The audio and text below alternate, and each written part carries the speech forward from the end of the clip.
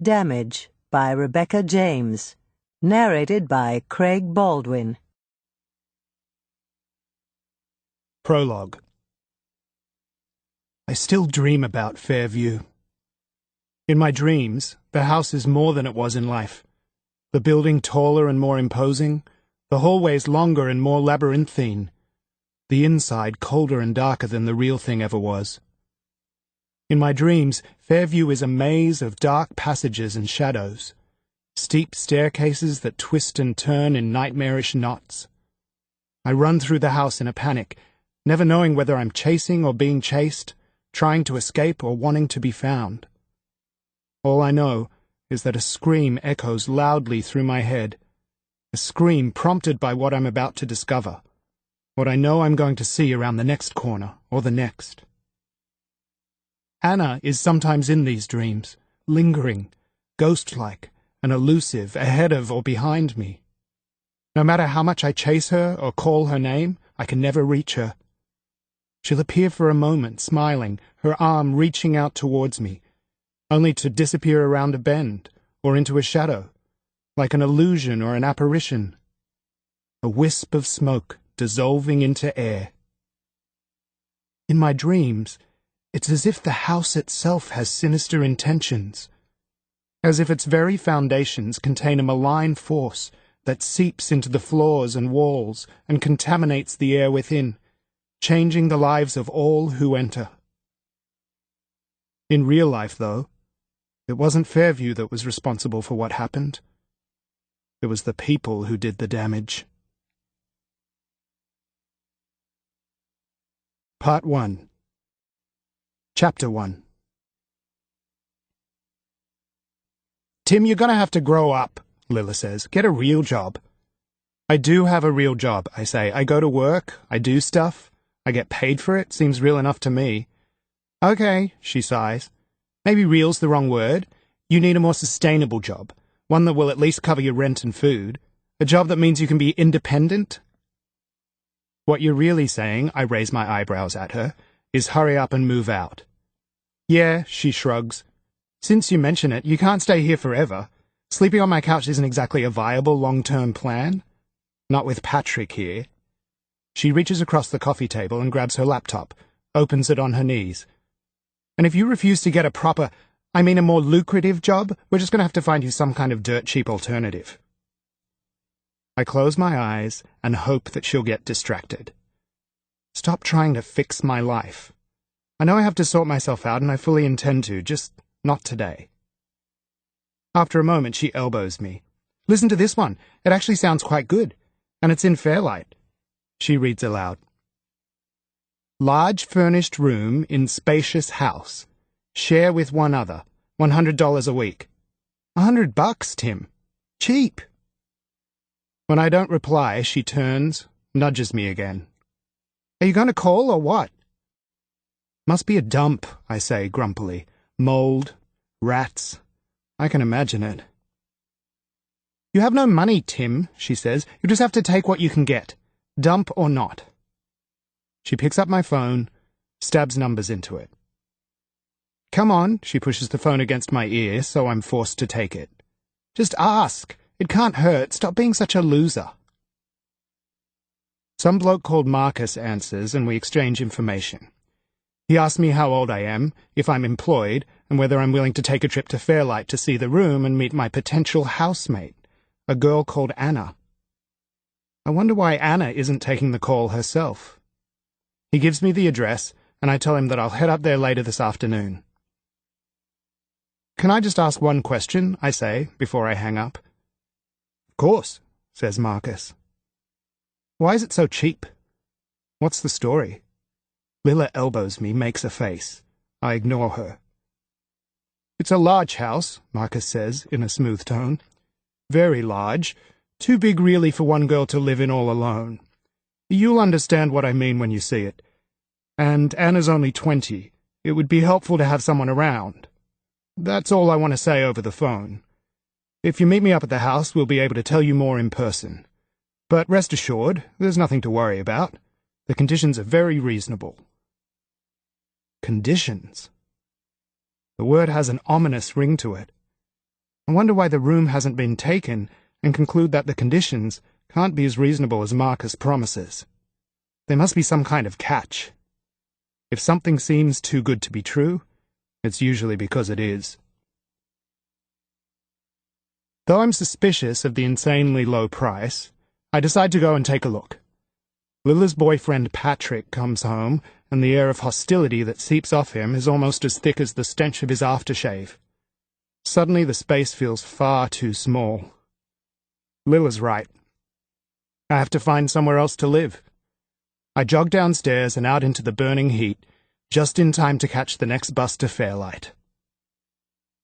The house is enormous.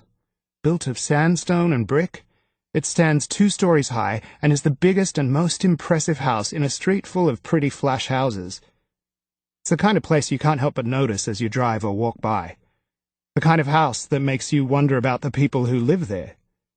It's surrounded by lush green gardens, big lawns and beautiful trees, and is so unexpectedly grand that I wonder if I've made a mistake.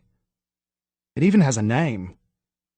Fairview is engraved in fancy writing across a sign on the front gate. I double-check the address. It's definitely the right place, and most definitely not the dump I expected to find. The front door opens as I'm walking up the path, but it's so bright outside and so dark in the house, I can't immediately see who has opened it. When I reach the top of the steps, I find a man waiting in the doorway. He's neatly dressed in a shirt and trousers, and he looks me up and down as I approach. I'm scruffy in my shorts and t-shirt, and for a moment I consider apologizing, until I remember that I'm looking for a place to live, not applying for a job. He puts out his hand. "Marcus Harrow," he says. "You must be Tim?" He's taller than me by a good head length. His hair is dark, his face strong. I hear footsteps approaching from the hallway, and a woman appears beside him.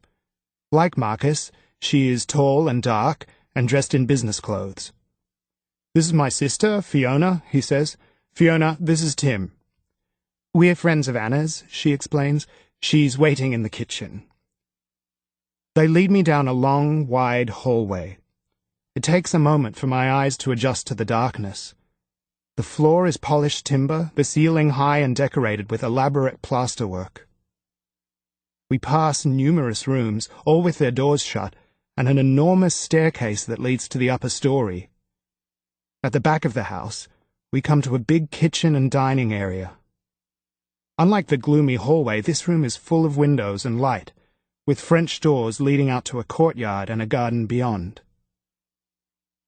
A blonde girl is sitting at the kitchen table. She's thin and pale, with an unhappy expression on her face. There's something vulnerable and frail about her that makes me wonder if she's sick. "Tim," Marcus says, "this is Anna London." She stands up, puts out her hand, then immediately withdraws it.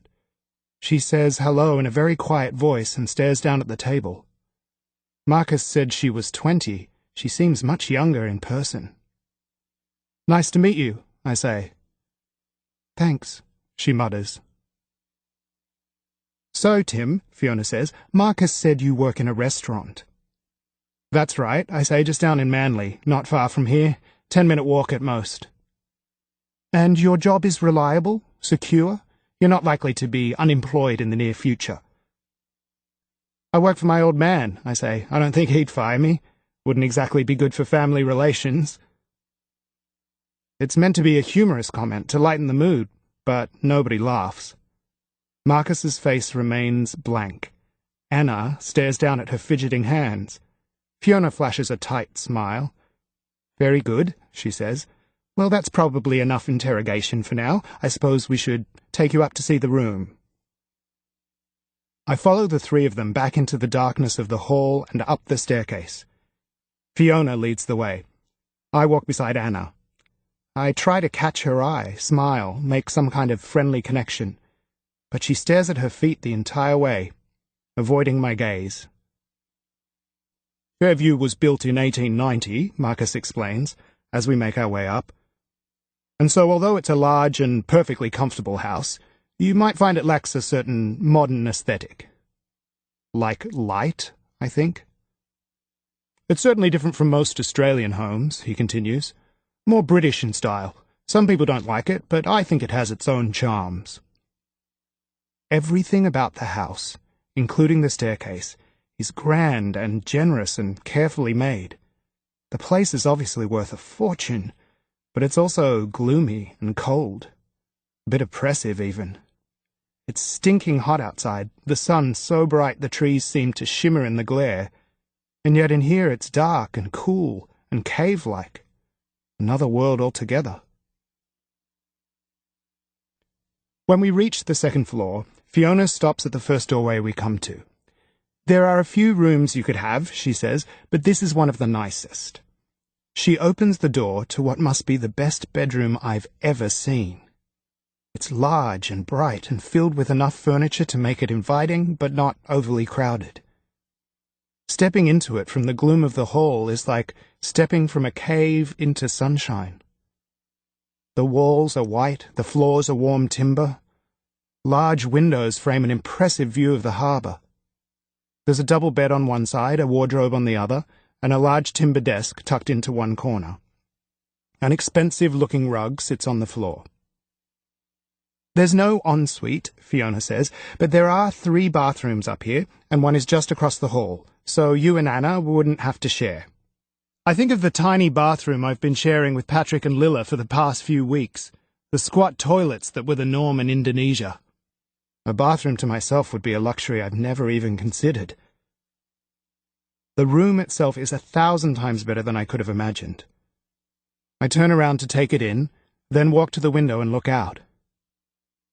This view, I say, shaking my head, must be one of the best in Sydney. Certainly is spectacular, Marcus says, stepping up next to me. He stares through the window for a second, then looks at his watch. He straightens up, pulls at the cuffs of his sleeves, and moves his feet together in an abrupt, almost military manner. Right, so that's the room, he says. Fiona, we should probably get back to the office. He looks at Anna. I presume we can leave you two here to figure things out? Of course, Anna says, nodding. You should go. Are you sure? Fiona says. Are you okay? I'm fine. Marcus and Fiona say goodbye. As they leave, the sound of their shoes clattering down the staircase is the only sound in the house. Anna doesn't say a word. Nor does she look at me. She stares straight ahead, motionless, trance-like. It's not until the noise of the front door being pulled shut echoes through the passage that she moves. She closes her eyes and puts her hand on her cheek. It's a strange, private gesture, as if she's forgotten that I'm there. So, I say, it's an excellent place. She opens her eyes. Thank you. I wait for her to make some effort at conversation, to ask me a question or tell me something interesting about herself. She just stands there, twisting her hands together nervously. Not only is Fairview like something from another world, but so, I think, is Anna. She barely speaks. When she does, her manner is so formal it seems unnatural, forced, as if she's speaking from a script. She holds herself in an awkward, slouched-over way, as if she lacks the confidence to stand up properly and face the world, as if she'd rather disappear. Her hands are in constant motion, clasping and unclasping, pulling at her clothes. I get the distinct feeling that I'll have to take charge of the situation if I want to get anywhere. The room is so much better than I expected that I'm tempted to say I'll take it, no matter how strange Anna is or what the conditions are, but I know I should ask some questions. $100 for a room like this is insanely cheap. There must be some kind of catch. It's an awesome room, I say, and I love the house. But when I rang earlier, Marcus told me there were some conditions. His word, not mine. Do you mind if I ask what they are? The conditions? She nods, and if she seemed uncomfortable before, she is much more so now. She stares down at the floor, twisting her hands together frantically. Her face turns noticeably pink. I have...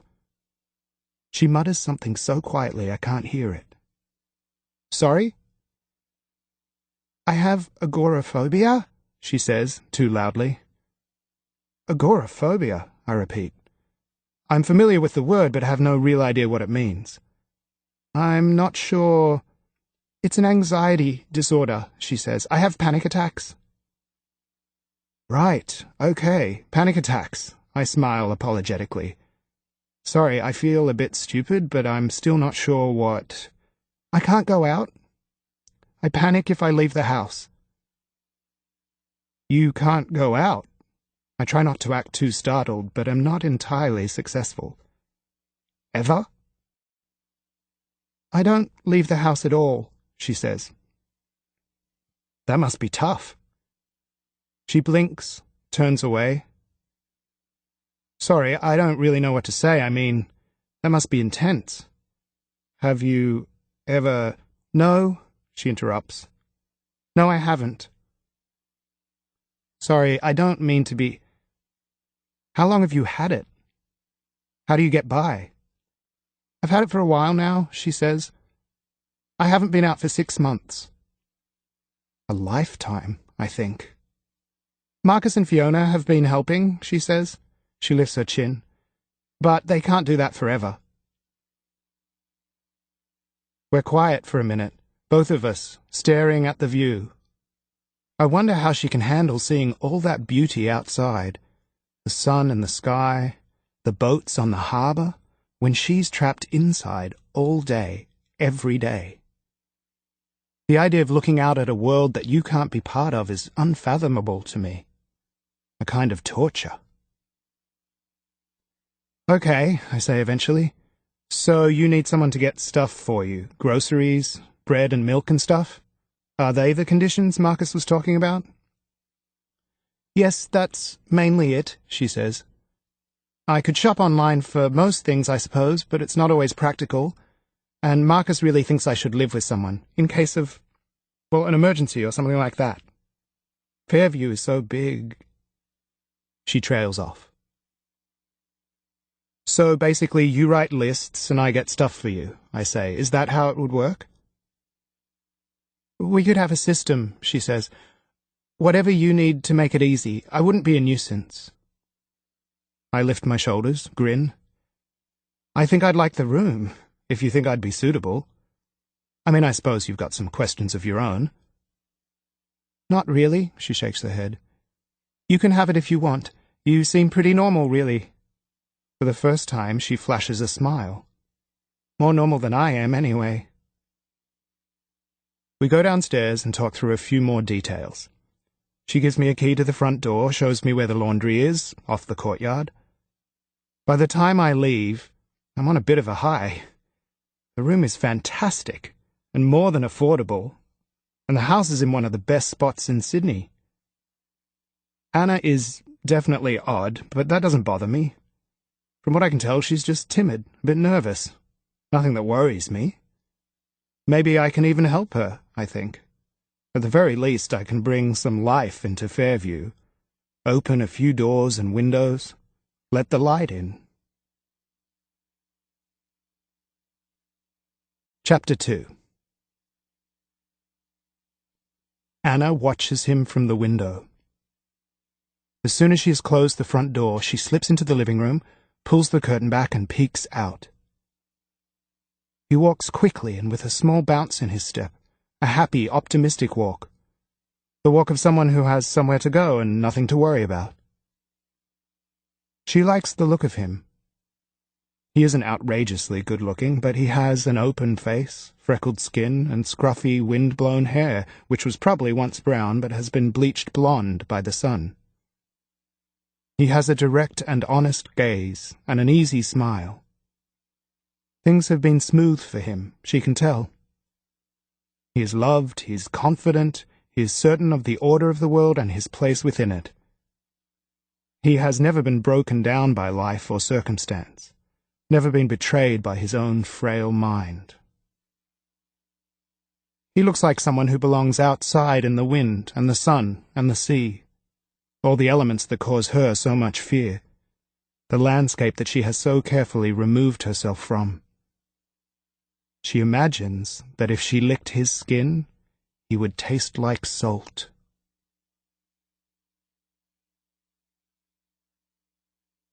Chapter 3. Even though it's still more than 2 hours until my shift starts, I walk straight down to the restaurant after meeting Anna. By the time I reach the waterfront, I'm feeling positively lucky. Not only is the house close to the beach and the city, it's an easy walk to work, too. A wiry, fit-looking old guy jogs past me, tilts his chin towards the sparkling water, and shakes his head, a gesture that says, "Look at that! Too bloody good." I smile back, lift my hand to my forehead in a cheerful salute. The Corso is noisy and crowded, fragrant with the smell of waffle cones from the ice cream shop and the salty tang of the ocean. Right now, the mood is cheerful and up. Later, when I finish work, it will have a different vibe. Booze and drugs will make it seedy, all drunken shouts and fights, broken bottles and sad-faced girls staggering home in heels. But in the early evenings, there's always this festive, celebratory feel to the place that I love.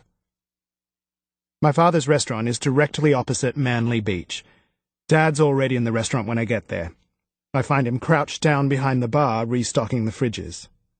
"Hey," I say, startling him. He grins up at me. "I found a place to live," I tell him, "just up the road in Fairlight. It's unbelievable, has the most awesome view of the harbour I've ever seen.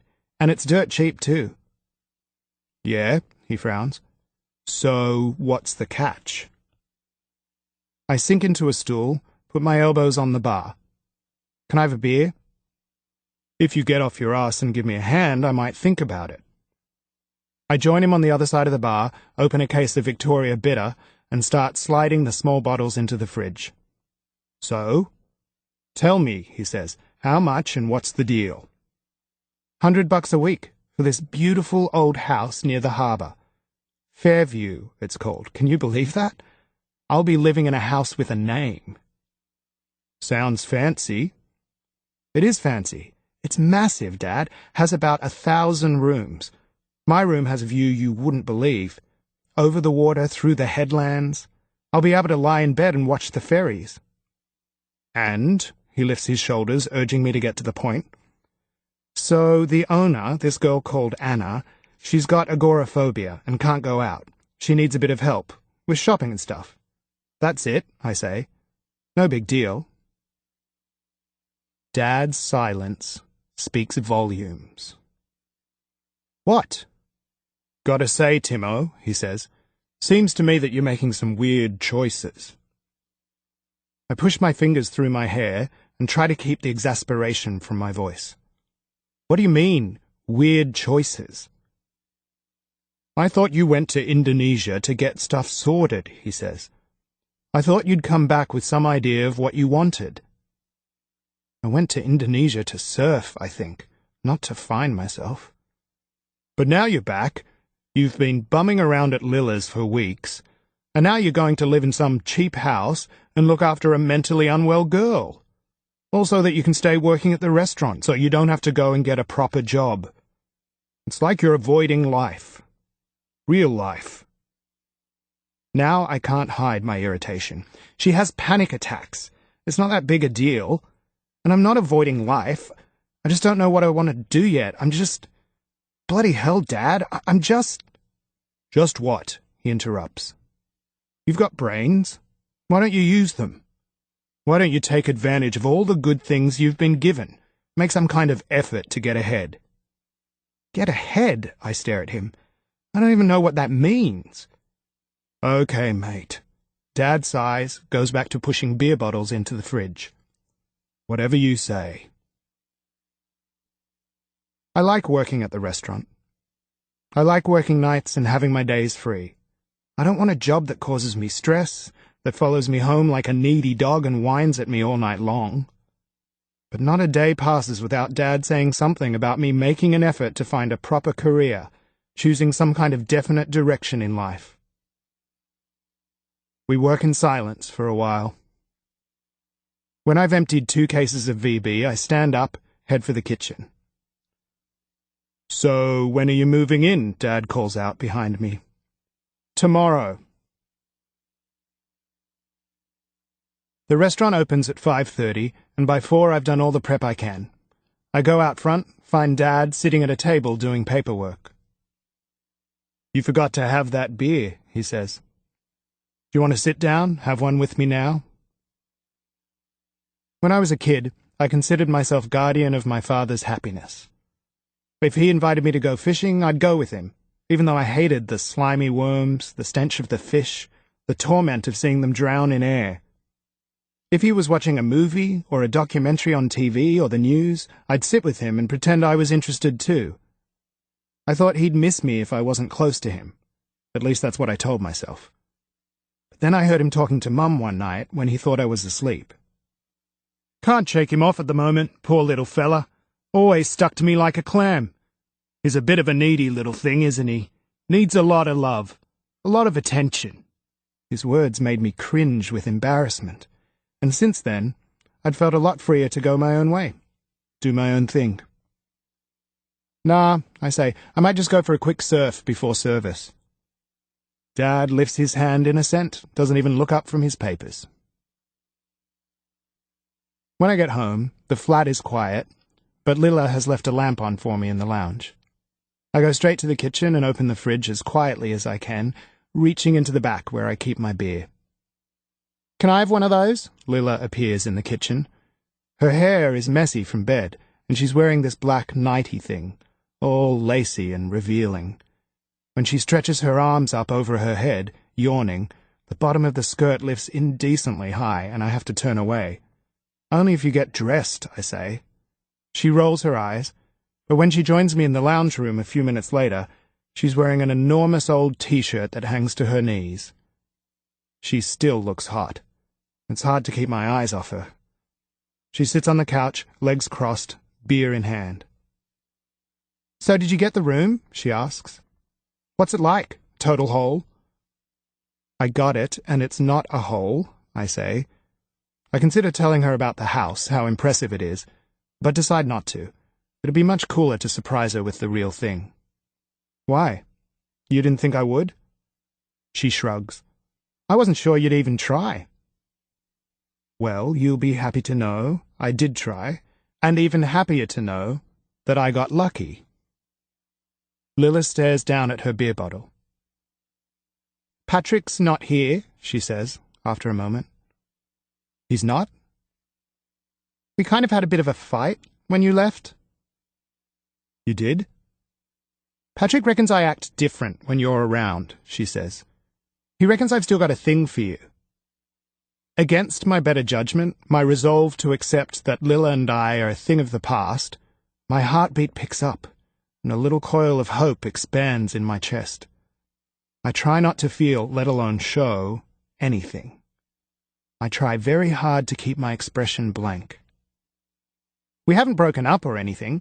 I still like him, Tim. God, don't get any ridiculous ideas.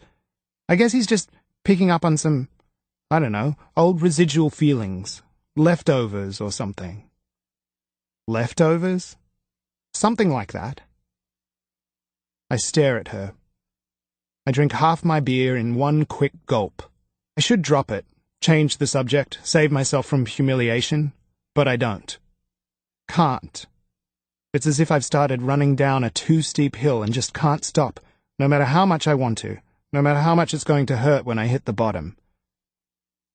"So," I say, gripping my beer bottle tightly to hide the shake in my fingers, "the idea of us being together again is ridiculous, is it?"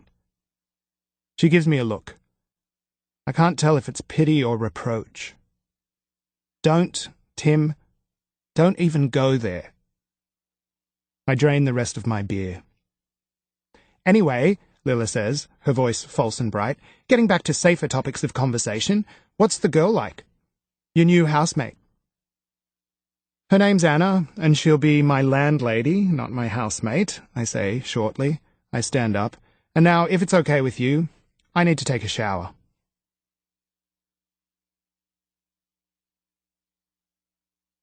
Chapter 4.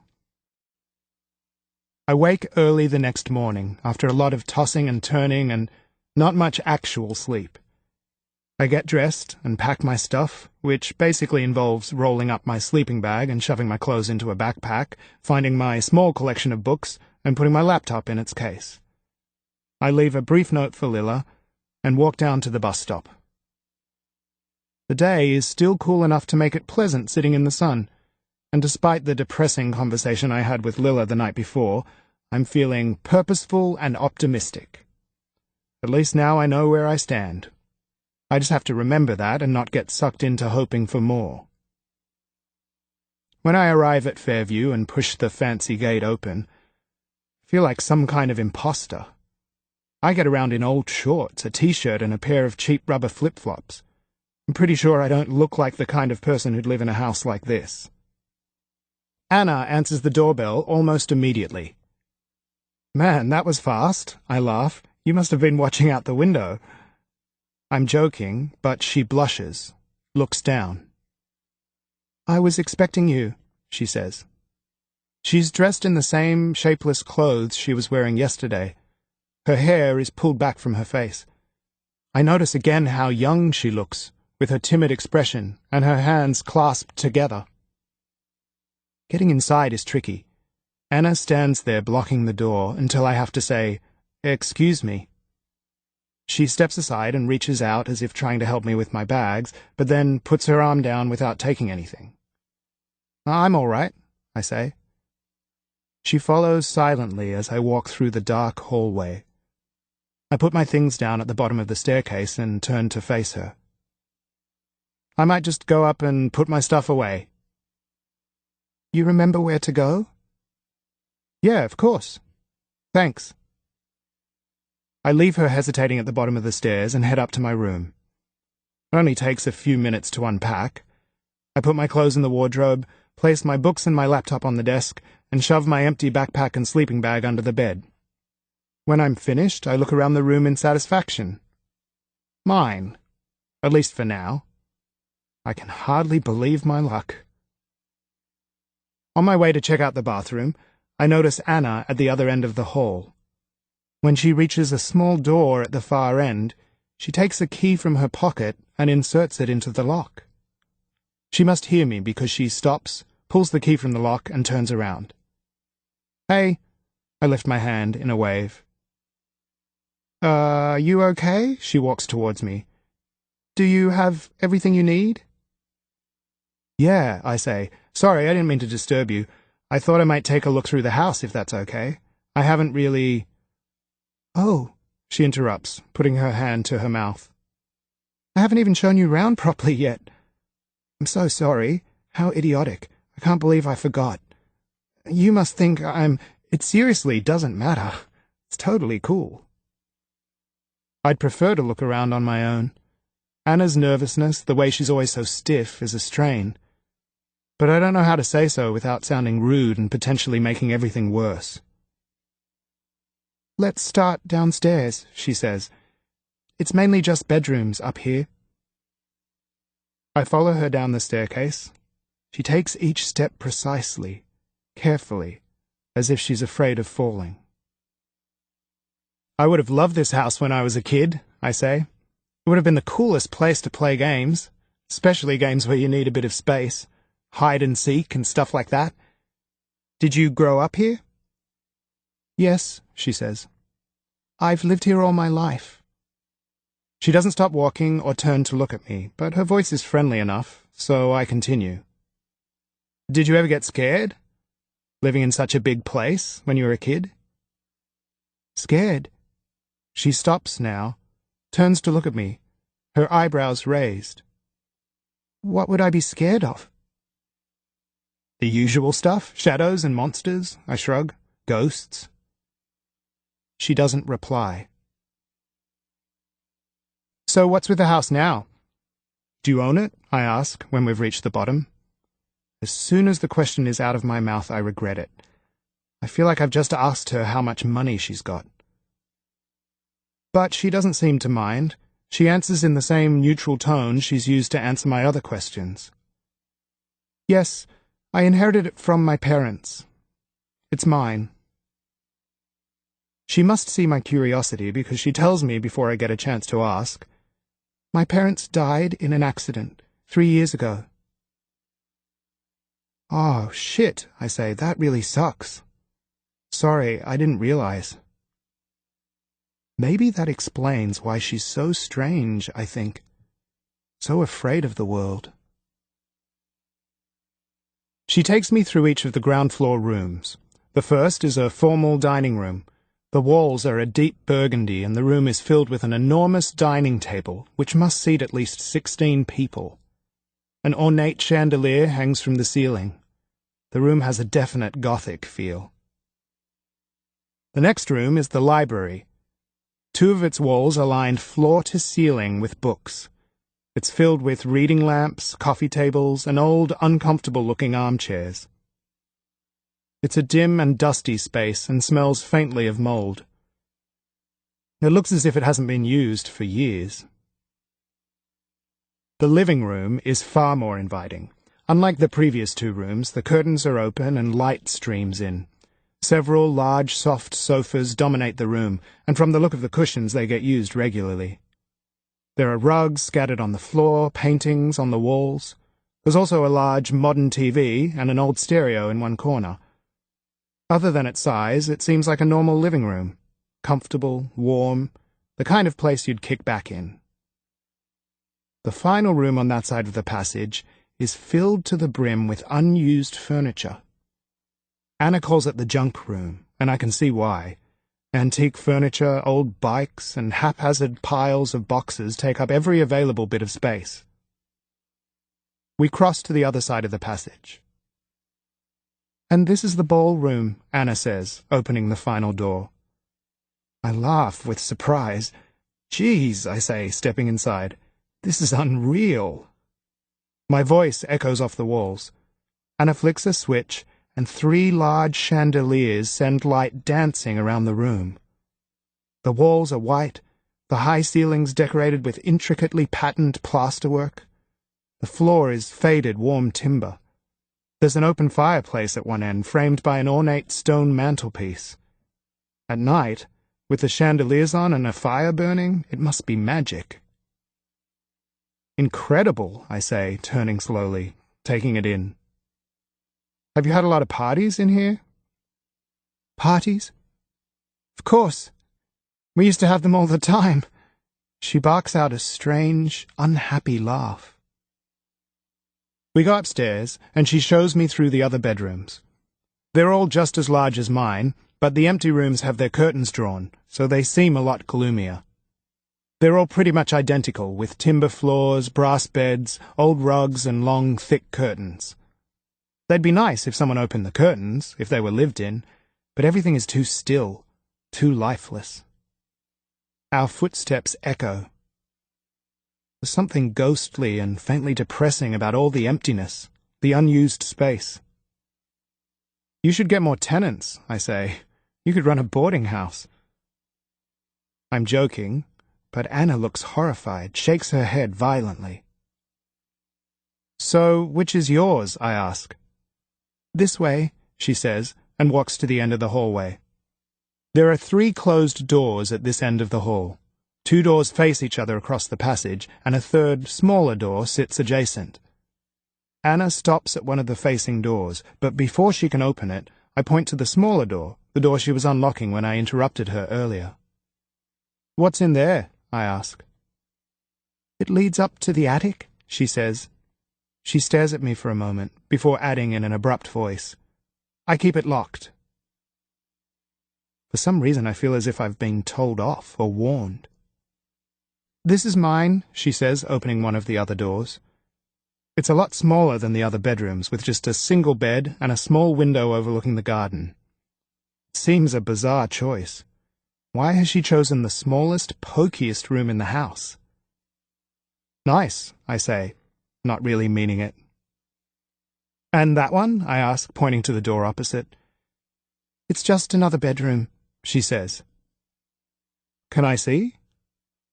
She hesitates, shrugs, shakes her head as though she's going through some kind of intense internal dialogue.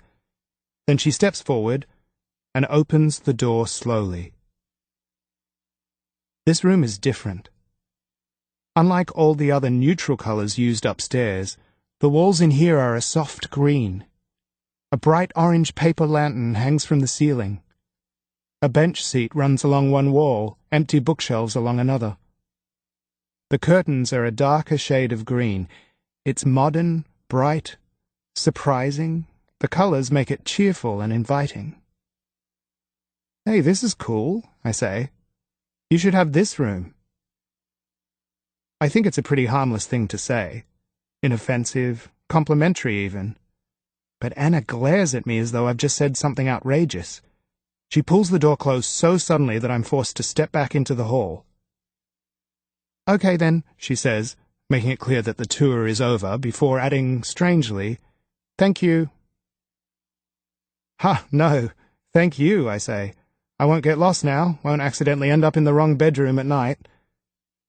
Her face flushes red. "I meant, one of the empty rooms," I explain. Her self-consciousness is contagious. I can feel my own face turning red. "Anyway, I thought I might go out a bit later. With some mates, or something." I'm explaining myself unnecessarily, only making things worse. Anna nods, her back against her bedroom door, and I can tell she's waiting for me to leave. "Okay then. Yep." I smile, lift my hand in a dumb wave, and go back down the hall and into my own room. It's a relief to close the door behind me, to have the encounter with Anna over and done with. I wonder if things will get easier between us, if she'll get more relaxed. Maybe it just takes her a while to warm up to people. I find my phone and text a few mates to find out what's happening. We agree to meet up later for a barbecue at a friend's place in Narrabeen. I shower and get changed. I have a bit of time to kill, so I turn on my laptop, check out a couple of surf reports, listen to some music on YouTube. Then I click onto Facebook and do the only thing I ever do on Facebook. The only reason I ever joined in the first place. Lilla. I don't think too hard about why. I don't bother reminding myself of my earlier resolutions. I click onto her page, see her recent status update. Making up is always fun. So Patrick is back. A claw of disappointment grabs my throat. I close my laptop and leave. "See you later, Anna," I shout as I go. I'm surprised by how good it feels to be outside, away from the oppressive gloom of the house. But it's not only the house. It's Anna, too. She's shy or unfriendly, or both, but it's more than that. She reminds me of a bad actor wearing an ill-fitting costume. She's inhabiting her character awkwardly, failing to pull off a convincing performance. It's obvious that she's hiding herself.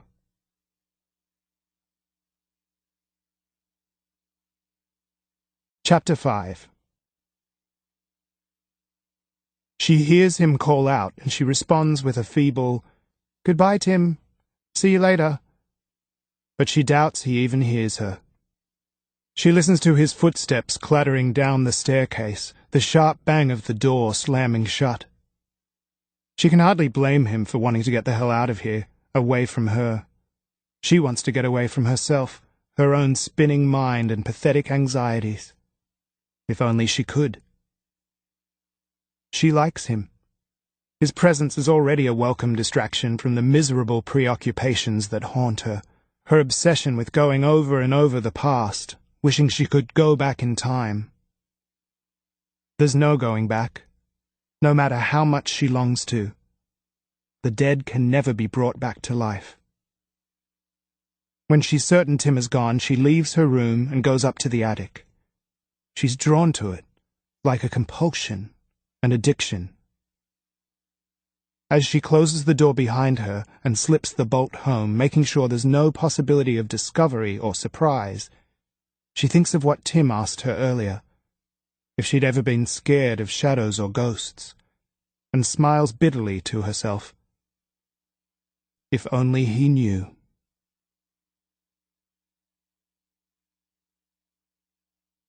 Chapter 6. When I get back to the house, it's almost midnight. I brush my teeth, wash my face. As I'm drying it, I hear a noise that makes me pause. It's high-pitched, some kind of wail. At first I think it must be a cat. I wait for a moment, but don't hear it again until I leave the bathroom and step into the hall. It's not a cat. It's a person. Anna. I walk to her room and stand outside her door. From here the noise is clear and continuous. She's crying her heart out. I stand there for a moment, listening. I'm tired and reluctant to engage in another awkward encounter, but it seems heartless to just walk away from someone in such obvious distress. Anna? I tap lightly on her door. It's me, Tim. Are you okay? There's no answer. Nor is there any break in the noise. She just keeps on crying. Anna? I call, louder. Do you need anything? Can I get you anything? She doesn't answer. She doesn't stop crying either. I grab the door handle and start to open it, but change my mind. She must have heard me. She must know I'm here. If she wanted me to come in, she'd say so. Anna, I say. I'm going back to my room. I'll be just down the hall. If you need anything, or if you want to talk or anything like that, let me know. Seriously, you can wake me up, whatever. Just, come and get me, if you want. I clear my throat. I hope you're okay. I'll leave you alone now, but I'm happy to help out. Just ask. No worries at all. I go back to my room and get into bed. If I lie still, I can hear her, very faintly. I bury my head under the pillow and fall asleep. Next morning, I wake early and go down to Manly for a surf. I pick up my board from the storeroom at the restaurant on the way. The break is crowded, as I knew it would be, but the waves are excellent, and everyone seems pretty chilled out, happy to share, okay with waiting. It's good to be out here. The sun rises higher in the east, making sharp diamonds of light that bob and twist on the surface of the water. Everything's so bright it forces me to squint and smile at the magic of it. I feel strong out here, as if anything is possible and yet nothing really matters at the same time. The vast expanse of the ocean, the momentous power of it gives me a sense of freedom that I never have on land. Out here I don't need Lilla. I don't need anyone. For a brief and beautiful time, nothing matters except me and my board and the waves. When I finish, I take my board back to the restaurant and put on my dry clothes. I find a plastic tub and swipe some of Dad's coffee to take back up to the house. It's the good stuff, rich and robust. Packs a punch like good coffee should. I stop at the supermarket to get some food on my way home. I buy fresh eggs and crusty bread, bright red strawberries and plump nectarines. Real maple syrup, real butter. I grab a tub of extra thick cream and a handful of pistachios. I wonder if I should make breakfast for Anna, too, briefly wonder if she'll be home, before remembering that she doesn't leave the house. She'll definitely be there. She'll always be there. It's a sobering thought. No wonder she was crying, I think. It's almost 9 by the time I get back. I take the food straight to the kitchen and unpack. The kitchen's clean, the kettle cold, and there's no sign of Anna, so I assume she's not up yet. I open some of the cabinets and have a good look around.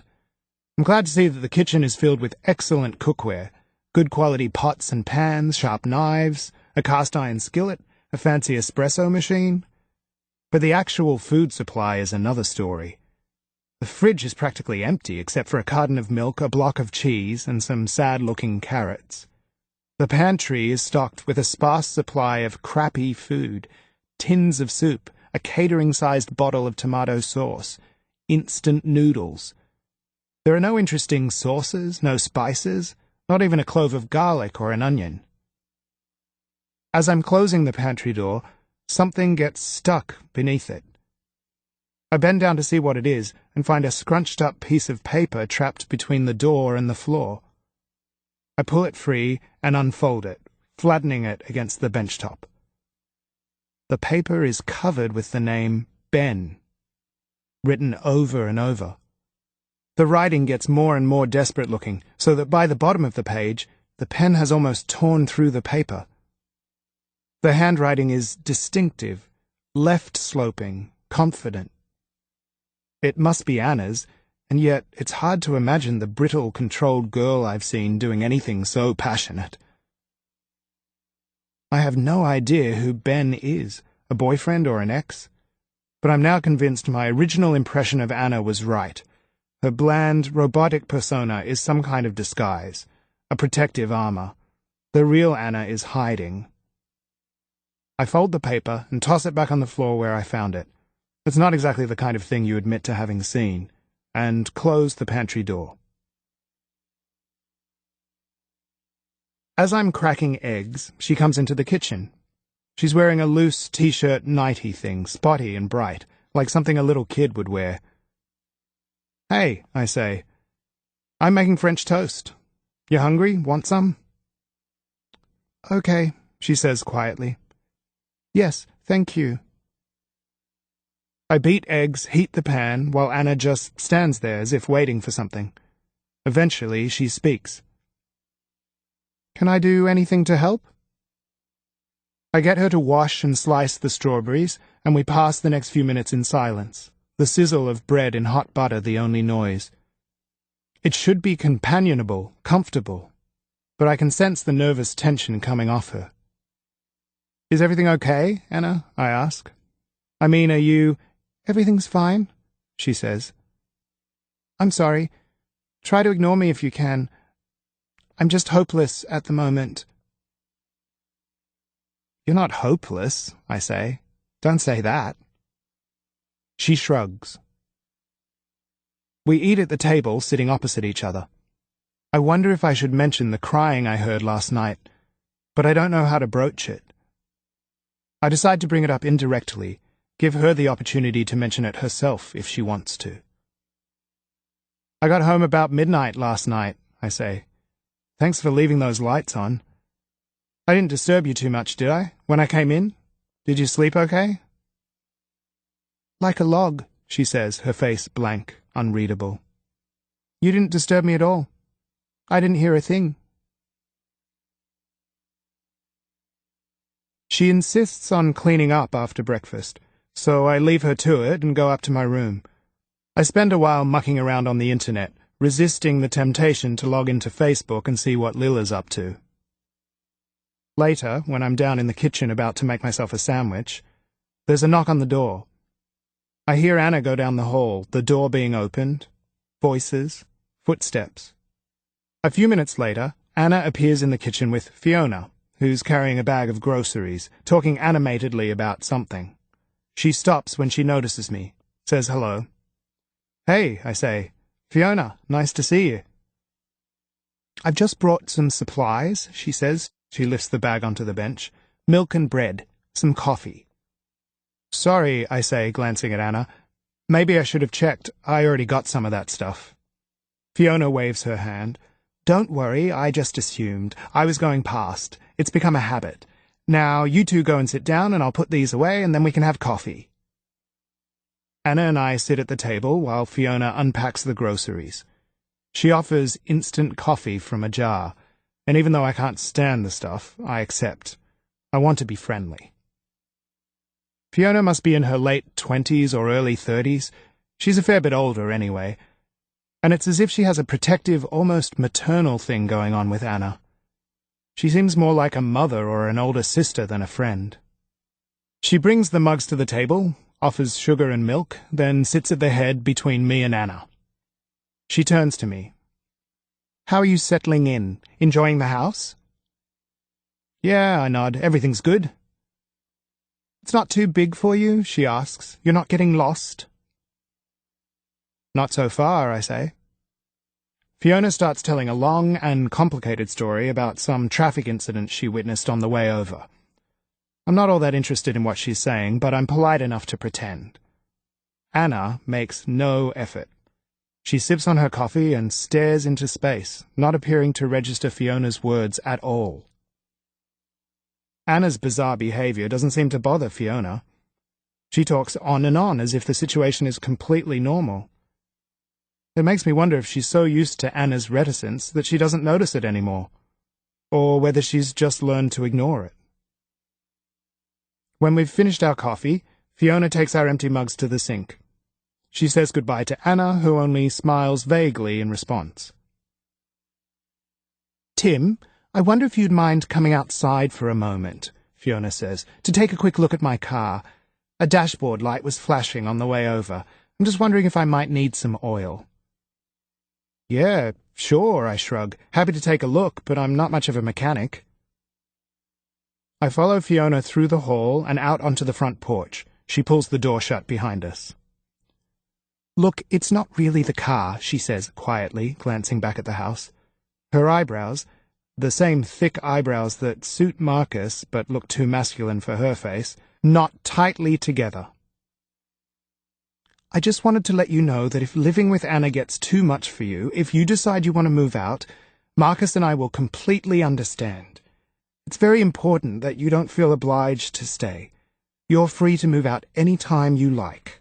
Just remember that." Chapter 7. There are only 3 of us working at the restaurant that night. Me in the kitchen, Blake doing the dishes, and our best waitress Jo on the floor. Of all the people that work for Dad, Jo and Blake are my favorites. Blake's one of those insanely big blokes, a gentle giant. Best thing about him is his perpetual air of level-headed calm.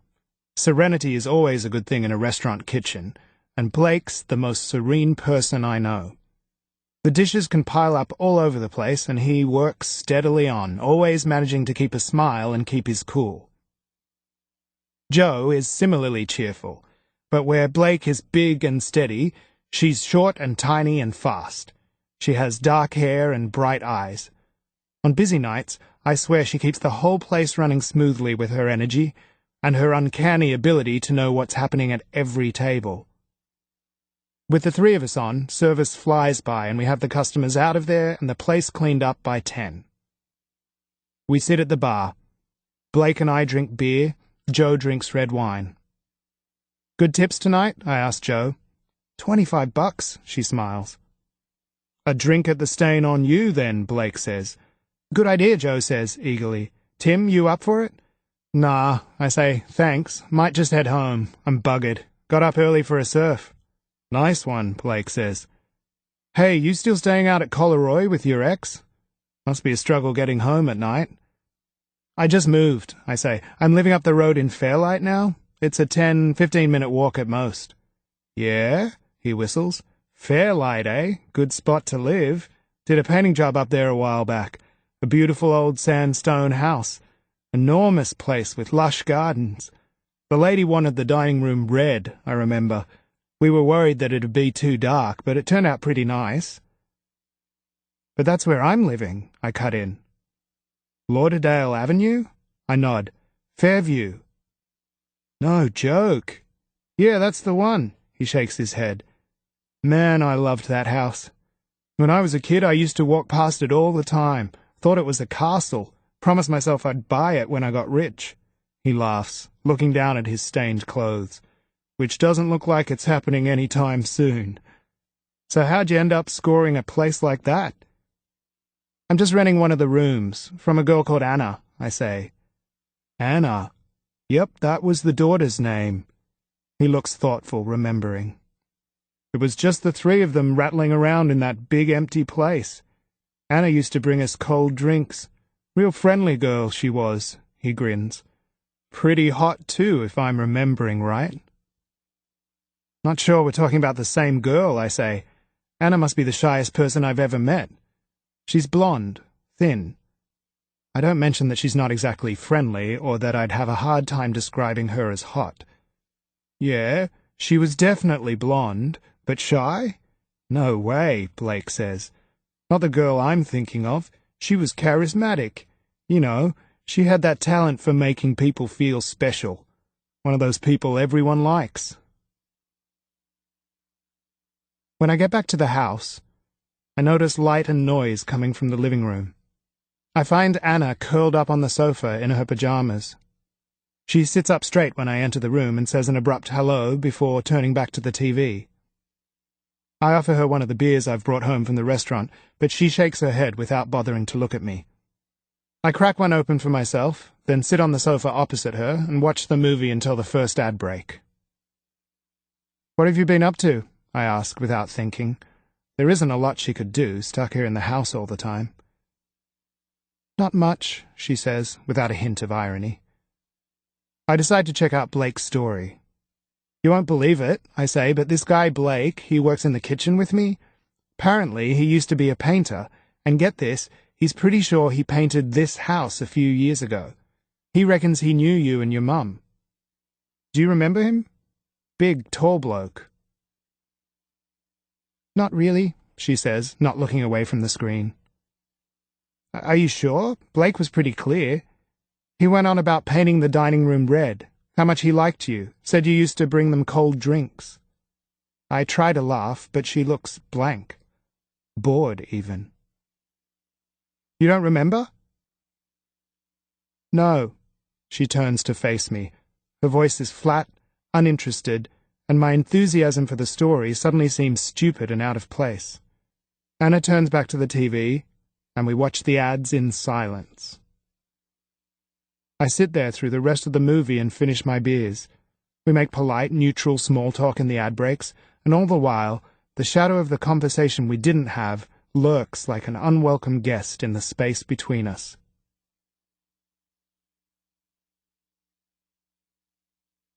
Chapter 8. Of course she remembers Blake and the other painters, but talking about the past is something she's not willing to do. Talking about the past only makes her want to scream. And if she starts screaming, she's not sure she'll ever stop.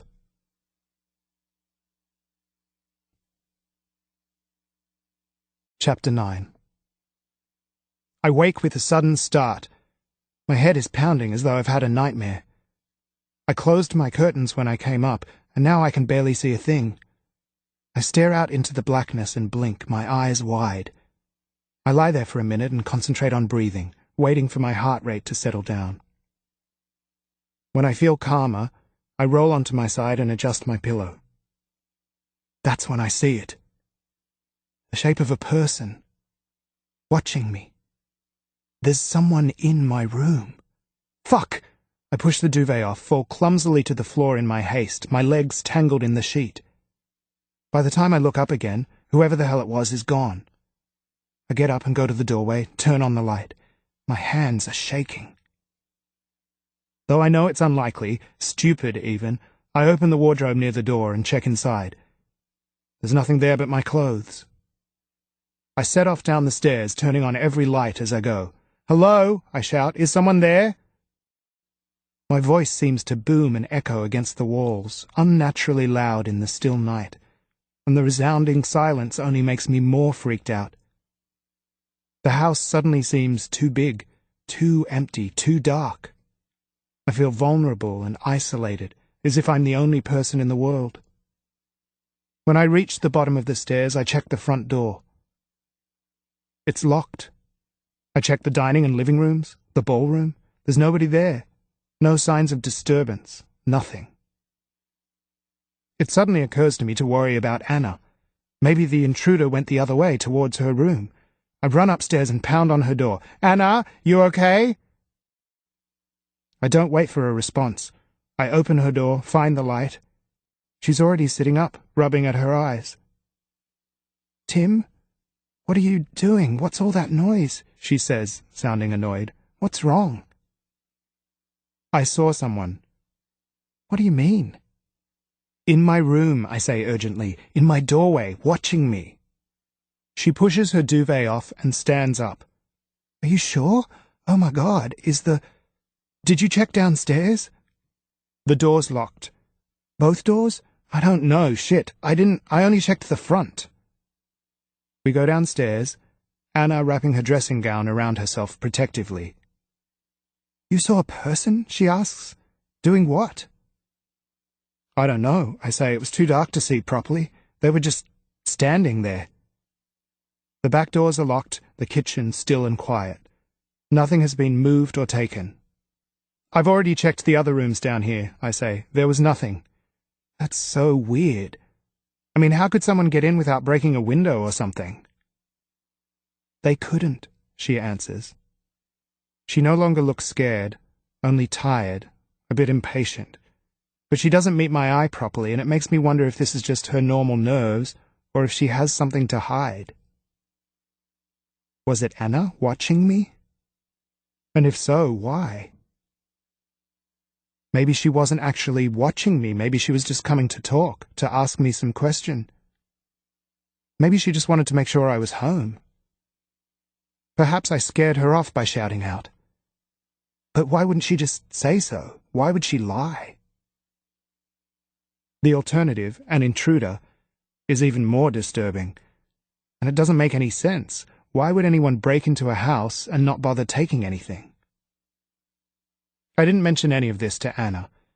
It's obvious that she doesn't want to talk. She keeps her head down and her arms wrapped tightly around herself as we turn off the lights and climb the stairs.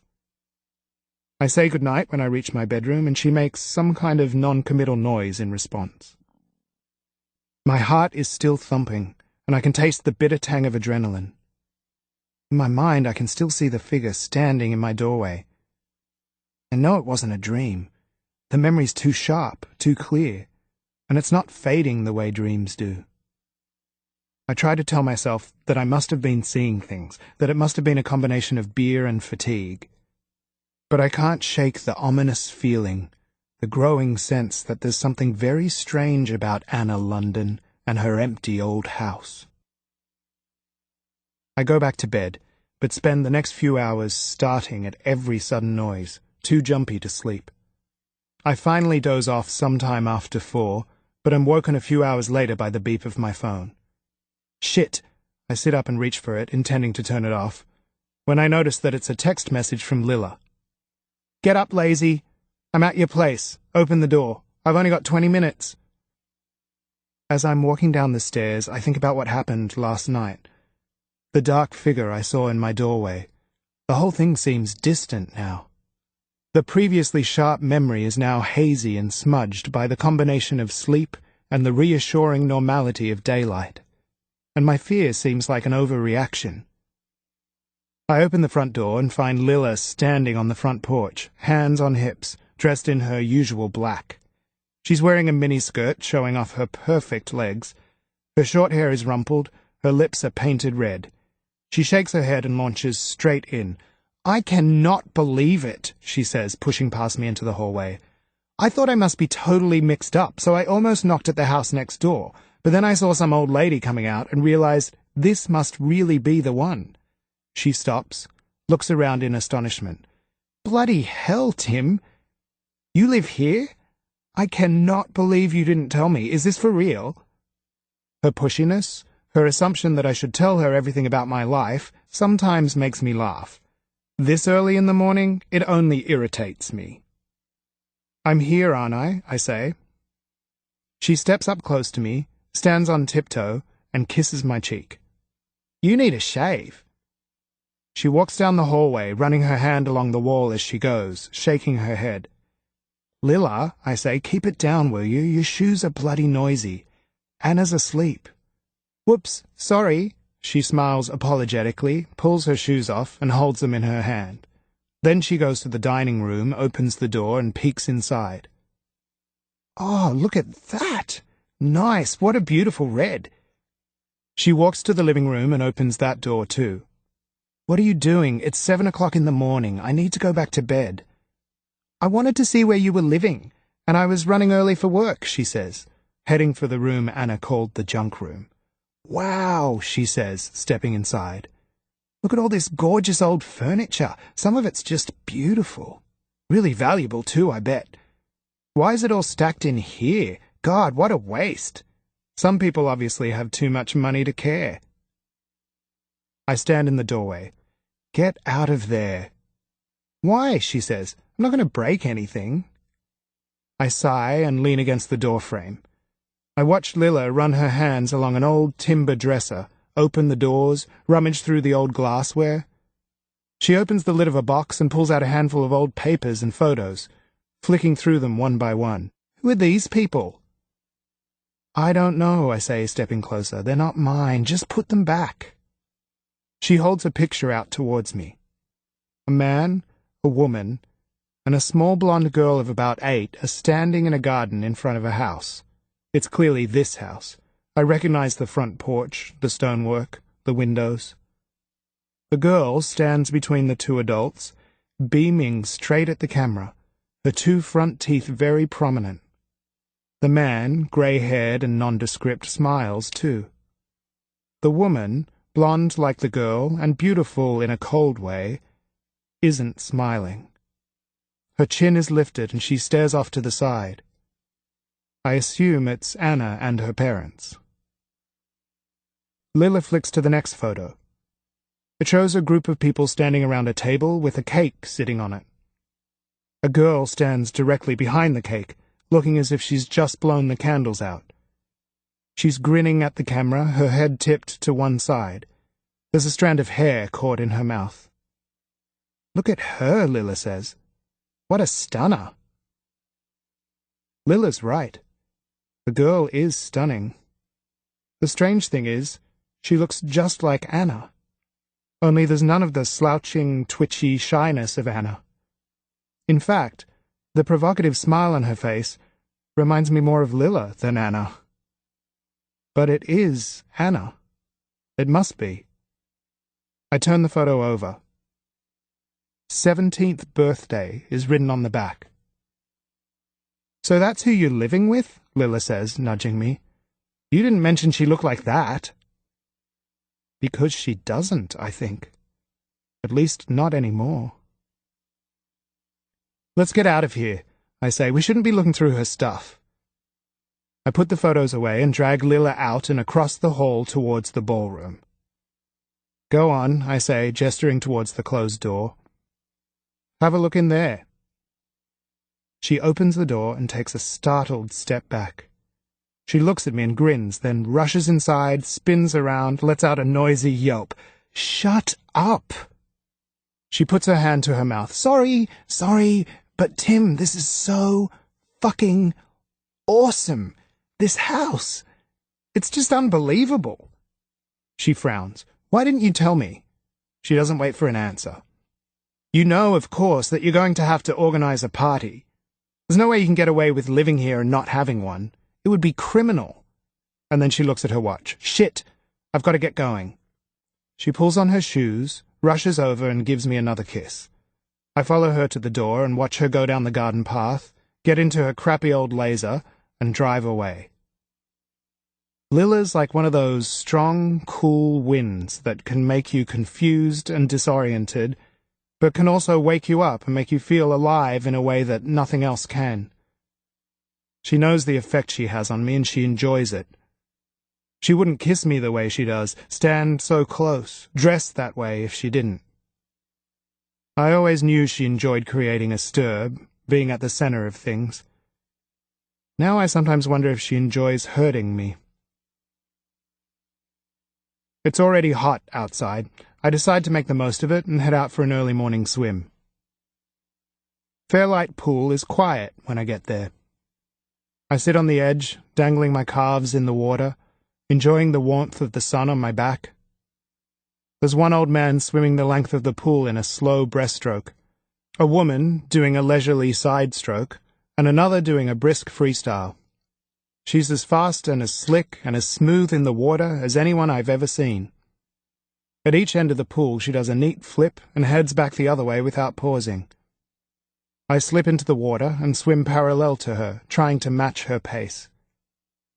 For the first 3 laps I stay ahead of her, but after that I have to slow down, and I swim the rest of my laps in her wake.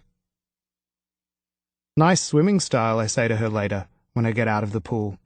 She's drying off in the sun, her face turned up, soaking in the rays. She looks about 50, and her body is long and lean, a swimmer's body. She smiles without opening her eyes or turning my way. You too. I think of Anna as I walk back to the house, and feel a renewed sense of pity for her. I couldn't live without the buzz I get from being in the water, the rush I get from being outdoors.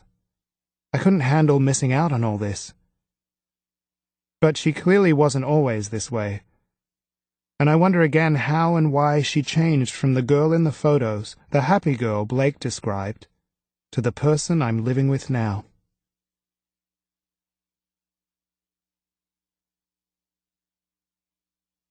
Chapter 10. I don't see much of Anna over the next few days. I pass her in the hall once on my way to work. She says hello but keeps on going. And another night I find her watching TV in the living room when I get home from work, but I go straight up to my room. She's standoffish and cool, and if she talks to me at all, it's only about something prosaic, an oven element that doesn't work properly, or a window that's jammed shut. Once she gives me a list of things she wants from the shops, and I recognize the distinctive left-sloping handwriting from the note I found in the pantry. There's nothing fresh or wholesome on the list. It's all processed or tinned stuff. The shopping list of an old lady. Is that it? I ask. No fruit or veg? No meat? No, she says coldly. That's it. Exactly what I've written. Her unfriendliness doesn't bother me much. The house is big enough that we don't get in each other's way. So I'm surprised when I go down to the kitchen on Sunday morning and find her slicing apples, humming softly. She's dressed in her usual clothes, but her hair is out of its ponytail, hanging loose around her shoulders and face. She looks more animated than she normally does. Hey, I say. She starts, looks up. You're cooking. I'm trying to. I'm not very good, though. I'm having Marcus and Fiona over for lunch. She smiles hesitantly. If you're free, you could join us. I'm surprised, a bit intrigued. Okay, I say, if you're sure then, yeah, I will. I'm not doing anything else. Thanks. I stand there for a minute, watching her slice apples, thinking about the lack of fresh food in the house. Anna, I say eventually, do you want me to go down to the shops and get something? There's not really anything here, is there? What are you making? She points her knife towards the apples. I'm making apple pie for dessert. I don't know if it'll work out, but I hope so. And soup for lunch. She puts her knife down and goes to the pantry, pulls out a tin of beef and vegetable soup. My astonishment must be obvious, because she frowns, holds the tin out towards me. It's gourmet soup, not just any old thing, she says. Look, it even has herbs in it. I take the can from her and pretend to read the label. Gourmet or not, it's still tinned soup. I look up, smile, shake my head. She snatches the tin from me and puts it down firmly on the bench top. She folds her arms across her chest and stares at me. Her cheeks are flushed red like a kid who's been running around outside. And then she laughs. And suddenly I can see that other girl standing before me. The girl from the photos. And Blake doesn't seem so crazy for calling her hot. What then? She asks. What am I going to do now? I don't have anything else. Isn't that why I moved in here? I say, to help you out in situations like this. I can go down to the shops. Get something. But I can't actually cook. She looks abashed. I have no idea what to make, or even where to start. She turns back to the sliced apple. I found this recipe in one of Mum's old books, but it's probably going to be a disaster. So why don't you let me do it? I can cook. I'll go down to the shops and get some fish. I know this snapper recipe. It's a cinch. Takes 5 minutes, but tastes awesome. Looks impressive, too. I'll show you how to make it, and then you'll have something apart from tinned soup in your cooking repertoire. Really? I know how to make a good apple pie, too. I'll get some ginger. It'll give it a lift. And you'll need cream. I'm walking down the hall towards the front door when she calls out, "Wait!" She rushes towards me, $100 note in her hand. "Here, take this. You can't pay for all that stuff. And you should get us something to drink, some beer or something. Some wine, too, maybe, whatever you like." It's a hot walk down to the shops in the sun. My backpack is heavy and overloaded on the way back. I sweat like a pig and wish I'd brought a bottle of water with me. When I finally arrive back at the house and step inside, I'm glad of the gloom. It might be dark, but at least it's cool. I load the fridge with beer and supplies, then wash my hands and get to work. I make pastry for the apple pie, add ginger to the apples and put it in the oven. I put together a salad. Anna offers to help, and I get her to mix the marinade and spread it over the skin of the fish. When we've finished, we both go to our rooms to get ready. I take a shower, put on a clean t-shirt, my best pair of shorts. I'm back in the kitchen checking on the pie when Anna comes in. She's changed into a red t-shirt and a pair of jeans. There's nothing particularly revealing about her clothes, but I notice her shape for the first time. A body that she's kept completely hidden until now. I must be staring because she hesitates, then positions herself on the other side of the bench top and clutches her hands together nervously. I feel like a jerk. "Beer?" I say, and I busy myself getting glasses, opening a bottle, hoping that the heat in my face isn't showing on my skin. We take our beers outside to the small courtyard off the kitchen. I watch Anna take a seat. She lifts her glass and swallows half her beer in one go. "Is this all right for you?" I say, sitting opposite her. "Out here?" She hesitates, nods. "I'm usually okay if I'm close to the house. Sometimes I can't." She breaks off, sighs. "I'm fine. I'd say so if I wasn't." She doesn't look fine. She looks unhappy and on edge. I try to start a conversation, but my attempts fall flat, and I resign myself to sitting in uncomfortable silence.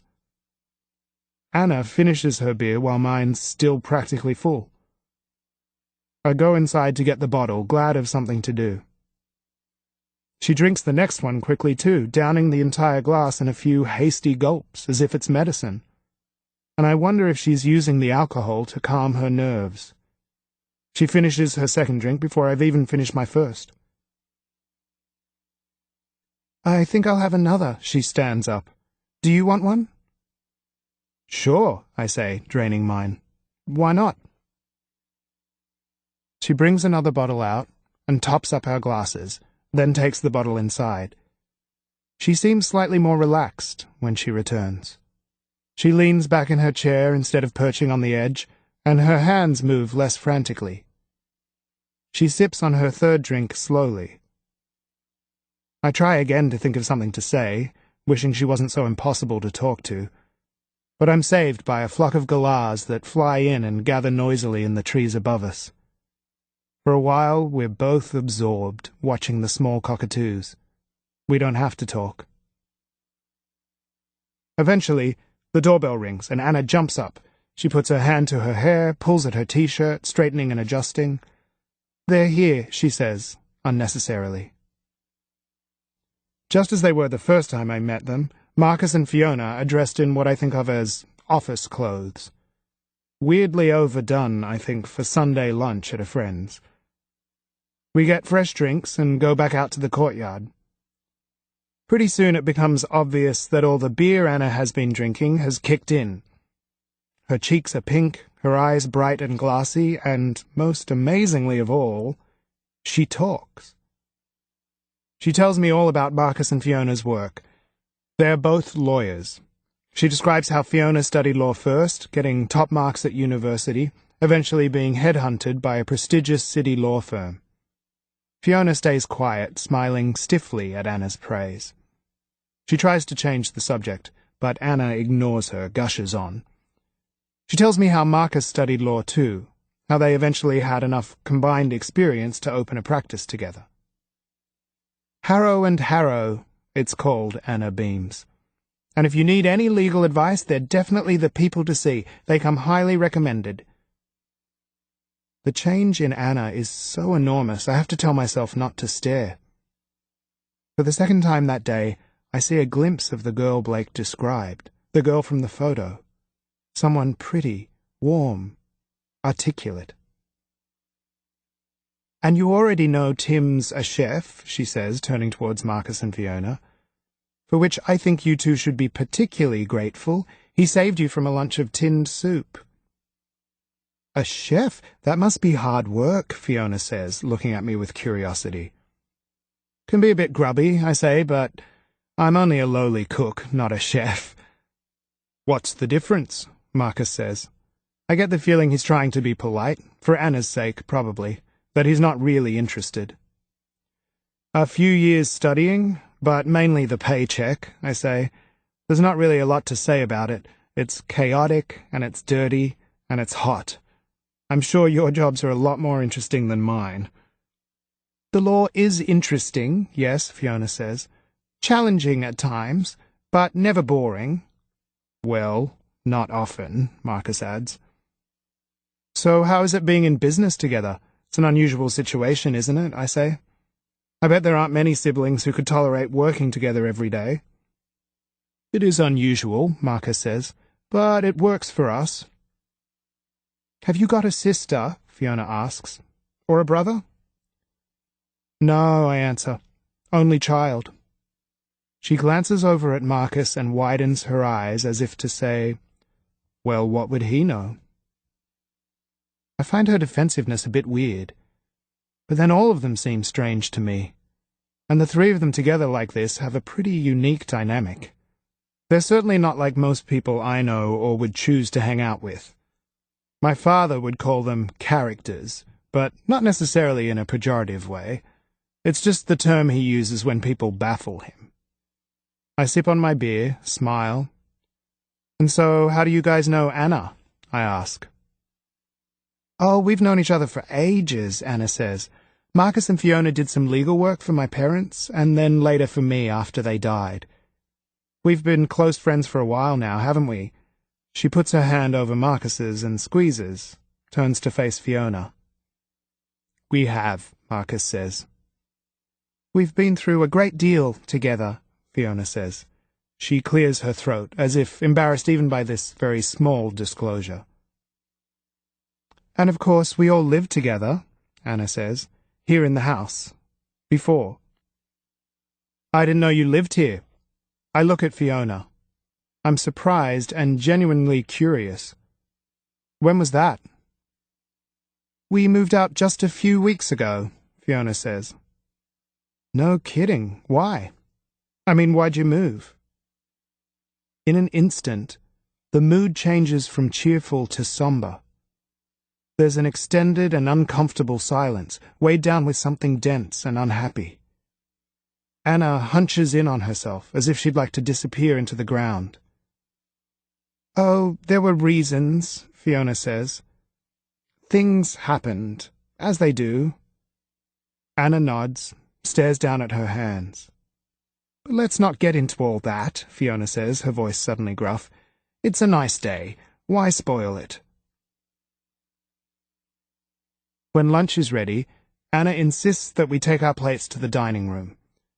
The table is already set with fancy cutlery and glasses, tablecloth, napkins, flowers in the center.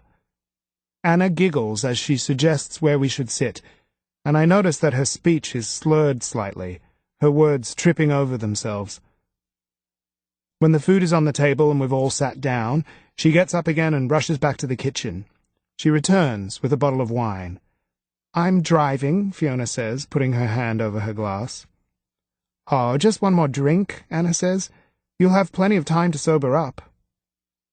Fiona and Marcus glance at each other. We can't stay all afternoon, Marcus says. Sorry, but we've got to get some work done. But it's Sunday, Anna says. You can't work on Sunday. Unfortunate as it is, Anna, Fiona says, We have obligations to our clients." I almost laugh at her pompous tone, thinking she must be joking. But when I see Anna's crestfallen face, I keep quiet, pick up my knife and fork. The fish is good, tender and full of flavor, and I devour mine quickly. When I look up, I notice that Anna has barely touched her food. She's sitting upright, staring straight ahead. Tears run silently down her face. "Hey," I say. "Anna, what's up?" "Oh, everything," she says, lifting her hands, letting them fall onto the table in a hopeless gesture. "Everything. It shouldn't be like this." Marcus sets his knife and fork down carefully. "Come on," he says to Anna. "Don't cry." "But I can't stand it," she says, crying so hard now that her shoulders shake. "I miss Ben. I miss him so much I think I might die." "I know," Marcus says. "I miss him too." "I'm going to clean up," Fiona says, standing up. "And then, Marcus, I think we should go. I don't think it's helping, us being here right now." She starts clearing the table, scraping plates, collecting cutlery, making a lot of noise. I stand up and collect the empty glasses, then escape to the kitchen. Fiona appears a moment later, and together we stack the dishwasher. I fill the sink with water and get started on the pans. Fiona finds a tea towel and dries up. We work silently, while I wonder what's going on. I think the fact that I live with Anna justifies my curiosity, but Fiona's fixed shoulders and tight, pressed lips, her refusal to meet my eye, tell me that my questions wouldn't be welcome. When the kitchen is clean, we return to the dining room. Fiona insists that it's time to leave, and the four of us head to the front door. Anna holds the door open and watches them go. Before they reach their car, she runs outside and down the path. "Please, Marcus," she says, grabbing his hand, forcing him to stop. "Please, stay." Her face collapses and she's sobbing again. "Anna," Fiona says, "calm down. We really do have work to do." At this, Anna only clutches Marcus even more desperately. He stands there, rigid and uncertain, his hands by his sides. He doesn't say anything, doesn't move a muscle, makes no effort to comfort her. Eventually, Anna collapses on the grass and becomes quiet. Fiona helps Anna get up, persuades her to return inside. "Come on," she says as they walk past me. "Let's take you up to your room, get you into bed." I go into the kitchen, put the kettle on and collect cups, milk, sugar. Marcus follows me in, and I keep my back to him as I wait for the kettle to boil. Soon Fiona joins us. "Anna's okay now. She's asleep." Fiona ignores the mug of coffee I poured for her and picks up her car keys. "I'll give you my number, Tim, in case you're worried, if you think you need us." "I might be going out a bit later," I say. I have no definite plans, but I don't want to feel obliged to hang around the house. I shrug. "I mean, I can't really—" "Of course," Fiona says. "You do whatever you need to do. She'll be absolutely fine tonight. She's taken some sleeping pills. She probably won't wake up until morning. But if you could just keep an eye on her for the next few days, make sure she's okay." "Tim, how do you think she is?" Marcus says. "Generally. Is there anything you think we should know?" I hesitate for a minute, afraid of somehow violating Anna's privacy, before deciding that my reticence is stupid. They're old family friends, and they obviously care about her. It would be irresponsible not to be straight. "I've heard her crying at night," I say. "Crying," Marcus says, nodding. "That's no real surprise." Fiona smiles, an attempt at being reassuring that only looks forced. "Everything's okay. Really. I know after today you probably feel... Well, you're probably wondering what you've gotten yourself into. But honestly, I don't think there's all that much to worry about. Anna's just a bit unhappy right now. Is there anything else you wanted to say? Marcus asks. You look a bit uncertain, Tim. You can tell us if there's anything worrying you. We're here to help. We don't... Anna's very emotional right now, Fiona interrupts. She sounds strangely unsympathetic, almost scornful. And her behavior can be a little erratic when she's emotional. Right, I say, sure. Well, there is this one other thing. It's going to sound weird, but I think she might have been in my room the other night, watching me. I don't know for sure. Anyway, she bolted when I called out, disappeared, and later she had no idea. I mean, the truth is it was dark as anything, and I'd just woken up, so I could have been confused, could have imagined it, but I don't think so. And it felt pretty creepy at the time, her standing there like that. Freaked me out a bit, to be honest. Watching you, Fiona lifts her eyebrows, glances at Marcus. Look, Tim, I'm sorry that you... Look, here's my number. Call me if you're worried, or if you think we should come over. Anything. Yes, anything, Marcus says, putting his hand to his chin, rubbing it. In fact, why don't you give him our email too, Fiona? He turns to me. Sometimes we're in meetings and can't take calls, but one of us is always checking emails. Part of me balks at the suggestion, at the responsibility it implies. We hardly even know each other, I want to protest. But Fiona writes down an email address and I don't object. As they're leaving, I stand in the kitchen and flick the tea towel irritably against the cabinet. I feel as if I've been handed a burden I didn't want. It's like being asked to lug a suitcase up a hill without knowing what's inside. I have no real idea what's going on. When I hear the front door open, I make a hasty decision and run out to the hall. Wait, I call. They stop in the doorway. I just wanted to ask, I say. Who is Ben? I'm shocked by the look of despair that comes over Marcus's face. Ben's dead, he says. Ben is none of your business, Fiona adds, her voice brittle. None of your business at all. And then she turns away, pulling the door shut behind her.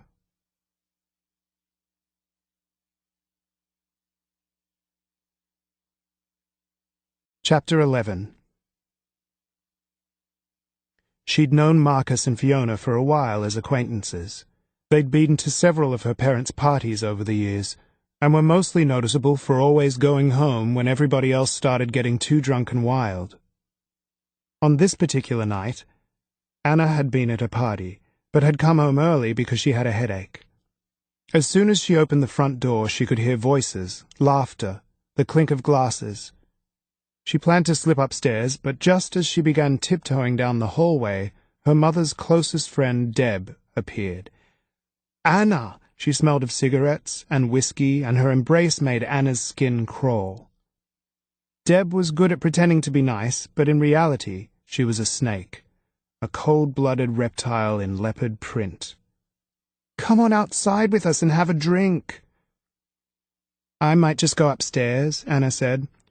Oh, don't do that, Deb protested, taking Anna's wrist. Come and say hello, be sociable. Anna hesitated, looked towards the staircase with longing. Your father's out there, Deb said, her voice loaded with venom. Enjoying the ladies as usual, humiliating your poor mother. Anna often wondered if her father had rejected Deb's advances at some stage. Deb's over-the-top loyalty to Francis had never seemed entirely genuine. They found Francis in the kitchen, pouring champagne. Anna could tell immediately by the color of her mother's cheeks, the glassy sheen to her eyes, that she'd already had more than a few. You're home early, she said, putting her hands on Anna's shoulders and kissing her on both cheeks, the way they did in Europe. I thought I might just go up to bed, Anna said. Oh, darling, please, Francis sighed. You can't always go to bed when we've got visitors. Honestly, Anna, you could make a bit of an effort. For your father's sake, if not for mine. She picked up a glass of champagne and pressed it into Anna's hand. Anna went out into the courtyard where her parents' friends were standing around smoking and drinking and trying to look beautiful. She spotted Marcus and Fiona and went to join them. Fiona and Marcus made space for her, but conversation didn't flow easily, and she was too tired to make any real effort. They stood and smiled awkwardly at each other. She spotted her father standing next to an attractive woman she didn't recognize. He had his hand on the small of her back, and her face was lifted up to his, a coy smile on her lips. Her father couldn't help it if women were attracted to him. He was charming and handsome. Who could blame him for flirting sometimes? Anna caught his eye and lifted her hand in a wave. He grinned and waved back, made his excuses to the woman, and crossed the courtyard to her side. Unlike the scratchy and volatile relationship she had with her mother, Anna's relationship with her father was easy and loving. They enjoyed each other's company, made each other happy. "There you are," he said, bending down to kiss her cheek.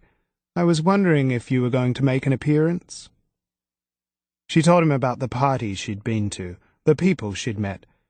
As usual, he was interested and engaged. When her mother came to join them, her arms folded across her chest, Anna became immediately self-conscious, and what had been an easy conversation became stilted and forced. The sudden noise of glass shattering made Anna jump. "Bugger," Marcus said, bending over to pick up the beer bottle he'd dropped on the stone tiles. Anna bent over to help him collect the shards. "Sorry for frightening you," Marcus said. "You almost jumped a meter high." "Oh, God, Marcus, you really don't need to apologize," Frances said loudly, getting everyone's attention. "Anna's always been such a nervous girl. She wouldn't even sleep in her own bed until she was 12. No good for marital relations, I can tell you," she laughed loudly. "The poor thing used to have terrible nightmares and wander around the house at all hours of the night half asleep. Once we found her down in the ballroom in the middle of the night. She was crying, absolutely beside herself. She'd convinced herself that her father had been killed by some kind of monster. It took an hour to wake her properly, set things straight. And he was standing right in front of her." Frances shook her head and looked around at the group, eyes wide in remembered astonishment. She reached out and ruffled Anna's hair. "I'm afraid Stephen may have overindulged her a bit, created his own little princess." "Princess?" Anna echoed, incredulous. "Princess." "No," Frances said. "Not princess, you're right. Your daddy's precious little flower." The word flower was loaded with years of resentment between her parents, triggered by a small sculpture Stephen had given Anna when she was young. He had made it at one of those business functions, the kind where the team is supposed to bond over some sort of creative activity. It was just a basic flower, bright with red glaze. On the base, her father had engraved a message. "For my own little flower, happy 7th birthday, love, Daddy, XX." Anna had loved it immediately and had treasured it ever since. A sudden tide of rage swept aside all the inhibitions that normally kept Anna compliant and agreeable. She stepped closer to her mother. "That's enough," she said, the rage in her voice palpable. Frances tried to laugh it off, but Anna could see the embarrassment in her eyes, embarrassment and fear, and for a moment she felt drunk with the power of it. "Why are you such a horrible, jealous person? No wonder Daddy doesn't love you anymore. You can't stand the fact that we get on so well." "Oh, Anna," her mother tried to smile. "Obviously that champagne has gone to your head." She put her hand on her chest, and Anna could see the tremble of her fingers. "You always were difficult."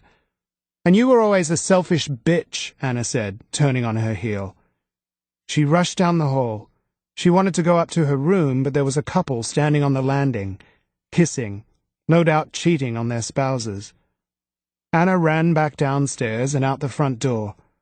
She paced back and forth in the front garden, her thoughts racing, her fists clenched by her sides. Why did her mother always have to goad her, push her buttons? Why couldn't she just leave her alone? It wasn't until she'd calmed down and stepped onto the front porch that Anna realized she'd left her key inside. There was no way she was going to knock. She'd have to wait for someone to leave. She went back to the garden and sat on the grass beneath a tree. It was getting dark, and nobody would see her there unless they looked carefully. It wasn't long before she heard voices at the door and saw Marcus and Fiona leaving. "That was so weird," Fiona said after the door had closed and they were walking down the front path. "Wasn't it?" Marcus said. "I always thought they were the perfect family," Fiona said. "I had no idea things were so tense." Anna felt her face burn with shame. "I felt so sorry for Anna. Imagine your mother telling a story like that, in front of all those people, too." As they drew closer, Anna cleared her throat, letting them know she was there. Fiona stopped, her hand flying to her mouth. Marcus swore. Anna stood up. She was glad of the dark because she was certain her face was red. "Sorry," she said. "I locked myself out." Marcus recovered first. "Oh, do you want us to—" "No," she interrupted. "I don't really want to see anyone. Don't worry. I'll go back inside later." "We can't just leave you out here all alone," Marcus said, in his funny, formal way. Anna laughed. "Better off out here than in there, anyway. I'll find a way to sneak back eventually." Fiona stepped towards her. "Why don't you come back with us for a while? We're only in Cremorne." "Fiona," Marcus said, "I don't think Anna—" "But why not?" Fiona insisted. "She could end up sitting out here for hours. May as well be comfortable at our house. She doesn't want to go back inside, tail between her legs, and I don't blame her." She turned to Anna. "What do you think?" It was a surprising and strange invitation. Not at all what Anna would have expected. But her headache was gone, and the argument with her mother had filled her with restless energy. Even if she did manage to get back inside without being seen, there was no way she'd be able to sleep any time soon. "I think it's a very good idea," she said. "Thank you." They drank whiskey and stayed up till early in the morning. It was Anna who did most of the talking. She talked and talked. She told them about her childhood, about her stormy relationship with her mother, stuff she'd never told anyone before. "I feel sorry for my father," she told them. "Mum is always mad about something, always making wild accusations. She's insanely jealous." "Jealous? Of what?" "Oh, she always thinks he's cheating." "But he's not. He wouldn't. Not that anyone would blame him if he did, putting up with her all the time." Marcus was quiet, but sympathetic. Fiona asked question after question. Never once did Anna feel she was boring them. Eventually, Marcus said goodnight, explaining that he needed to get some sleep. "You should probably stay over," Fiona said to Anna. "It's too late to go home now." Fiona lent her a nightie and toothbrush, took her to the spare bedroom, and said goodnight. As Anna slipped between the clean sheets, she felt as if she'd been liberated from some kind of prison, albeit one largely of her own imagining. Her mother's emotional hold over her had been like a cell with an unlocked door. She'd only had to push the door open and walk through to be free. If only that sense of freedom had lasted. If only she'd had a chance to enjoy it. But now her prison has closed in on her. It's an even smaller cell, without windows or light. A prison with a tightly locked door that can never be opened, no matter how hard she pushes. Chapter 12. Not long after Fiona and Marcus have left, I get a call from Dad. "Sorry, mate, but do you think you'd be able to come in tonight? Liam can't make it. Fell off his bike and hurt his wrist. I wouldn't ask, but we're fully booked."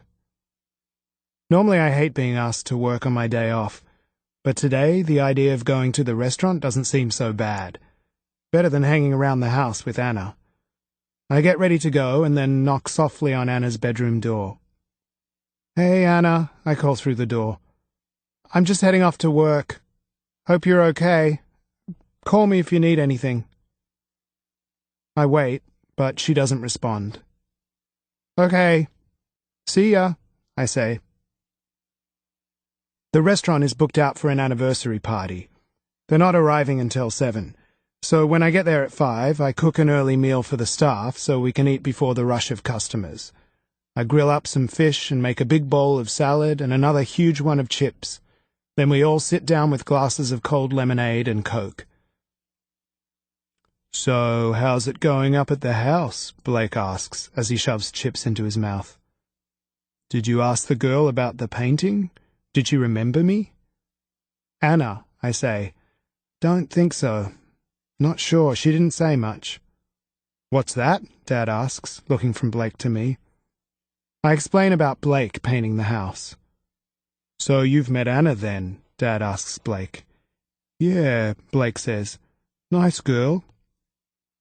"A lot has happened to her since then," I say. "I think she's changed a fair bit. I mean, she's still nice, just a bit quiet these days. Her parents died, for one thing.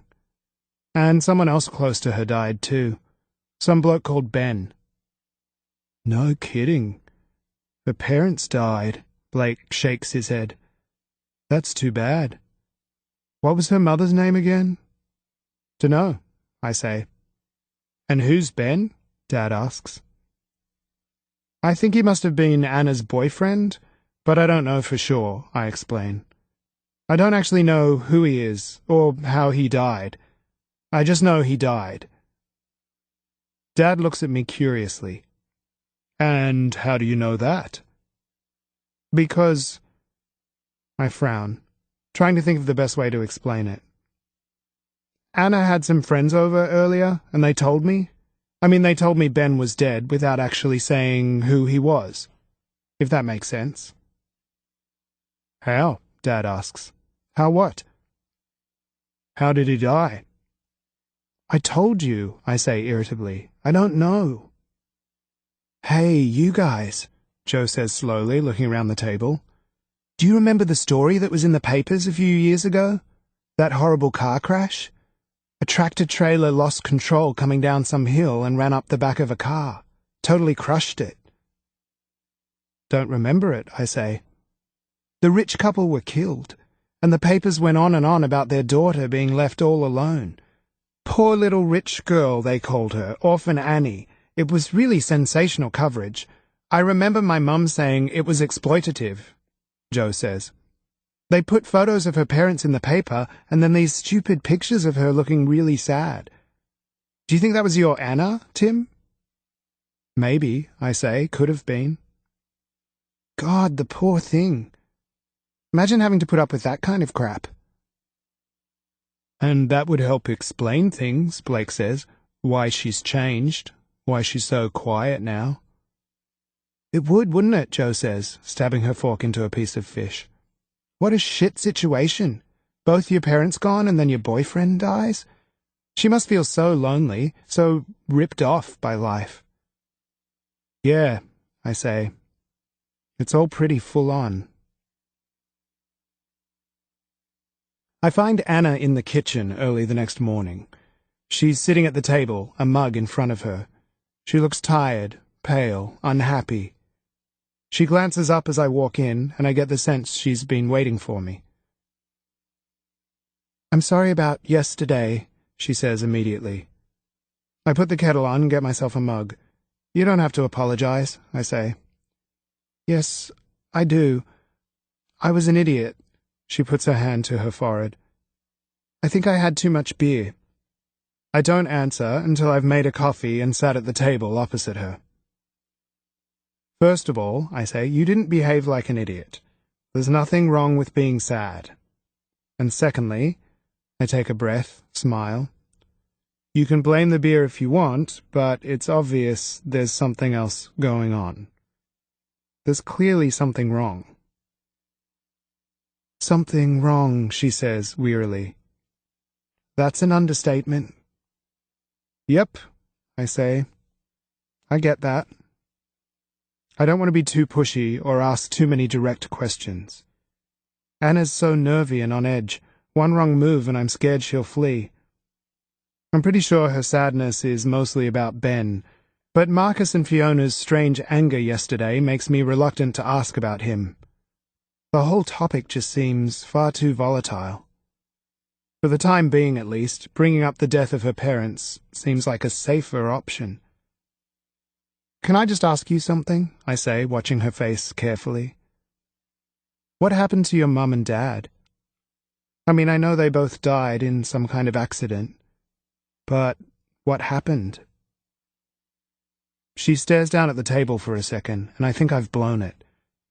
But when she looks up and speaks, her gaze is direct. It was a car accident. A tractor-trailer lost control coming down Mona Vale Road one night, ran them down. So Joe had been right about the couple in the news. I don't mention what I've heard. That sucks, I say. You must miss them.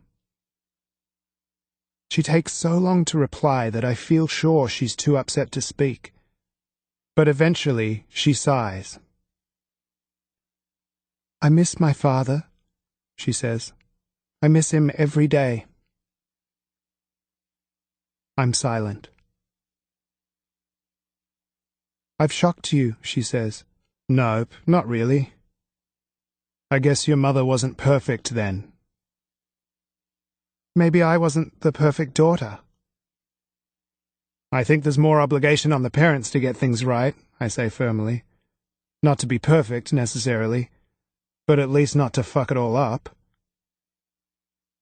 I guess, she says. She stares over my shoulder towards the garden. We had a big argument shortly before she died. We hadn't talked properly for a week. I said some terrible things.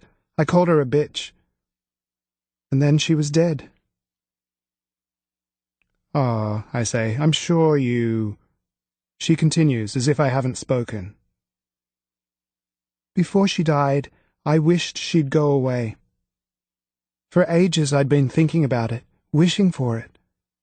I just wanted her out of my life. And then she was gone. Permanently. She blinks, looks down. You know what they say? Be careful what you wish for. Yeah, but wishing for things doesn't make them happen. I mean, it's not your fault, I blunder on. People don't just die because somebody wishes they weren't around. They just don't. You can't blame yourself. You can't. Look, she interrupts. And now she looks at me directly, speaks firmly, and I see a surprising flash of anger. You seem like a very nice person, and I don't want to be rude, but there's something I should say. You're just my housemate, someone to share the place with. Don't assume you can help me. Not in that way. She puts her cup on the table and pushes her chair back. Before I have a chance to say another word, she stands up and leaves the room.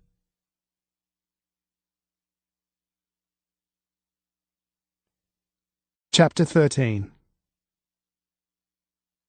She leaves Tim sitting at the table and rushes upstairs, straight to the attic. Tim is too easy to talk to. But something in his face, the soft hazel of his eyes, the childlike spatter of freckles across his nose, the hesitant smile he wears when he asks questions. It's impossible to believe that someone with a face like that could hold any malice or be judgmental, and it's so tempting to blurt everything out to him, tell him every heartbreaking detail, every black thing that's ever happened, and let him ponder and probe the dark places she doesn't dare investigate on her own.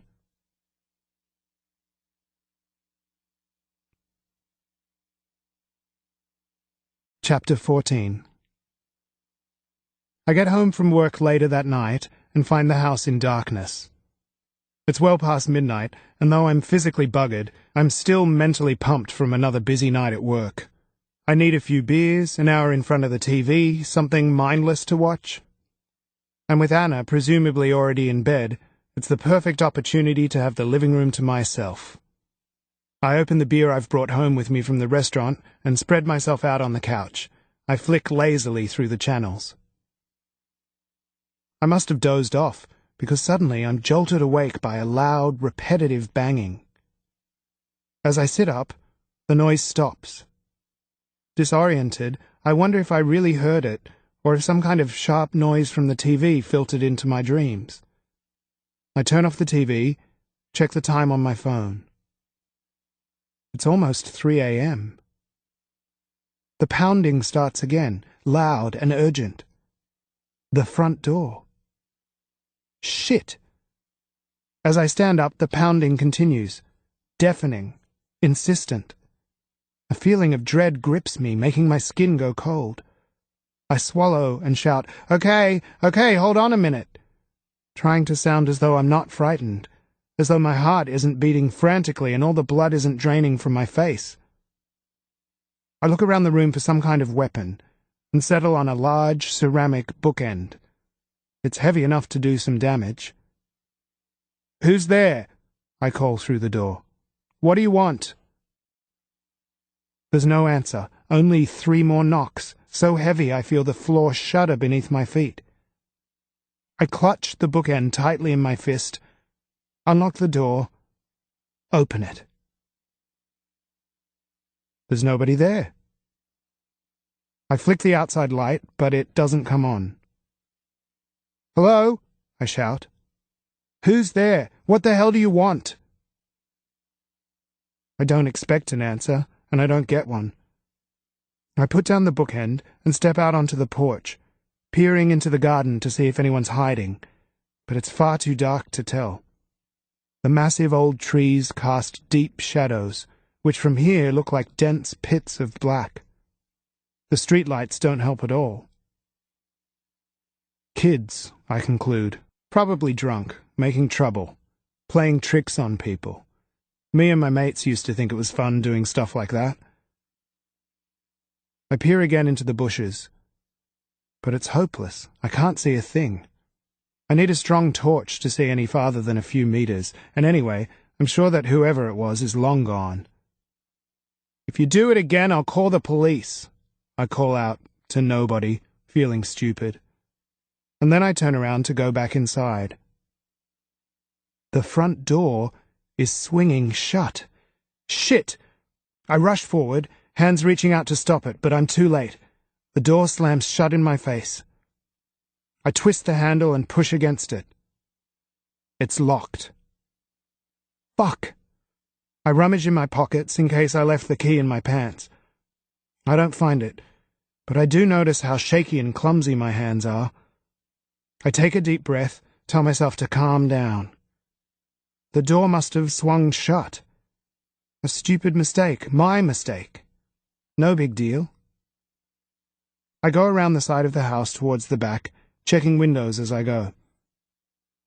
It's hard to see in the dark, and I trip and stumble and curse under my breath.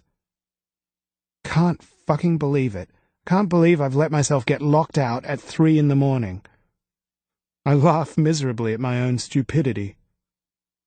I'm so tired I could curl up on the grass and sleep, and I'm considering it as a serious option, perhaps my only option, when I reach the back of the house and see light coming from the kitchen.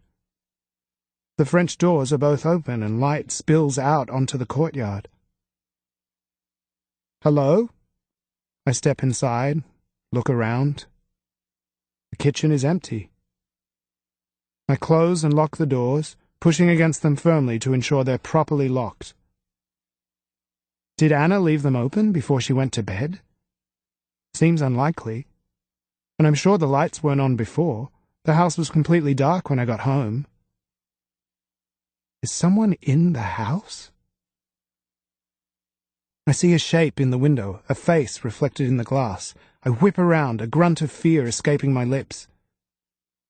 Nothing. There's nobody there. I let out a relieved laugh. It was my own reflection. I'm letting my imagination get out of control. I'm beyond tired, freaking out over nothing. A bunch of kids knocked on the door and ran away. I locked myself out. Anna left the back doors open. Nothing sinister or strange at all. I just need a decent night's sleep. I turn the kitchen lights off and head back into the hall. The front door is wide open.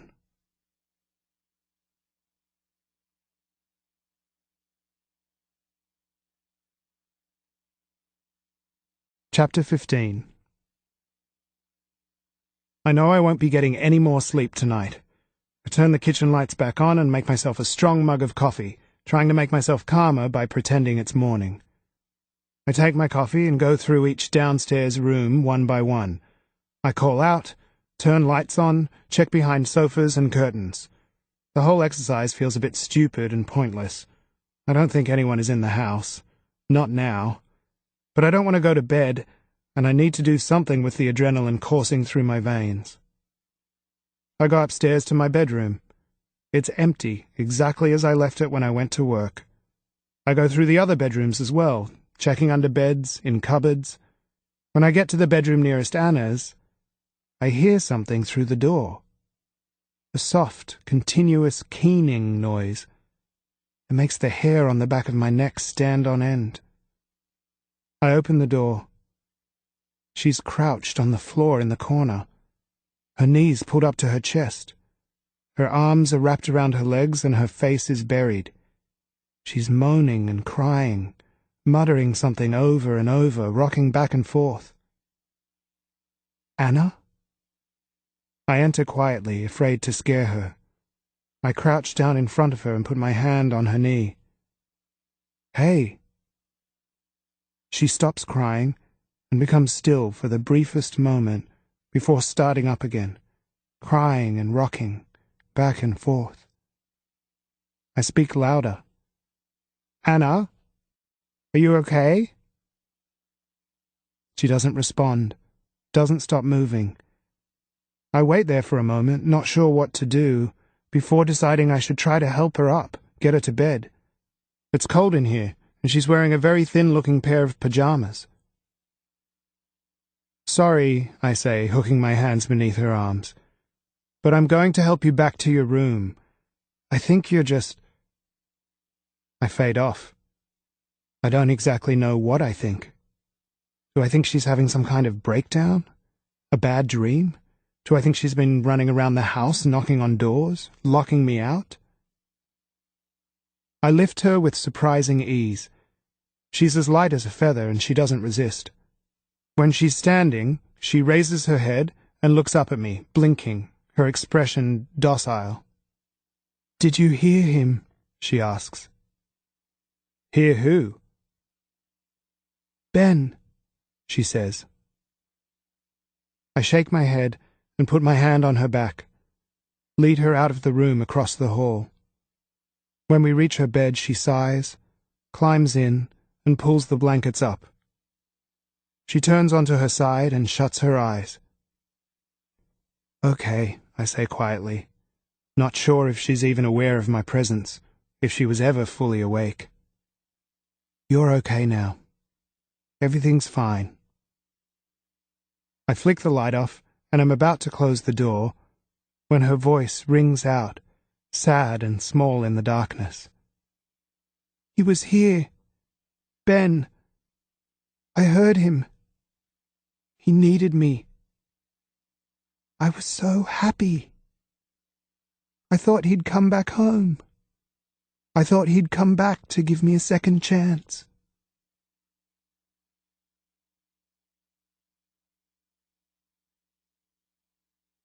Chapter 16. Though I keep an eye out, I don't see Anna around the house for the rest of the day. I hear footsteps upstairs at lunchtime, and I race up, only to see her slip into the attic, closing the door behind her. By the time I'm ready to leave for work, I've decided I should find her and check that she's okay, try to suss out what was going on last night. Her bedroom door is open, the room empty. I knock on the attic door and hear footsteps crossing the floor above me, then clumping down the stairs. The door opens. Anna's eyes are bloodshot, her skin pale. She looks unwell. She also looks openly annoyed. "Sorry, I'm just leaving for work," I say. I smile. "Are you okay?" "Absolutely fine," she says abruptly. If she remembers anything about last night, she's not giving it away. "Okay," I say. About last night, Did you want something specific?" she interrupts. Her expression is so hostile, it seems suddenly impossible to bring up what happened. "Right," I say, now annoyed myself. "Fine. I just thought you might need something from the shops. The fridge is a bit empty. I thought maybe—" "No," she interrupts. "Thanks. I don't need a thing." She steps back into the attic, as if she can't wait for me to go. "Cool," I say, "no worries. I'll leave you to it then." She nods, then closes the door without saying another word.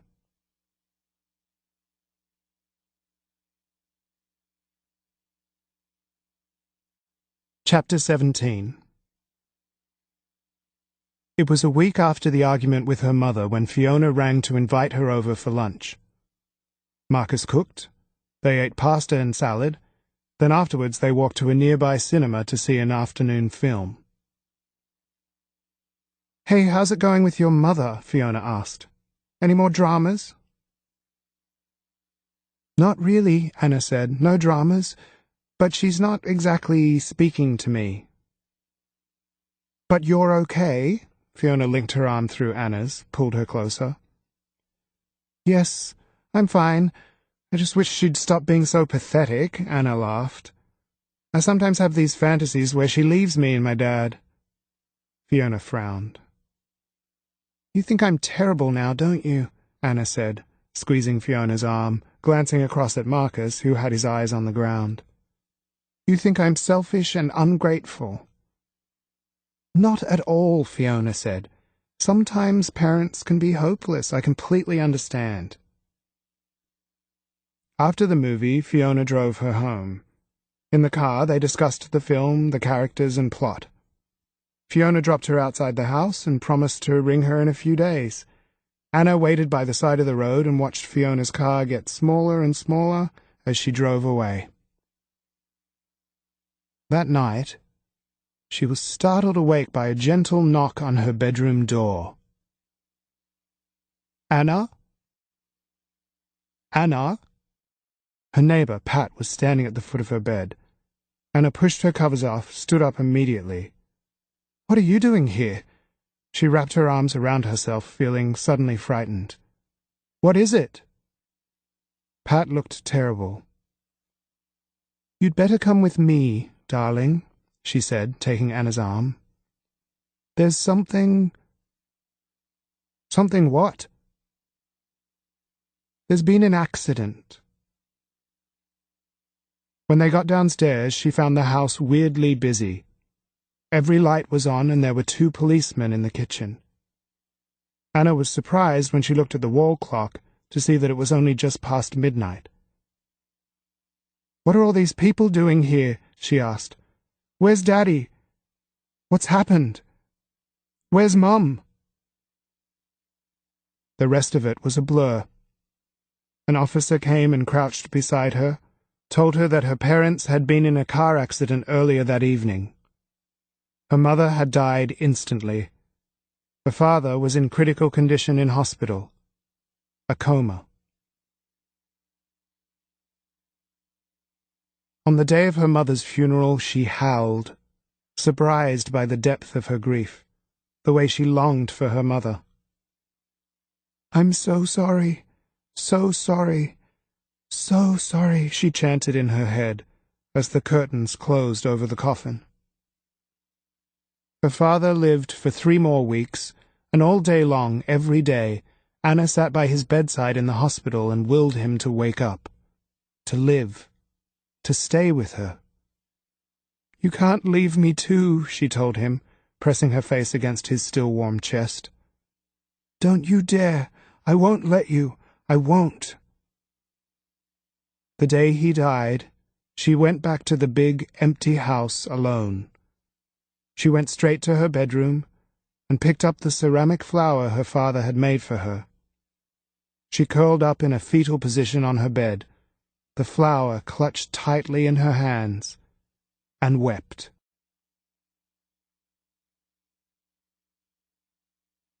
Chapter 18. When I wake the next day, it's pouring, and the sky is overcast. It's probably warm outside, humid and sticky, but inside it's cool. I pull on a t-shirt, a pair of jeans, and thick socks to keep my feet warm, then head downstairs.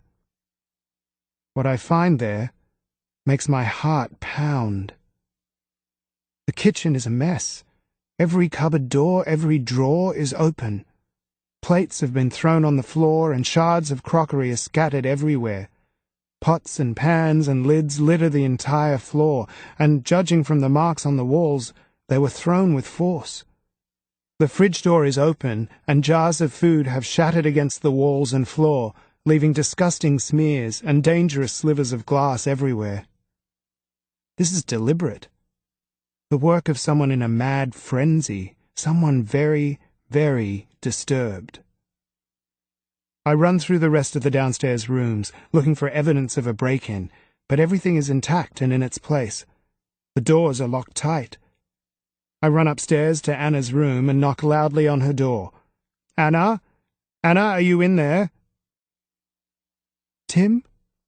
I open her door. She sits up and pushes her hair back from her face. She looks and sounds annoyed. "What is it?" "The kitchen," I say, and I don't mean it, but my voice comes out sounding harsh, accusing. "What about it?" "Come down and take a look." She follows behind me. When she sees the mess, she takes a step back, puts her hand over her mouth. "Oh my God," she says. "What happened?" She looks at me, looks back at the mess, shakes her head. She starts to cry. "I don't know. I have no idea." For a minute I almost believe her. She looks so genuinely startled and afraid, and it's not too hard to imagine that someone else broke in and did this. Someone with some kind of axe to grind, or just some random drug-fucked freak. But there's no sign of forced entry, no broken windows, no jimmied doors. "I didn't do it," she insists. "Then who did?" I say quietly, turning away before she can see the doubt in my eyes.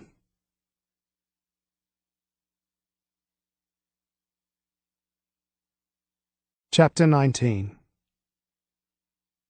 The thing is, she can't remember.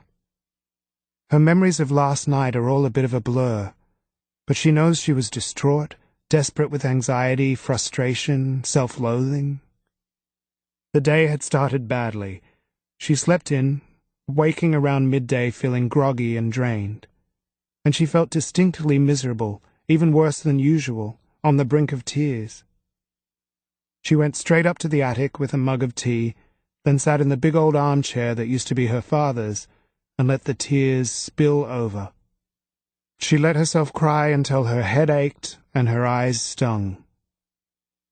In the afternoon, after Tim had gone to work, she left the attic and went to the kitchen. She searched the fridge. Milk, cheese, eggs, ham, a half-empty bottle of Coke. There was a loaf of yesterday's bread in the pantry. Tim was good at making sure there was always something in the house. But she didn't want a sandwich. She didn't want eggs. She wanted a big bowl of soup and fresh, crusty bread. The more she imagined the soup, the larger the idea of it became in her head. She not only wanted it, she needed it. It was such a reasonable thing to want. Why couldn't she have it? She found her purse, put her shoes on. She would go to the shops. Simply walk outside, turn towards Manly, and walk down to the supermarket. No big deal. She went out the front door, pulling it shut behind her, and walked down the path towards the gate. If she went quickly enough, without thinking, she'd make it. She'd get there. She wouldn't vomit or cry or collapse in a breathless heap on the floor. Wouldn't have to be a prisoner to her own fears. She made it to the gate and started along the footpath towards Manly. She walked quickly at first, head down, determined, concentrating only on the movement of her feet against the footpath, trying to ignore the black knot of fear that was unraveling in her mind. But with each step, her breathing got more strained. Her heart started to pound, her hands to tremble and sweat. She felt her stomach churn, her bowels twist. Her heart was beating so fast. She looked around her in a panic, terrified that she'd be noticed. If someone offered her help right now, or asked if she was okay, she'd be unable to answer. Being seen would only make things worse. She would die of humiliation. She turned her face to the sky, squeezing her eyes shut to hold back the tears. She could see a weak patch of sunshine through the clouds, through her eyelids. She could see the red of her own blood. It was such a benign afternoon, and there was so obviously nothing to be afraid of out here. She tried to breathe. In and out. In and out. In and out. It was no good. She was pathetic, weak, hopeless. She turned around and headed back to the house, almost running the last 10 meters to the front door. Once she got inside, she went to the kitchen, found the box of pills she kept in the cabinet above the fridge. She took 4 Valium with a sip of Coke from the bottle in the fridge. The label said to take 1, 2 at most, but she needed this to work. She closed the fridge door and pressed her back against it, let herself sink to the floor. She wept noisily into her hands. When she became too uncomfortable and sore, she got up. The Valium had dulled the sharpest edges, but she wanted more. She found some vodka in the pantry cupboard and swigged from the bottle. It burned her throat and made her gasp. She paced the hall, back and forth, then went into the living room and turned on the television, but she couldn't sit still. In the kitchen, she buttered a piece of bread, placing some ham and a slice of cheese on top. After 3 hasty bites, she threw the rest in the bin. Her stomach was knotted, closed up tight, and food was intolerable. She drank some more vodka and went back to wandering the house. As the hours ticked by, she started feeling worse, angrier, until she was overcome with an unbearable sense of powerlessness, a conviction of her own irrelevance. She could die, and who would really care? She can't remember much more. She remembers being in the bathroom, staring at herself in the mirror, weeping. "I didn't do it," she tells him. But even as the words are coming from her mouth, she can see he doesn't believe her. He turns away, mutters something. His cheeks grow red. He blushes because he thinks she's lying. He's embarrassed for her. That's the kind of person he is.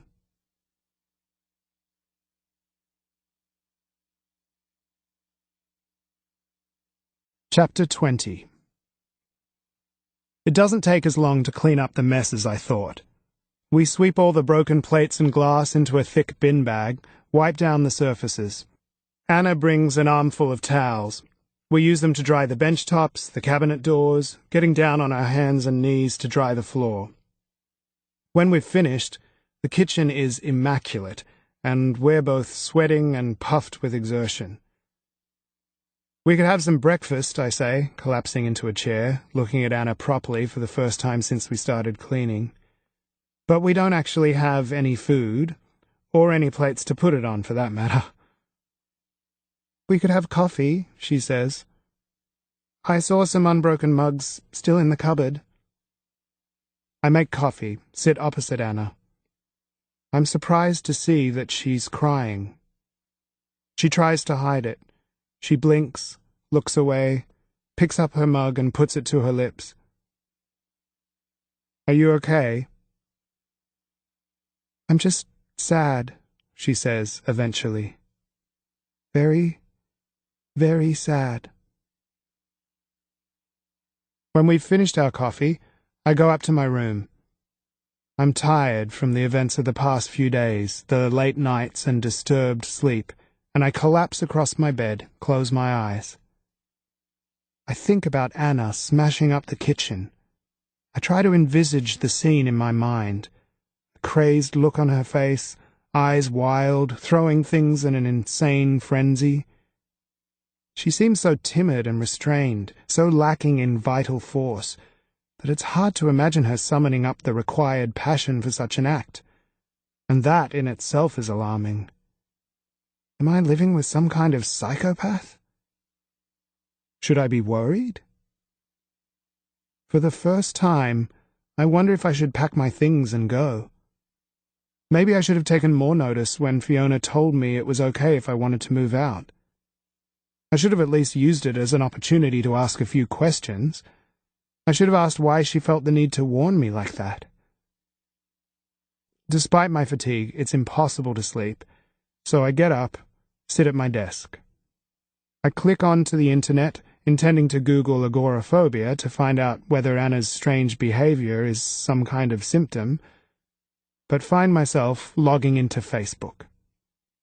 I torture myself for a minute by looking through Lila's photos, and am startled when a message from her appears in the little chat box at the bottom of the screen. Hey Tim, what you doing on Facebook? Thought you hated it. I feel as embarrassed as I would if she'd walked in and busted me. The only dignified response I can think of is to muddy the water with the truth. Staring at photos of you, of course. What else? Ha ha, I knew it. Well, to each his own, you big freak. Hey, anyway, I was thinking, got some free time tomorrow morning? Catch the ferry into the city with me on my way to work? Ferry? What happened to your car? It's in the garage for a few days. Nothing terminal. So what do you think?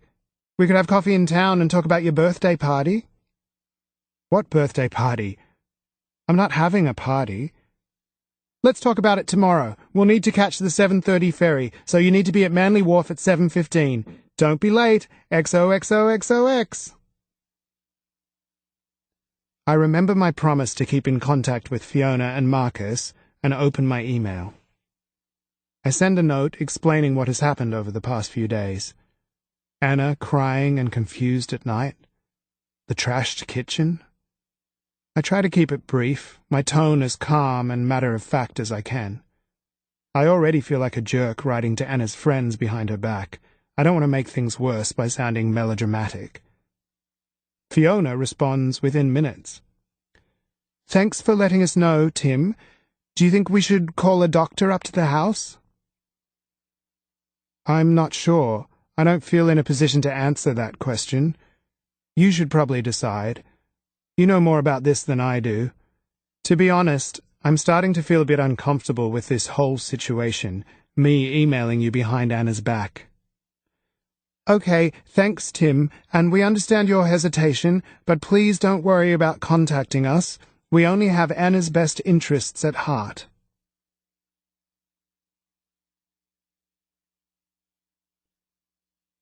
Chapter 21. When her father died, Fiona and Marcus stepped in to help. Fiona organized the funeral and wake. She made the phone calls, drove Anna to appointments, arranged flowers and food. Marcus sorted out the will and finances, made sure Anna had immediate access to her inheritance and to the title on the property. After the funeral, they started coming to the house several times a week. Sometimes Marcus would call in on his way home from work. He'd have a beer or a coffee, tell Anna about his day, make sure she was okay. Fiona would come for morning or afternoon tea, and they'd sit in the kitchen and talk. At weekends, they'd walk down to Manly and go to a movie. Her old friends came to visit too, but suddenly their preoccupations didn't match hers. She didn't want to go to nightclubs, didn't want to watch second-rate bands and get drunk. She started making up reasons why she couldn't go out. At weekends, Fiona and Marcus came to the house together. The two of them would cook for her. They'd spend hours playing board games or watching movies. They'd stay so late, they'd often end up sleeping over, taking a room each. Anna would go to bed on those nights feeling safe and content. She'd lie back and listen to the noises they made as they got ready for bed. The rush of water from a tap, the creak of floorboards, the flush of a toilet, and feel comforted, and less alone. It was nice having them around. It was good to wake up to the sound of other people, the smell of toast and coffee coming from the kitchen. In a way, it made perfect sense, their developing friendship. They actually had a lot in common. Like Anna, Marcus and Fiona were basically alone in the world. They had no extended family, no relatives. Anna treasured their relationship. She felt protected and cared for and understood. One Saturday night, she tried to get them to talk about their childhood. "You know, you guys know all about me, but I know hardly anything about you." She noticed Marcus glance at Fiona. He cleared his throat. "Perhaps another time," he said. "Please," she said. "It's okay. Whatever happened, you can tell me." Fiona's face closed over. She stood up so abruptly that her chair nearly tipped over. Anna could see her hands trembling. Her voice, when it finally came, was artificially bright. "Oh, look at the time. We really have to go now. Thank you for dinner, Anna." And there was nothing Anna could say that would persuade her to stay. Nothing she could do that would remove the stony look from Fiona's eyes. The next few days were torturous. Fiona wouldn't answer Anna's calls or respond to her texts. Anna went to their house on the Monday, but nobody answered the door. She thought that their friendship, which had come to mean the world to her, was over. But Marcus turned up on Wednesday evening with a bottle of whiskey. They sat at the kitchen table and drank a shot each in near silence before he started to talk. "I know people wonder about me and Fiona," he said. "They wonder why we're so close. Most siblings our age don't share a house or work together the way we do. We had a miserable childhood. I told you once, didn't I?" Anna nodded. "Yes," she said. "I know your dad wasn't around, that your mum got in trouble with the police a lot." "We lived with our grandmother," Marcus explained. "Mum just dropped us off for a visit one day and never came back. Fiona was 4 and I was 2. Grandma didn't want us. She made that clear from the beginning. And when you're a kid, there's nothing worse than not being wanted. We assumed that she'd eventually abandon us too." He spoke mechanically. He clearly saw the whole conversation as excruciating but necessary. She had to resist the urge to tell him not to worry, to leave it all unsaid. "We were always anxious," he continued. "We worried that we might come home from school one day and find that Grandma had moved out, or that she might have changed the locks so we couldn't get in. And she played on our fears. Every second thing she said was some kind of complaint about money, how much we cost her, how wicked and selfish we were." He laughed bitterly. "Other kids at school complained about not getting enough toys for Christmas.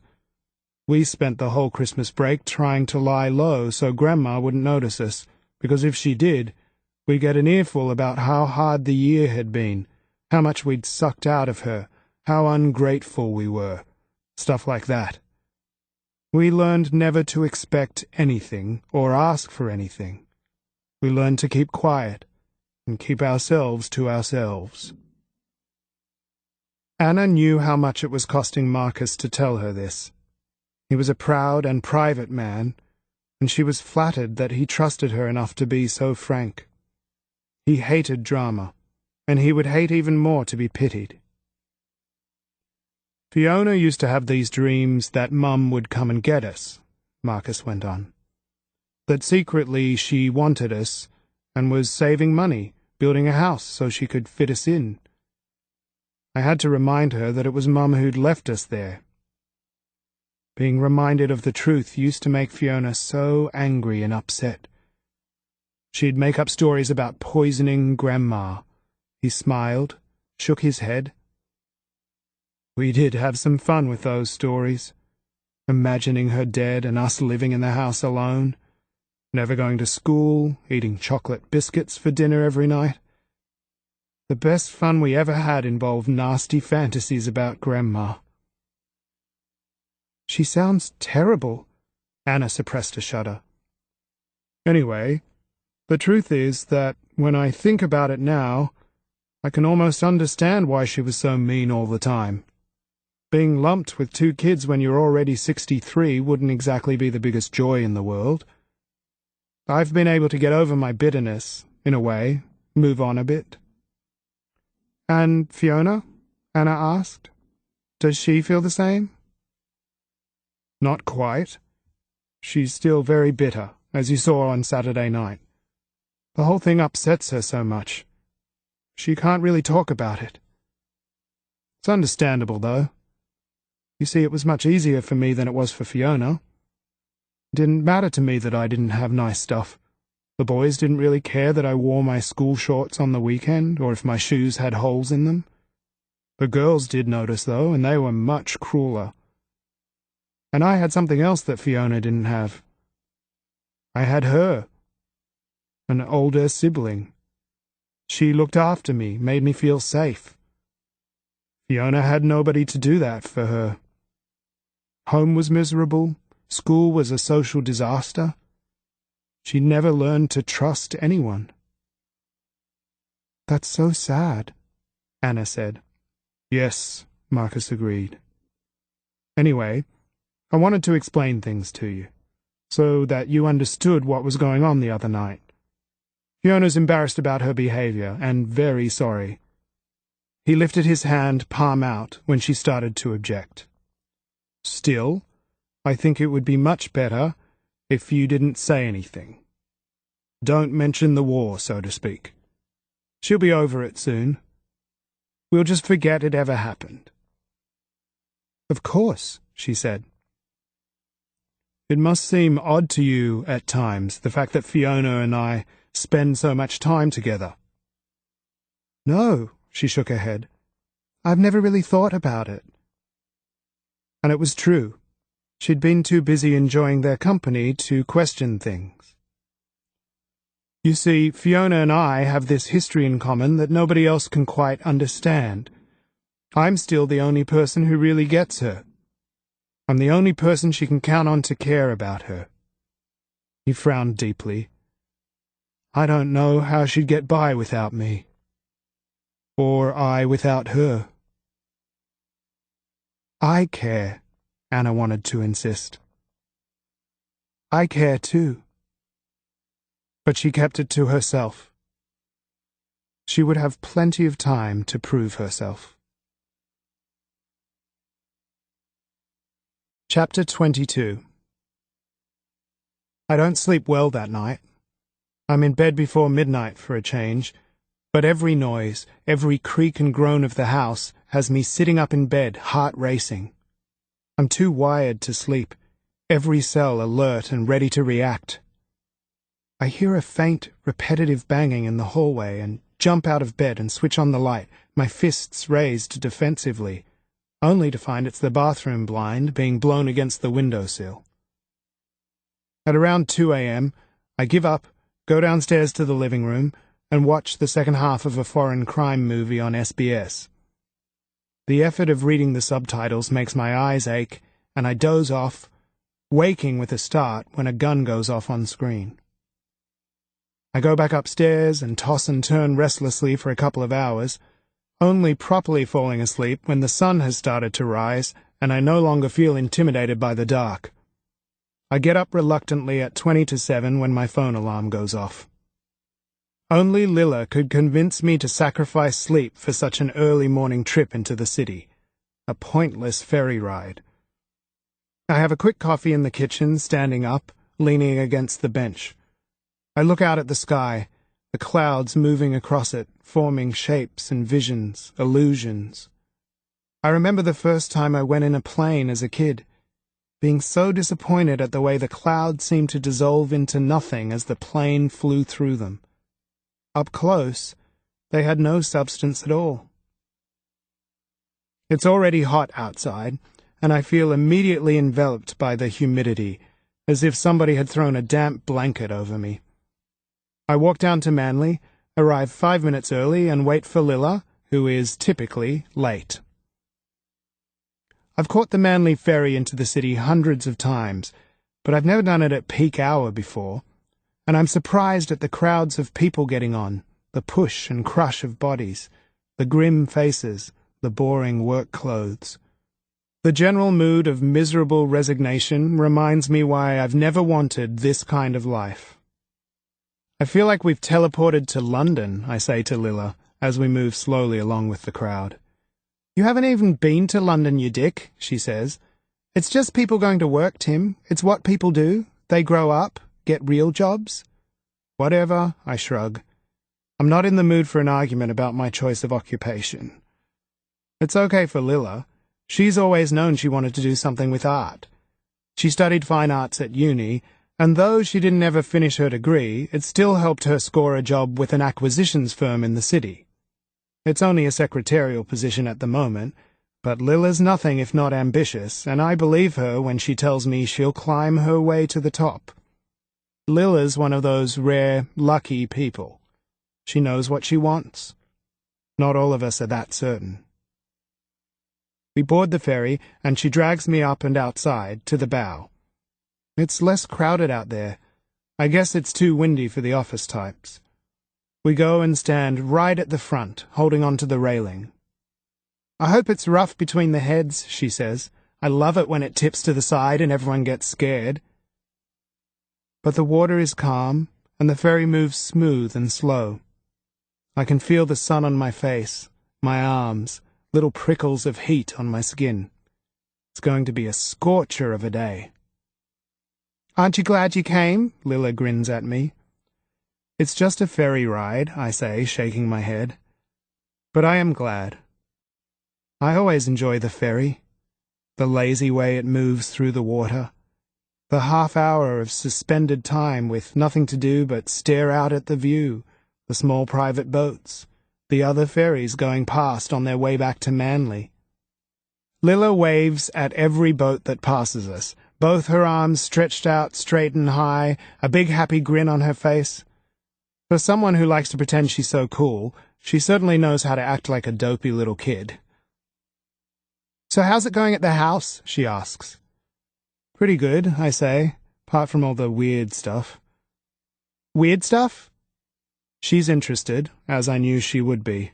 Her eyes go wide and she drags me over to a seat. Tell me everything, she says. I don't tell her everything. Partly out of a vague sense of protectiveness towards Anna, partly a bitter reluctance to always let Lila have what she wants. I share just enough to explain my unease, my confusion. I don't tell her about Anna's agoraphobia, or her parents, or what little I know about Ben. I only tell her part of the story. The person I saw watching me that night, the mess in the kitchen, the late-night banging on the door. So you think it was her? Anna? Watching you while you slept? She shudders dramatically. That's so creepy. Weren't you scared? No, I say, firmly, and then I shrug. Well, yes, a bit.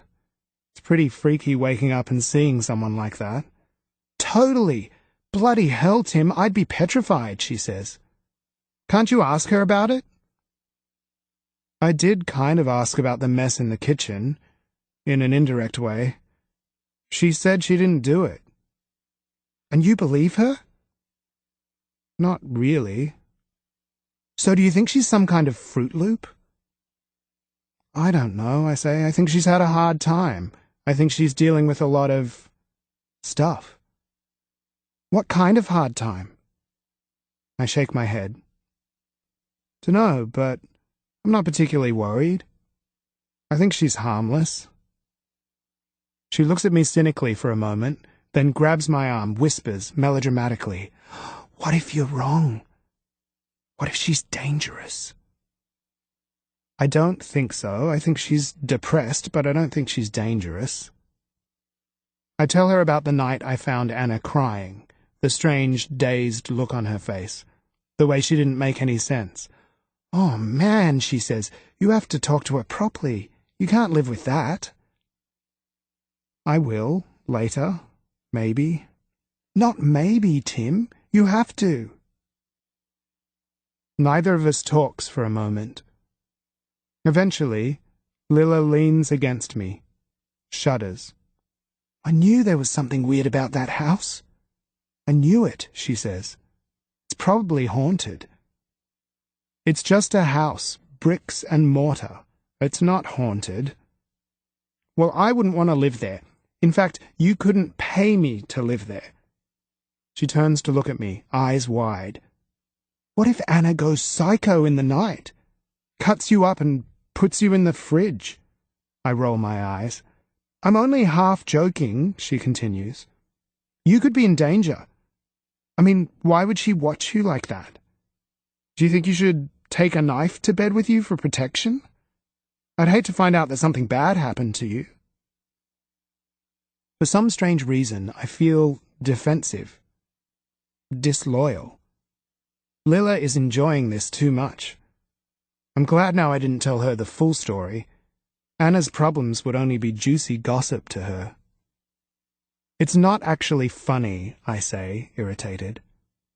"It is actually a little bit funny, but it's scary too," Lila says. When I don't respond, she puts her arm around my shoulder, and my irritation dissolves like honey in hot water. "Never mind, you knew it was too good to be true. If it doesn't work out, you can always come and live with me." I'm sure Patrick would love that. Well, stuff Patrick. "Things okay between you two?" I ask. I try hard not to look eager or sound hopeful. "I don't know. Sometimes it's good. Sometimes I think we're really happy together, but then he can be such a selfish jerk, and I wonder if I should just start again. Move out and find a new place." She looks down at her hands. "I even sometimes wonder if you and I should get a place together. We might work well as flatmates." I don't say a word. I can't. My heart is too busy getting stuck in my throat.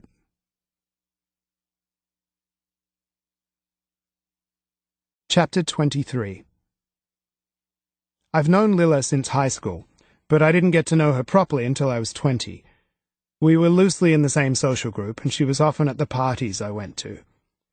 We'd say hello, sometimes have a brief conversation, and I definitely always thought she was hot, but not quite my type. Too aggressive, too edgy, and maybe, if I'm honest, a little bit intimidating.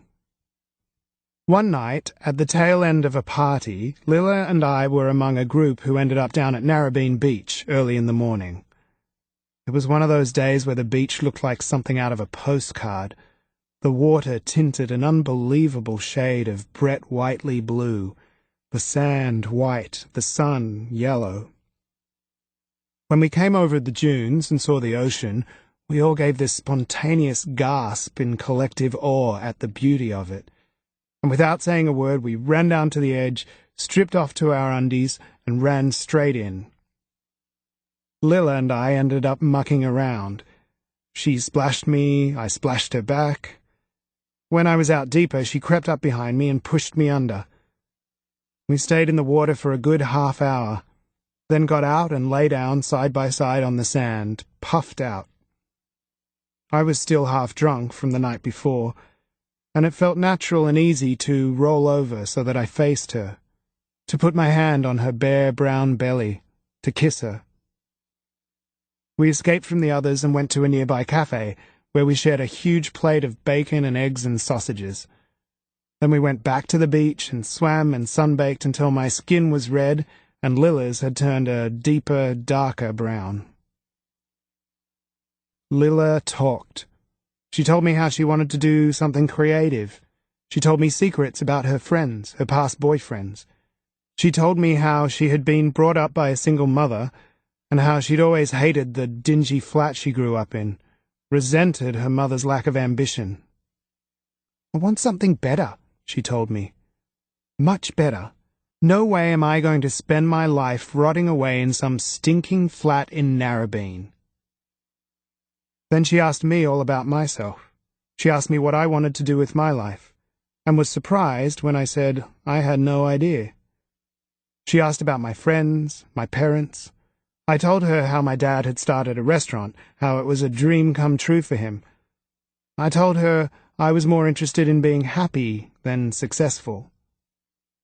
"But you need to find an ambition," she said, putting her hand on my chest.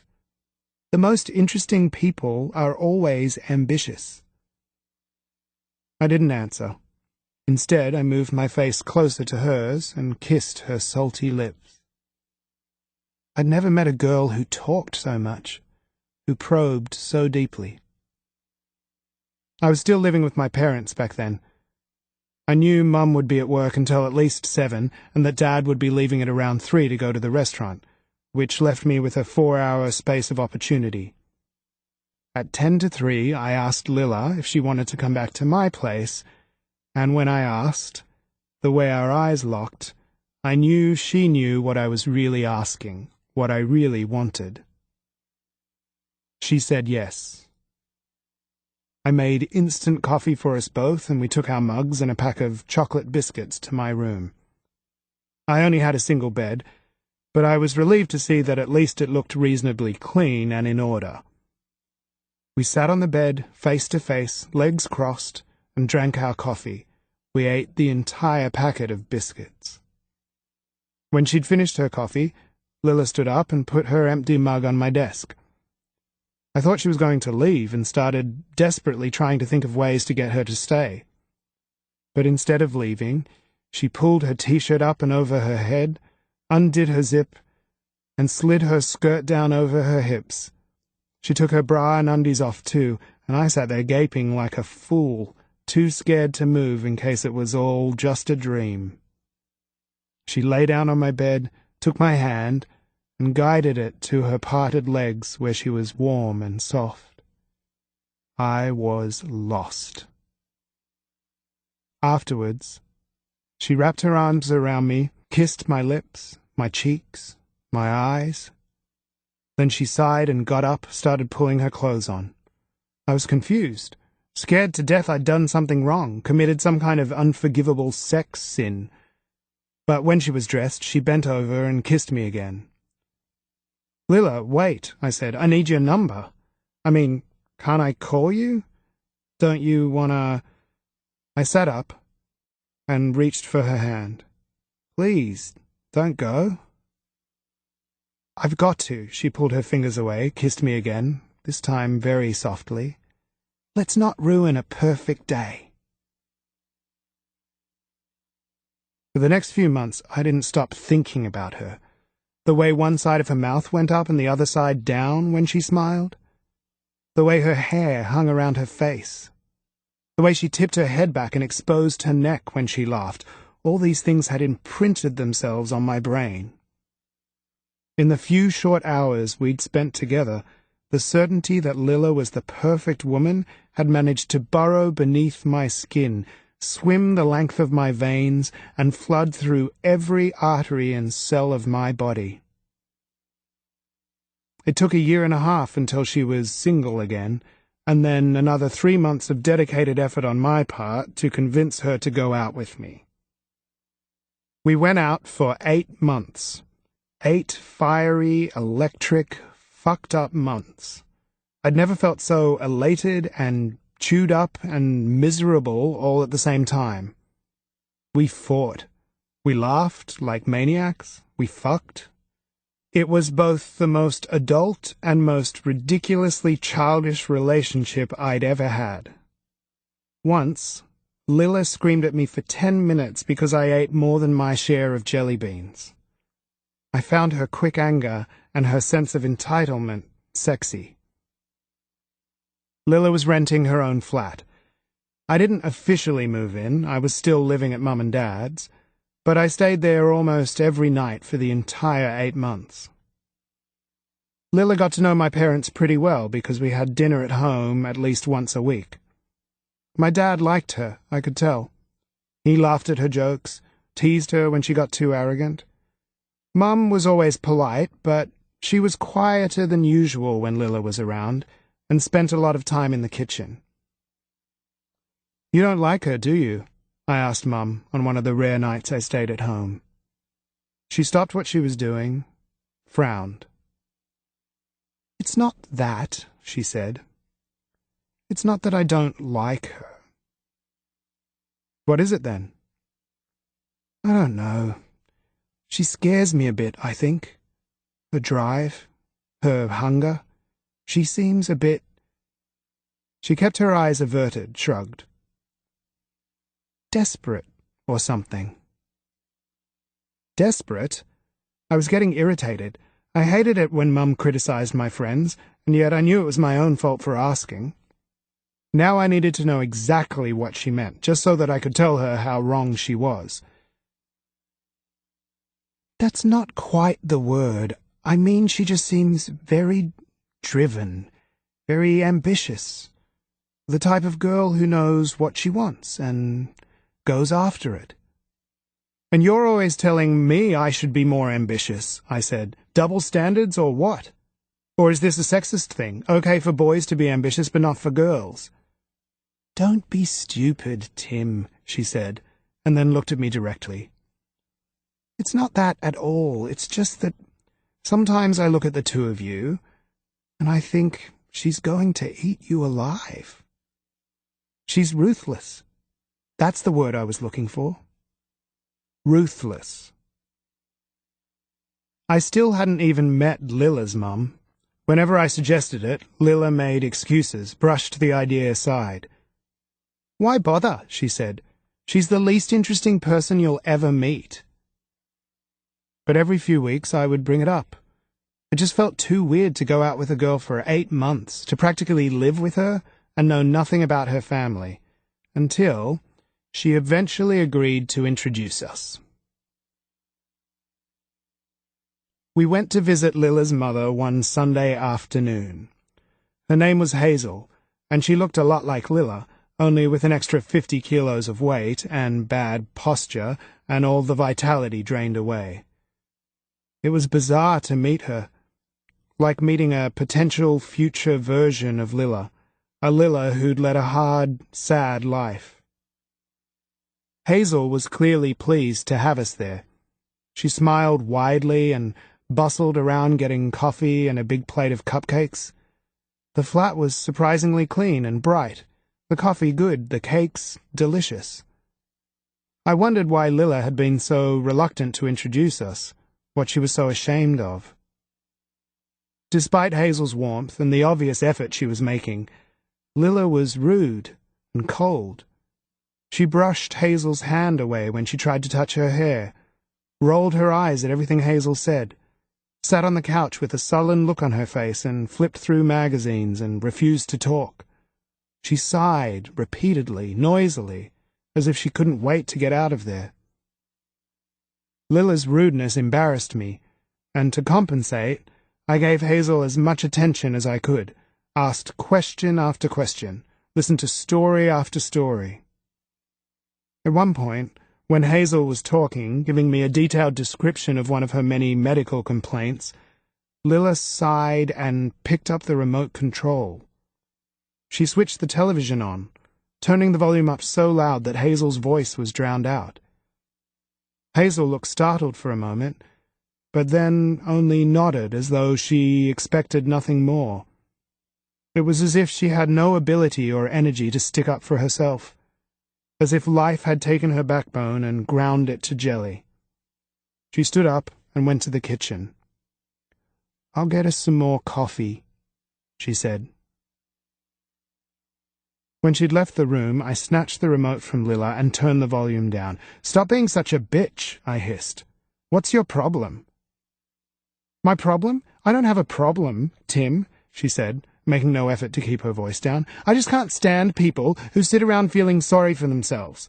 I hate all this inertia. I look at my mother, and I know that's not how I want to be. She's the perfect example of how not to live a life." She looked at me with a sneering expression. "But then, you and Mum are quite similar. That's probably why you get along, why you like her. You're both willing to sit around and watch life pass you by." What the fuck? Though Lila could be sharp and abrasive, this was the first time she'd been so deliberately and personally insulting towards me. She gave me a small, cold smile. "You're both useless. Passive. The pushed rather than the pushing." I stood up. I was so angry I could feel my hands shaking. "I'm leaving," I said. "I'm going back to my place, and I'm going for good. You're a bitch, Lila. A spiteful bitch." I went to the door without looking at her. "Apologize to your mum for me. Tell her something made me feel sick." I collected my stuff from her flat the next day when I knew she'd be out at work. I left my key on the dining table. I was angry and humiliated and determined to teach her a lesson. I wasn't the passive and weak bloke she thought I was. She couldn't treat me like crap and get away with it. But my anger didn't last long, and after a day or two it became more of an effort to stay away. Lila called and left messages, and I had to make myself ignore them. I surfed all the time to keep myself distracted, to stop myself calling her back. She turned up at the restaurant one night, and I got one of the waitresses to tell her I was too busy to talk. I managed to stay away for almost 3 weeks.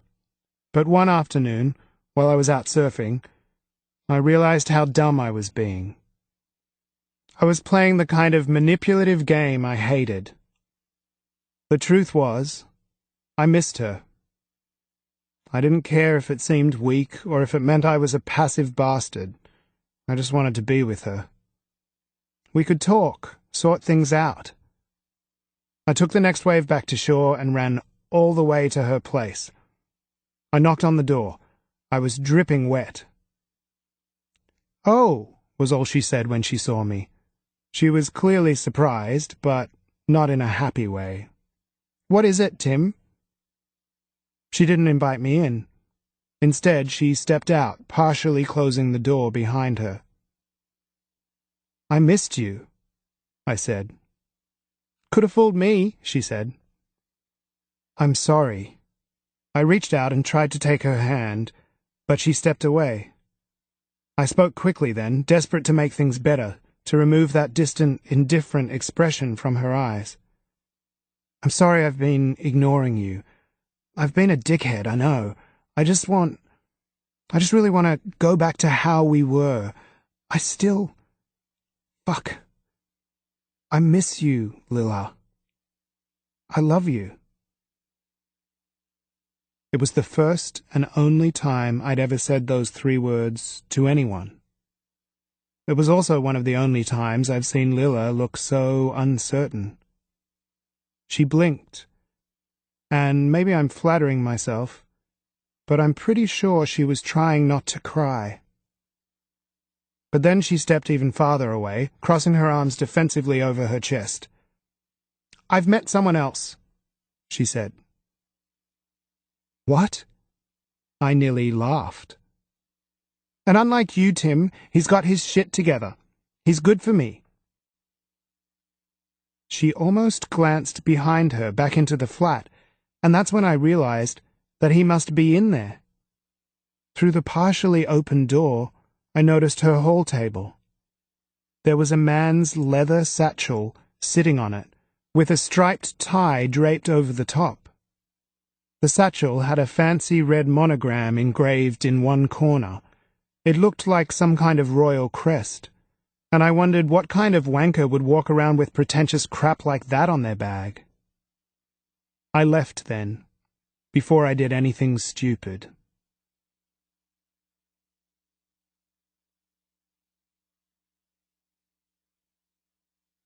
Chapter 24. When we get to Circular Quay, Lilla buys me a coffee. We stroll up towards the Museum of Contemporary Art and sit on the grass beneath the shade of a tree. We don't talk any more about Anna or the house. Lilla tells me about some new sculptor she likes, a woman who uses old wire coat hangers and crepe bandages.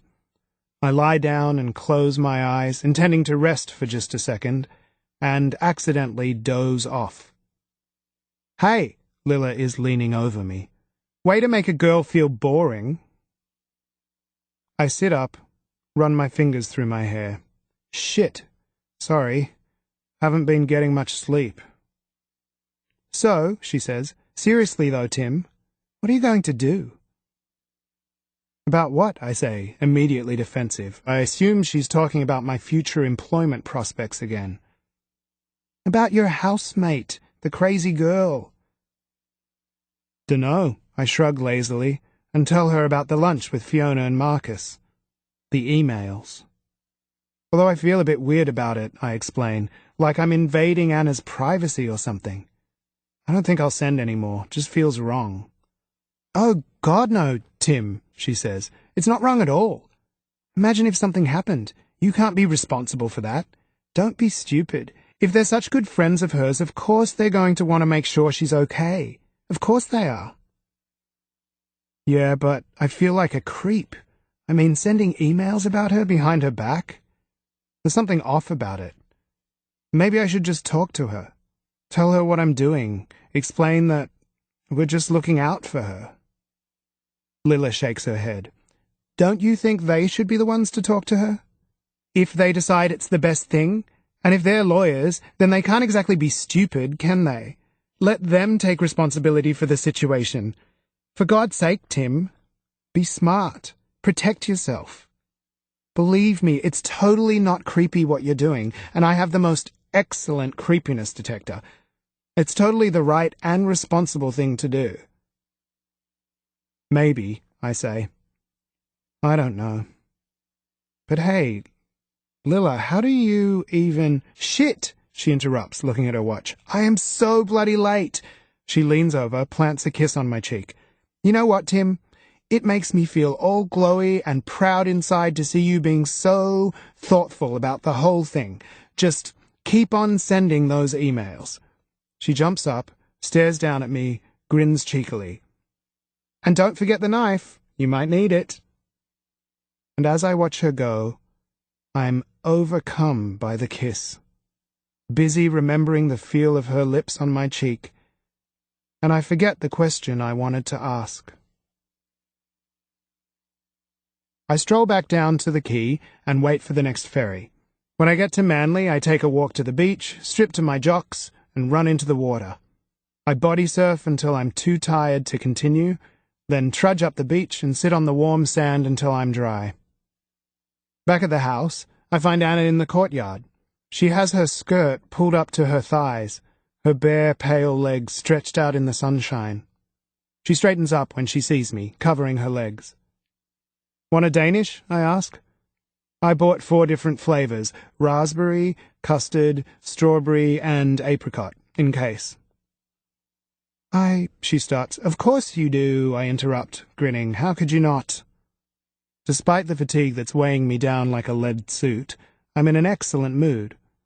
Though I tell myself it's just the beautiful weather that makes me feel so cheerful, I know deep down that the grin on my face has a lot to do with what Lilla told me about her and Patrick.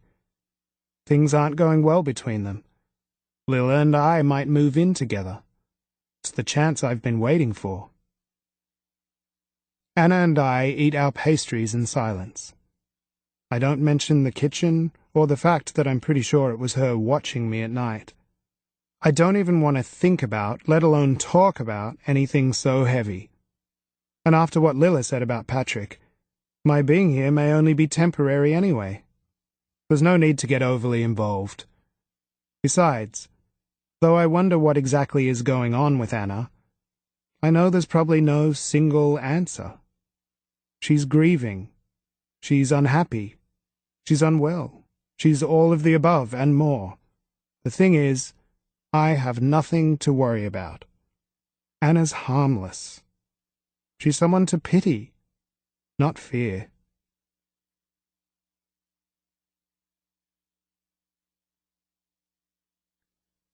Chapter 25.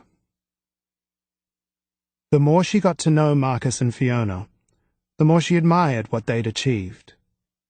Despite their impoverished background and less than ideal childhood, they'd made something of themselves, and it was pure determination, brains, and courage that had got them there.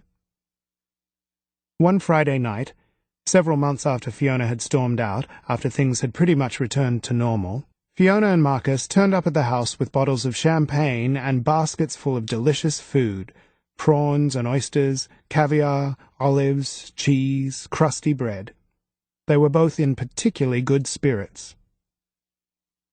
Today we signed a lease on a new building. Harrow and Harrow will officially open in a month's time, Fiona said as she poured champagne. Anna had never seen Fiona look so radiant. They took the food outside to the courtyard, and Marcus and Fiona explained that they were starting a new business, a partnership.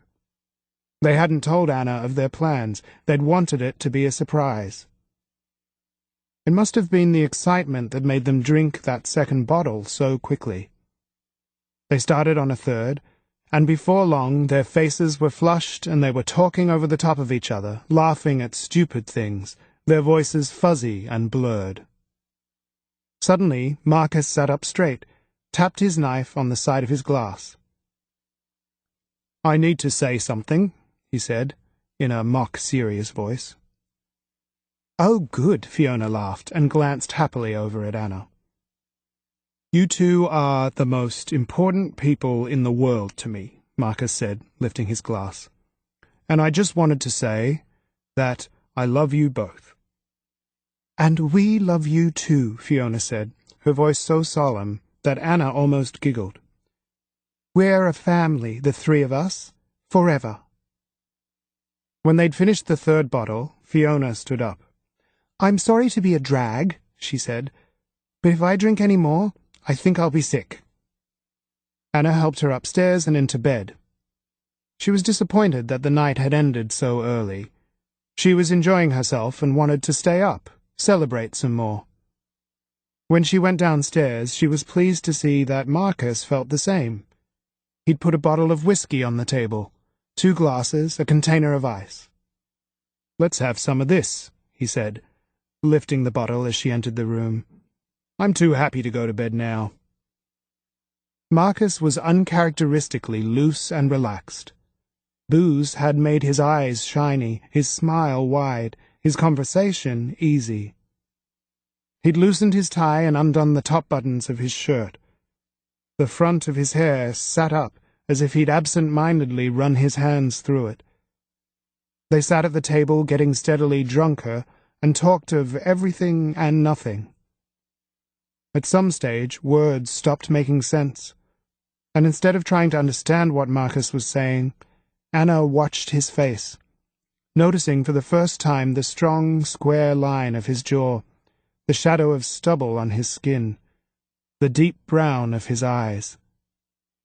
She thought about kissing him, about touching his face, and without even thinking, she reached out and pressed her fingertip to his lips. Next thing she knew, they were clasped together, lips pressed tight.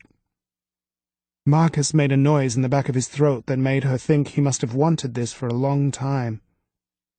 They went to the living room and stumbled, giggling and clumsy, to the sofa.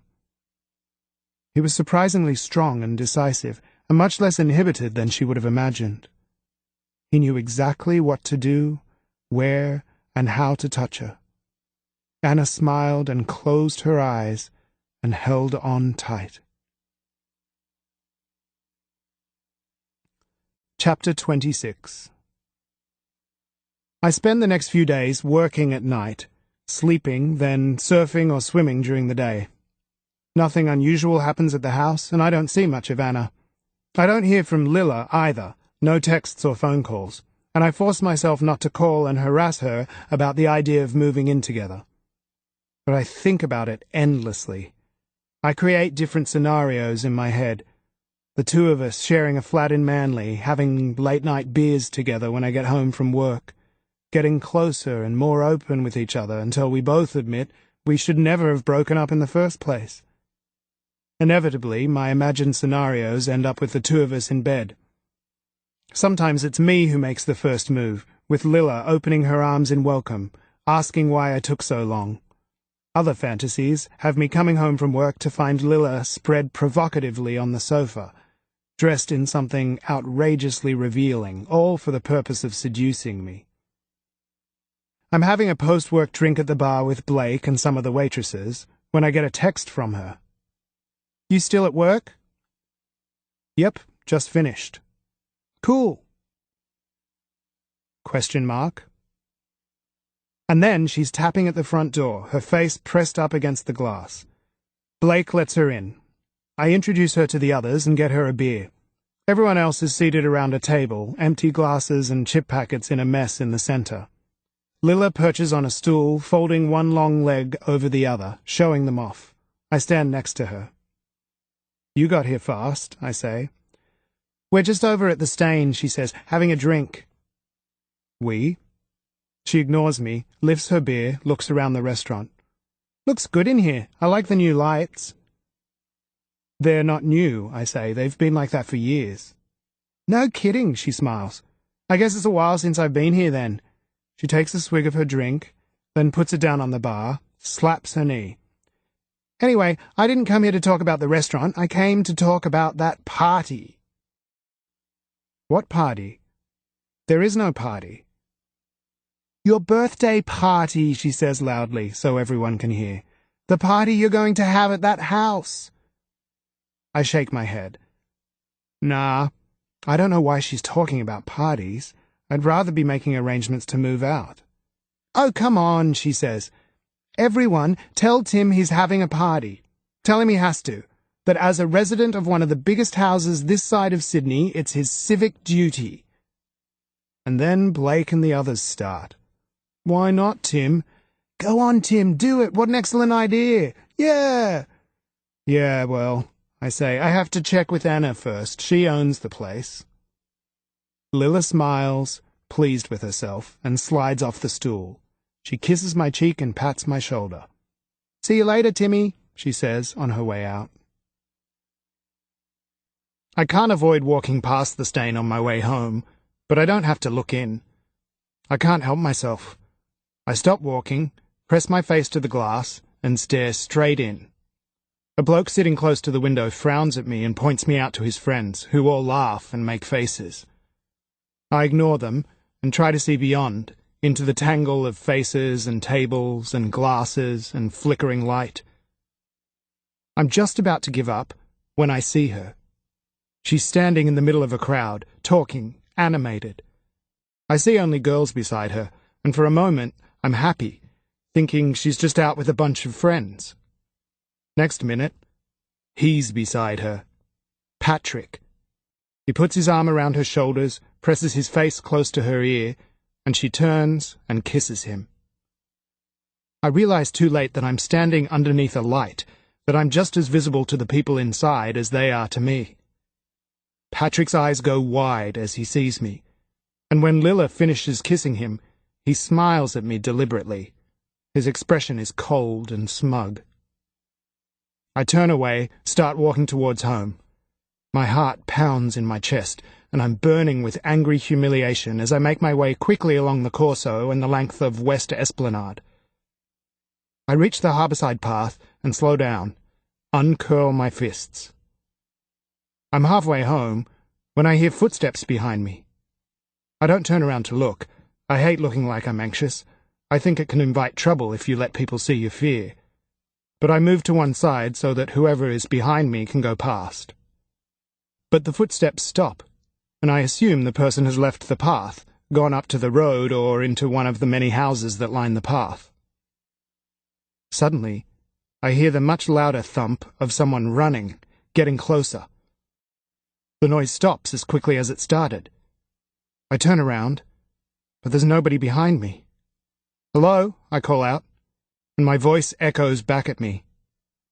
There are intermittent lights, but some of them are broken, and parts of the path are still dark enough to feel sinister at night, if you're in that kind of mood.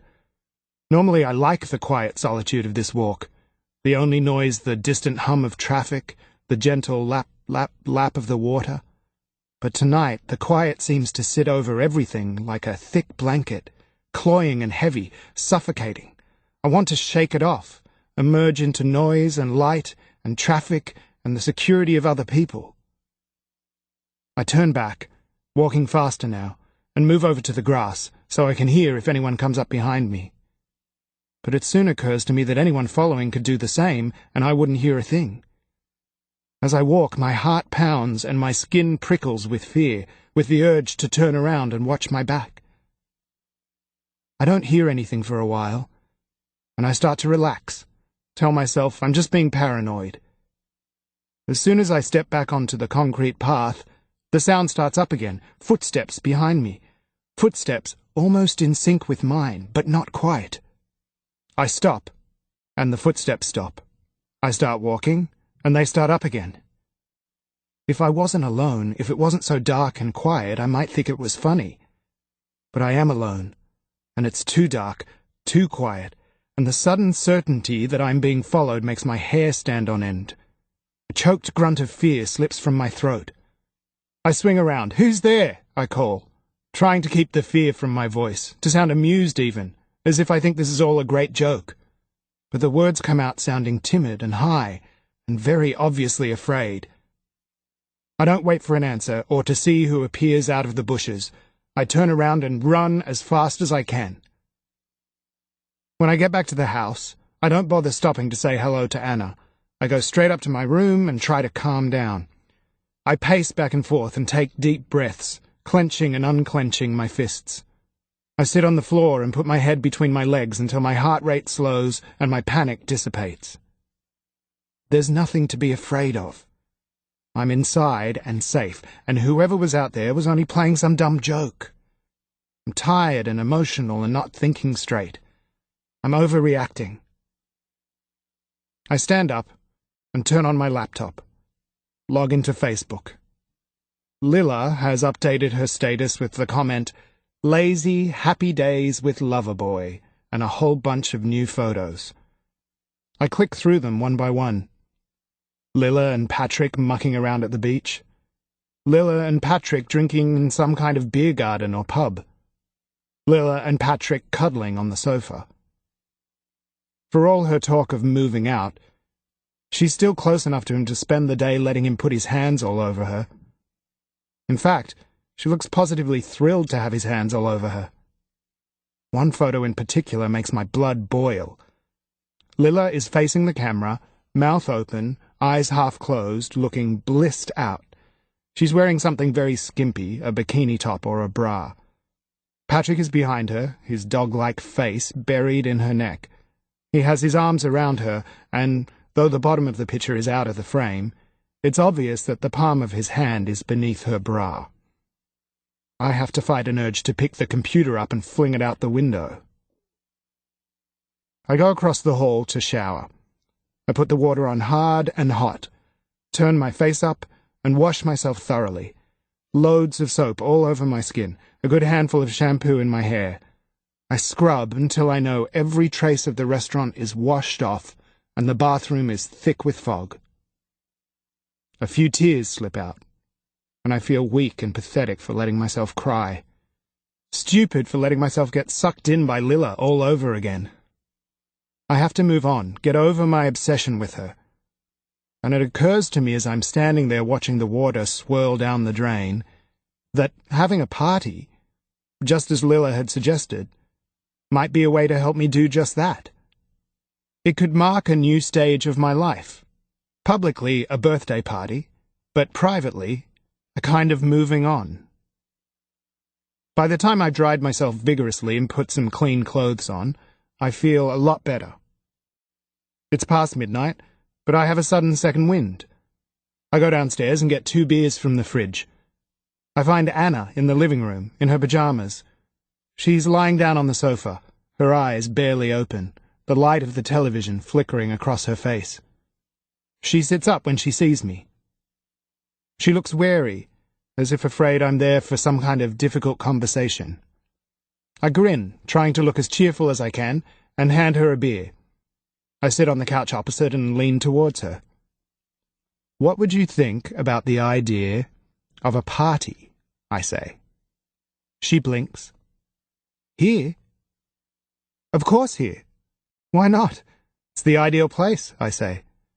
"I know it might be impossible, or too hard, or whatever, with your agoraphobia and everything. So just say so if that's the case. I don't want to make things worse.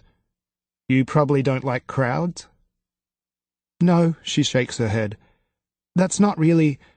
I mean, I do have a bit of social phobia, but my anxiety is mainly... I could manage a party, I think." "It would just be a casual thing. It's my birthday this weekend. I know it's short notice, but you wouldn't have to do anything. I'd take care of it all. You could just sit back and enjoy yourself." "A party?" She says it slowly, as if testing the idea out. "Yeah," I grin. "You must know about them. You know, people come over, we put on music, drink beer, get drunk and dance, hopefully have a bit of fun." She's quiet for a moment, looking down at her hands. Eventually, she looks up, and a slow smile spreads over her face. "I do vaguely remember something like that."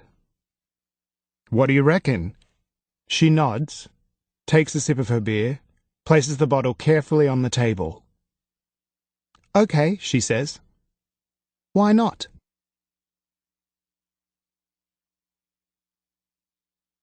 Chapter 27. When Tim first suggests having a party, her immediate reaction is dread. The very word conjures up so many conflicting emotions. Her memories of parties at the house are not pleasant. The days of tense, almost hysterical preparation beforehand. The awful, brittle people who would come. The horrible, lonely sense that she'd been born into the wrong family, the wrong world. Then she thinks of the parties she's enjoyed. Dancing with friends on New Year's Eve, birthday parties at other people's houses, bonfires at the beach in summer. All of those parties, the ones she thinks of as fun, were held elsewhere, away from the house, far from her mother. But now that her mother isn't here to ruin it, why shouldn't she have a party? Much as she'd like to, she can't hide forever. She has to make some attempt to recover, lead a normal life.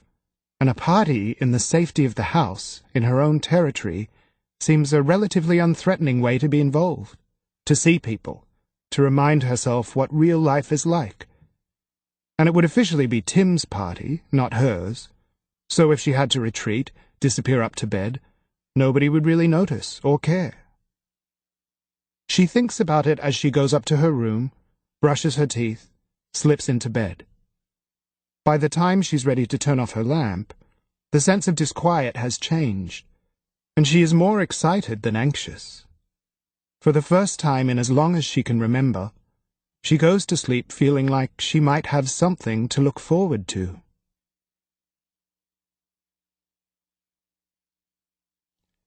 Chapter 28.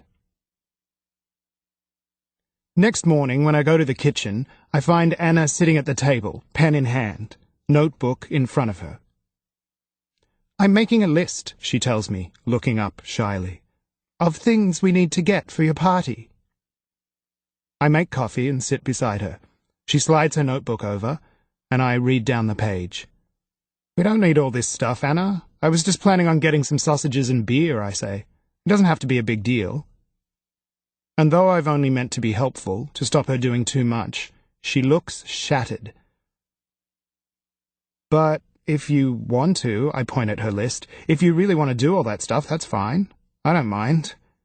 I just didn't want you to do a whole lot of unnecessary work or anything." "Why?" She looks at me sideways. "Because I'm so busy?" She takes her notebook back, clears her throat. "Could I ask you something, Tim? Would you do me a favor?" "Sure." Would you let me organize this? Well, if you want to. And would you let me pay for it? No way. Why not? I shake my head. It wouldn't be right. Oh, stop it, she interrupts, and once again I see that spark in her, the fire that she normally keeps hidden. Of course you can. I want to. I'm not 12 years old. I have money galore, more than I can spend. What am I supposed to do with it, stuck inside here all the time? But things won't be like this forever, I say. You'll get better, and then you'll need your money. But I have plenty, too much for one person. One little party won't even make a dent. Please, Tim. She shakes her head in an agitated way. Please don't try to be protective or moral or whatever it is you think you're doing. And don't be embarrassed. I want to do this. It'll be fun. More fun than I've had in a very long time. And I know I said you couldn't help me, but maybe you can. By letting me do this. She's breathless now, her cheeks pink. What can I say? I don't particularly want a big deal party. I'd be just as happy with a casual barbecue as I would with some kind of posh catered thing. But how can I refuse? Anna looks so determined, almost desperate. All right then, I say. Why not? Good, she says. Thank you. It should be fun. For all her use of the word fun, she doesn't look as though she's having any. Her brow is furrowed, her body tense. She looks anxious and stressed. More like she's organizing a funeral than a party. Chapter 29. She asks Tim to write a list of all the people he wants to invite. She plans to design some kind of e-card, email the invitation to his friends. He sits there for ages, scrolling through the contacts on his phone, thinking, chewing the end of the pen and writing down names and email addresses. He shakes his head, crosses a few names off the list, muttering vague reasons, before sliding the paper across to her. That's more than 50 people, she says, when she's counted them. And what about you, he asks. Who are you going to invite? Oh, it's your party, not mine. So? Doesn't matter. Invite your friends too. He gestures at the house. No way it's going to be too crowded. It would be easy to lie, to list a whole raft of legitimate-sounding reasons why that wouldn't be a good idea. But she can feel the blush burning her cheeks before she has time to make up a story, compose herself. Oh, I don't, she says. I'll just invite Marcus and Fiona. That's it? Just 2 people, he says quietly. And she can tell he's feeling sorry for her, wondering how she can be so pathetic, why she doesn't have anyone else in her life. The first panic attack happened the week after Ben died. Marcus and Fiona were at work, and Anna was alone in the house. She had been getting dressed, thinking about how she'd fill her day. Missing Ben so much she struggled not to cry, when suddenly she was overcome by an entirely new sensation. A crushing feeling in her chest, a terrible sense of dread. She had no idea what was happening at first, no idea why she was so conscious of her heart all of a sudden, why her throat had become so tight, why she felt as if wet concrete had been poured into her lungs. She wondered if she was dying, having a heart attack. She texted Marcus for help. Fiona was the one who came, rushing through the front door sooner than Anna would have thought possible, and Anna almost cried with relief at seeing her. Fiona did all the talking once they reached the hospital, explaining everything that had happened, the order of events. Anna listened silently as Fiona told the doctor about her parents' deaths, all about Ben, the whole tragic story. Panic, the doctor concluded. A mental condition, not a physical one. He told Anna it was a very normal, almost expected response to everything that had happened to her. Grief can do some strange things, he told her. There was nothing wrong with her. It was all in her mind. Unfortunately, discovering it was only panic didn't help. The attacks started coming frequently, overwhelming her in the most unexpected and impossible of places. Shopping for food, browsing for books at the library. A smothering avalanche of dread would send her rushing for the ladies. When she could breathe again, she'd go outside and hail the nearest cab, curling up in the back seat like a lunatic. As soon as she got home, she'd go straight to bed and hide under the covers, cry herself to sleep. With the panic attacks came shame. What kind of person was afraid of the supermarket? What kind of person found it difficult to talk to people, to meet their eyes in case they saw the truth? What kind of person needed to rush home and hide indoors just so that she could breathe? The panic and shame grew worse and more intertwined, eventually becoming so bad that all she could do was keep herself hidden, bury herself inside the house, and withdraw from everything and everyone. Ever since her parents died, she'd been making excuses to her friends, preferring to spend her time with Marcus and Fiona. The panic only made things worse. She told so many lies and made so many excuses, said no to so many invitations, that people stopped trying. And she found it surprisingly easy to avoid her friends. Most people made a superficial effort, but were ultimately quite happy to be pushed away, happy to be lied to, glad to be relieved of the burden of socializing with her, now that she had changed so much.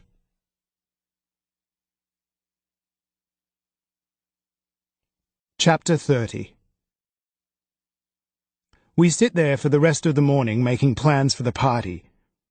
It's the most relaxed we've ever been together. And apart from the brief, uncomfortable moment when I ask if she wants to invite anyone, we pass the time companionably.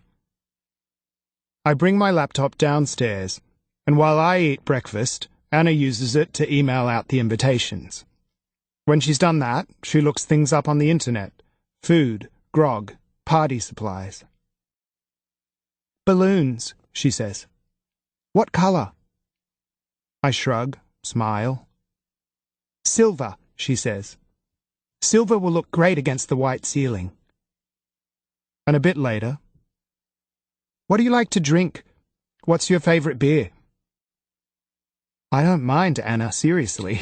Anything will do. I'll order something nice, something German. They usually do good beer, I think. And French champagne. And some nice food. Despite my initial reluctance, I start to warm up to the idea of this fancy, more organized kind of party. Good beer, nice food, everything taken care of. Why not? As the morning passes, we listen to the ping of emails coming in from friends responding to the invitation. Most of them say they'll be there. One or two apologize and say they can't make it. At each new acceptance, Anna writes down the number on her list. 23, 24, 25, 47, 48, 49. When we get to 50, she smiles. You're very popular, she says. Nearly all your friends are coming. And look, she says, an email comes in from Marcus. All my friends are coming too. She starts laughing. I watch for a moment, surprised, but her laughter is contagious.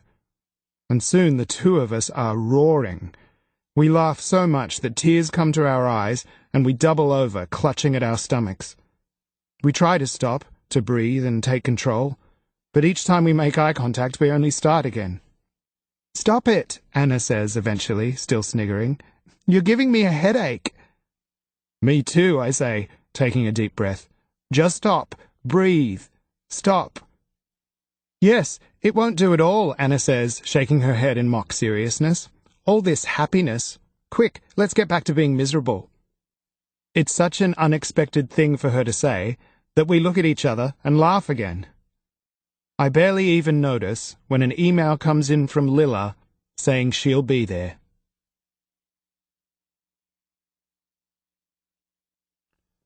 Chapter 31. She saves the best bit for when Tim has gone to work. a new dress. She searches for an hour before she finds the right one and orders it.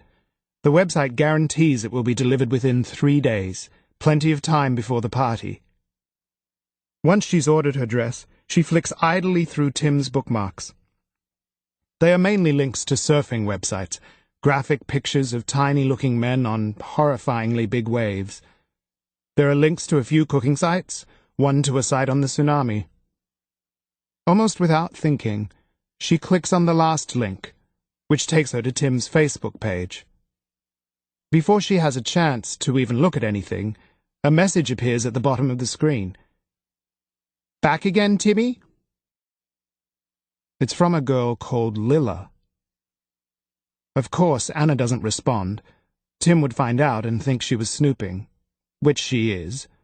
But, unable to control her curiosity, she clicks through Lila's Facebook page and browses through her photos. Lila is pretty, dark. There are a lot of pictures of her with a well-built blonde guy, and Anna is surprised by how relieved she is at this visual confirmation that Lila has a boyfriend. There are hundreds of photos. Photos of Lila looking wild and outrageous at parties, photos of her wearing skimpy little dresses that show off her tanned, athletic body, photos of her dancing, riding a bike, hiking in the bush, swimming at the beach, drinking beer in pubs, drinking cocktails in posh bars. There are photos of her in fancy dresses, in tight jeans, in rumpled pajamas. She looks equally confident and sexy in everything. She looks bold, brash, happy, as if she's having the time of her life. Anna feels a powerful and irrational jealousy of Lila's life, her obvious carefree happiness, her 798 Facebook friends, but most of all, her apparent friendship with Tim. There's one particular photo that she stares at for a long time. Lila's standing on the footpath, the facade of a building behind her. She's punching the air with her clenched fist, a huge, victorious smile on her face. There's something about the picture that makes Anna curious, something familiar, something that tugs at her memory. "Still here snooping, Tim?" Another message appears from Lila, and Anna closes the page, shuts the computer lid, and rushes away, feeling ashamed of herself. And a strange, mildly unpleasant feeling of inadequacy stays with her for hours. It's ridiculous. Idiotic. She doesn't even know the girl. That afternoon, she goes to the junk room to find the lights that her mother used to put up for parties. It's early yet. The party's not for a few days, but she wants to set them up so she can show Tim just how spectacular the ballroom will look.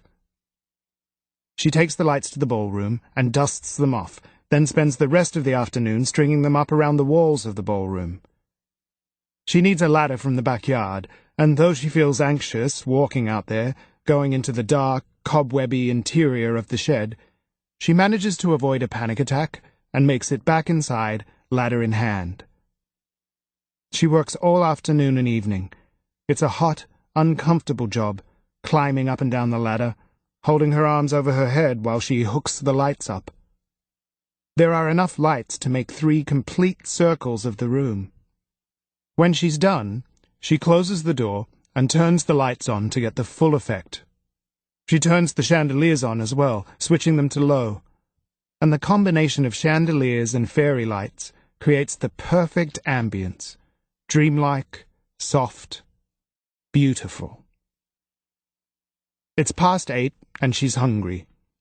She goes to the kitchen to make herself some dinner. She hasn't had an appetite like this for a long time. She usually sees food as a necessity rather than a pleasure, as fuel that she has to put in her body in order to survive. But tonight, she's ravenous. She toasts 3 slices of bread and butters them generously. She cuts a mango into pieces and puts it in a bowl with a dash of cream on top. She gets one of the beers that Tim keeps in the fridge and takes it all to the ballroom. She eats, sitting on the floor, lights glowing around her, enjoying the atmosphere. For the first time in months, she feels a sense of accomplishment. If not exactly happy, She is at least temporarily content. She has a pleasant ache in her arms, and every mouthful of food, every sip of beer, tastes delicious and well-deserved. Normally she goes to the attic in the evening, but tonight she doesn't want to dwell in the past. Instead, she watches television in the living room. She has another beer while watching a late-night movie, and then another, and another. By the time she hears Tim's key in the door, she's feeling tipsy, light-headed. She rushes to the door and pulls it open. "Shit," he says, taking a startled step back. He looks almost frightened, but then he smiles and steps inside. "Anna, you scared me." Sorry, it's only me," she says, and she takes his arm, leads him towards the ballroom. "I didn't mean to scare you, I just wanted to show you something." She closes the ballroom door behind them so that everything is momentarily black. She turns on all the lights. "Wow," he says, and he turns, taking it in. His wide eyes and delighted grin make it all worth it. "This is awesome, Anna. Awesome." "And I've ordered balloons and streamers," she says. "They'll be here on Saturday. It'll look even better when I've finished." Then he does something surprising, wonderful. He puts his hands on her shoulders, leans down, and plants a kiss on her lips. "It's beautiful," he says. "Thank you." She's glad the lighting is dim, so he can't see the look on her face, the heat she can feel spreading over her skin. "Hey," she says, turning away. "Do you want a beer? I've been drinking yours, I hope that's okay. But there's still some left. We could have one in here." "Okay," he says, laughing. And she rushes from the room filled with a strange sense of urgency, as if Tim might disappear, as if the delicate thread of happiness she can feel expanding within her might just snap if she doesn't hurry back.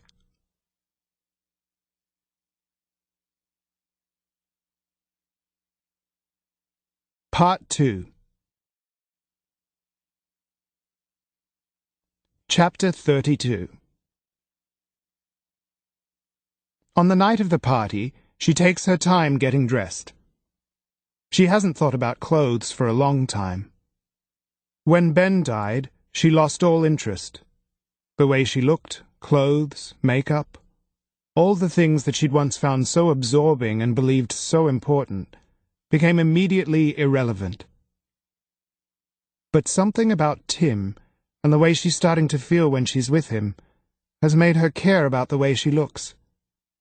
It's a nice change to worry about something so trivial, to devote her attention to a problem so easily solved. It's both refreshing and liberating being with someone who didn't know her before, someone who doesn't remember the old Anna London.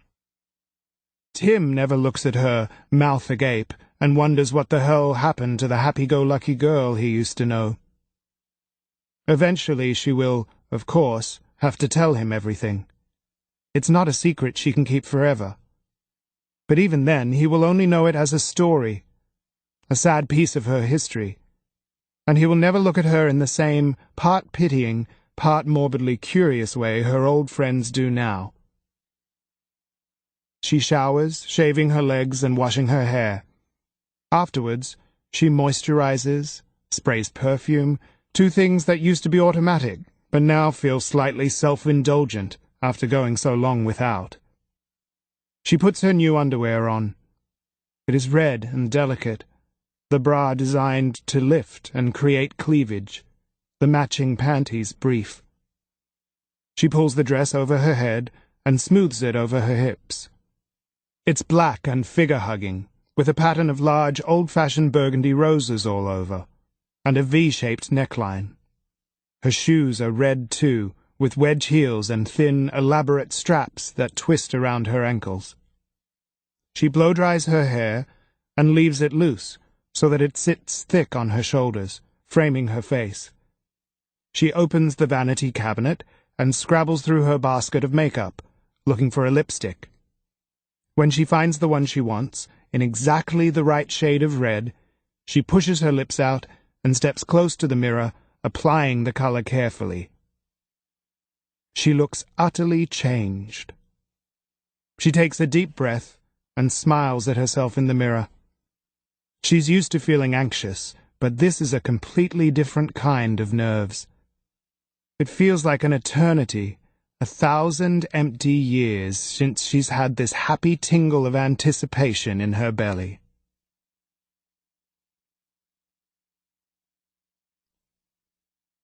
Chapter 33.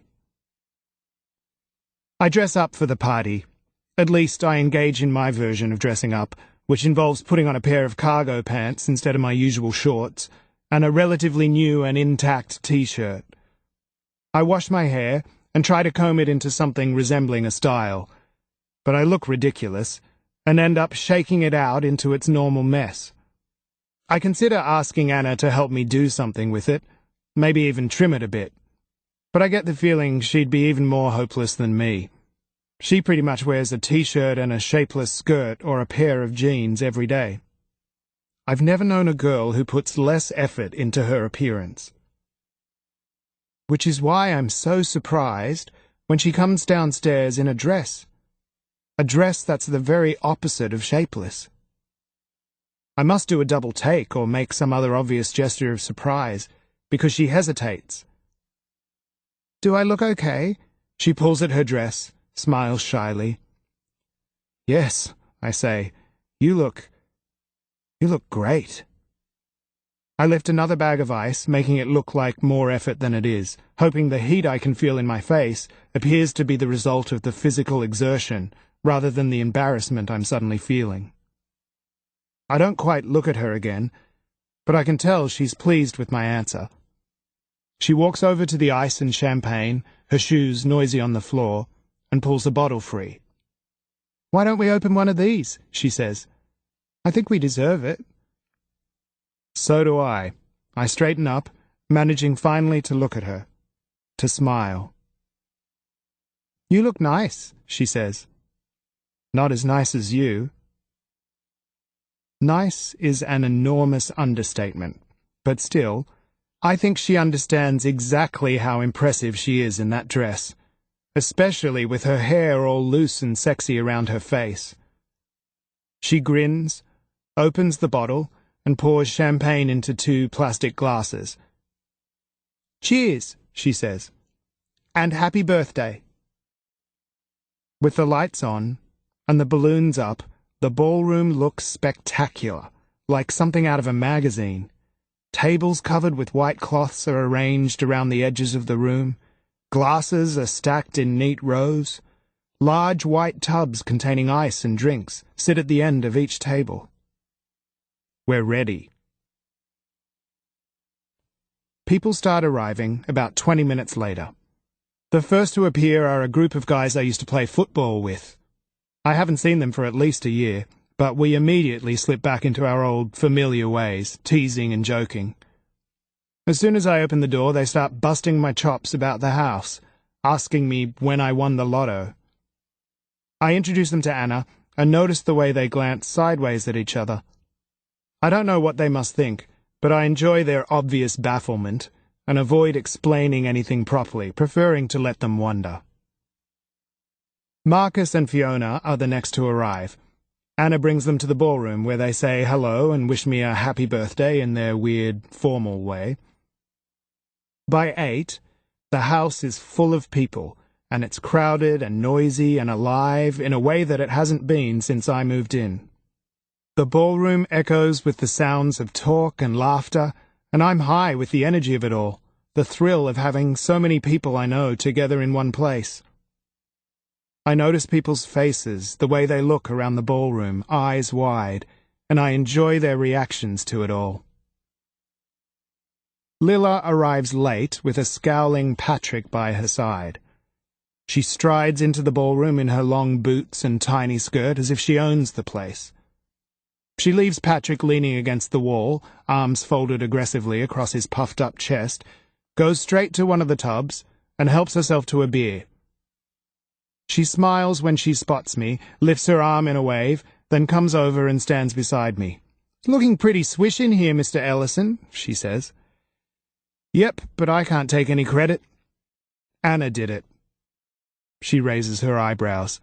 "The mysterious Anna." She covers her mouth and leans close. "Are you sure we're safe?" I wish I'd never told her about Anna. Lilla's too harsh, too scornful, and I don't want to laugh about Anna. Now that I know her better, I feel a sense of loyalty and protectiveness. And considering all that she's done for me, I feel like an arsehole for ever gossiping in the first place. "So you brought Patrick," I say, changing the subject. "I don't remember inviting him." "You didn't," she says. "So I did. He wouldn't like it if I came here on my own, you know that. He doesn't approve of you." "But we're just friends," I say, sounding more okay with that than I actually feel. Sounds like Patrick's being a bit unreasonable. "Maybe he is," she smiles provocatively. "Maybe I like unreasonable men." We both turn to look and find him glaring over at us. If looks could cause physical harm, I'd be a pulverized and bloody mess. People keep arriving, and there are friends to greet, beers to drink, conversations to have. I enjoy myself for a while, passing from person to person and group to group, catching up, talking about old times. I don't notice Rich and Bea arrive, but I hear Richard's loud, distinctive laugh, and I find them in the kitchen, hands tightly linked, already surrounded by old school friends. "Happy birthday!" Rich shouts when he sees me. He lets go of Bea and wraps his arms around me, pulls me close, squeezes too tight. He pulls away and hands me a plastic shopping bag. "What's this?" "A present! What do you think?" I laugh. "Nicely wrapped, mate." "Yeah, well, wrapping's not exactly my forte." Inside the bag is a cake of soap. One side of the soap is pink, the other side brown. The pink side has the word face carved into it. The brown side says arse. Good one. I put the soap back in the bag, punch his arm. It isn't until I go back to the ballroom to get myself a beer that I notice Anna standing to one side of the room, still talking to Marcus and Fiona. I go straight over, determined to get her mingling, meeting some new people, having fun. "Hey!" I put my hand on her shoulder. "Come and meet some of my friends." I've drunk enough to put my arm around her back without even thinking about it. She laughs, a little bit nervously, and doesn't pull away. I can smell her clean, soapy scent, feel the warmth of her against my side. I introduce her to some of my mates. I can see the surprise and what I imagine is envy in their eyes. Anna looks hot, and the house is more than impressive. I'm filled with a sense of pride, as if the house is mine, as if Anna is mine too. And I strut around like a fool, showing off, imagining that everything is right in my world. "So," Lilla says, and she glances between us, eyes sharp, taking everything in. She looks at Anna, eyebrows raised. "What an amazing house! You must be the youngest homeowner I've ever met. And with the biggest, poshest house I've ever set foot in." Anna mutters something incomprehensible. "But maybe that just says something about the people I know," Lilla smiles. "You probably know a lot of rich people." I flash Lilla a warning look, but she takes no notice. "I mean, it's probably not that unusual for you," she says. "You grew up with it. It's like, I don't know, similar types of people tend to hang together." She looks from me to Anna, smirks. "Usually, anyway." I can feel the sudden tension in Anna's back. I should have known to avoid Lilla. I feel like kicking her. Why can't she ever be straightforward and friendly? Why does she have to be so confrontational? Lilla looks around the ballroom, turning her head in an exaggerated way as if the room is too big to take in. You know, I can't imagine what it must be like with just the two of you living here, she continues. All those empty rooms. Such a waste, really. And then Tim is out at work, so you must be alone most of the time. One person taking up all this space. It must be quite weird, especially at night. Don't you get scared?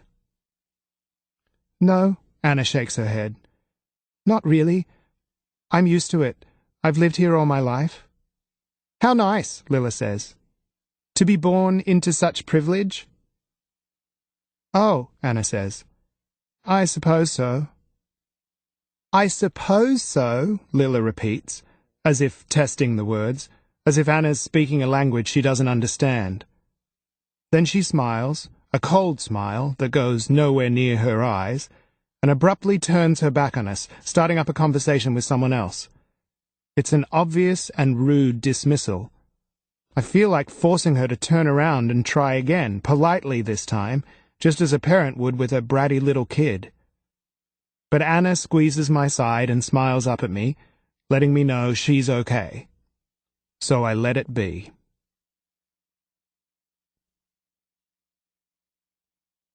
Chapter 34. When Lila looks at her, Anna feels as if she's being appraised, challenged and dismissed all at once. She knows that Lila would probably respect her if she stopped acting like a mouse, showed a bit of guts. She'd only have to do it once, show a flash of anger, snap back at Lila with a nasty line of her own, and Lila would leave her be. They'd probably even become friends. But she hasn't got it in her. She can't think of the right words, can't muster enough self-preserving outrage. Yet Lila's hostility doesn't upset her.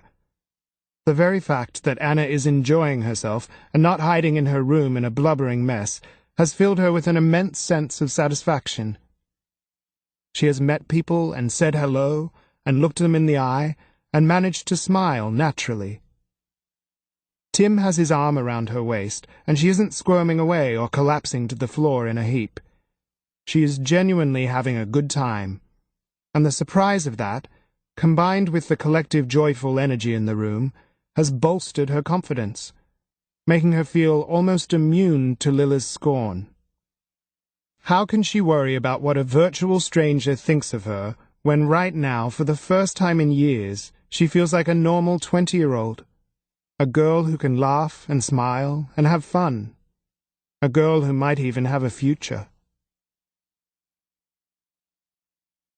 Chapter 35.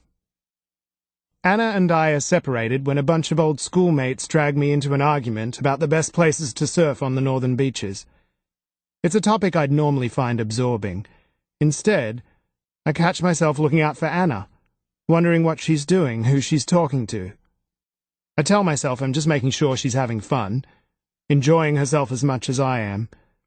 But when I see a drunk-looking bloke approach her, someone I don't recognize, a friend of a friend probably, and stand way too close, practically slobbering all over her, I feel strangely pissed off. Before I can decide whether I should go and rescue her, the doorbell rings. Anna leaves the drunk to his own devices and heads down the hall to answer the door. It turns out to be the caterers. I offer to come and help out, but Anna insists that there's nothing for me to do and disappears with them into the kitchen. It isn't long before they're bringing out tray after tray of delicious food. Sushi, dumplings, gourmet sandwiches, and I'm surprised at both the quality of the food and the sheer amount of it. It must have cost a fortune. I get more than a few nudges from surprised friends who no doubt expected something more along the lines of a meat pie or a hot dog. As I'm on my way to thank Anna, Lila approaches. "This food is spectacular," she says. A guy in black and whites offers us a tray of mini dumplings, and we take one each, eat them immediately. "So good," Lila says. "I know." "And this champagne is good too," she lifts her glass. "Not exactly your normal beer and chip kind of party, Tim." "Nope." I feel suddenly embarrassed, even though I have no reason to. Lila's watching me keenly, and I feel a flash of irritation towards her. "Got yourself a sugar mummy, huh?" she grins. piss off, I say, and go to walk away, but she puts a restraining hand on my arm. Don't be mad, I'm just teasing, she smiles. Although I do have to admit to being very curious. The other day you told me Anna was a Fruit Loop, told me all that scary stuff, and now tonight you've got your arm around her, looking very cozy. We're friends, aren't we? Friends should talk to each other about these things. Friends. There's that word again. My irritation only increases. Actually, I didn't say she was a Fruit Loop, that was your word. I said she's had a lot to deal with. Yeah, but the way you saw her watching you, the mess in the kitchen, you can't say that's not strange. A bit bloody freaky.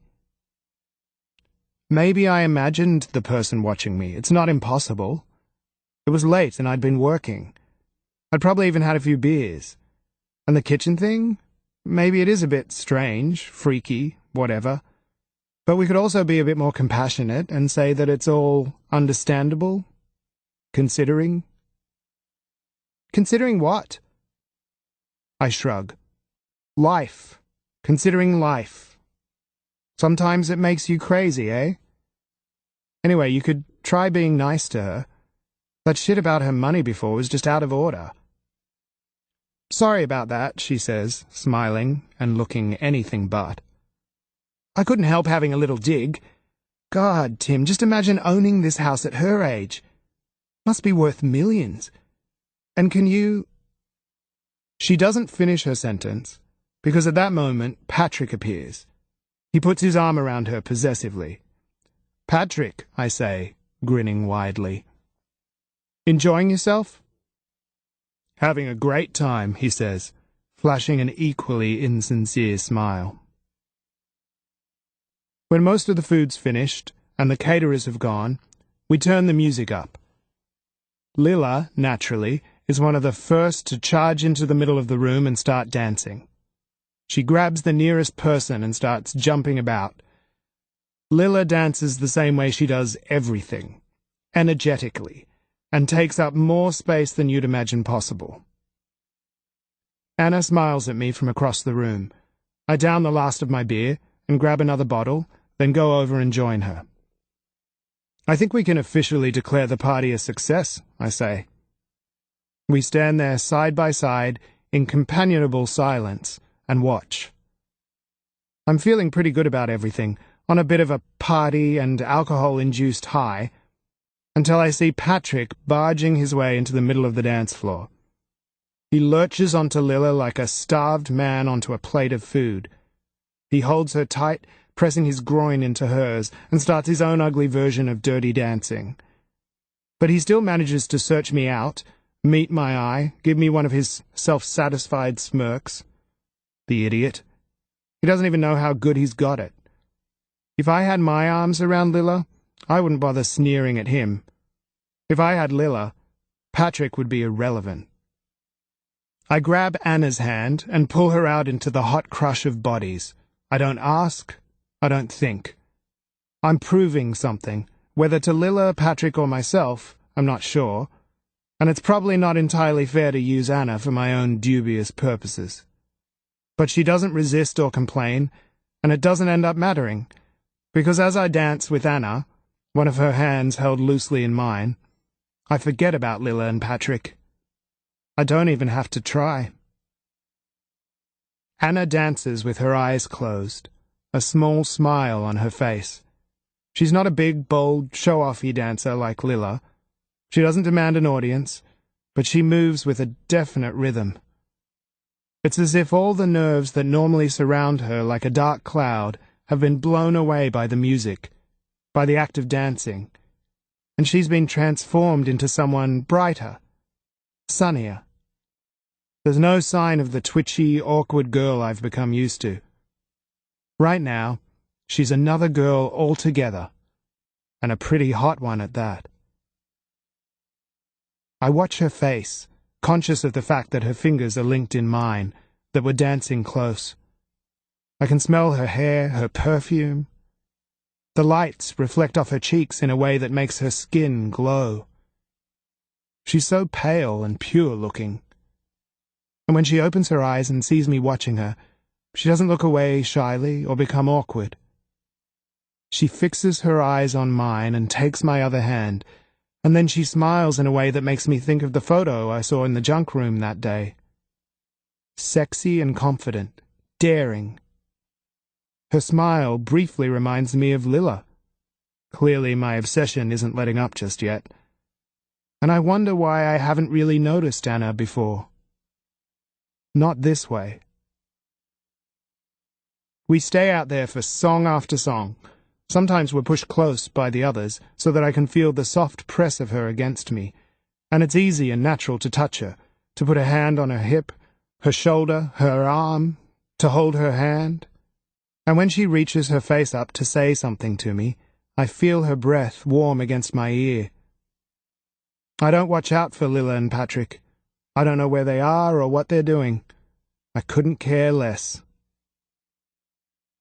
"I'm thirsty," Anna says eventually, and we move to the side of the room, get a beer each. "Do you want to go outside?" I ask. "It might be cooler out there." I also think it might be quieter, and that we might get a chance to talk. There's nothing in particular I want to say, but I've never seen Anna so open or relaxed, and it feels like some kind of opportunity. For exactly what, I'm not sure. To get closer, maybe, to make friends.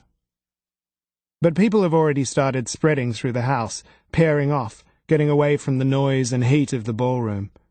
There's a group of girls smoking in the hall, ashing carelessly on the floor, filling the whole area with the stink of cigarettes.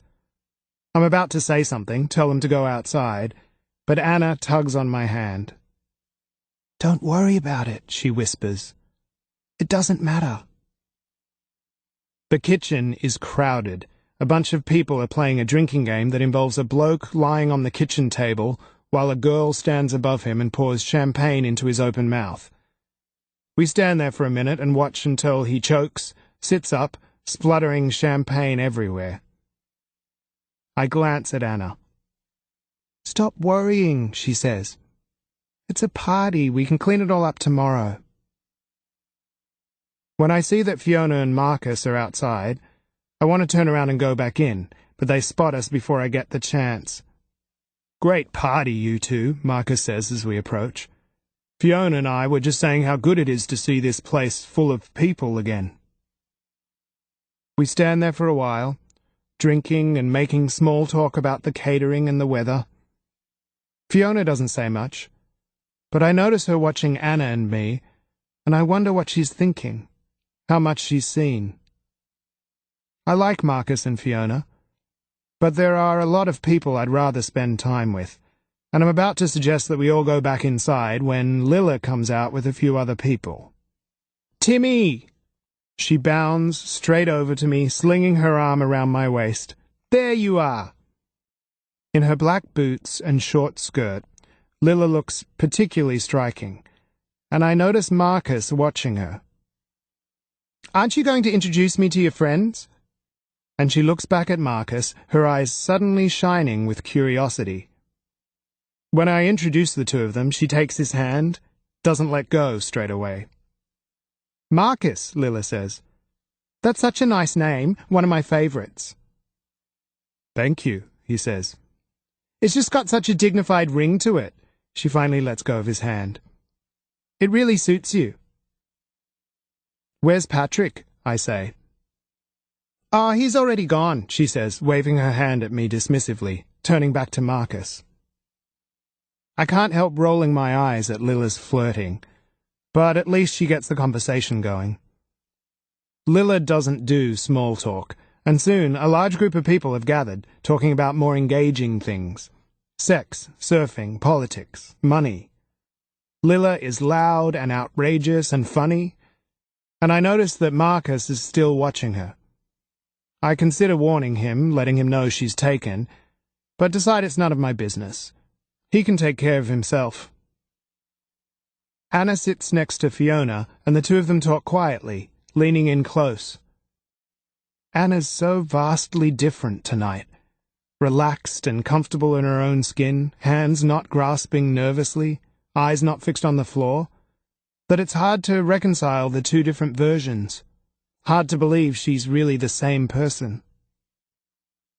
Before long, the courtyard is almost as crowded and noisy as the ballroom was, and the conversation breaks off into separate groups. I end up with Rich and a bunch of our old friends from school for a while, all of us laughing our heads off as we compete to tell the most exaggerated account of some of the stupid things we used to get up to. At one stage, Rich does his impersonation of our overly enthusiastic PE teacher, Mr. Beard, which involves a lot of energetic squatting and noisy huffing and puffing. As he springs up from a particularly deep squat, he knocks his shoulder against my elbow, spilling beer down the front of my t-shirt. "Hey, watch it," I say, pulling the wet fabric away from my skin. "Sorry, mate." He straightens up, grins. I hand him my empty glass. "You better get me another one," I say, heading inside for a dry shirt. Upstairs, I switch the bedroom light on and start towards the wardrobe. I notice movement out of the corner of my eye and turn to look at my bed. It takes a moment for what I'm seeing to register. Spiders. Chapter 36. There are spiders all over my bed, a twitching, scrabbling black mass of them. There are so many that they've almost completely blocked out the normal white of the duvet. A blanket of spiders, like something from a nightmare. Fuck!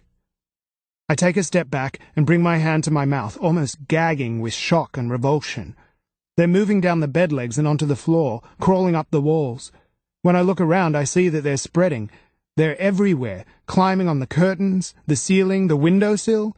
Some of them are creeping along the floor near my feet. What the fuck? My skin crawls, and I freak out, brushing at my legs and arms frantically. I bolt from the room, slamming the door shut behind me, and run downstairs. I find Lila talking to Marcus in the kitchen. "Spiders," I say, panting, as I reach them. "What?" Lila splutters into her drink. "What did you say?" "There's a whole bunch of fucking spiders in my room." "Okay," Lila says slowly, looking at me as if I'm a lunatic. "No need to panic, just get some fly spray, or a heavy shoe, or a newspaper or something." "No," I say, shaking my head. "I mean, there are hundreds. Come upstairs, you need to have a look." "I'm sure I don't need to, actually," she sighs, annoyed, clearly thinking this is some kind of ploy to get her away from Marcus. "I've seen plenty of spiders in my life, but if you're scared of a few little insects, Tim, I suppose I can come and—" "Is everything okay?" Anna appears next to Lila. "No, not really. Just come up to my room," I say to all three of them. "Take a look for yourselves." "My God," Lila says when she sees them. Anna cries out, puts both hands over her mouth. "Some kind of joke?" Marcus asks. "I don't know," I say. "If it is, it's not a very funny one." The three of them stand there, looking around. Anna steps slowly backwards towards the door. Lila shudders. "Bloody fucking hell," she says. "Exactly," I say. "Not really a job for fly spray, is it?" She goes to my desk, stomping deliberately on spiders all the way. She grabs a book, slams it down on a spider on the desk. "That's not going to work," Marcus says. "You're just going to make a disgusting mess. I've got a better idea. Lila, come with me." Lila follows him from the room and back downstairs. Anna stands just outside the room in the hallway. She watches the spiders, her eyes wide and darting. She looks from the floor to the walls, to the ceiling, her hands twist together in front of her. "Anna, you okay?" "I just can't believe. Who would—" Her voice fades and she shakes her head. "No bloody idea," I say. "No idea at all." Lila and Marcus return with 2 vacuum cleaners. I use one and Marcus the other, while Lila walks around pointing and ordering. It takes a good 20 minutes to suck the spiders up as they scuttle and run, their quick, panicked movements making us jump and yell. It's a revolting job. We push the vacuum cleaners along the floors, into corners, down the length of the curtains. Marcus stands on the desk to get them off the ceiling. I open the wardrobe doors and search through my clothes. When the spiders are gone and the bed is clear, I notice something I didn't see before. A large, flat box sitting at the head of the bed. It's one of those cardboard gift boxes. This one is red with a pattern of silver stars on it. The lid sits upside down on the pillow next to the empty box. It's obviously how the spiders were brought in. A gift box, Lila says, putting the lid and base back together. She pushes it off the bed to the floor and kicks it away. Jesus Christ, someone certainly got a totally fucked sense of humor. Anna waits, watching, from the doorway. When we can't see any more spiders and we've checked all 4 corners of the room and beneath the furniture, we turn the vacuum cleaners off. We should change the sheets, Lila says, just to be sure. Good idea. Anna fetches clean sheets and helps Lila remake the bed. At one point, Anna screams, making us all jump. When she realizes it was just the duvet brushing against her arm, she smiles apologetically. Lila smirks. Sorry, Anna says. Sorry. You should be pretty safe now, Lila says. Although you might get a few nasty surprises in the coming weeks when you put your shoes on, and you should definitely always check your pants. She grabs Marcus and suggests that they go downstairs and dance off some nervous energy. Marcus doesn't look exactly thrilled with the idea, but he lets Lila drag him away. Better get back to the party, I say to Anna. She nods silently. I watch Anna follow Lila and Marcus down the stairs before I slip back into my room for one last look around. Before I leave, I crouch down beside the red box and lift the lid. On the bottom of the box, barely noticeable against the white interior, is a folded piece of paper. I open it up and find a handwritten message inside. Happy birthday, Tim. It's not the message that makes me drop the piece of paper straight back into the box. It's the words themselves. The distinctive, left-leaning slope of them. Anna's writing.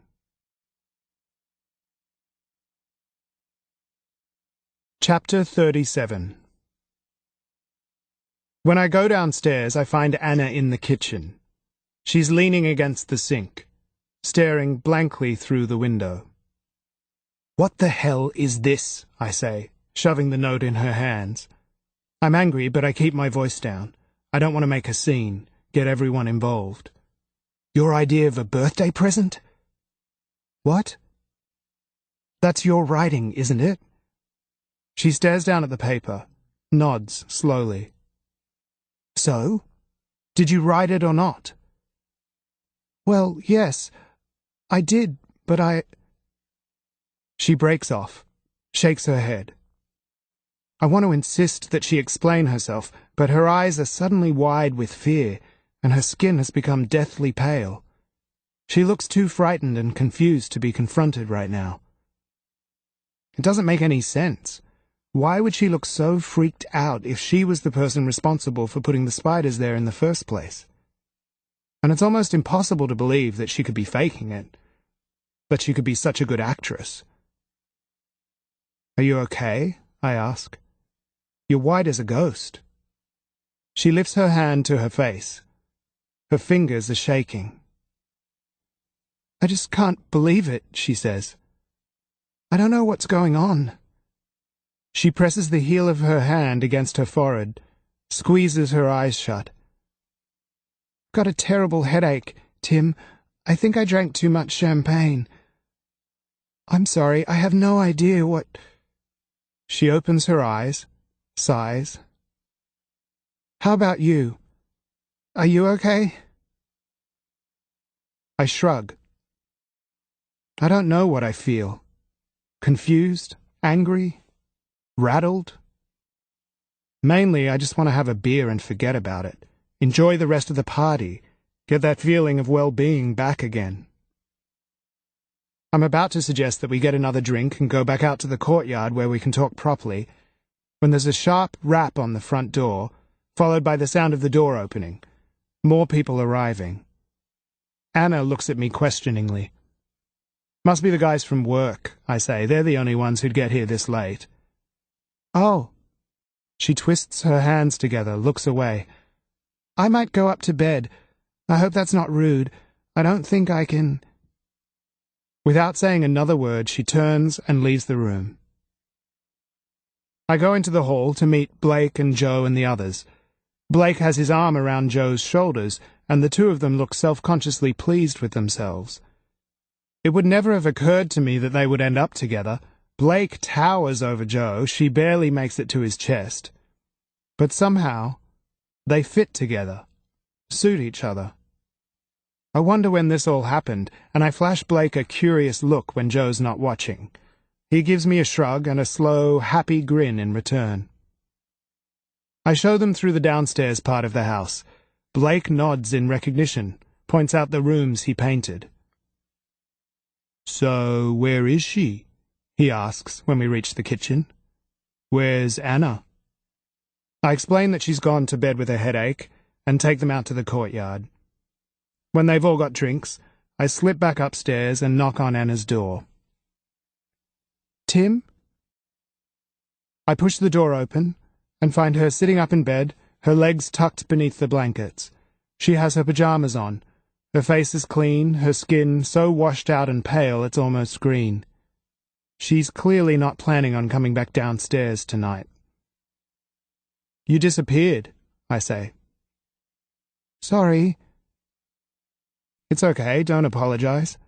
There's nothing to be sorry for, I say. But I wonder if I'm right. Maybe the truth is she's got a lot to be sorry for. But there's nothing in her face, no guilt, nothing I can recognize as malicious or satisfied. We look at each other for a moment. I have no idea what to say, and it's clear that Anna doesn't either. It seems impossible even to step into the room. Any of the ease and intimacy I thought we'd established earlier on the dance floor has gone. Back to square one. Two strangers. Okay then, I say, stepping back a little. I'd better just... Of course, she says, and sinks back down on her pillow.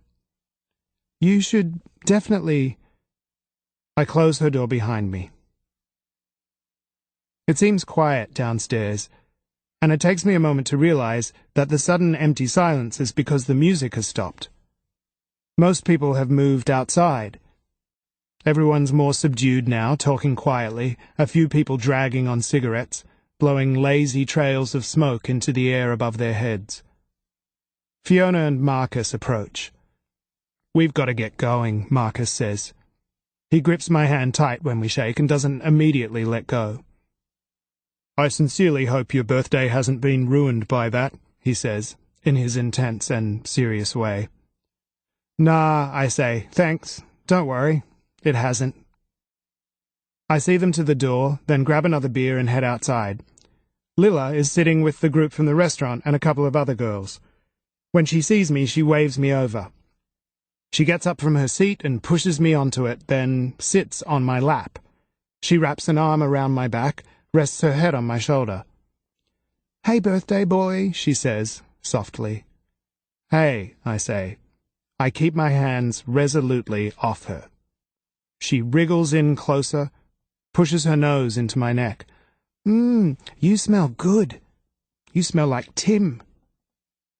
Glad I don't smell like Patrick. Or Marcus, for that matter. She leans back, looks at me. Don't be mean. What are you doing, Lilla? I say, shaking my head.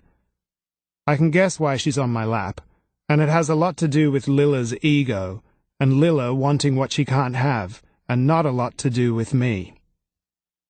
Even so, I let her sit there. I make no move to push her away, no move to protect myself. She puts her head back on my shoulder and lifts her own shoulders in a shrug. I don't know what I'm doing. I never know what I'm doing. Do you? I have no idea what I'm doing. And just to prove it to myself, I put my arms around her too. We sit out there for another couple of hours, everyone drinking, talking quietly about nothing much, enjoying the easy company and the cool change that has come with the late-night air. People leave in groups or in pairs, and it gets quieter until it's just me and Lilla and Joe and Blake and a couple of others. When the last guests eventually get up to go, Lilla and I sit on the porch with them while they wait for a cab. Lilla asks if she can stay the night. I won't fit in their cab, she explains. And anyway, I'm going the other way. It'll cost $1 million. I take her upstairs to the bedroom opposite mine. I'll just get you some sheets and a blanket, I say. Lilla wraps her arms around herself, shivers. It's freezing in here. 2 blankets, then. She sits on the bed, bounces, looks around the room. I'm not sleeping in here, she says. No way, not by myself. It's too scary. What's scary about it? Everything, she says. It's too dark. And listen. She puts her finger to her lips, opens her eyes wide, and we're both quiet for a minute, listening to the creak and groan of the house. See, she giggles, there's no way I'm sleeping by myself in this house. Then that's a bit of a problem, isn't it? You can't exactly sleep with Anna. She gets up and stands beside me, takes my arm, and tucks it between her arm and her side. Of course I can't. Don't be dumb. But I can sleep with you. I'm not being dumb, I pull away. I can't sleep with you, Lilla. Shit. Don't do this. Do what? She shakes her head. It really doesn't have to be a big deal. It's just sleep, Timmy. Nothing more. Anna will never know if that's what you're worried about. We can even sleep head to toe if it makes you feel better. Lilla has always had a skill for persuasion, and it's late, and I'm tired and half drunk, and my resolve is weak. I take her to my room. I turn my back on her as I pull my trousers off, climb into bed in my t-shirt and undies. Lilla's not so modest. She strips to her underwear, undoes her bra, and gets in beside me wearing only a very brief pair of panties.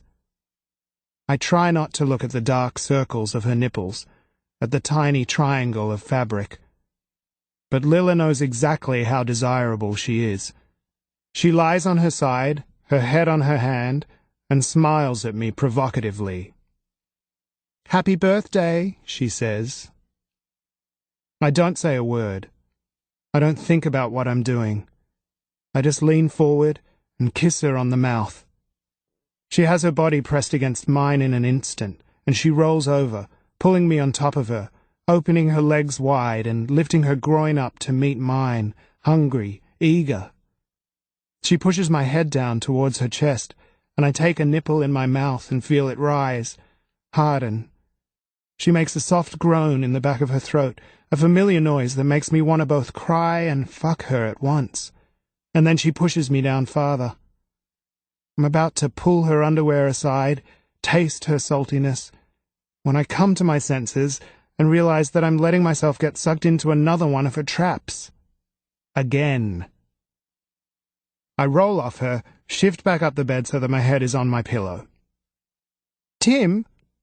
What the hell? I turn away from her and pull my knees up. I feel winded and frantic, like a drowning man who's just been given a snatch of air only to be pulled roughly beneath the water again. I concentrate on breathing, on getting some sense of equilibrium back. Sorry, I say, when I can speak again. That was stupid. We're not doing this. Not now. This isn't because of that crazy girl, is it? She says. You don't have a thing for her. Tim? Look at me. No, I say. And stop calling her crazy. It's got nothing to do with Anna. I'm just tired of you, Lilla. You and your games. I roll over so I can see her face. You know what I think? I think you can't stand the thought that I might stop lusting after you for 1 second.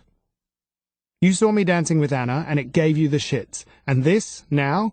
It's all just a game, a stupid fucking ego trip. That's what I am to you, a convenient ego boost device. She giggles softly. An ego boost device? That's actually quite good, Tim. She clears her throat, presses the palm of her hand to my chest. But no, that's not it. You're wrong. It's much nicer than that. It really is. I love you, Tim. I care about you. And the truth is, I think about you a lot. The times we were together. I miss you. I really do. And if it does have anything to do with that girl, it's only because I can't stand to think of you hooking up with someone like that. She's weird, Tim. She gives me the creeps. And those spiders? That horrible present? It was her. It was totally her. I mean, use some common sense. She's the weirdest person you know. Everyone else you know is relatively sane. Who else would do something like that? And you should have seen her face when, "Shut up, Lilla," I say. Just shut up, would you? You have no idea what you're talking about. You don't even know her. But I can't help wondering if she's right.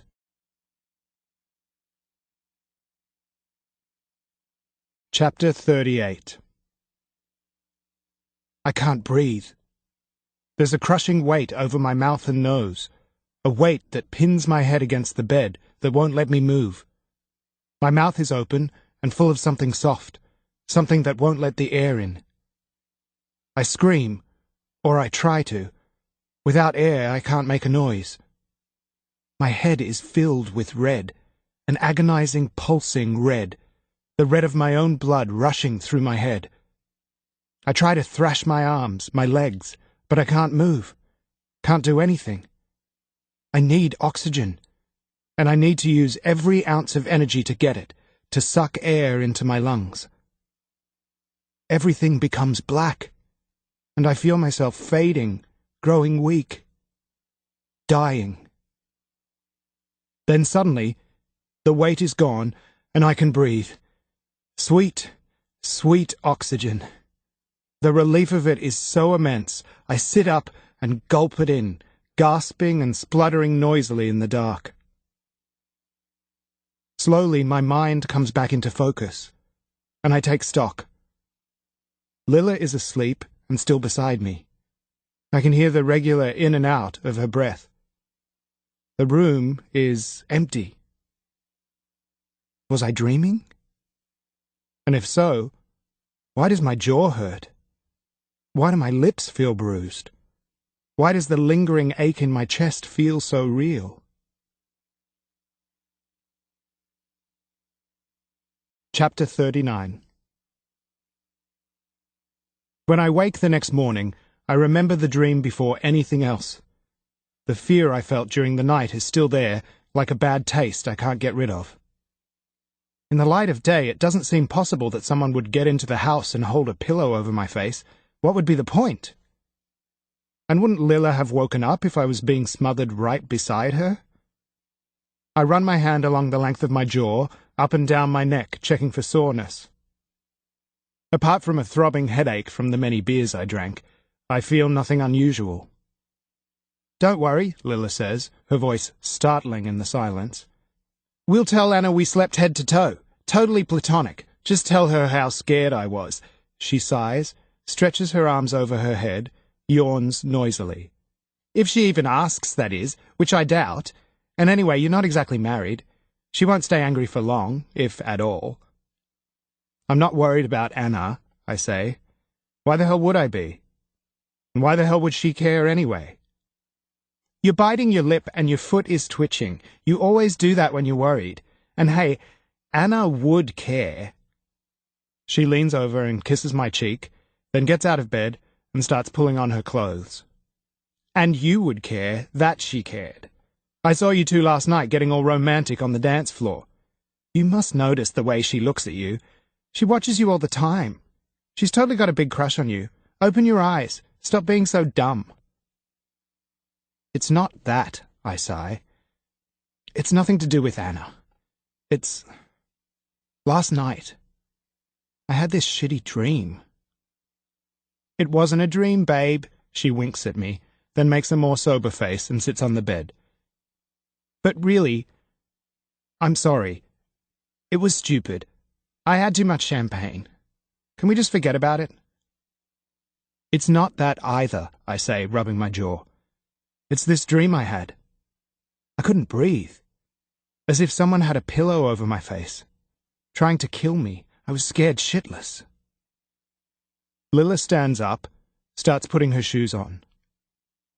I felt as if I was going to pass out, or like my head would explode or something. It actually hurt. And I could see all this red, my own blood or something. It was fucking terrifying. Lila? Are you even listening? Yeah, sounds really scary, she says.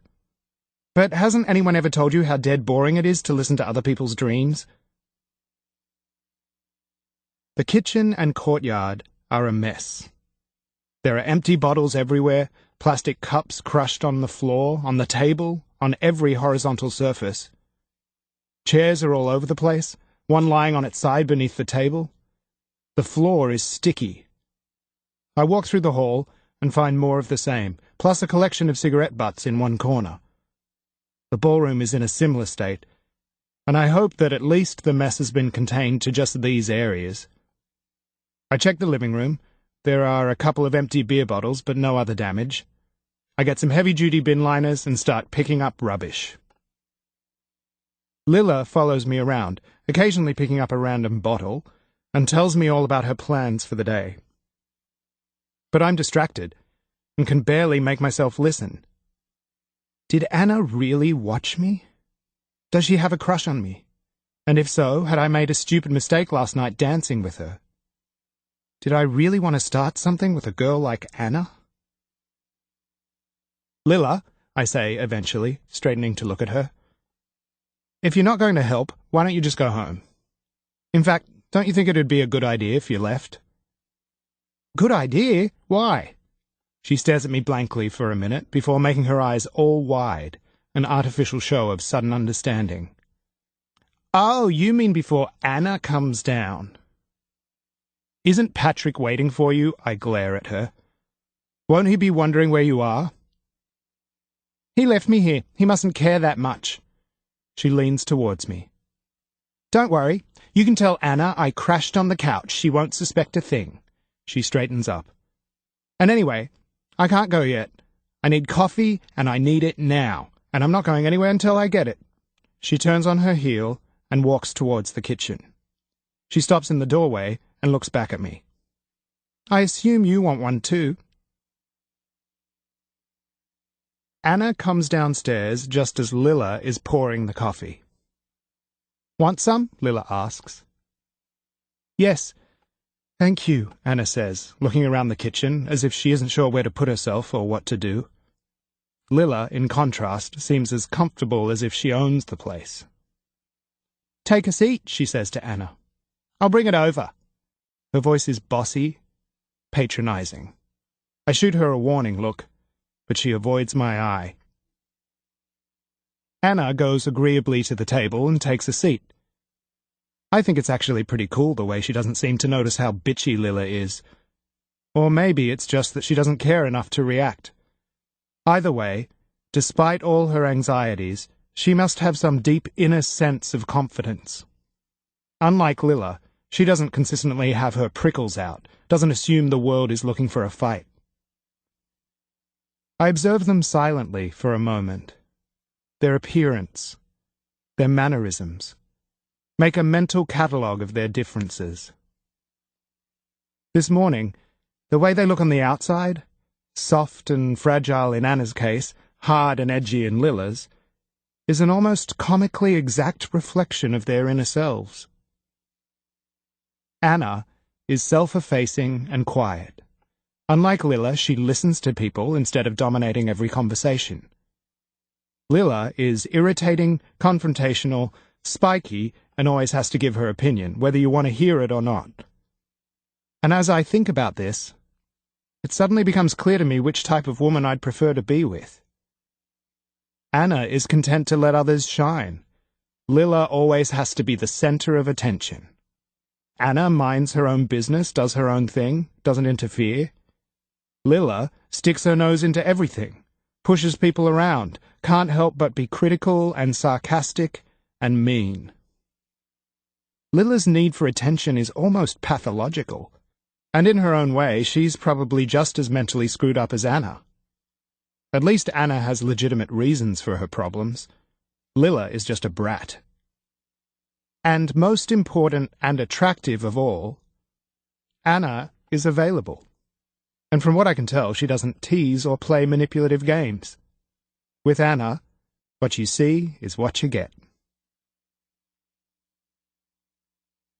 Lilla takes the coffee, the mugs, the sugar, and the milk to the table, forcing the three of us to sit there together.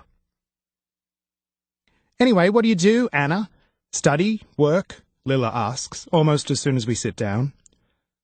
Oh, well, Anna shakes her head. Nothing right now. Lilla lifts her mug to her mouth, gazes at Anna over the rim. You've just finished a course? Looking for work? I have no doubt that Lilla knows exactly what Anna meant by the word nothing. Now she's just being nasty. No. Anna glances at me, then stares down into her coffee.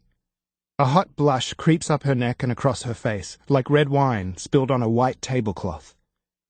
It's painful to watch, and I wish she'd just tell Lilla that it's none of her business, or lie, make something up. Create a fake job, a fake university course. Anything to wipe the superior look from Lilla's face. Her voice, when she eventually speaks, is small. I'm not studying or working. I'm just taking time to... Anna's had a pretty rough couple of years, I interrupt, glaring at Lilla. Oh no, that's too bad. I'm sorry to hear it, Lilla says, ignoring my glare. Her voice is completely unsympathetic. She smiles, sighs, looks around the room. But you're lucky to have all this. Lucky to be in a position to take time. And it is pure luck, you know. It's not as if you worked for it or deserved it or anything. It's not as if people who are born poor deserve that either. It's all just an accident of birth. Chance. A toss of the dice. You should be more grateful, Anna. For most of us, when shit happens, we just have to get on with it. There's a silence before Anna responds.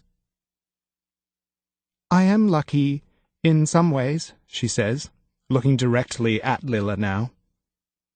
But not so lucky in others. Just like everybody else.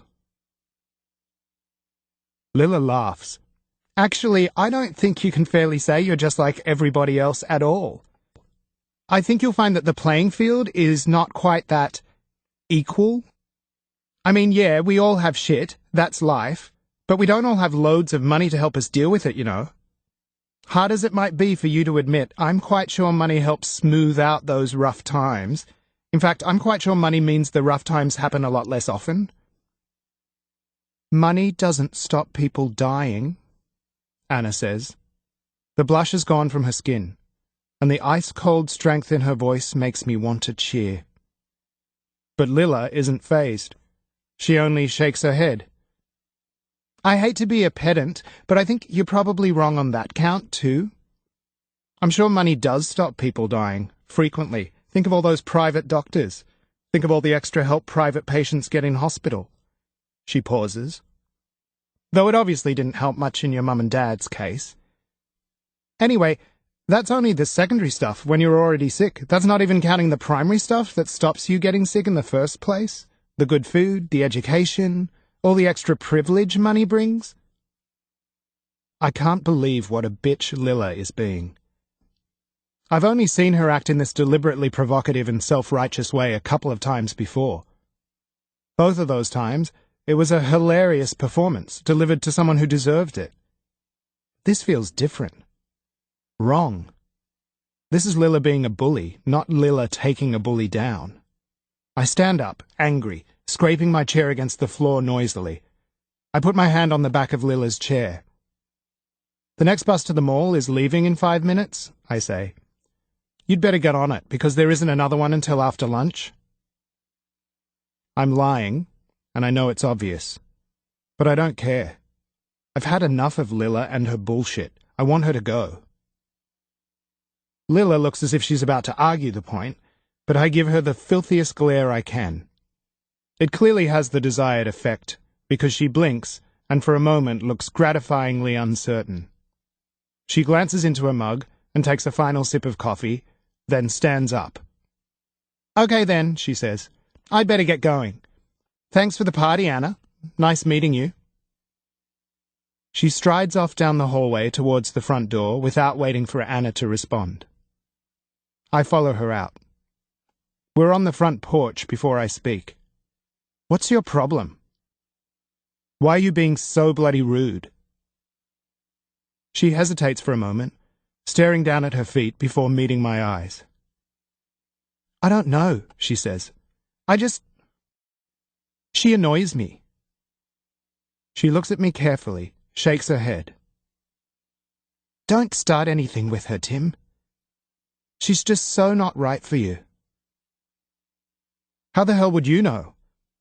I know you. You know me? I laugh. So what? Doesn't give you the right to be rude. Doesn't mean you know who's right for me, whatever the hell that's supposed to mean.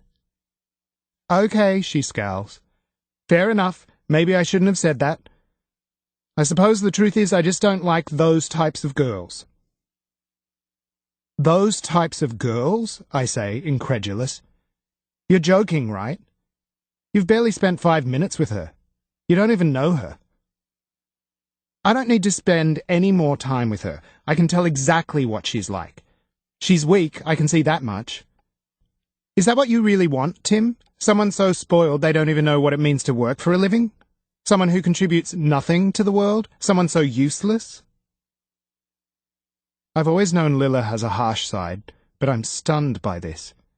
How can she make such a cruel judgment of someone she's only just met? I shake my head. You're fucking spiteful sometimes, Lila. And it's not her lack of a job that bothers you. That's just a convenient excuse, something easy and obvious for you to pick on. You're bloody jealous, that's all.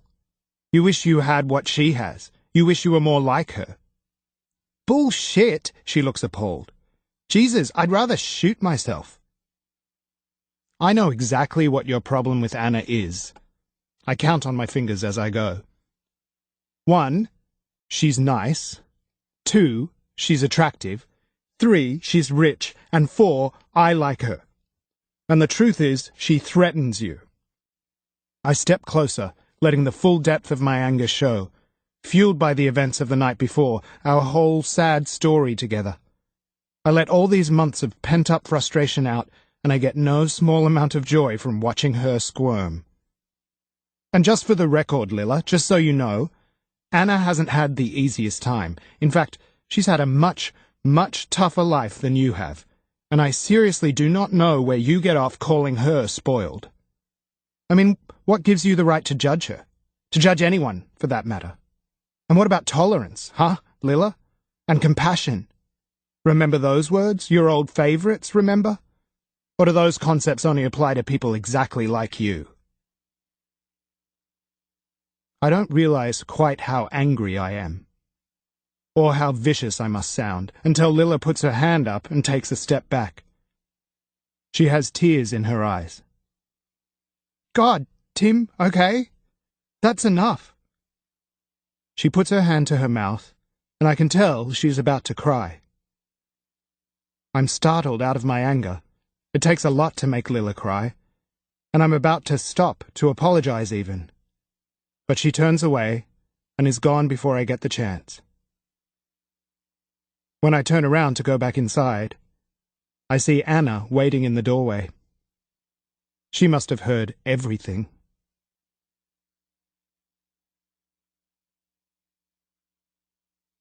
Chapter 40.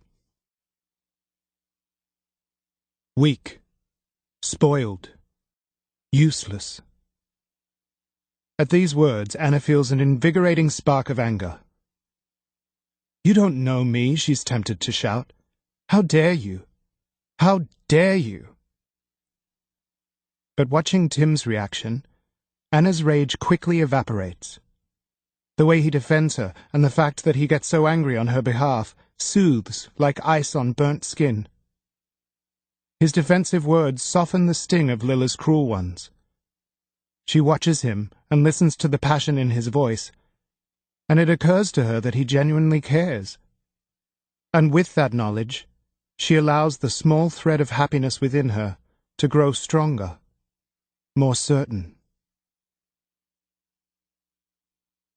Chapter 41. Anna and I spend the rest of the morning cleaning. Anna works energetically, and though I watch to see if she's upset by Lilla's remarks, I see very little sign of it. We sustain ourselves on a packet of malt biscuits and frequent cups of coffee, and when we've finished, it's past 1, and the house is clean. We've filled the recycling bin plus 3 large boxes with empty bottles, and there are 3 huge bags of rubbish tied up in the courtyard. I make some pasta and divide it onto 2 plates. I serve it at the kitchen table because it's overcast and cool, and unusually for a summer's day, not nice enough to eat outside. Anna eats so slowly I wonder if she doesn't like it. "Is it okay?" I ask. "Delicious." When I've finished, I push my plate to the side, watch Anna push her food around without actually eating any. "So last night," I say. "Thanks again. I had an awesome time." "Oh," she waves my thanks away, glances at me for a second, then stares determinedly down at her plate. "Anna," I say, "look. Last night, when we were dancing, I think maybe—" I hesitate. Everything about her is telling me to stop. She's hunched over the table. Her hands are shaking. She won't meet my eyes. "Anna?" I reach out to take her hand, but she snatches it away from me so violently I'm stunned. And then she gets up and does what she always does. She runs away.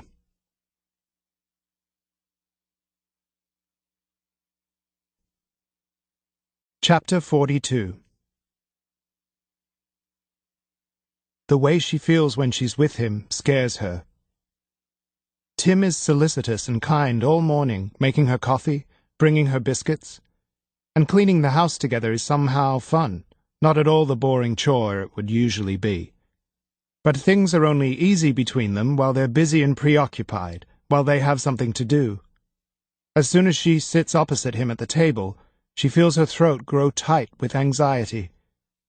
She tells herself to calm down, tries to make her mind blank and empty. But when Tim starts talking about the night before, she knows she can't manage any kind of conversation with him. Her fingers begin to tremble violently. Her heart starts to beat too fast. She wants to disappear before he notices the panic, before he realizes how gutless she is.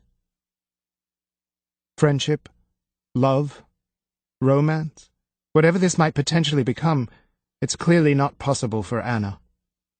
Love is no longer an option. She can't even bring herself to look at him, let alone talk sensibly to him. Tim reaches out and touches her hand, and without thinking or understanding why, she's a pure ball of nervous reaction. She snatches it away. She can feel the red-hot flush of shame on her face and neck, and she has to turn away. She flees. Back up to the attic where she can breathe properly, where she can keep her already damaged heart protected and hidden, safely locked away. Chapter 43. When Anna runs off, I let her go. I'm too tired and hungover to chase after her. Trying to get close to Anna is impossible, not to mention humiliating. I go up to my room and crash for a few hours. I wake up in the late afternoon to the sounds of thunder and pouring rain, a full-on storm. I go down to the living room and lie on the sofa, switch between crap TV shows. When I get hungry, I ring for pizza. I save a few pieces for Anna in case she appears, but she doesn't, and by 11, I'm ready for bed.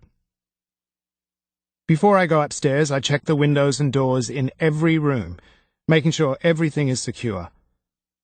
I freak myself out a bit as I walk around, jumping at my own reflection, starting at every noise. I wish that I lived in some kind of flat, somewhere simple and small and cozy, a place with one living area, one bedroom, one bathroom, a place with nowhere to hide. This house has far too many dark shadows, and it creaks and groans as if it's alive. It's impossible to feel secure, to be sure you're not being watched. And as I walk up the stairs to my room, I remember the dream I had the night before, the terror and agony of it, and am filled with a renewed sense of trepidation. I leave the hall light on, my bedroom door open, and despite the nerves that make me strain to hear every noise, I eventually fall asleep.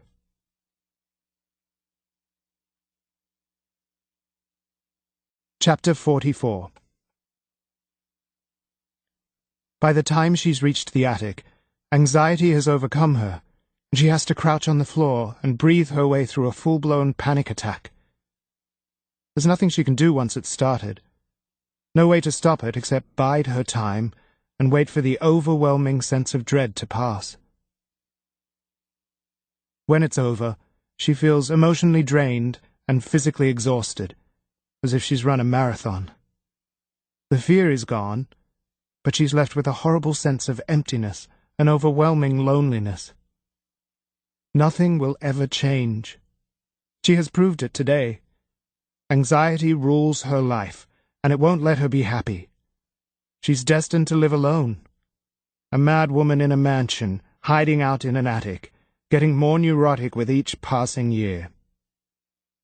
The sadness feels like a hole in her belly, an aching void that needs to be filled. She takes a Valium, washes it down with vodka, straight from the bottle. She takes the rest of the vodka to her armchair and curls up, pulls a blanket over her legs. She swigs from the bottle, lets her tears fall. Probably better like this, she decides eventually. If she knows anything, it's that love is a stupid, risky endeavor. Letting yourself love someone is like ripping your heart from your chest, holding it up in your hands, all bloody and exposed and vulnerable, and hoping nothing or nobody comes along to slap it to the floor and stomp all over it.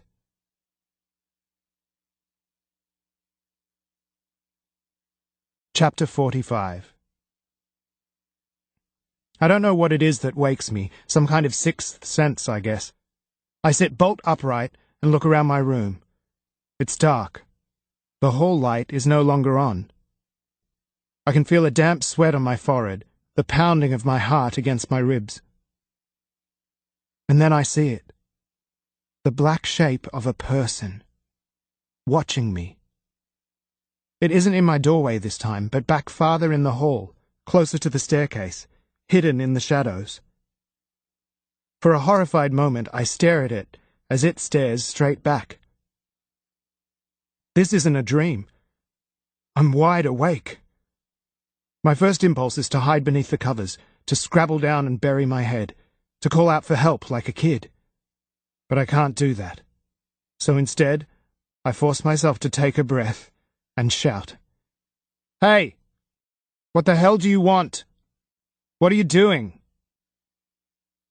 The figure doesn't move, and despite every instinct in my body screaming at me to flee, I get out of bed and approach it. But before I've even made it to my door, the figure moves and disappears, blending into the shadows. Hey, stop! Fucking hell, stop! I turn my light on and blink beneath the sudden glare. There's nothing. Nobody. I run down the staircase, and when I reach the bottom, I flick the hall light on. What I see makes my blood turn cold. Painted in something thick and red, in enormous, spiked letters, written over and over again, up and down the length of the hallway. Death lives here.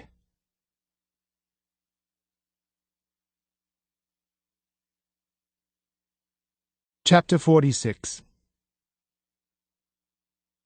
It's not blood, though it looks like it. When I can move again, I examine the writing up close, press my finger against it. It's sticky and wet, with a strong chemical smell. Paint. The hallway looks gruesome. The drips and splashes of red reminiscent of an abattoir, the whole scene like something from a horror movie. Forcing myself not to panic, I walk to the back of the house. The kitchen doors are locked, the room still, quiet, and empty. I walk back through the hall and check the front door and the other rooms, though I'm certain I won't find anything. I'm just going through the motions, moving because I need to. When I've confirmed that the house is locked and secure, I stop in the hallway and look at the mess surrounding me. I don't know what to do next. Should I call the cops? And say what, exactly? I think my housemaid is playing tricks on me? I think she might be slightly mad? Should I go and find Anna, confront her, ask her to explain herself? The idea is not appealing. It's the middle of the night and I'm exhausted. The last thing I want to do is play detective, put the hard word on poor Anna. But I'm going to have to talk to her eventually, sort this shit out. As the rush of adrenaline eases off, I realize how much I'm shaking, how fast my heart is pounding. I go to the kitchen and get a beer, drink the entire bottle in large gulps, standing in the light of the fridge. I trudge back up the stairs, hesitate in the hallway, before deciding to check each bedroom one by one. It's just a token effort. I know I won't find anything. I stop outside Anna's door and lift my hand, but a sudden idea makes me decide against knocking. I let my hand drop and go to my room. I turn my computer on, and this time I do what I intended to do the other day, before I got sidetracked by Lilla. Some research. I Google agoraphobia.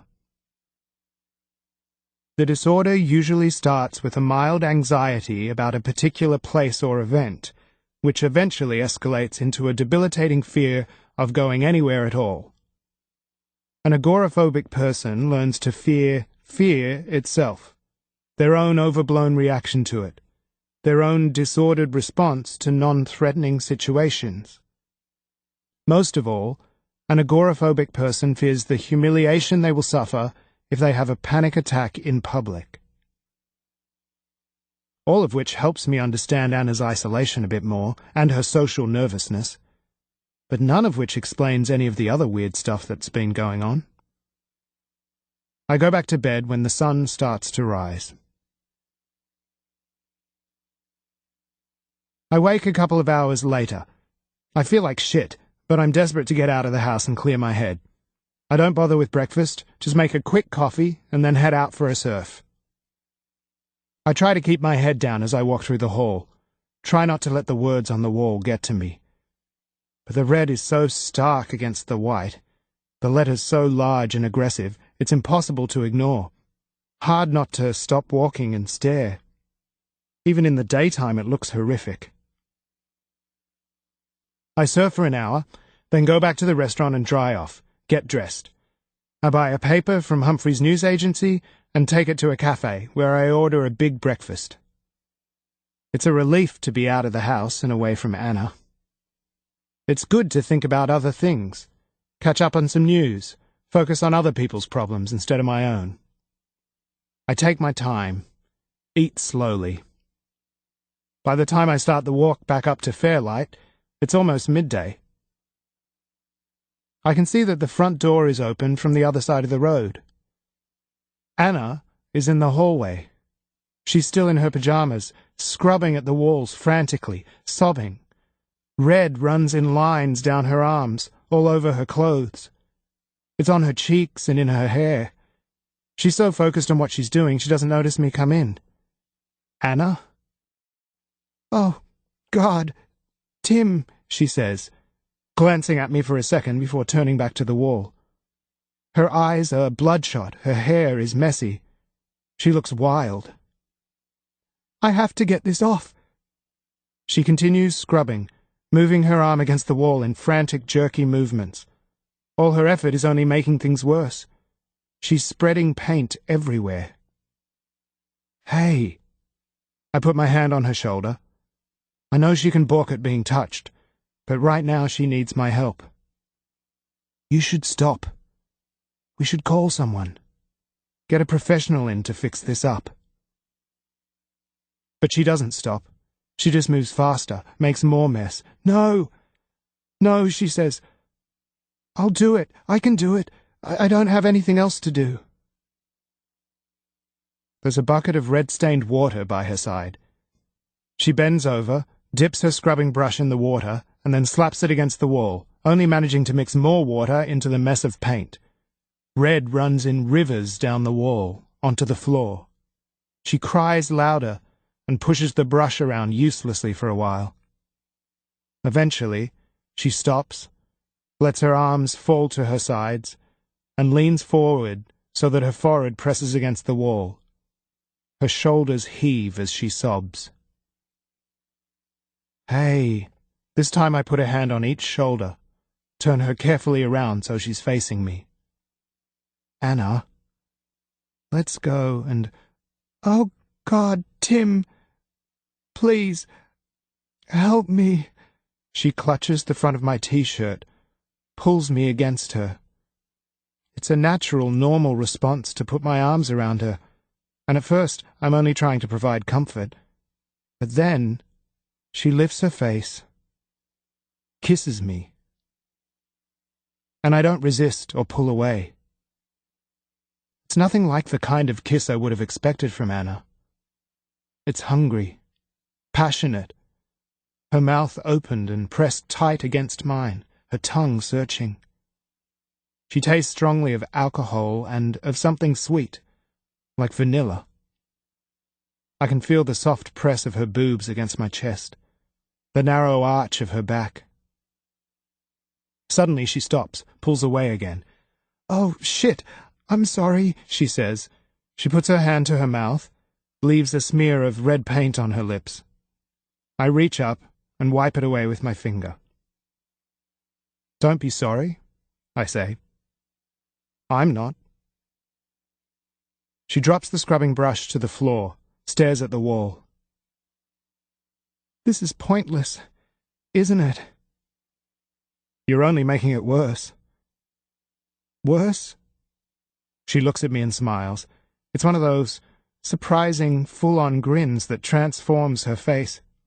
She looks slightly mad with her wild eyes and her messy hair and red paint all over her. But she also looks kind of hot. How could things get any fucking worse?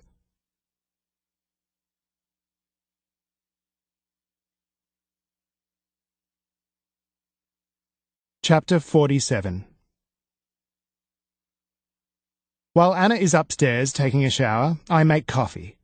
She comes back down in clean clothes, her hair wet and tucked behind her ears. She's subdued, and she looks very tired, but she doesn't seem nervous. Her hands are still, her manner calm. For once, she looks perfectly comfortable in her own skin. We take our coffee to the living room and sit side by side on the sofa. I have 1,000 questions, but I don't want to force things. I'm happy to wait. You must think I'm absolutely insane, she says. Not really, not insane. But maybe I am, she says. Sometimes I'm really not sure. Did you... the walls. Did I paint them? She shrugs. I don't know. But I suppose I must have. She looks at me almost hopefully. Unless you did it. Nah, I say, and I'm pretty certain on that point. I wait for her to continue. I can't remember.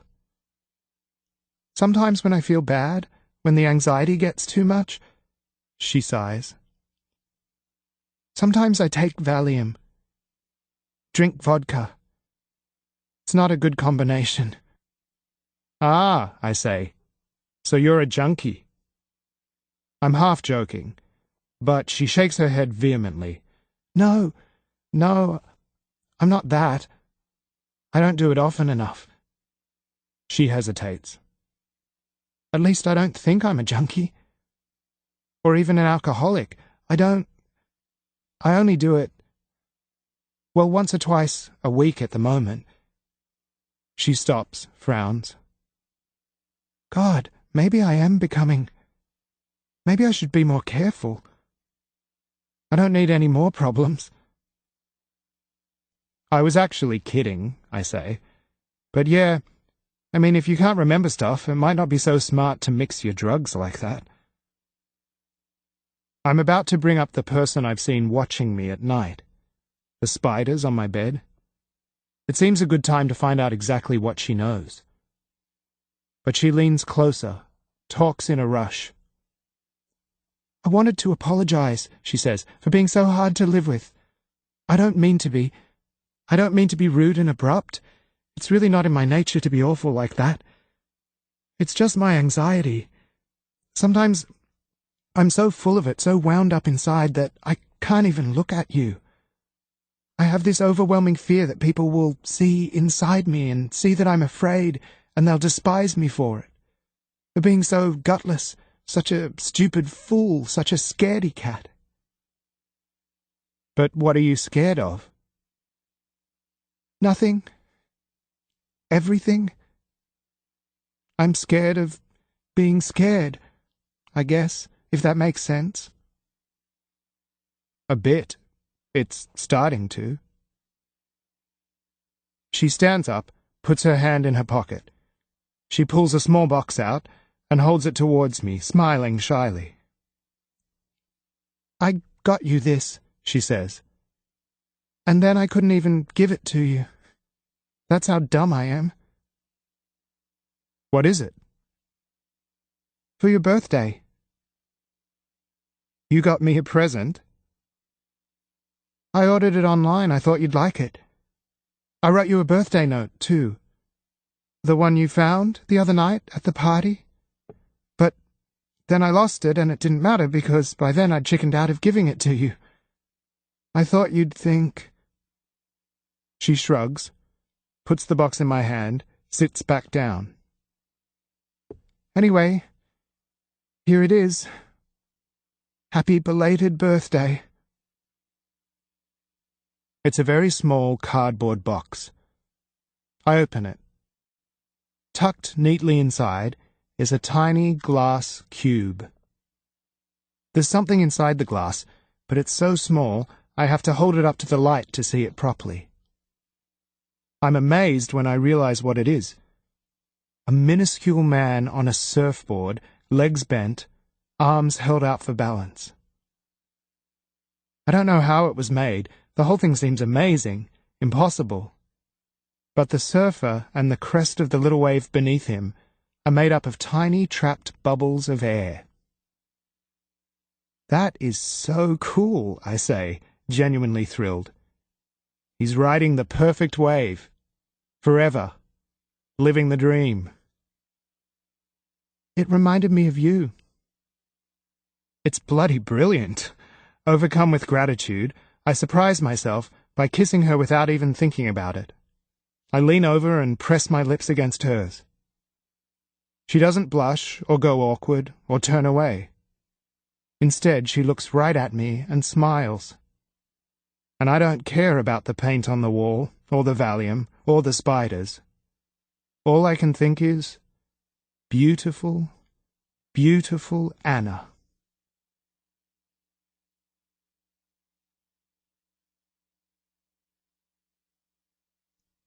Chapter 48. Tim makes an enormous pot of pasta, and they eat in the kitchen. She sucks up her spaghetti unself-consciously and laughs as Tim tells funny stories about the restaurant. Impossible customers, cooking disasters, bratty staff members storming out in the middle of a busy night. When they've finished eating, they leave the mess in the kitchen and go into the living room. There's plenty of alcohol left from the party, so they share a bottle of champagne. They both become loose-limbed and talkative, and move closer on the sofa until their shoulders brush and their thighs press together, and their hands touch in a deliberate, lingering way. The television is on, but neither of them really watches it. They laugh occasionally at stupid ads or random bits of dialogue from whatever's on, but they spend most of the evening talking. Tim tells her about his parents, about his love of surfing. And she tells him things, too. None of the huge stuff. She doesn't talk about Ben, but she tells him enough. He asks about her anxiety, and surprisingly, she finds it easy to be honest. She tries to explain the crippling fear that keeps her in the house, the dread of humiliation, the belief when she's having a panic attack that she might even die. And it's not as painful or as embarrassing as she would have imagined. Tim's sympathetic without being patronizing, and telling him the truth about at least that one aspect of her life, laying all her insecurities out so candidly, is liberating. She feels lighter when she's done, as if she shed an unnecessary layer of heavy winter clothing. But when he asks what she does in the attic, she finds it impossible to answer him. She doesn't want to lie, but nor can she tell him the truth. Not yet. She bites her lip, turns away. It's okay. He takes her hand. Forget I asked. And so they talk of lighter things, music and sport, their favorite movies. They have more in common than she would have guessed. For a while she forgets everything, her history, her sadness, her anxiety, and simply lets herself believe that this can be real, that she can be happy again, that she can be the sort of person who laughs easily, who kisses boys, the sort of girl who can fall in love.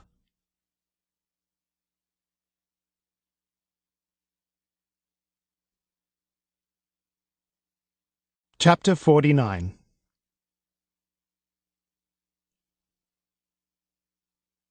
At 2 a.m., we go upstairs. We hold hands and walk slowly, reluctantly to go our separate ways. We stop outside my bedroom door.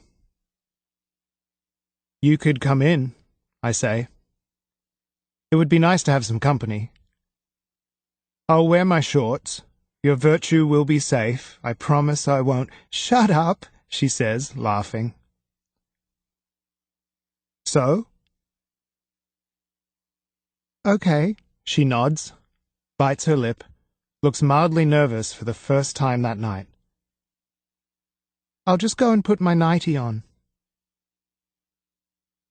While she's gone, I brush my teeth and change into a pair of tracksuit bottoms and a t-shirt. I turn the main light off and my bedside lamp on, then get beneath the duvet. I lie on my side and wait. When she returns, I lift the duvet for her. She slides in beside me, right up close, and turns so that her back presses against me. I switch the bedside light off, put my arm around her. You okay? I ask.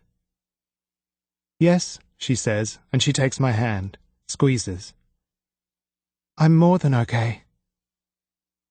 Me too, I say.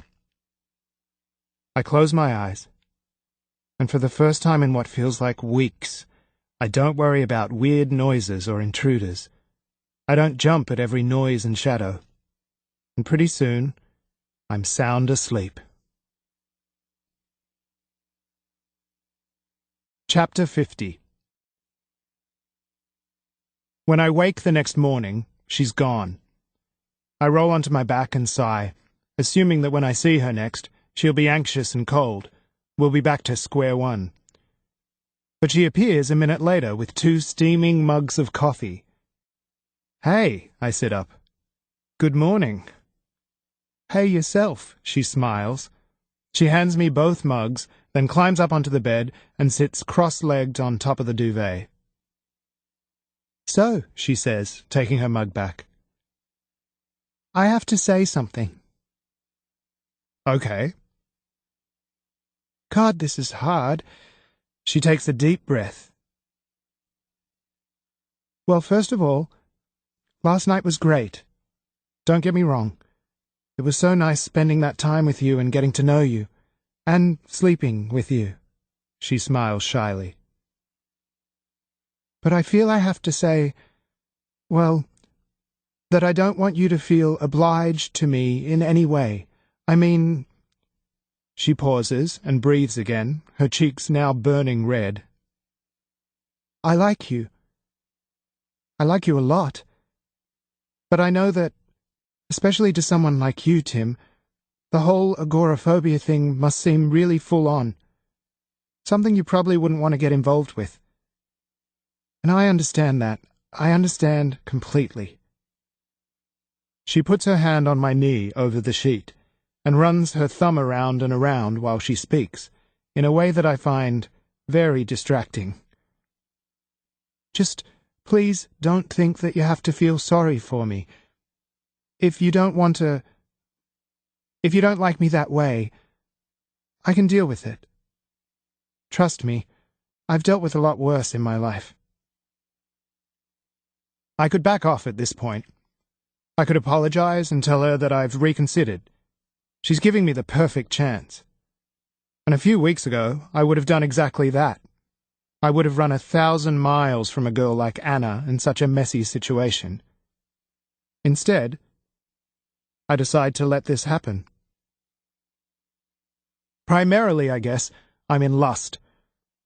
I want to have sex with her. And now she has her hand on my knee, and even though I don't think she means it that way, the movement of her fingertips feels incredibly sexy. Also, the fact that Anna has just been so courageous makes me feel that I should be equally brave. She's taking a risk, so why shouldn't I? And what is there to lose, anyway? What's the worst that can happen? And then there's Lilla. I'm sick of myself and how pathetic I am around her. The way I always make myself available whenever she wants me. The way I always end up feeling bruised and angry afterwards. I don't fully understand the hold Lilla has over me, but I know that it's destructive, damaging. A new relationship could be the perfect antidote, the cure to my obsession. My dad told me I should always have an open mind, be willing to try anything, I say. He did? More or less, yeah. He probably didn't have me in mind when he said that. Who knows what he had in mind, I say. I get to interpret it any way I like. I'm not worried about your agoraphobia. I don't care. I know you'll get better. Anna smiles then, and it's such an enormous and unabashedly happy smile that it makes me laugh. I grab her hand, rub my thumb over the soft skin of her palm. I have loads of questions. The spiders on my bed, the destroyed kitchen. Did she do those things? And if so, why? But I don't want to overwhelm her or come across as critical. I don't want to ruin what feels like the fragile beginning of trust. So I decide to ask about Ben. I get the impression that he might be at the heart of things, that understanding what happened to him will explain a lot of the crazy stuff that's been happening. Can I ask you a question? About Ben? Her smile fades. She doesn't say anything, but she doesn't move away or tell me to shut up either. Eventually, she nods. What happened to him? Her eyes fill with tears. She sits up straighter and tries to pull her hand away from mine, but I don't let go. She starts to cry. A stream of tears runs down her cheeks, her neck, into the neckband of her t-shirt, so that it is soon stained dark. She cries without making a noise. She doesn't try to wipe her tears away or hide them. Instead, she stares straight ahead at some point directly over my shoulder and lets them fall. It's as if, just by mentioning his name, I've smashed down a damn wall. There are so many tears. I'm alarmed at first. Sure, I've done the wrong thing. I've never seen someone cry like this before, and I don't know how to stop it or how to help her. But eventually, it occurs to me that it's okay. It's not my job to stop it. Not even my job to try to make her feel better. The best I can do is just stay here with her. Let her cry. I don't know how long we sit there like that. I do know that she cries for ages, that my back starts to ache from sitting in one position for so long, and the palms of our hands grow sweaty together. At some point, I lean forward and use a corner of the sheet to dry her cheeks, the top of her lip. I don't let go of her hand, and she doesn't move or react. She just keeps on crying. Just when I'm desperate to move and about to ask if she needs a glass of water or another coffee, she takes a deep, shaky breath. "He died just over 6 months ago now," she says. "You must have loved him a lot." "Of course I loved him. Of course I did." "He was your boyfriend." It's a statement, not a question. I'm sure I've got that part, at least, figured out. "Oh, God, Tim, no. He wasn't my boyfriend." She looks upset by my mistake, and I make a quick mental readjustment. Not her boyfriend. So who the hell was he? "He wasn't my boyfriend," she says. "He was my son."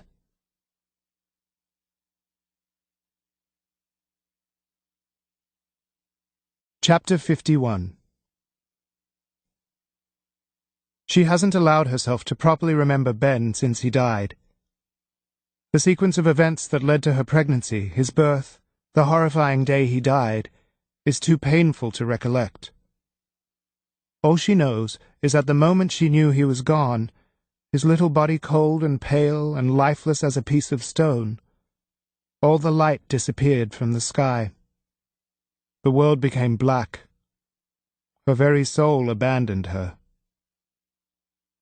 She feels now as if the past months of solitude and silence have left her roughly stitched up, a vulnerable layer of new skin covering the boundless black inside.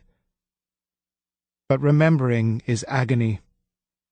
Remembering is like pulling on the scar, tearing the stitches apart, exposing the gaping black hole where her heart used to be.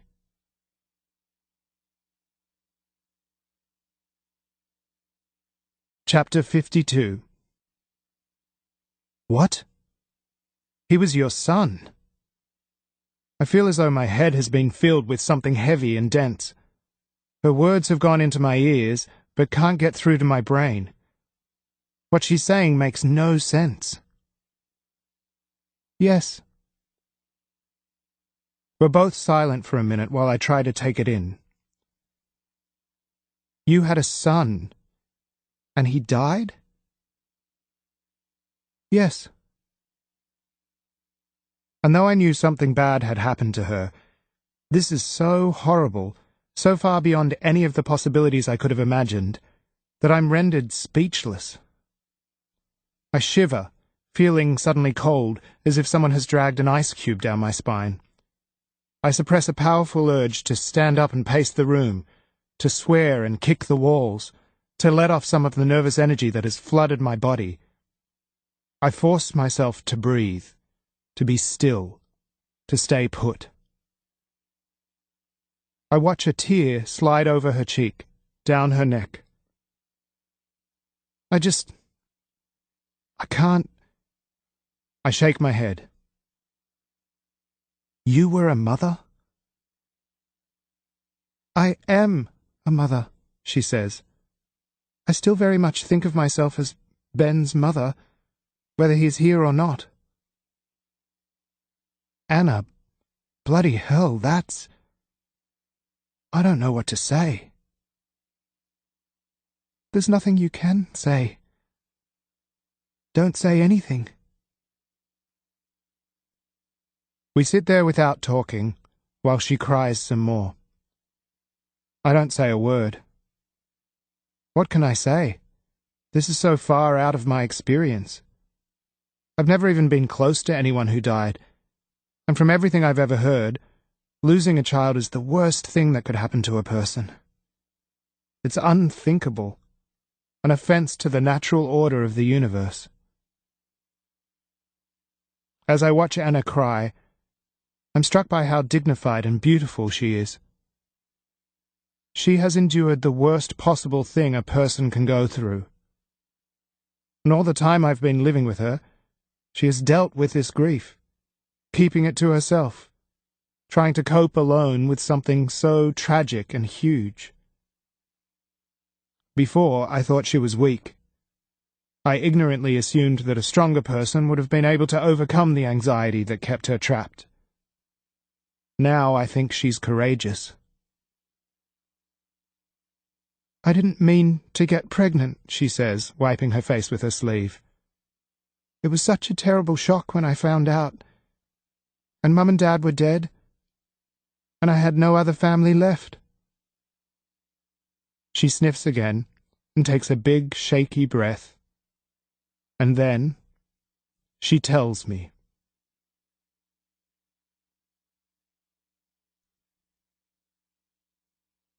Chapter 53. She was 18, only months out of school. Far too young to be a mother.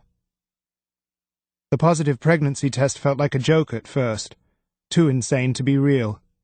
She giggled in a strange, hysterical way when she saw the 2 lines. Then she burst into tears. When she dried her eyes and cleaned up her face, she went straight back to the chemist to buy another test. She didn't see a doctor. She didn't tell Marcus, or Fiona. She stopped drinking alcohol and cut down on coffee. It wasn't hard. She felt queasy and couldn't tolerate the thought of such extreme flavors anyway. Marcus and Fiona didn't suspect anything. She would accept a glass of wine and simply forget to drink it. And they'd just laugh at her and tell her she was vague. She explained her tiredness, her sudden need for early nights, by saying she had some kind of persistent bug. She didn't make a decision to keep it. She simply did nothing. By the time she went to the doctor, she was 16 weeks pregnant. You can still have an abortion, the doctor explained. It's just a little more complicated. You may need to stay in hospital. But I don't know what to do. Anna put her hand on her stomach. I haven't decided. The doctor smiled kindly and put her hand on Anna's shoulder. Actually, I think you have.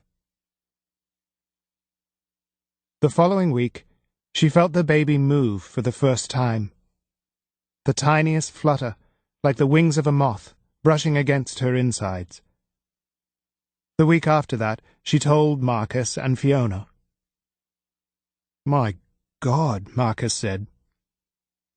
How many months? Demanded Fiona, her eyes going straight to Anna's belly. 4, nearly 18 weeks. Oh, so you're... Yes, I'm going to keep it, Anna explained. I've decided. It's due in June. Marcus didn't say a word. He cleared his throat and sat down, then got straight up again and went to the window, stared out. Fiona glanced at him irritably, sighed, and turned back to Anna.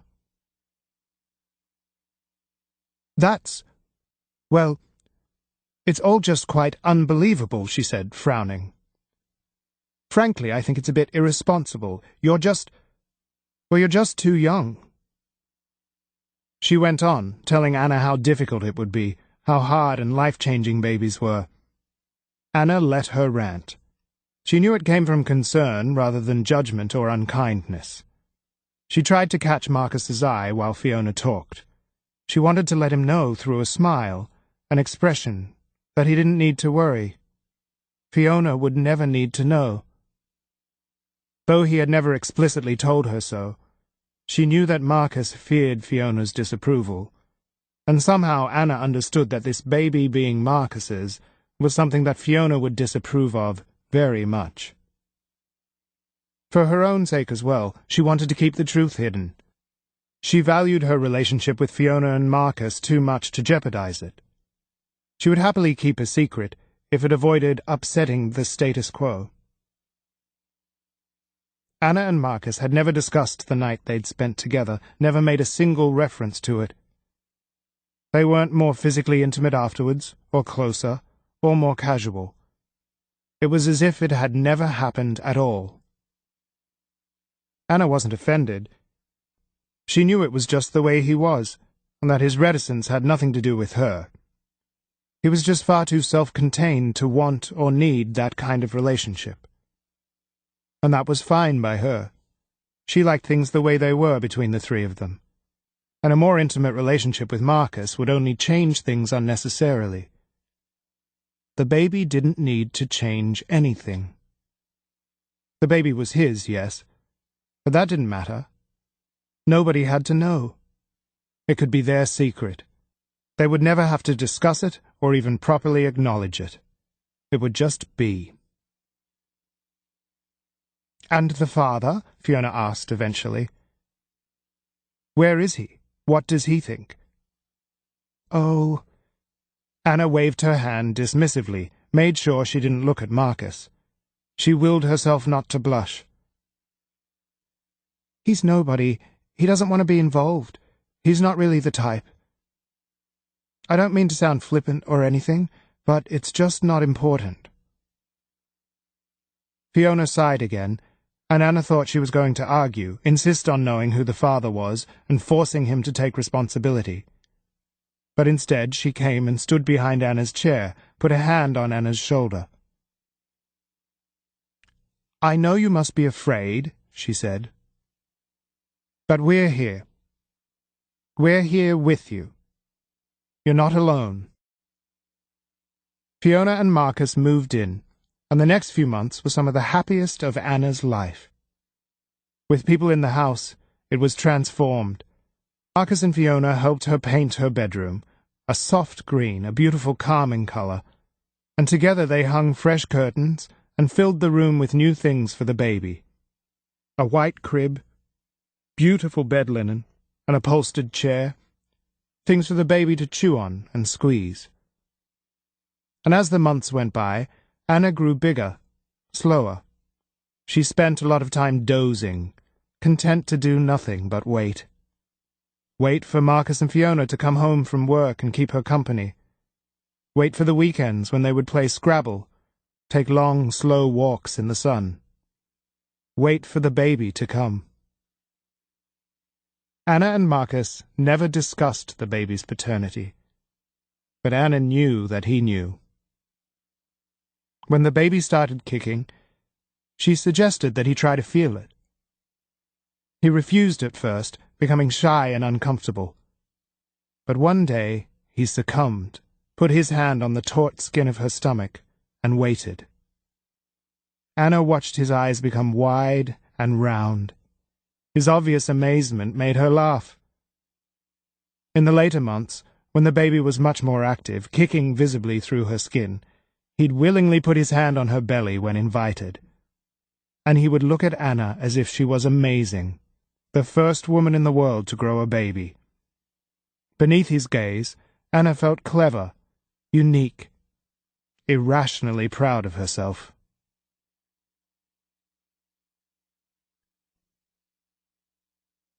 Labor started in the middle of the day.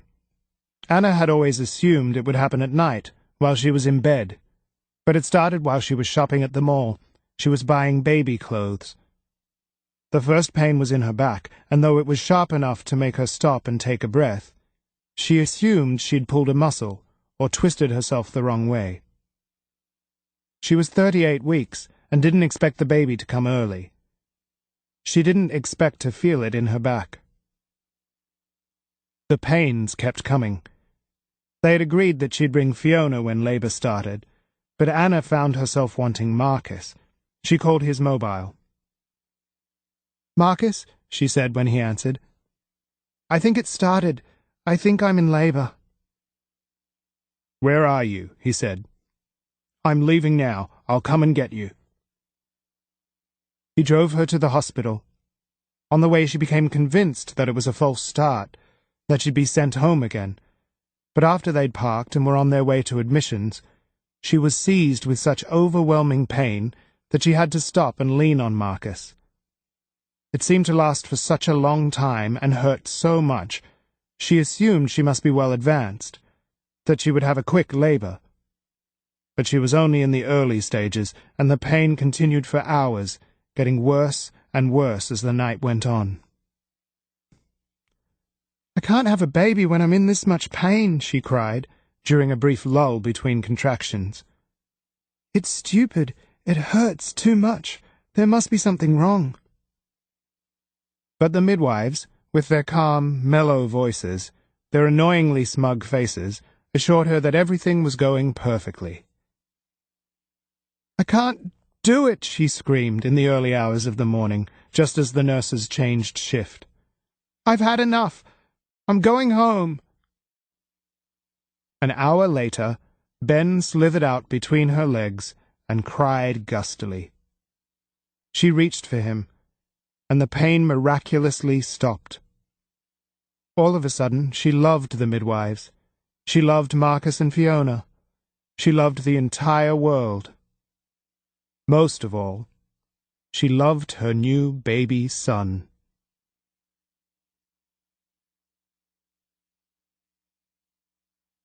Chapter 54. As she talks about Ben's birth and his short life, her entire manner changes. She seems softer, more open, and her eyes glow with an almost palpable sense of pride and happiness. It's good to see, however temporary it is, her face so clear and free of shadows. For a moment, it's as if she has forgotten. But when she comes to the next bit of her story, Ben's death, her bearing changes dramatically. She hunches over, and her face draws down, her hands twist in her lap, and the only thing left in her eyes is pain.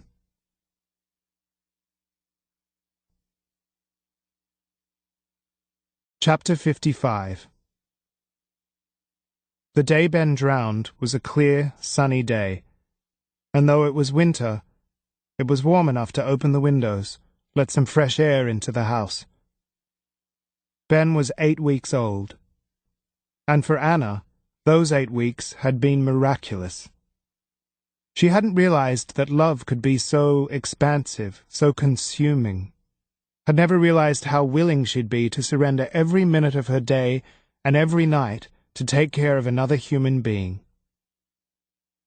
She seemed to waste hours and hours each day just gazing at him, staring at the wonder of his little body, his hands and feet, his eyes, his breathtaking smile. And while on the one hand she felt busier than she ever had, and more productive, and far more needed, she also felt somehow looser and more free than she had before. She felt liberated from worrying about normal things like time, or studying, or cleaning the house. She existed purely for Ben. She slept when he did, woke up when he needed her. She carried him everywhere, spent hours sitting in one spot, either nursing him or patting him to sleep over her shoulder. She wandered around the house in big T-shirts and long skirts, her hair piled high on top of her head in a loose bun. She felt bounteous and beautiful, voluptuous, womanly. She felt strong and capable and serene. On this particular morning, Ben was fractious and irritable. She'd been up since 4, and when Marcus came into the kitchen, she was relieved to see him. "Let's take him out," Marcus said, pushing open the French doors, letting the warmth of the day in. He was in one of his rare, cheerful moods. He was usually so serious and reserved, and when he was in a mood like this, it was hard not to respond. hard not to feel infected. Anna laughed. "Okay, yes, what a brilliant idea." He crouched down beside Anna so that his face was level with Ben's. He used the voice he reserved specially for the baby. "Would you like to go out, young man? Enjoy the day? See some of this beautiful country you've been fortunate enough to be born into?" Fiona came down to the kitchen a while later, and as she helped herself to a bowl of muesli, Marcus asked her what she'd like to do. "Why don't we take the ferry over to the Botanical Gardens?" she suggested. "Have a picnic."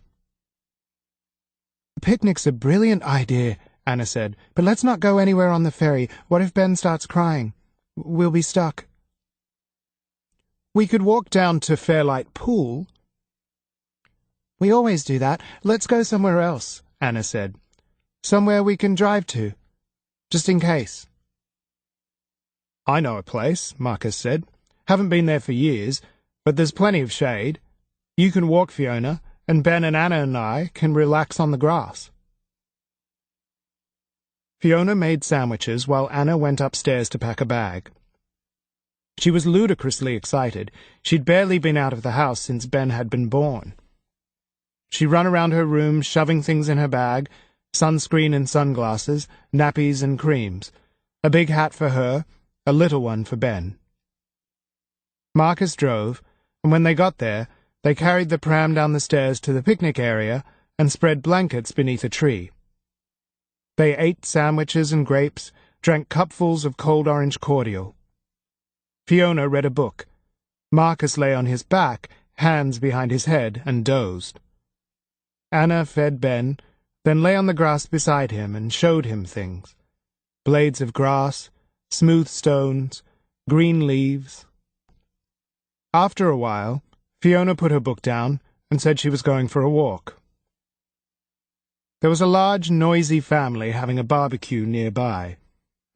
There seemed to be a lot of kids, aged somewhere between 2 and 15, all of them either shouting or laughing. Once the noise would have bothered Anna, but since becoming a mother herself, she appreciated children, understood how important they were. She watched the mother tend to one of the smaller children before sending him off with a pat on his bum.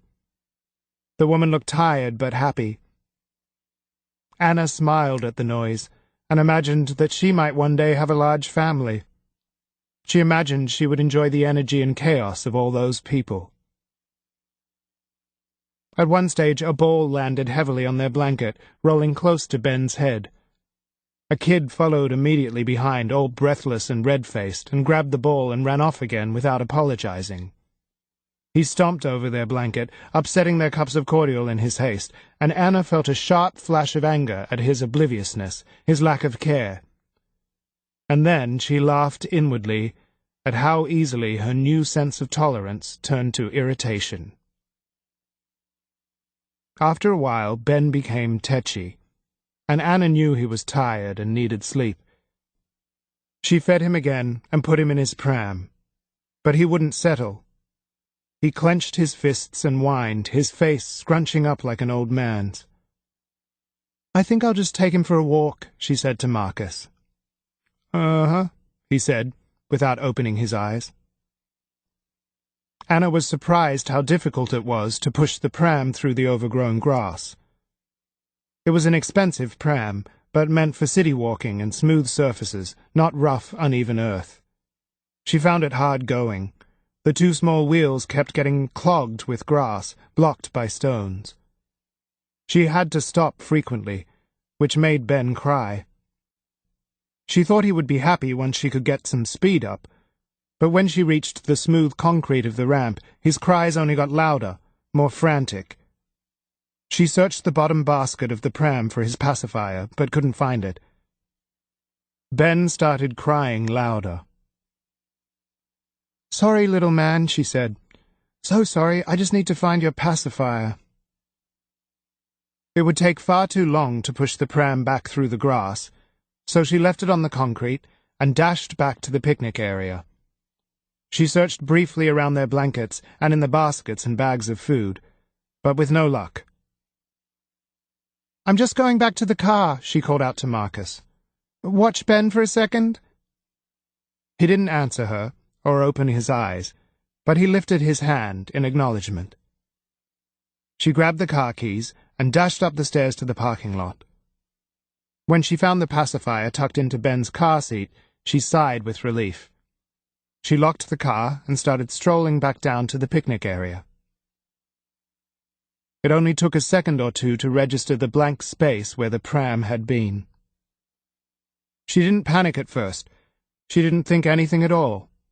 She merely turned her head to look around, assuming that Marcus had moved him, that he'd taken him for a walk or back to the picnic area. She wasn't worried. It wasn't until she looked towards the bottom of the ramp and saw the familiar black curve of the pram handles arcing out of the water, like two strange exotic birds, that she broke into a run.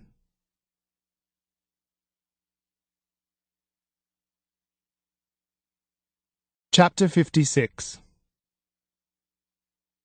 Her story explains everything: her sadness, her anxiety, her isolation. Anna! My God, he drowned. I shake my head. The poor little boy. Poor you. I don't say the obvious thing. I don't say, I hope you don't blame yourself, Anna, because saying that would be like opening the door to an avalanche of pain.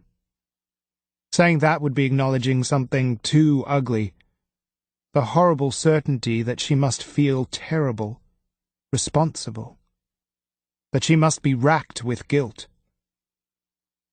It was an accident, a freak accident, one of those fucked up things that happen in life, but still, I know she must hate herself.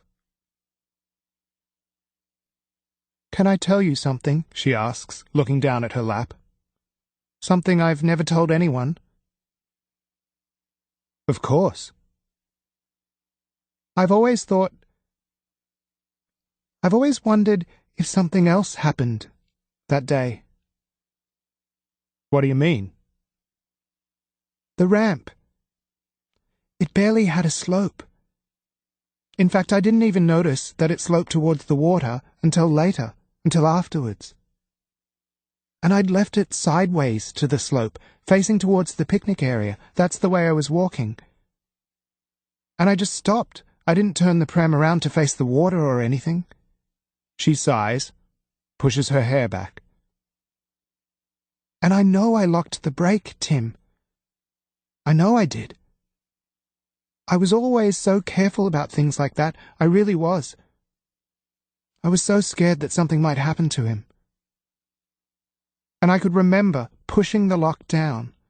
For days afterwards, I could really clearly remember the feel of the plastic bar on my foot, the clicking noise it made when it was locked in place. I watch her face carefully. Wait. I never mentioned it, not to anyone. There didn't seem any point. But there were these other people there that day. This big family with a whole bunch of really wild kids. And I always wondered if one of those kids had, just by accident, or just some kind of silly game or something, maybe just bumped it, unlocked it, turned it the other way or something. Maybe they saw it rolling into the water and freaked out, ran away. You know what kids are like. You should have said something, Anna, I say. You should have told someone. I couldn't go around blaming anyone else, could I? Ultimately, it was my fault. Even if someone did unlock the pram or bump into it or even push it. I left him there. I was his mother. I was responsible for him. And what about Marcus? He was just as responsible. You asked him to watch.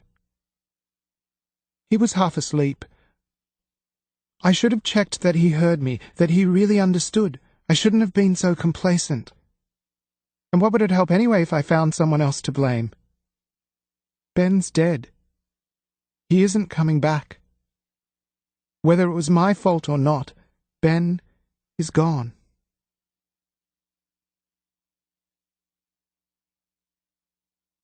Chapter 57. He doesn't turn away or look uncomfortable. His gaze remains direct and open. He believes her. And despite her words, her assurance that what people think could make no possible difference, the knowledge that Tim believes her fills her with a beautiful warmth, a satisfying and intense relief. The tension that normally keeps her so trapped and tight and afraid falls away so that she feels soft and buttery, immensely comforted. And her heart expands with happiness in a way that feels perfect and new.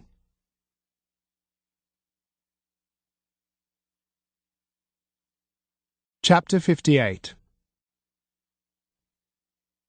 Come with me. I want to show you something, she says, getting up, holding her hand out towards me, and I know by the expression on her face that she means to take me to the attic. There's a crib in one corner. Next to it, a big armchair.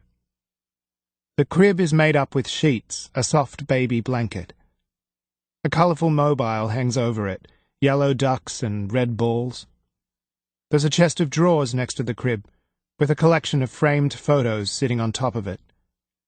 Anna holding her baby, close-ups of Ben's face. She walks to the crib, reaches up to the mobile and twists the key. The ducks go round. A soft lullaby rings out in the air. I just come up here, sit right here next to his crib. She steps back and lowers herself into the armchair. Fresh tears fall from her eyes, and she takes a shaky breath. I just pretend. That's all. I pretend I'm waiting for him to wake up. I pretend none of this ever happened, that he never died. And sometimes I even believe it, for a second or two. Sometimes I get this wonderful, content feeling, like I'm just a normal mother waiting for her baby to wake up. I almost feel happy. And those moments make it worthwhile. She lifts the blanket to her face, presses it to her nose, closes her eyes. I used to be able to smell him on this. For ages. I think the smell is gone now. But still, it reminds me of him. You've spent a lot of time up here? I ask, since he died? She nods. I was on my own most of the time anyway, especially once Fiona and Marcus left. May as well be up here. Why did they even move out? I would have thought you'd need them. I would have thought they'd want to help, be around for you.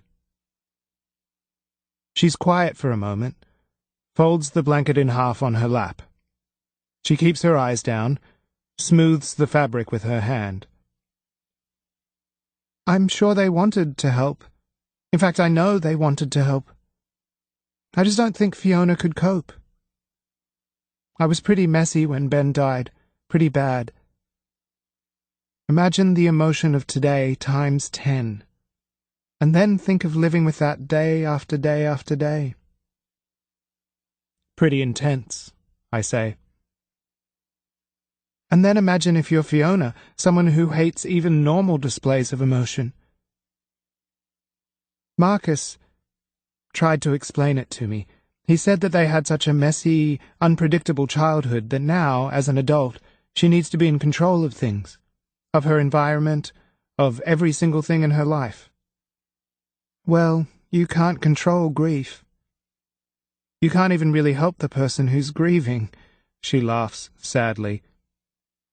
I think the fact that it just went on and on and on scared her, made her feel useless.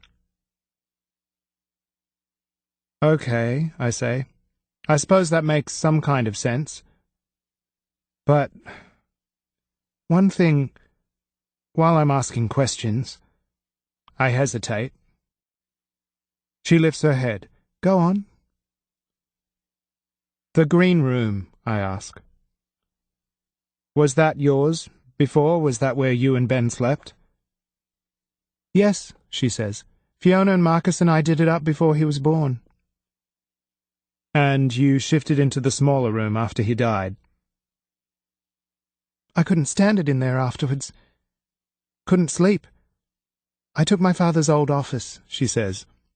All the other rooms just seemed too big, too empty. Did you ever consider moving? I ask, gently. Selling up? Getting something smaller? She shakes her head. No, I couldn't. This was Ben's home. This is where he lived. I could never leave. We're both quiet for a moment, and I wonder where things will go from here. What do you do with a person so broken and sad? I feel tongue-tied and inadequate. What she's been through is so huge, so profound, I feel like we come from two fundamentally different worlds. We share a language, a culture, but now that seems like surface stuff. Inside, she's different, foreign, and that scares the hell out of me. I knew exactly what I wanted from her earlier, sex. But now that seems inappropriate and impossible, crude even. She must sense my thoughts, my confusion, because she stands up and takes my hand, stares straight at me, her expression frank and intense. Tim, she says, can you do me a favor? Of course, what? You don't have to... She sighs. You're looking at me differently, and I don't want you to. It's not necessary or helpful. I'm sad. Okay. My baby died. I will always, always be sad. But that's not all of me. I'm still a girl, and yesterday I remembered that. It was the best I've felt since Ben died. And I know what I've just told you must feel really heavy and serious, but if you could just forget about it for a while. I just want to feel good again. I want to kiss you. I want to get that feeling back again. Last night I felt more alive than I have in forever. And right now, I just want you to stop looking at me as if I'm an invalid and start looking at me the way you were last night. As if you like me, as if you think I'm hot. She takes a deep breath and smiles. Her cheeks are red, her eyes wet. She looks more beautiful than ever. I do like you, I say. And you are hot.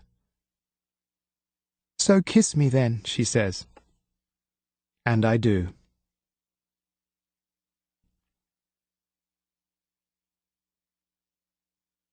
Chapter 59. They go back to Tim's room. They move slowly, carefully, both of them self-conscious at first, both trying to seem more confident than they feel. They undress each other, then get beneath the duvet, and once they're both enveloped in the cozy warmth, their self-consciousness disappears, and they move close, press together, kiss. They take their time. They take hours. They touch and kiss each other all over. Mostly, she keeps her eyes closed so she can focus on sensations. The feel of Tim's fingers on her belly, his lips on her neck, the salty smell of his skin, the scratch of his stubble. But when she does open her eyes, she finds Tim smiling at her, his green hazel eyes wrinkled up at the corners, an expression of surprised delight on his face. And for a while, she's happy, taken up in the moment, remembering what it's like to give and receive pleasure, what it's like to feel alive.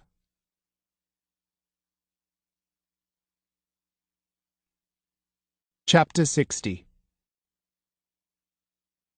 The next morning, I wake late. Anna's still asleep, curled on her side, facing me. Her expression is peaceful. Her lips are turned up, almost as if she's smiling, and I get a buzz from that, from the fact that I've made her happy. I get out of bed as quietly as I can and go downstairs to make coffee. I go through the familiar process on autopilot, my mind drifting back upstairs to yesterday. I'm certainly no virgin, and I don't think I'm particularly inexperienced for my age, but being in bed with Anna was a revelation. I've never spent so much time, gone so slowly, taken so much care. I've never before felt so conscious of the other person. I've never fully realized just what a beautiful, transformative thing sex can be. When I eventually take the mugs back upstairs, Anna's sitting up, the sheet pulled high and tucked under her arms. She smiles, lifts the duvet for me. It's strange, but Anna, naked like this, more exposed and vulnerable than she's ever been, is more comfortable, more at ease than I've ever seen her. Anna and I stay in bed all morning and half the afternoon.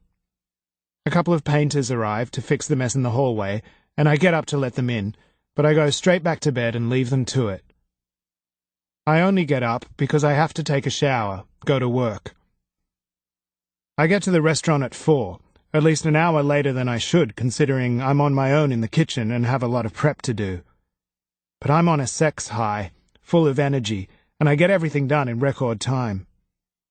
I think about Anna as I work, what we did together that morning, the night before, what we'll probably do again tonight, and every time I think of her, I get a buzzy, happy feeling in my gut. I notice Dad watching me from the kitchen doorway. I realize I've been humming, and I have a big dopey grin plastered on my face. "You're in a good mood," he says.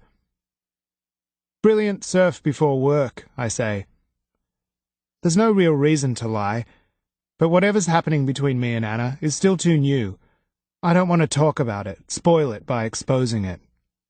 "Yeah?" He looks surprised. "Where was that?" It's only then I remember that the wind had been on shore when I'd walked to work, and the entire northern beaches would have been crap. "DY," I said. "Turned out better than it looked. There was an okay break in front of the clubhouse." "No kidding," he says. "Who'd you go out there with?" "Just some mates," I say, turning away, uncomfortable with the lie. Later, in the middle of service, when the kitchen is hot and my hands are full, I hear a text come in. I only look in case it's from Anna. "Tim. Sorry. Lilla." I push the phone away, ignore it, get back to work. Another text arrives a few minutes later. "Been thinking about it non-stop. I was totally and completely out of line. I feel terrible and I'm really, really sorry. Lilla, XX." I'm still busy, hands full, so I don't text her back immediately. When I finally get a chance to pick up my phone, another message appears. "Don't torture me. I really am genuinely sorry. I was being a dick. Can we let it go? Be friends?" "Not torturing," I text back. "At work. Flat out." "Am I forgiven?" This time. XOXO, love you, thank you, and sorry. After service, I clean up faster and more efficiently than usual, and I'm ready to leave by 10:30. Just as I'm turning the kitchen lights out, my phone buzzes again. Another message from Lilla. "You still at work? Come and meet me for a drink at the Stain. I'm here already. I'll buy you a beer." It occurs to me that this is the first time I've ever felt inclined to say no to Lilla. She's lost her hold over me. It's just gone. And suddenly, despite everything she's said and done, I feel sorry for her. "What's up?" I write back. Several things. Can we just talk? Won't take too long. Promise. I find Lila in a corner booth, cradling a beer in her hands. There's another full glass on the table. That one's for you, she says. I slide into the booth opposite her. What's happened? She sighs. Actually, don't tell me, I say. Let me guess. You've broken up with Patrick. She nods. Her bottom lip quivers and her eyes grow glassy, but she doesn't cry. Lila doesn't cry easily. He's a cheating asshole, she says. I try not to look too cynical, too smug, too anything. I knew something was going on, she says. He was acting all strange when I got home yesterday. Something was weird. I just had a feeling, a sixth sense. Anyway, I left my phone in his van with the record function on. He goes out there all the time, makes these mystery phone calls. He says it's business, but that's just bullshit. Anyway, I totally busted him. She slaps her hand down on the table. The bastard! I recorded him talking to someone. He told her he couldn't wait to get her naked. You recorded him? Without him knowing? Wow, Lila, the trust. It's remarkable. She rolls her eyes. So I recorded him. He cheated. I don't exactly think I'm the bad guy in this particular situation. She digs around in her bag, pulls out her phone, and starts fiddling around with it. You want to hear it? No, thanks. I don't bother pointing out the hypocrisy of her outrage. No point kicking a dog when it's down. That sucks, I say. But you're better off without him. Whatever, she says. I didn't exactly expect sympathy from you, not after the other day. I don't say anything. I'm not about to make it easy for her. Speaking of which, I was wrong, and I'm sorry, she says. I was being a bitch. You were, I say. A complete bitch. Why? I'm not sure. She stares at her beer, takes a sip, puts her glass down. I was thinking about it all last night. God, I had a shit night, Tim. Had the most enormous fight with Patrick, so I had to stay at Mum's flat.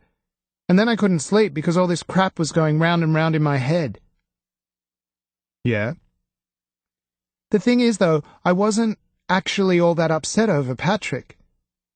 I mean, I knew we were going to break up eventually. It was inevitable.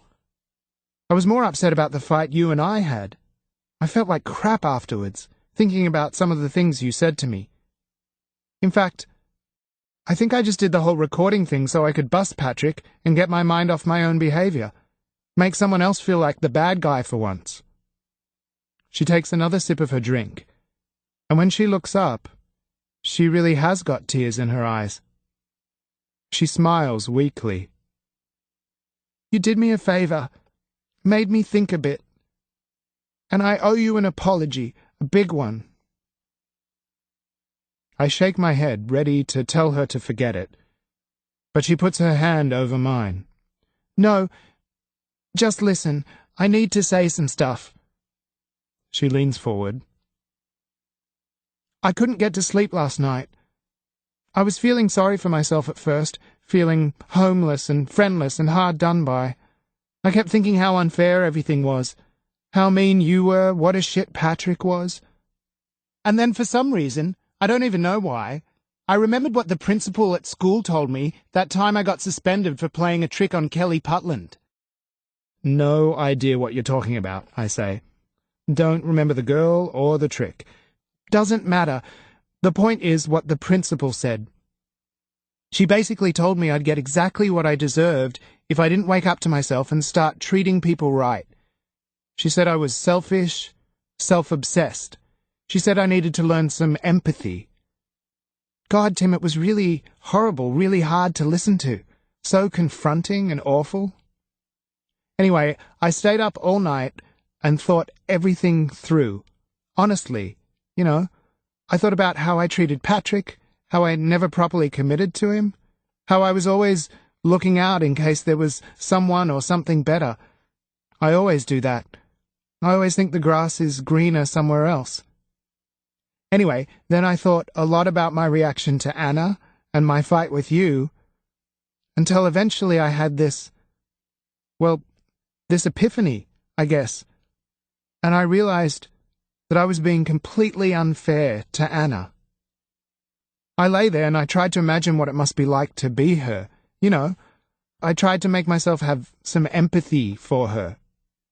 She lifts her hands. And eventually I realized how lucky I actually am. To have my sanity, to be mentally healthy.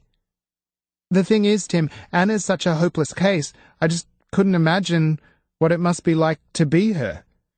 And that in itself says a lot, don't you think? I roll my eyes. Don't beat yourself up too much, Lilla. And don't worry, Anna's nowhere near as hopeless as you seem to think. In fact, she's okay. Whatever, she interrupts.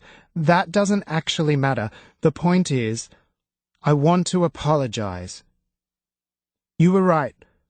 I was being intolerant and bitchy, and I'm sorry. No worries, I shrug. Thanks. And there's something else, too. Something you and I need to resolve. What? It's about the other stuff you said. In bed. The night of the party? She puts her hand on mine, squeezes. You were right. I've been stringing you along, using you as an ego boost, just like you said. I know how you feel about me, and I suppose I wanted you to keep feeling that way. It's nice having you there, just in case, you know, like a big security blanket. But it's not fair. I know that now. The truth is, I just wanted you to want me, even if I didn't want you back. It's a crappy way to behave, especially when I know I just want to be friends. I don't want anything else. You need to know that. She takes a breath. I'm sorry, Tim. Really sorry. Her admission, which would have stung like hell a few short days ago, slides over me without leaving a scratch, and I'm surprised by the complete lack of hurt, by my own indifference. It's all good, I say. Apology accepted. No harm done. She looks surprised. That's it? What do you mean, that's it? What were you expecting? I don't know, a bit more than that. You were pretty angry with me the other day, and I probably deserve your anger. I certainly deserve something. I shrug, lift my glass, drink my beer. Despite her supposed new insight, her insistence that she wants to change, she looks distinctly unimpressed by my lack of reaction. I'm sure she'd prefer it if I broke down in tears, begged her to come back to me. She doesn't like me being indifferent, so eager to leave her. So, I say, I'm impatient to get going now. I want to get back to Anna. Is there something else? You said there were several things you wanted to talk about. There is one more thing. She lets go of my hand, sits up straighter, clears her throat. I need a favor. Yeah? Can I stay at your place for a while? That makes me laugh. Sometimes I can't help but admire Lilla's nerve. Anna's place, you mean? Anna's place, then, can I? Just for a week or two? I thought you said it was a hole. I didn't say that. Maybe I said it was weird or spooky. I probably said it was cold. I'm quite sure I never used the word hole. I watch her face, take a slow drink of my beer. Look, I've got nowhere else to go, all right? I can't stay at the flat with Patrick. Not now. And if I stay any longer at Mum's, you'll be visiting me at East Wing before long. I'll go mental. I'm ready to strangle her, and I've only been there one night. She leans forward. Come on, Tim, you owe me. I let you stay with me and Patrick when you got back from Indonesia, and that wasn't exactly the ideal situation. I just need somewhere to stay until I can sort myself out. A few weeks tops. I know I'm going to have to apologize to Anna, and I will. And I am really sorry. I'm prepared to do a fair bit of groveling. I don't think so, I say. Why not? Really, I'm genuinely sorry. Surely Anna will... No, I interrupt. What I mean is, you won't have to grovel. I doubt that Anna has even thought about it since you left. We've been a bit preoccupied. She looks at me carefully. So, you're really together then? I guess. What do you mean, you guess? Either you are or you're not. I suppose we are then, I say. You said Anna was having a hard time, Lilla probes. So, what happened? I shake my head. Not gonna say. It's none of your business. If you really want to know about Anna, you'll have to ask her yourself. Lilla begs me to tell her, promising to be discreet and sensitive, but I keep my mouth shut. While we finish our beers, I direct the conversation on to other things, work, the weather, neutral stuff like that. She tries to convince me to stay and have another drink, but I tell her I have to go. I say goodbye and promise to ask Anna tonight and get back to her straight away. Anna is startled by Lilla's request, not surprisingly, but I tell her what Lilla said and how sorry she is, and Anna is quiet for only a second before she gives me her answer. I text Lilla, letting her know she has a place to stay, and then I toss my phone aside and give my full attention to Anna, who is warm and soft and willing beside me.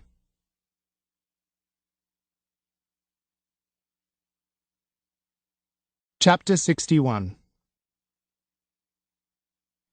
Lilla turns up the next morning. I'm just returning from the shops when she arrives in her shitbox of a car. She drives too fast up the driveway and parks right up near the house, crunching on her handbrake so that the tires skid. And if that isn't enough of an arrival, she follows up by tooting her horn twice and jumping out of the car. "I'm here," she shouts, waving. "No kidding," I say. I leave my backpack on the front porch and go over to her car, which is stuffed full with boxes and bags. "Holy shit, Lilla, what have you brought?" "Clothes, music," she shrugs. "Just the essentials, not that much." I reach into the back seat, grab a garbage bag full of clothes. Lilla takes another one and we walk into the house. "So where's Anna?" she asks. "Is she out?" For a moment, I think she's joking or being deliberately mean. Then I remember she doesn't actually know about Anna's agoraphobia. I wonder if I should have at least told her about that. It might have spared us all some future awkwardness. But Anna appears at the end of the hallway and walks towards us, and it's impossible to mention it. "Hi, Lilla," Anna smiles. "Do you need a hand?" Lilla lets her bag of clothes fall to the floor. Before she speaks, she glances at me, looking sheepish, embarrassed. I almost feel sorry for her. "Thanks so much for letting me stay," she says. "Really, it's fantastic. I don't know what I would have done otherwise." Anna waves her hand dismissively. "It's nothing. Don't worry about it." Lilla looks down, pushes the toe of her shoe into her bag of clothes. "I was rude the other day, and I'm really sorry. It was stupid. I don't even know why I behaved like that.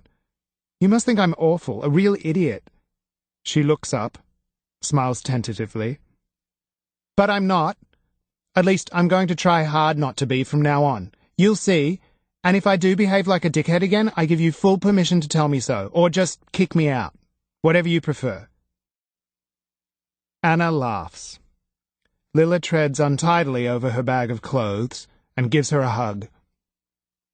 Lila insists on seeing each room before she chooses one, and naturally she barges her way into Anna and Ben's old room. "This is gorgeous," she says. "I'll have this one."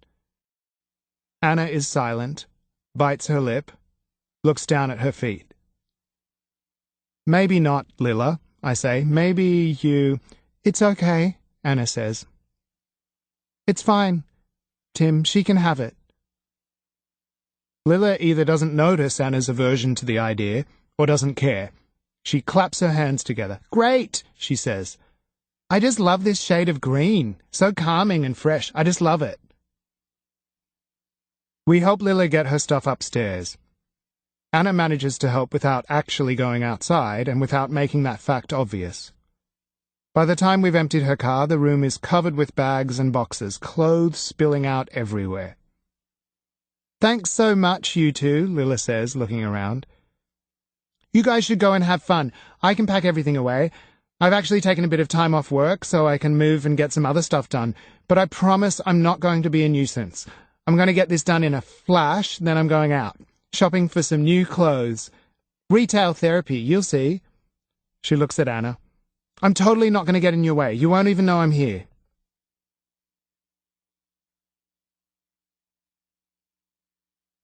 Chapter 62. Tim has to work early that day to prepare for a busy night, and he leaves the house before lunch. Anna sits in the attic for a while, but eventually gets hungry and goes downstairs.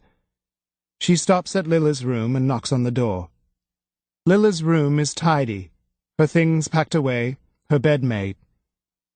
There are already a few books stacked in the built-in shelves, a retro vase, a large framed photo of Lila looking glamorous. There has been nothing on these shelves since Anna removed Ben's things and stored them in boxes. His books and rattles, his stuffed panda, a yellow giraffe that Fiona had bought him. The toys he was never old enough to appreciate. Seeing Lila's things where Ben's used to be hurts like a blow, stops her dead in her tracks. "Hey, Anna." Lila is staring at her. "What are you doing? What are you looking at?" "Nothing." Anna shakes her head, forces herself to breathe, to smile. "I'm on my way to the kitchen. Do you want something to eat? An omelette?" "Sure," Lila says. "Sounds great." Lila sits at the kitchen table and watches while Anna cooks the eggs. Anna's still not a versatile or creative cook, but Tim has shown her how to make a few things, one of those being a decent omelette, and she's become good at making them light and fluffy, just the way Tim does. "This is good," Lila says, when she's taken a few mouthfuls. "You can cook." "No," Anna says, "not really. Tim's just shown me a few things." "So, you and Tim?" Lila lifts her eyebrows suggestively. "How's that going?" "Fine." "Do you think," Lila says, waving her fork in the air, "that it could be serious between you two?" "I hope so, for Tim's sake. He's the kind of bloke who really needs a girlfriend, you know what I mean? The kind of bloke who's a bit lost when he's on his own." Anna can't believe what she's hearing. And though she's no longer angry or even hurt, she's been far too happy to really give it much thought. She heard every word Lila said to Tim the other day, remembers perfectly well the way Lila described her. She doesn't respond, but that doesn't seem to bother Lila. She leans back, runs her hands through her hair. "You know, of course, that Tim and I used to go out, before Patrick. We broke up because we had this big fight about my mum. He just doesn't understand what it's like to grow up disadvantaged. He has such a tight family, the whole nuclear thing, you know. And he has no idea what it's like to be poor, otherwise he wouldn't be wasting his time in that bloody kitchen. Although, God, I really shouldn't be saying this to you. You obviously don't know what it's like to be disadvantaged either." She gestures at the room, then smiles apologetically. "Sorry, don't mean to be rude. It's just that rich people like you are just completely oblivious to what it's like for others. I know you can't help it. It's inevitable. Just comes with the territory. Anna concentrates on her omelette. Anyway, what I was going to say before I sidetracked myself is that Tim's such a nice guy, even though he's totally hopeless in so many ways. He's also really loyal and honest and stuff. An excellent boyfriend, really. You just have to convince him to fix a few things, take his mum and dad's advice and try a bit harder, wear some nicer clothes, get a better job, stuff like that. Anna makes an effort not to get offended at Lilla's comments about rich people. She has learned that Lilla is always blunt and insensitive, an expert at dumb remarks, and it would be a waste of energy to take offense. But the comment about Tim's parents sticks in her throat. She has never met them, and it's slightly painful to realize that Lilla knows a lot more of Tim's history, his past. So, Lilla drums her fingers on the table, not at all perturbed by Anna's silence.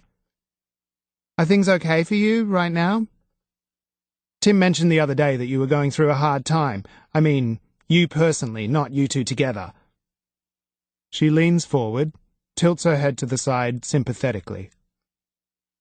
I know I don't deserve your trust. I mean, God, you must think I'm a complete bitch. But I am actually a pretty good listener. People tell me that all the time. I know it's probably hard to believe, but I can be a good shoulder to cry on. If you need someone, that is. If you want to talk. Anna shakes her head, forces a smile. I'm fine, but thank you, that's a nice offer. Lilla stares at Anna thoughtfully. You're quite a private person, aren't you? I envy people like you. People who can keep their feelings and stuff to themselves. I'm all over the place. A complete open book. Gush, gush, gush, blah, blah, blah. Can't stop myself. She flashes a wry smile. As you've no doubt noticed. You'll probably know my whole life story by the end of the day. Feel free to tell me to shut up if I annoy you. I won't notice otherwise. Anna doesn't say a word. She doesn't feel particularly annoyed by Lilla. Instead, she feels wary, on guard. She knows the type of girl Lilla is. Curious and engaging, but also smart and manipulative. The kind of person who wants to be involved in everything, to have an impact on everyone she comes in contact with, to always be thought of as special. She's the kind of girl who wants to know your secrets, not necessarily because she wants to help, but just because she can't stand being left out. And so she sidesteps her way around Lilla's questions, avoids revealing anything personal. Lilla's curiosity makes her feel defensive, as though she needs to be vigilant, cautious, as if the questions themselves have the potential to peel back her skin, layer by layer, until she's left exposed and raw and vulnerable.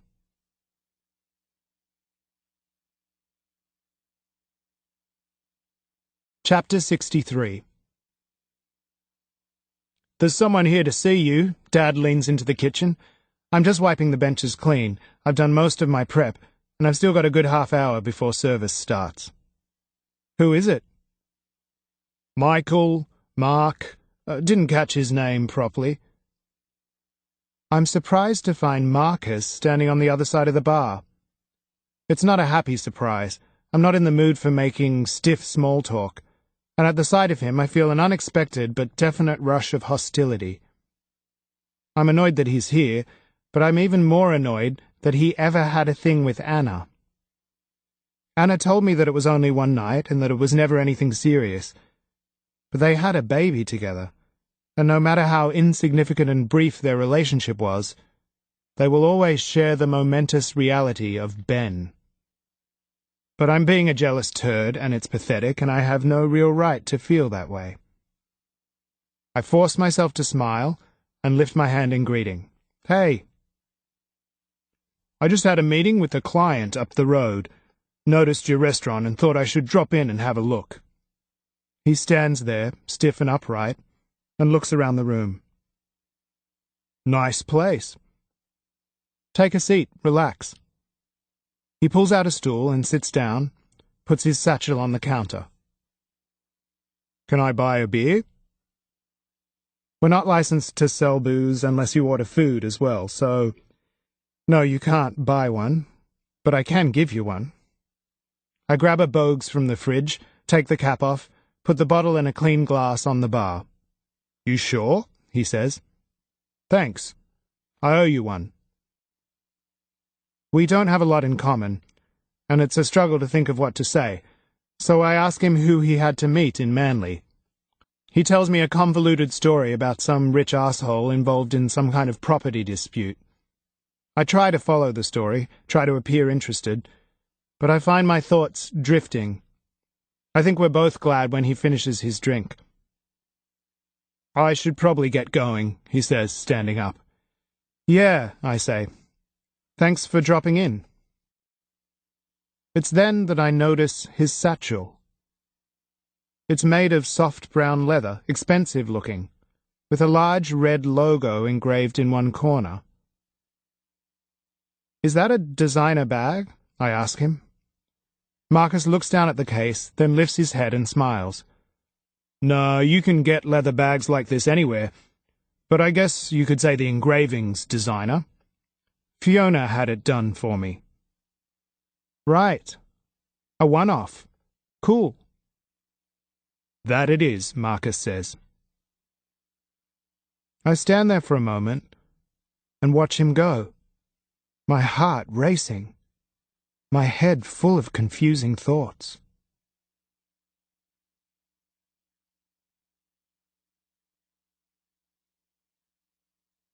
Chapter 64. After lunch, she goes back up to the attic. She sits in the armchair for over 2 hours, but finds herself growing unusually restless, bored even. Usually she can sit there for hours and hours. Normally she can easily waste most of the day in the presence of the crib, Ben's blanket and photos, in the simple act of being numb. But being with Tim has changed things, filled her with a restless energy, all her senses heightened, as if she's been charged with electricity. She finds herself fidgeting, remembering the smell and taste of Tim, reliving their time together, wondering what the time is and how soon he'll be home. She gives up after a while and gets up, locks the attic door behind her.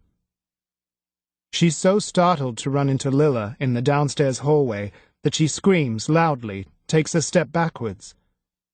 She'd been so distracted thinking of Tim that she'd momentarily forgotten there was another person in the house, forgotten that Lilla had even moved in. Oh, Jesus, Lilla says. Sorry. Anna puts her hand to her chest, breathes out. I scared you to death, Lilla says, laughing. Anna nods. I didn't mean to. Sorry. Lilla looks at Anna curiously. But then you're easily scared. I bet it doesn't take much. I don't know, Anna says defensively. I think most people would scream if they ran into someone in a dark hallway.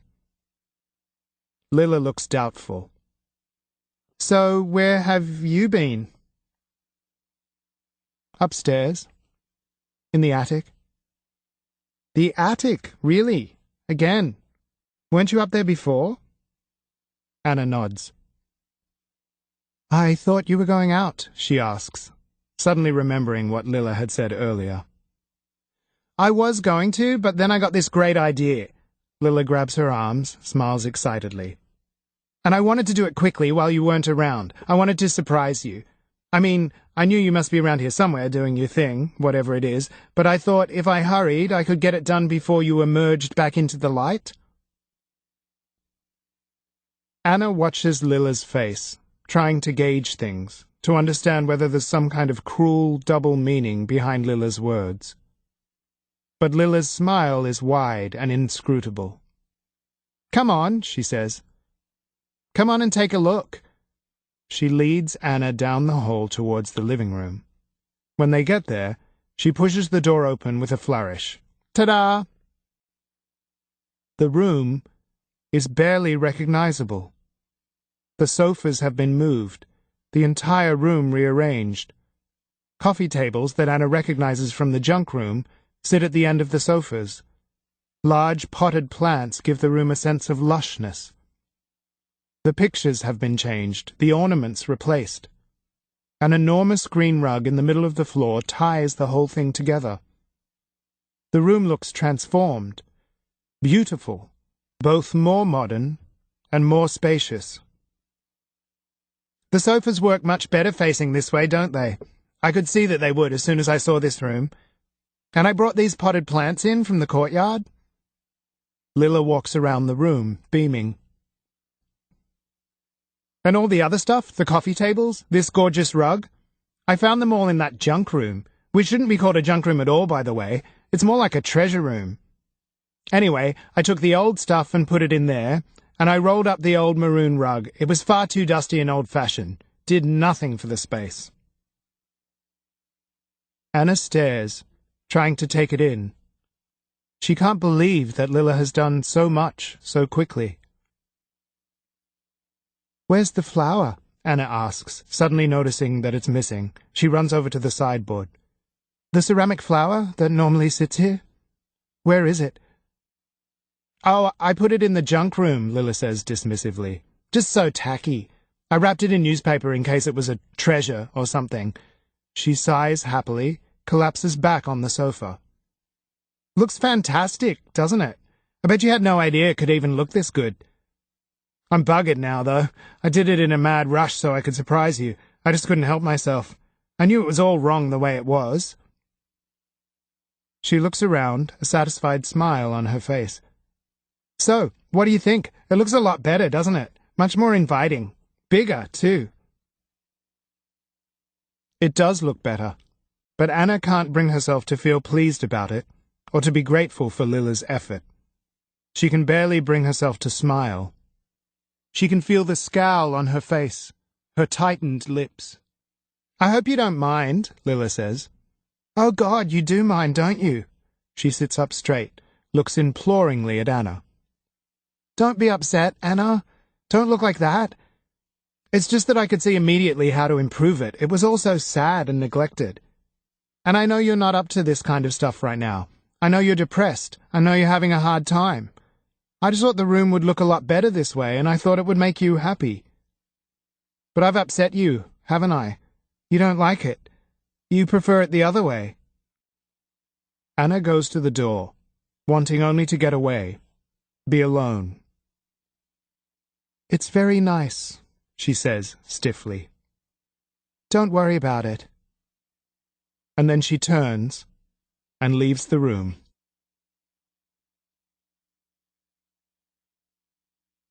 Chapter 65.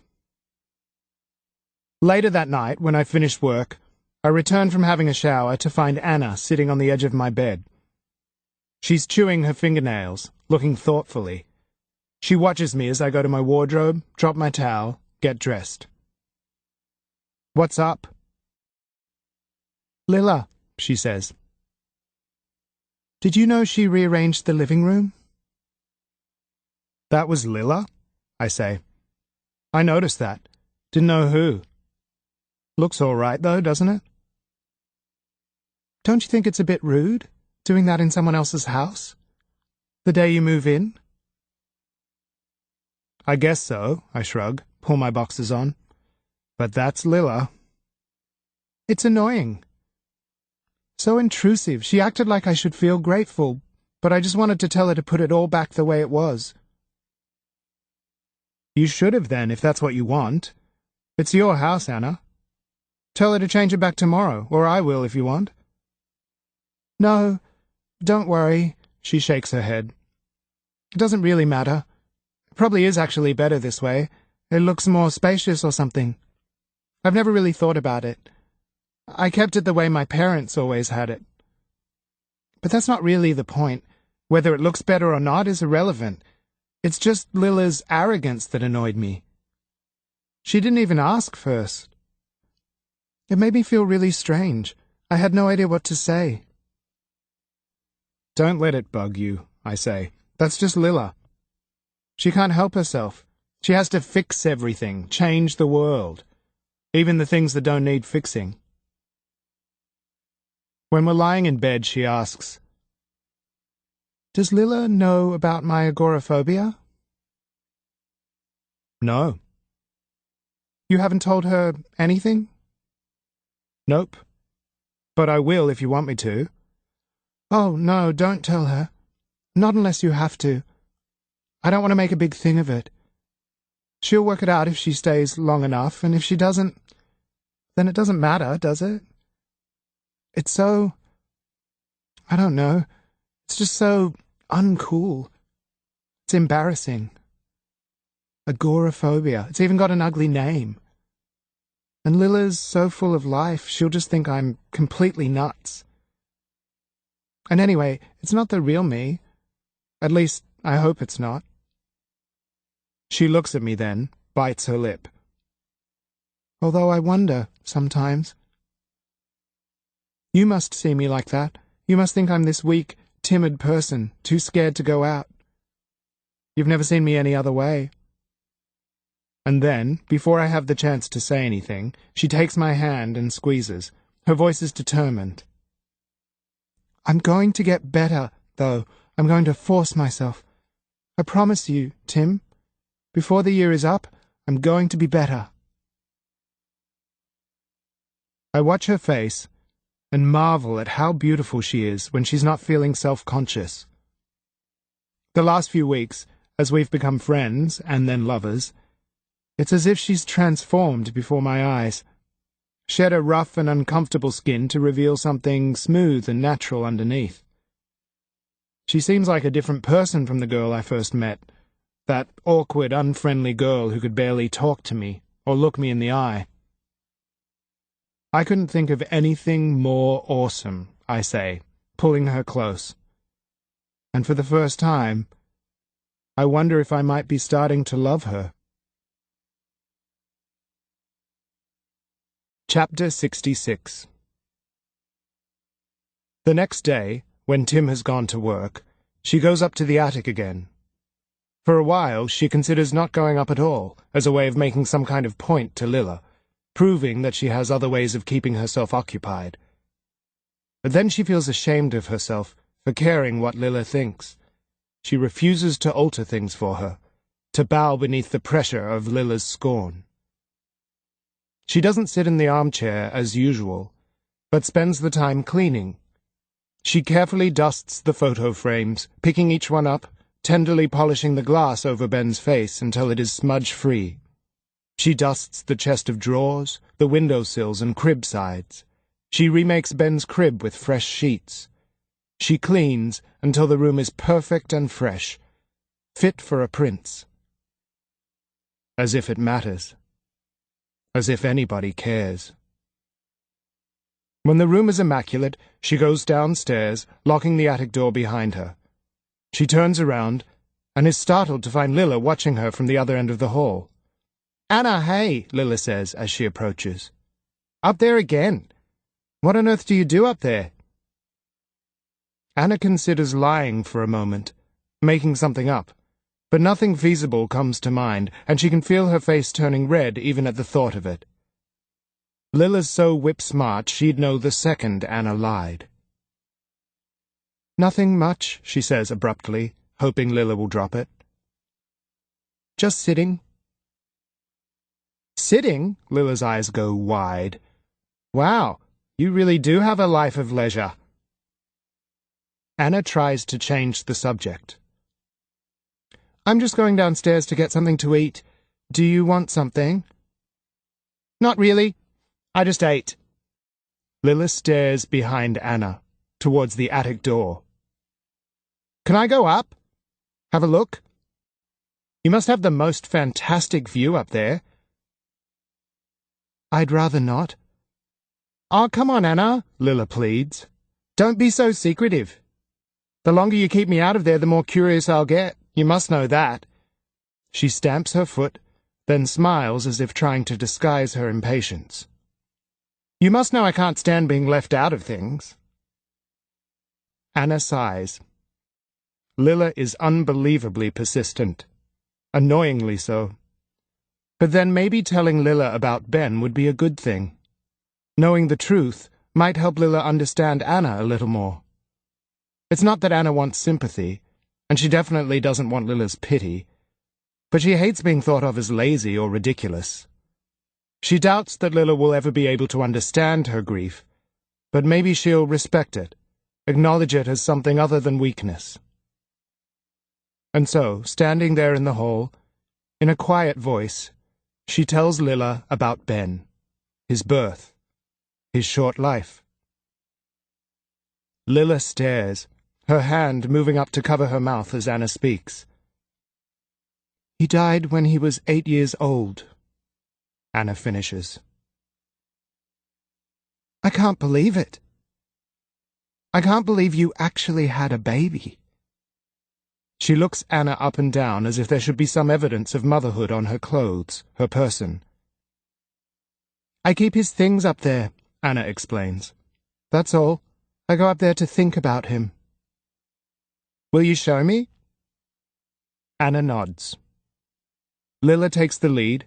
She holds Anna's arm, walks her to the attic door. "Here," she says, holding out her hand. "Give me the key." She unlocks the door and steps inside. She closes the door behind them, and together they climb the stairs. Lilla doesn't say anything when she first sees the crib. She glances at Anna, then walks slowly towards it, puts her hands on the side rails, stares down at the bed linen. "This is Ben's?" "Yes." Lilla turns away from the crib and lifts one of the framed pictures of Ben. She looks surprised by the image of his face, shocked even, as if she didn't really believe Anna until then. She even blinks several times, as if she might actually cry, and Anna feels a small rush of warmth for her. Lilla shudders and puts the photo down. She wraps her arms around herself as if she's cold. "He was quite cute. You must miss him a lot." "Of course, yes. Horribly." "What happened? I mean, how did he die?" "It was an accident," Anna says. "He drowned." "Oh, my God. Anna, that's so... My God. But how?" "It doesn't matter." "You must feel so terrible. You must want to..." "Kill myself?" Anna says. "Yes. Sometimes I do." "I wasn't going to say that, but... Well, yes. I guess you must feel a bit..." Lilla shrugs, tilts her head to the side sympathetically. "You poor, poor thing. So you come up here and... Well, do what? Exactly?" "I just sit here," she says. "That's all. I come up here and sit in that chair." "But you come up here for hours at a time." Lilla looks baffled. Anna shrugs. "It helps." "It helps? How?" "I don't know. It just does." She's not going to go into detail. She doesn't owe Lilla an explanation. And she can tell now that bringing Lilla up here with the hope of garnering any genuine empathy was futile.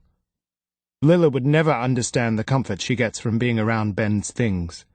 The transitory moments of pure happiness she gets when she successfully manages to forget that he's gone. A second or two of that feeling is enough reward, worth sitting there for hours and hours and hours. "I can't really imagine it. The way you must feel, I mean. I don't understand why you'd want to sit up here, with all this stuff. I don't actually understand how that could help." "I don't understand it either. I only know it soothes me." "I guess," Lilla shrugs. "If you say so." "What?" Anna laughs. "You don't believe me?" "Oh, I believe you. I just don't think it's healthy. I mean, personally, I think it's a bit... Well, maybe a bit morbid or something. But then I wouldn't really know because I..." She stops, smiles, puts her hand on Anna's arm. "But I have no right to say anything, really. I'm not you, am I? I'm not depressed, suicidal. And really, the whole thing is beyond my comprehension. I've never even wanted children. I don't even particularly like them. So I really can't imagine what you're going through. Of course you can't, Anna says. Nobody can.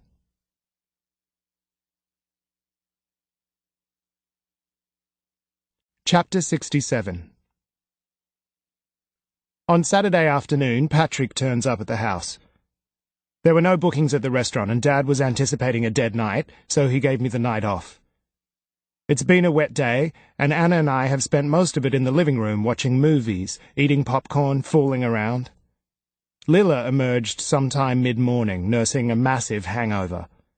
She took some painkillers, made coffee, and took it straight back upstairs. We're in the middle of our third movie when there's a sharp knock on the door. Anna and I look at each other like a pair of guilty kids. Shit! Anna giggles, sits up, straightens her clothes. Who's that? Dunno. My psychic powers don't work on weekends. There's another loud rap on the door. Anna raises her eyebrows. Go and answer it, she elbows me.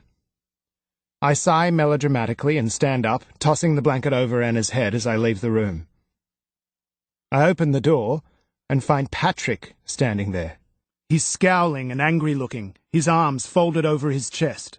Where's Lila? He demands, and I can smell booze on his breath. He sways. What do you want, Patrick? I say. Did Lila invite you here? Invite me? He laughs.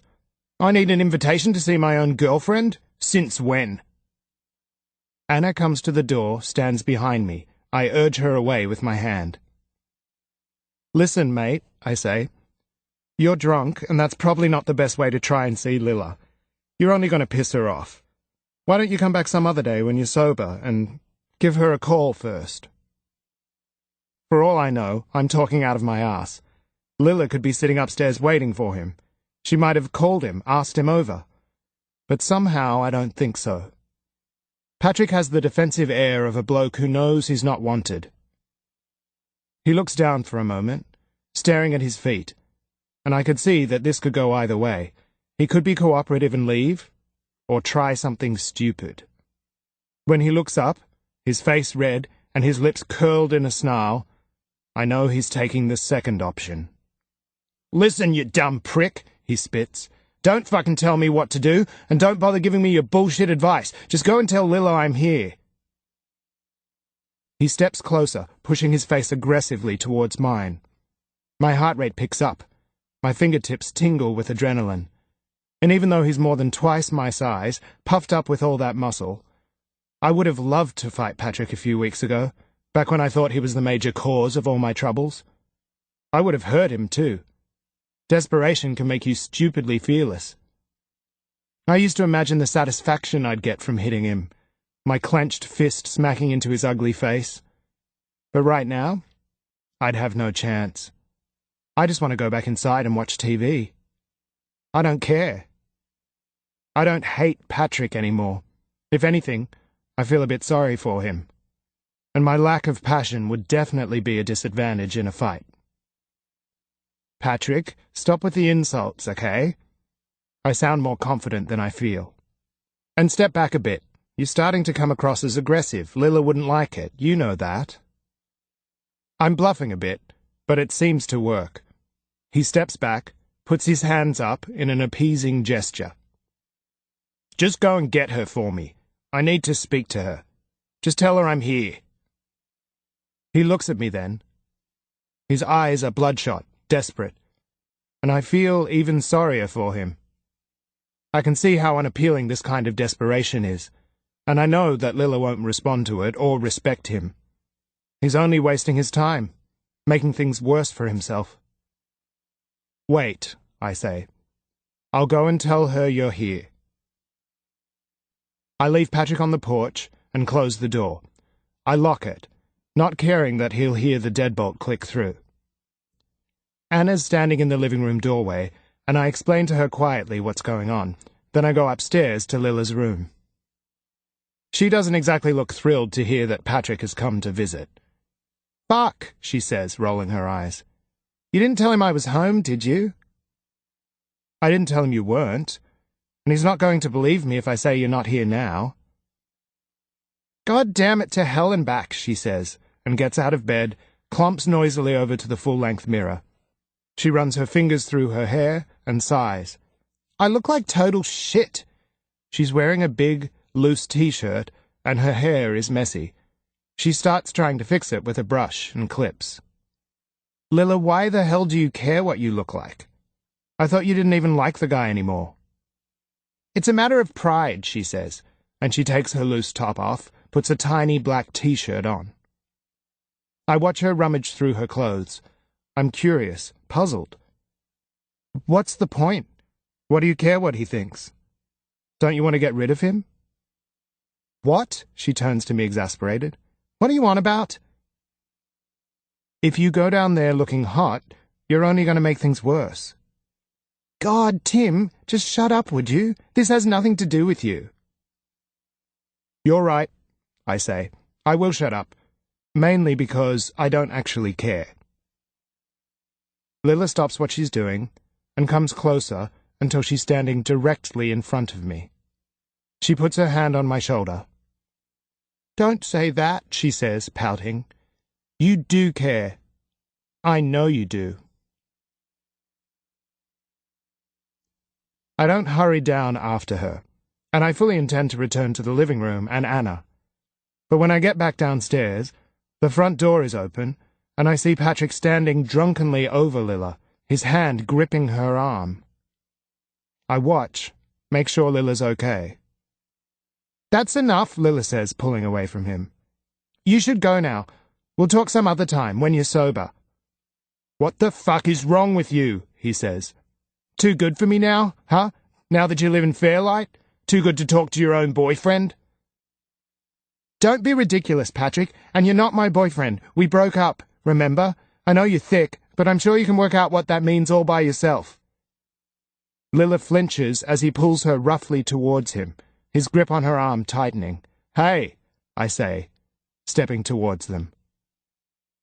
Getting too big for your boots, eh, Lils? Think you're something special now, do you, living here? Big house giving you a big head or something, eh? Well, I wouldn't get too smart. Do your new housemates know you haven't even got a job anymore? Do they know you got fired? Bet you haven't told them that little detail. Oh, piss off, Patrick, just go away. Her words are brave, but I can hear the embarrassment in her voice, the trace of alarm. Mate, come on. Let her go. I put my hand on his shoulder, try to make my voice sound reasonable, non-confrontational. Don't do anything you'll regret. He ignores me. He holds tight to Lila's arm and drags her down the porch steps and onto the front lawn. Fuck, Patrick, she cries out. What the hell? I just want to talk to you, he says, his voice cracking with emotion. I just want to talk, and you're being a stuck-up bitch. I follow them onto the grass and push myself between them so that he's forced to let go of Lila's arm. Fuck off, Patrick screams at me. Just fuck off and leave us alone, you dumb fucking loser. He lurches towards Lila again, and I grab his shoulder, trying to hold him back. But he's stronger and angrier than me, and I don't have much chance. He reaches for Lila with one hand and takes a swing at me with the other, hitting me straight in the gut. It's not a full-blown punch, more a distracted backhander, but it still hurts like hell, knocks the air out of me, and I double over trying to catch my breath. And then a shout comes from the front porch that makes us all stop. It's Anna, her voice strong and furious. Let go of her right now and get the hell off my property. It's the first time I've seen her so angry, and I'm so startled I forget the pain in my gut, stare up at her. Her eyes are flashing, her cheeks are flushed. She's magnificent with rage. How dare you come here and act like such an asshole? Get out of here, now, or I'll call the police.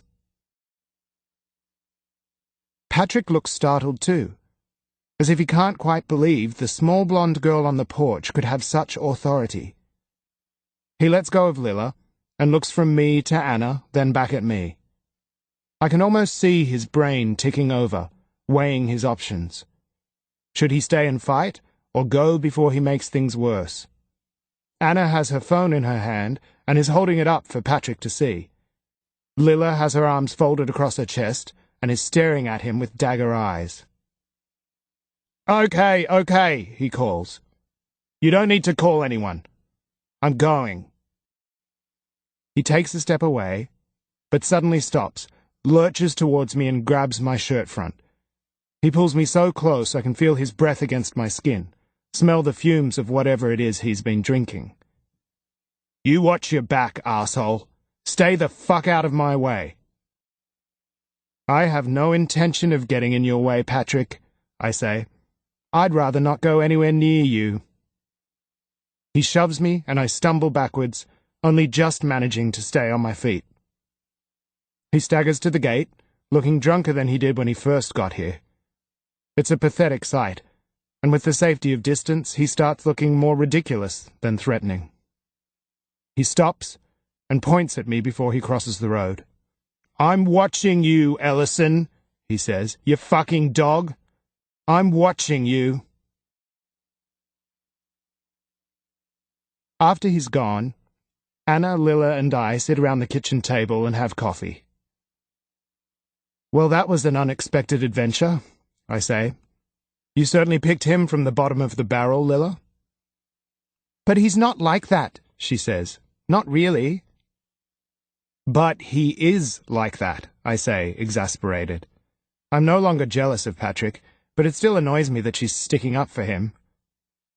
Obviously, he was just here being like that. And what was that he said about your job? You didn't tell me you got fired. Lilla glares at me. It's a complicated story. I was treated unfairly. And I didn't tell you because you would only say it was my own fault. Anyway, she turns to Anna. I'm sorry. I've never seen Patrick act like that before. It was probably just an aberration, Anna puts in diplomatically. Exactly, Lilla nods.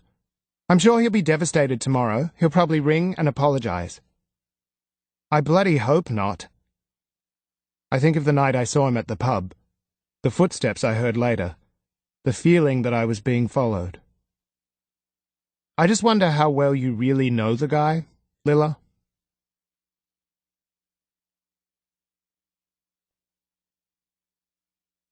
Chapter 68. The next morning, for the first time in weeks, I get up early for a surf. The air is cool, but the water's warm. And once I'm actually out there, I forget about everything but the water and my body and the sky and the sea. I exist as I only ever do when I'm surfing or having sex, purely in the rush of the moment. And as I walk back up the beach, I have my usual post-excellent surf thoughts. I kick myself for forgetting how awesome and perfect it is, for forgetting how an early morning surf can set a good tone for the rest of the day, and I swear to myself that I'll make an effort to come out more often, every day if possible. When I get back to the house, I run upstairs to Anna. It's dark in our room, the curtains drawn, and I take off my clothes quietly. I get beneath the sheet and wrap my arms around her back. Pressing my skin against hers is like lowering myself into a fragrant bath. Oh, she says, in a soft murmur, you're cold. Make me warm, then. And she turns to face me, opens her arms, and does just that. Later, I go to the kitchen and make enough bacon and eggs and fried mushrooms for the three of us. When it's done, I go upstairs and tell the girls to come down. Lilla enters the kitchen in her dressing gown, looking a lot healthier than she did yesterday. Anna appears a moment later. She's dressed, her hair wet from the shower. We smile at each other. "Aw, stop it, you two," Lilla says. "Those looks you're giving each other, you're making me sick." We each have a huge plate of food, and we all go back for seconds. Lilla makes coffee when we've finished, and we sit around the table, content, bellies full. "Why don't we have a dinner party?" Lilla says. We just had a party, I say. No, I mean a small thing. A dinner party, Tim, it's quite different. She smiles sheepishly, looking at Anna. Actually, I was thinking we should invite your friends over for dinner, Anna. That bloke I met at your party last week. Marcus and his sister? Fiona? Yes, them. They seemed pretty nice. They are nice, Anna says, looking puzzled. I'm just not sure. But wait, Lila interrupts. I just have one really important question I need to ask first. She grins. Is Marcus single? You can't be serious, I say. You haven't even got rid of Patrick yet. I have so got rid of Patrick. It's not my fault he's having problems understanding that fact. Shouldn't you try being single for a week or two, I say, so you can find yourself or something? Nah, that's all bullshit. Why am I more likely to find myself by being alone? All I'll discover that way is that I'm lonely, she says, and horny. God, Lila. Don't be so uptight, Tim. Why shouldn't I pursue love if I want to? I don't like being alone, and I'm happy to admit it. It's boring, she shrugs. And I just thought Marcus seemed nice, mature. It can't hurt to get to know him, can it?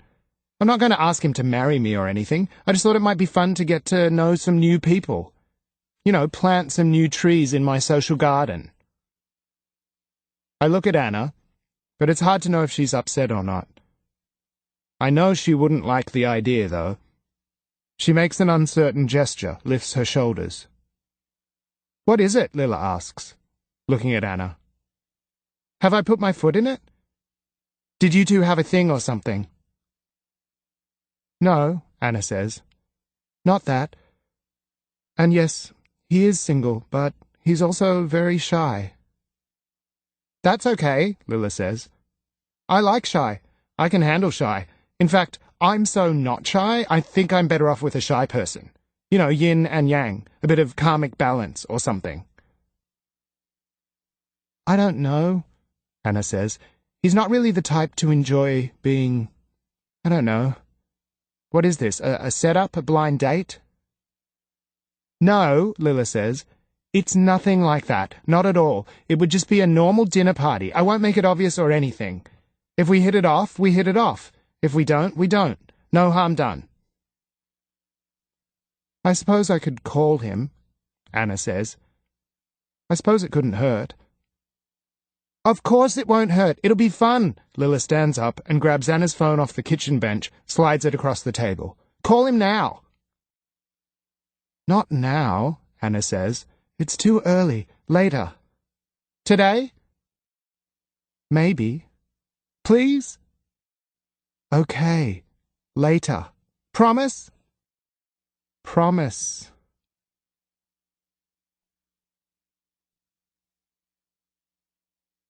Chapter 69. She does as Lila has asked, and calls Marcus. He agrees to come to dinner the following weekend. When she tells him that Lila will be there, that she's staying with them at the moment, Anna is sure she hears a change in his voice, a slight sharpening in his interest. She's not sure why she feels bad about it, or quite where this feeling of possessiveness comes from. Surely she wouldn't begrudge him love, especially not now that she has Tim. All the same, she feels out of sorts and irritable for the rest of the morning. Later that day, Lila suggests they all go down to Manly. There's a band playing down at the Corso, and it's such a beautiful day. We can have a beer or 10. Tim looks keen for a second, then he glances over at Anna, as if only just remembering that she can't leave the house. He shakes his head. Nah, we might just stay here. What? Lila says. You're joking, right? Since when have you been such a homebody? Come on, the weather's perfect. It'll be awesome. I won't, Anna says, but you go. Tim, really, I don't mind, she says, as cheerfully as she can. I've got some things I need to do here. Oh, come on, Anna, Lila says, taking Anna's hand, bouncing around her. Let's go and have some fun. And though Lilla's words and actions seem friendly enough, there's something cold in her face, something sharp in her eyes that bothers Anna, makes her wonder what Lilla is playing at. She gets the strange feeling that Lilla is performing. She just can't work out what or why. No, really, she pulls her hand away. I can't. I'll stay here too, Tim says, and help you out. Anna shakes her head and plasters a big smile on her face. Don't be stupid. Go on. Leave me alone for a while. If you're sure.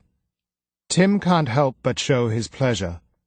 And though she doesn't show it, it would be like trying to keep him trapped, just as she's trapped. She can't help feeling disappointed. Of course, she says. Go. Have a beer for me. She watches them from the living room window. They walk together, Lilla's shapely brown legs going fast to keep pace with Tim's much longer ones. The two of them are laughing, Lilla leaning into him when she talks, looking up at him, her face so pretty and animated. Both of them are oblivious, taking everything for granted, the world and the fact that they can be a part of it, their own easy confidence. When she can no longer see them, Anna pulls the curtain closed, turns back to the empty room. She lies belly down on the sofa and buries her face in a cushion. She screams as loudly as she can. Nobody can hear her, and she screams until her throat is hoarse, screams until the fabric is wet with her spit and tears. She screams until the image of Tim and Lilla walking down the road away from her is replaced by a head full of black.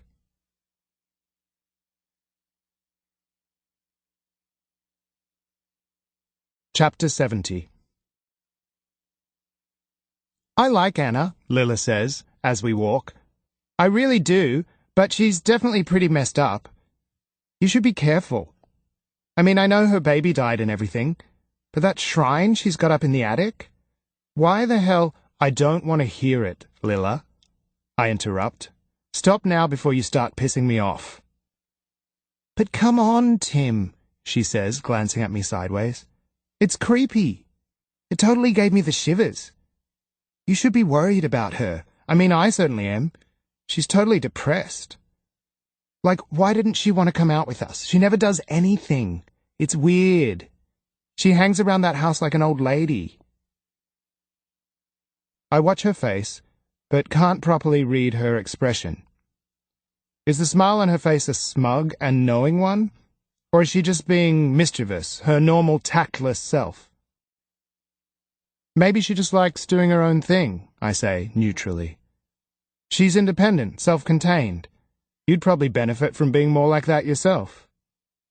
She shrugs, and the strange smile is replaced with a more natural one.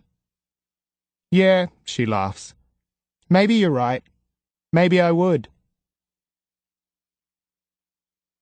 When we get to Manly, we stand and watch the band for a while, but it's hot in the sun, and my throat is dry, and I long for the beer Lilla mentioned back at the house. We go to one of the restaurants with outdoor seating and order beers and hot chips. And as we eat and drink, and finish our first beer and order a second, Lilla talks, telling me about the recent workplace drama that ended in her being sacked.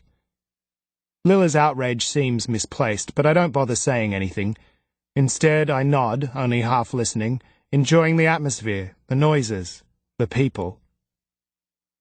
I'm sitting there half listening to Lilla, relaxed with the sun and the music and my gently inebriated state, when Lilla's phone rings. She lifts her bag to the table and rummages through it, tossing scraps of paper and tissues on the table as she searches. By the time she's found the phone, it's stopped. Damn it, she says, standing up. Sorry, Tim, I just need to return that call. Won't be a sec. She walks away, phone pressed against her ear. I start cleaning up the mess she made, putting tissues and papers back into her bag. Among the mess, I find a photo that has been ripped in half and defaced. It was clearly a picture of Anna, and somebody else. The blonde hair and thin body are unmistakable, but the second person has been torn away, and Anna's face has been scratched off with something sharp. Jagged marks zigzag aggressively through her head, leaving her face an eerie-looking blank. I shove everything else back into Lilla's bag, and by the time she returns, I'm pretty sure I've managed to erase the expression of shock from my face. She puts her phone back in her bag, pushes it to the other side of the table. "Sorry about that," she says, taking a chip. I drink my beer and don't say a word.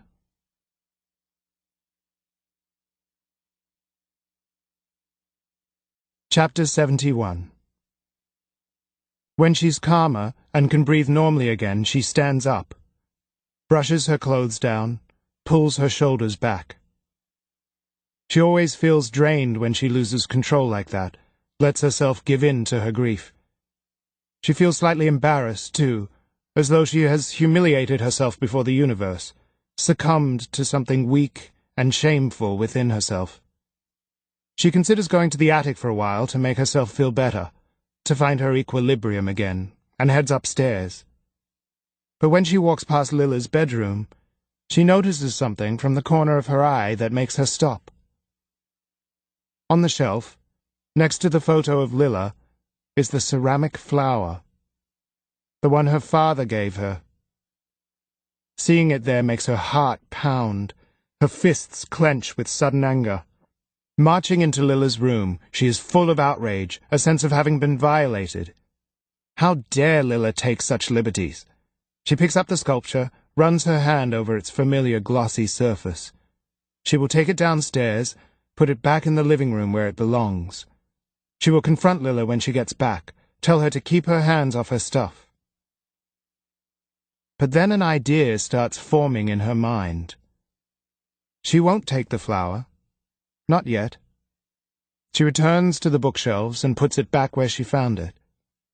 She leaves Lilla's room and heads back down the hall towards Tim's. She pushes his door open and goes to his desk. His laptop starts up when she lifts the lid. The pages Tim was last looking at appearing on the screen. The surf report, Facebook. She sits down, leans forward, starts searching for some answers.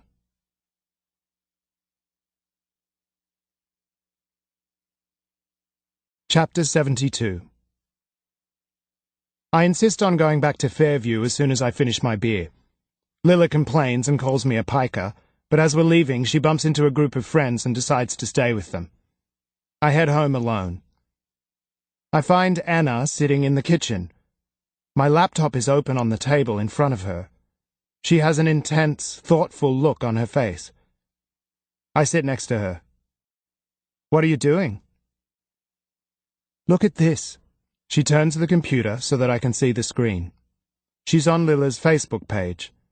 There's a picture of Lilla standing in the street, holding her clenched fist in the air. "Lilla being Lilla," I shrug. "What about it?" She points to the building behind Lilla, then flicks to another website, another image of the same building. "But that's..."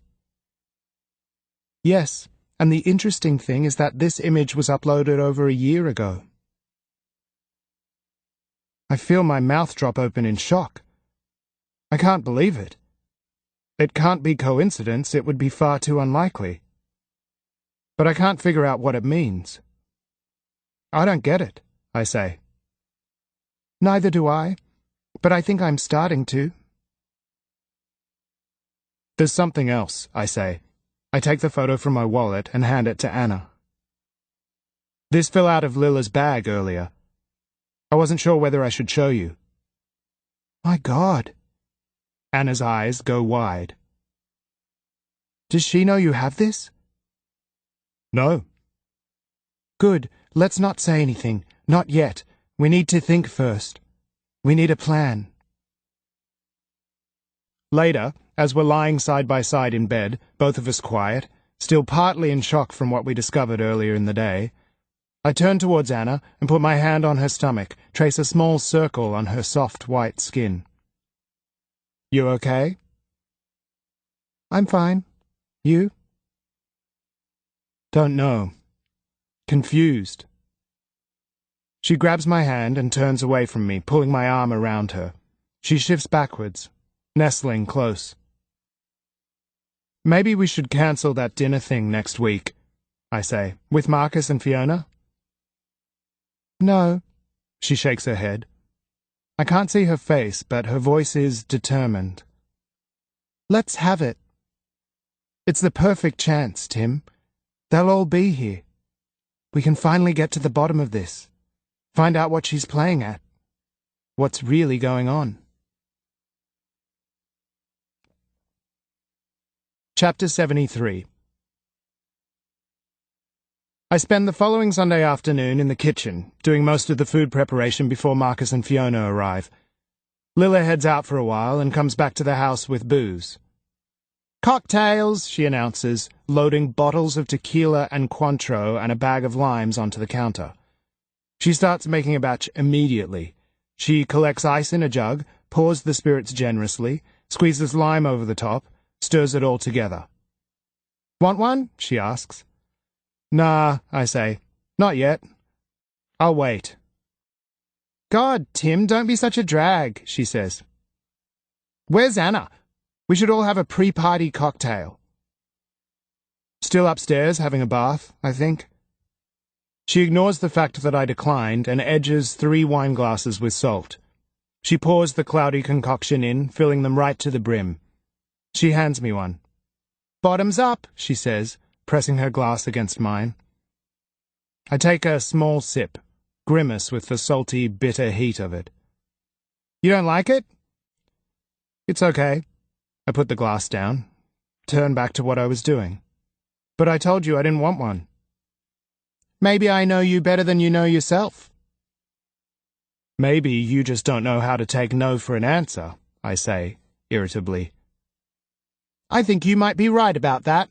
She laughs as she picks up the other 2 glasses and leaves the room. In fact, I think you're absolutely spot on.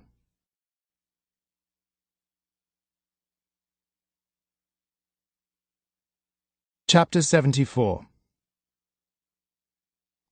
Lilla walks into the bathroom without knocking, and Anna's so startled to see her, so unused to being naked around other women, that she brings her knees up and plunges down beneath the water, putting her hands between her legs.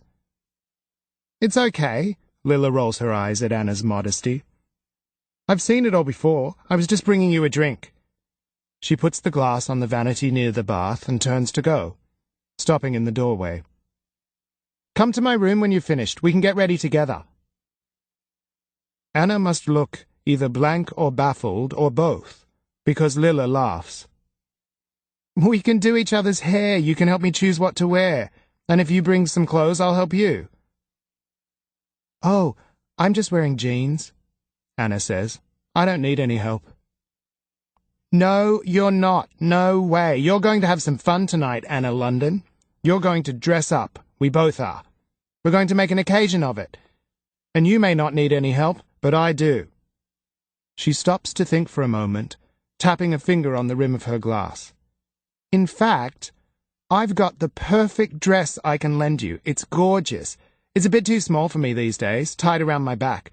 But you're so thin, it'll definitely fit. Come straight to my room. I'll be waiting.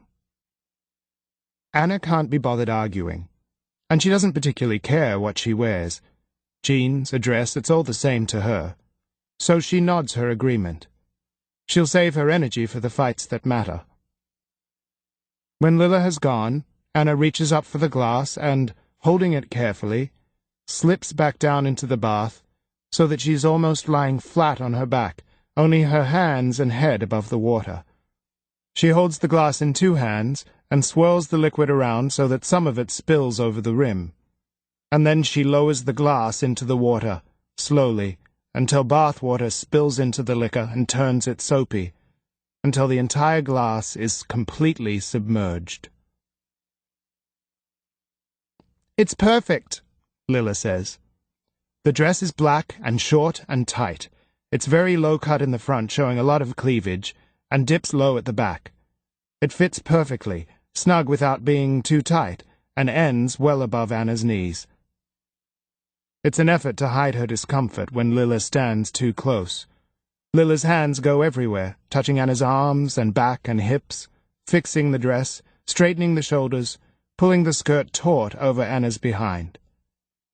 She wants to pull away when Lila's hand touches her skin, but she closes her eyes, breathes through it, and pretends not to mind. When Lila's happy with the fit of the dress, she persuades Anna to sit on a stool so she can fix Anna's hair and makeup. Lila works for ages on Anna's hair, blow-drying and straightening, putting some kind of gel in it to give it body. And when that's done, she turns her attention to Anna's face, using 3 different kinds of foundation, blush, a gallon of eyeliner. Lila bites her lip with concentration as she leans close to Anna, and for a moment, Anna is filled with a sharp sense of regret. "Okay, finished. Come and have a look."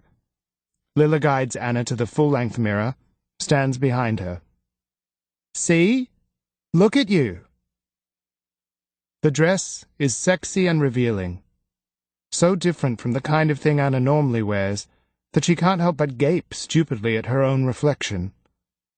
Lila has teased Anna's hair and brushed it back from her face, making her look much edgier, tougher, and her makeup is startling and dramatic.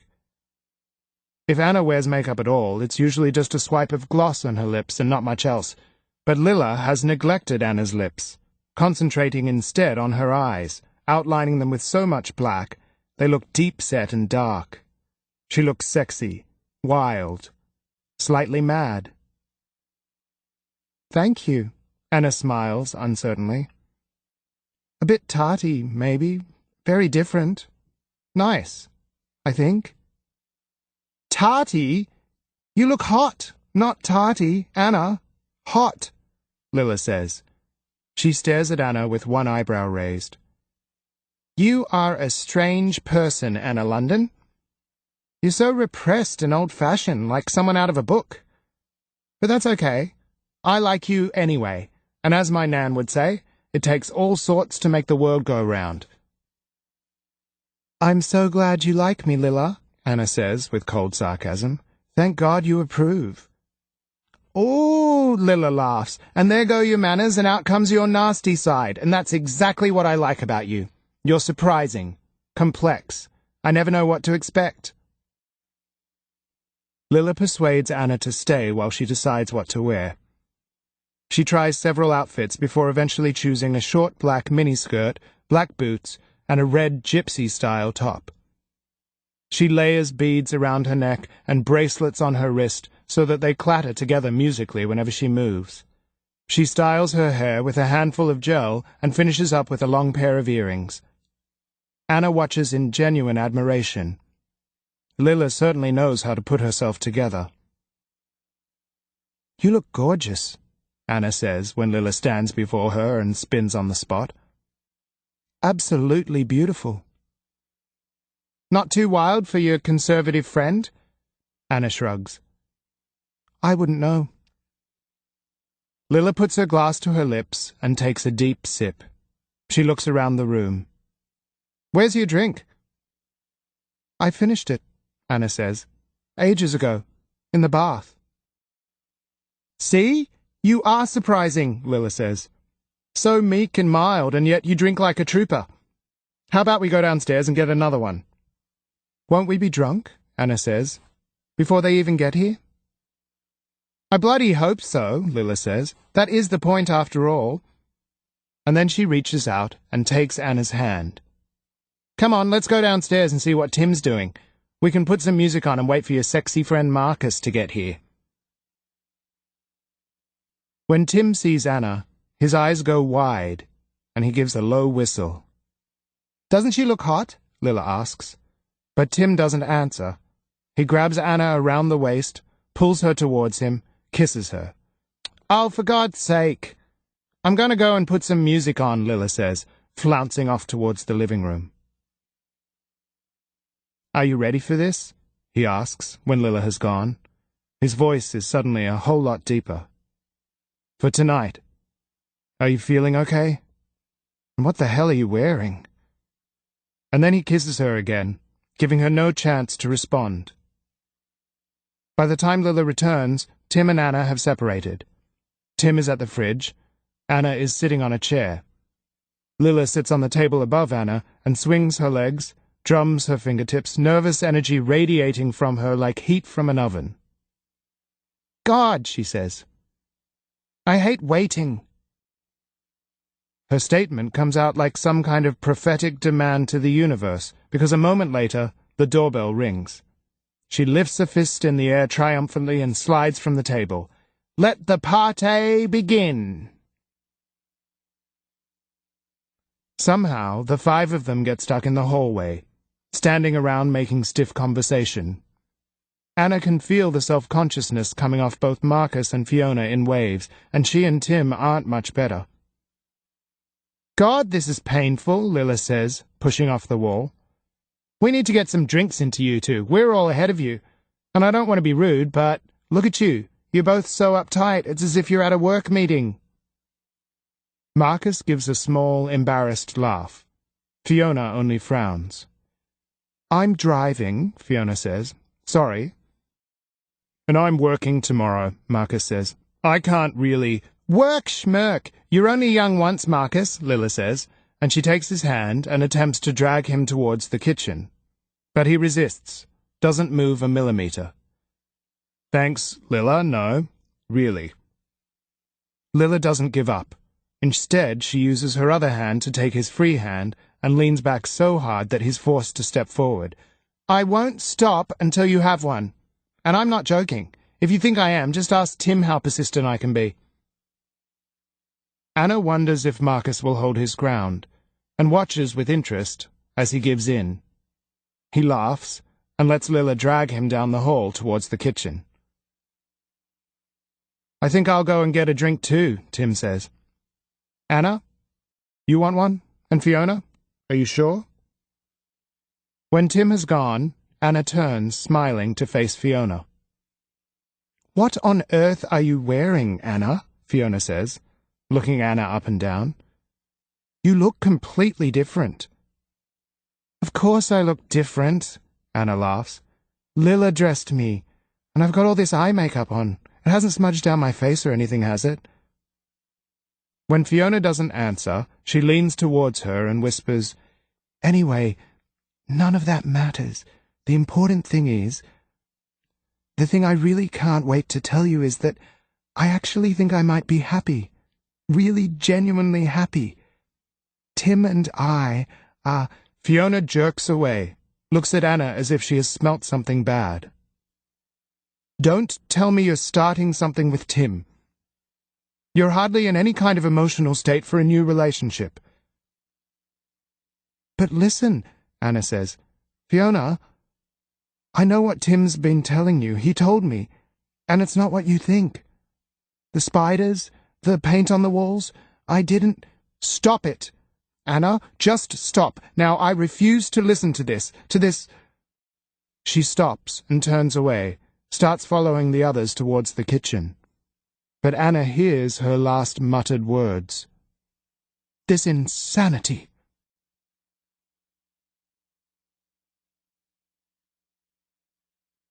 Chapter 75. Fiona marches into the kitchen, looking like she's prepared for some kind of war. She pulls a seat from the table and sits down, folding her arms across her chest. Anna appears behind her, looking flustered. I look at her quizzically, wondering what has happened, but she just mouths the word, "later." Lila makes another jug of drinks and forces a big glassful on everyone except Fiona. Anna holds her glass in both hands, and though she lifts it to her mouth, I don't think she actually swallows much. Like me, I know she wants to stay sober, alert. I take the smallest sip I can, barely wetting my lips. Tonight, I have to be sharp, fully present. We all sit at the kitchen table. Anna sits opposite me, and I stretch my legs out, press her feet between mine. A gesture of support, comfort. She flashes me a brief, tense smile. I'm not sure what the deal is with Fiona, but her face remains dark and angry, and she drinks her water with a sour expression, as if she'd rather be anywhere else. She glares at Marcus every time he takes a drink, and deliberately ignores Lila. To Fairview, Lilla lifts her glass in a toast. The most beautiful house in Sydney. We all touch glasses, drink. Lilla grins across the table at Marcus. Drink up. I want you to catch up with me, she says. She takes a large sip of her own drink and sighs contentedly. She looks at Fiona. Enjoying your water? Fiona glares at her but doesn't respond. She turns to look at Marcus. You're going to regret this tomorrow, she says. We're supposed to be meeting Frank Fletcher at 8. You really need to be in top form. Lilla splutters rudely into her drink. Then she wipes her mouth with the back of her hand, leans forward slightly, and looks at Fiona as if she's some kind of fascinating specimen. So, she says, I know I don't exactly know you, and feel free to tell me to mind my own business, but I think it's safe to say that you're more than a little uptight. So, what's wrong? Anything you want to share? Might help to talk. I'm not uptight, Fiona says coldly. I simply find certain things tedious. Tedious? Really? Lilla says. And what exactly are these certain things, if you don't mind me asking? Leave it, Lilla, I say, glaring across at her. Just bloody drop it, okay? She's incredible, unbelievable. She insisted on inviting Fiona and Marcus, only to start an argument before we've even finished our first drink. Lilla stares at me for a minute, her eyes flashing in anger, and I can almost see her wondering whether it's worth putting up a fight. She must decide it's not, because eventually she puts on a wide-eyed, innocent expression. No problem, Tim, I'll drop it. Though I don't know why you're getting so mad at me. I'm not the one being rude.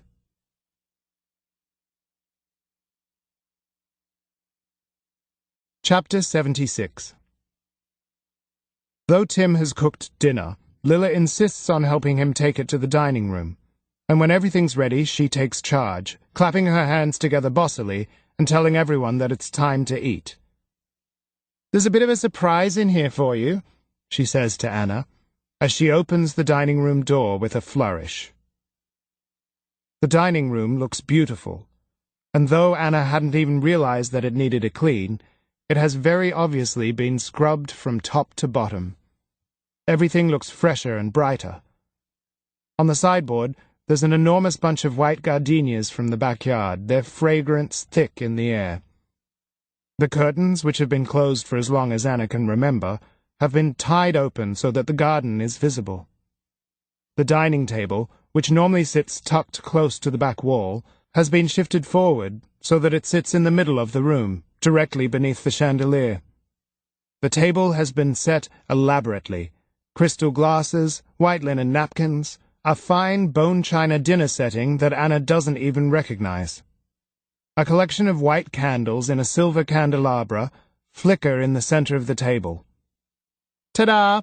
Lilla beams, glancing only briefly at Anna before speaking directly to Marcus. Doesn't it look fantastic? I've been spending hours in here over the last few days. The poor room needed quite a bit of TLC.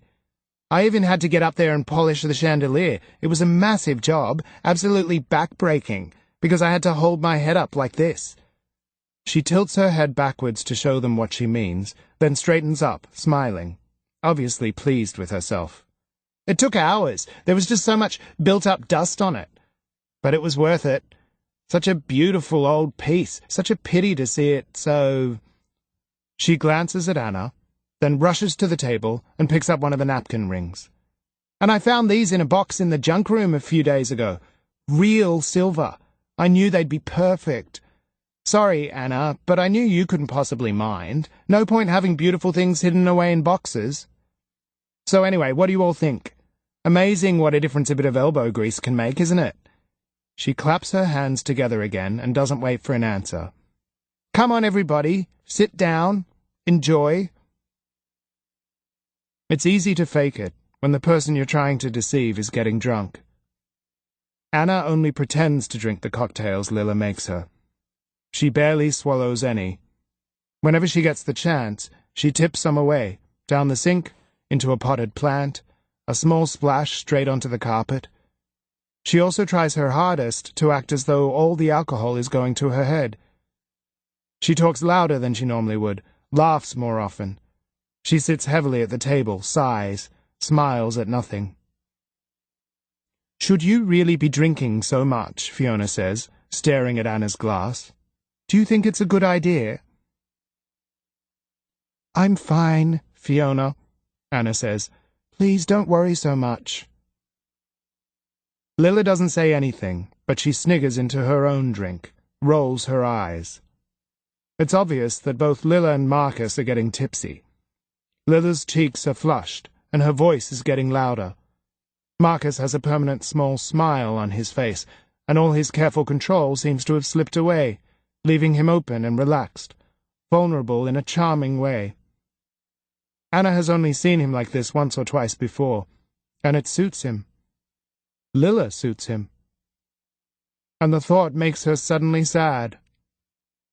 In a different situation, she's sure they would have made a good couple. What a terrible shame that there have been so many secrets and lies. So much deception.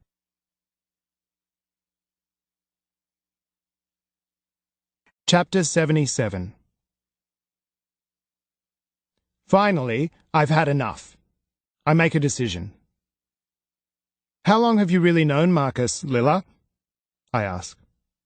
"I mean, from the way you act together, you'd think you'd known each other for a lot longer than a few weeks. In fact, you'd think you're in some kind of relationship." Everyone is startled into silence. Anna looks down at her plate, pretends to be preoccupied with eating. But I know that she's listening to every word, every sound and nuance. "What the hell?" Lilla says. "Where did that come from? God, you can be random, Tim." "I'm just curious," I say, my voice deliberately light, as if it doesn't really matter. "I was just wondering. You both just seem very close. Anyone would think you'd known each other for years." "We've known each other for a few weeks," Lilla says, quickly. "Since your birthday party, you know that." She's a good liar. She meets my eyes squarely without wavering. "Yeah? You sure?" "Of course I'm sure," she says, looking around the table with wide eyes, as if she's outraged that I'd even ask. "But there's just a few curious things, Lilla. Maybe you can explain them." I put my knife and fork down. "Why don't we get it all out in the open? You know when you and I broke up, that fight we had? Remember how I came over to your flat a couple of weeks later? I'd been surfing. I was still dripping wet. I had my board with me." "Of course I remember," Lilla says. "What about it?" "You said you were seeing someone," I say, "and later that person turned out to be Patrick." "So?" "So I was surprised. Surprised that you were going out with someone like Patrick. A plumber, a tradesman. I expected you to be going out with someone who wore a suit. The kind of bloke that carries a satchel." "Why? I went out with you, didn't I?" Lilla sneers. "And you're not exactly the suit type." "Exactly. So, why was I surprised? It doesn't make sense, does it? But just the other day, I remembered what it was that gave me that idea in the first place." Lilla shrugs as if she couldn't care less. "I didn't see Patrick the day I came to your house. I didn't actually see anyone. But I saw a satchel in your hallway and a tie draped over it." "God, Tim," Lilla groans. "So there was a satchel in my house and you thought I was going out with a businessman. What has that got to do with anything? What is your point?" The satchel had these fancy red initials in one corner. H and H. I remember thinking it was some kind of royal crest or something. I look at Marcus. "It was yours. You were at Lilla's house that day. And that's why I was surprised when I met Patrick. I was expecting someone like you." I turn back to Lilla. "I think you've known each other since then." I think you've known Marcus all along. Fiona turns to stare at Marcus. Marcus doesn't say a word. He keeps his eyes down on the table. I waver between feeling sorry for him and wanting to shout at him to look up, be a man, face up to things. Lila laughs. Her eyes flash. Don't be ridiculous. I know a lot of men with satchels, Tim, and that was years ago. I think you might be confused and probably jealous knowing you. I'm not confused at all. It's a distinctive engraving. I recognized it as soon as I saw it, I say. Anyway, that's not all, Lila. Remember that day we went to Manly? On the ferry?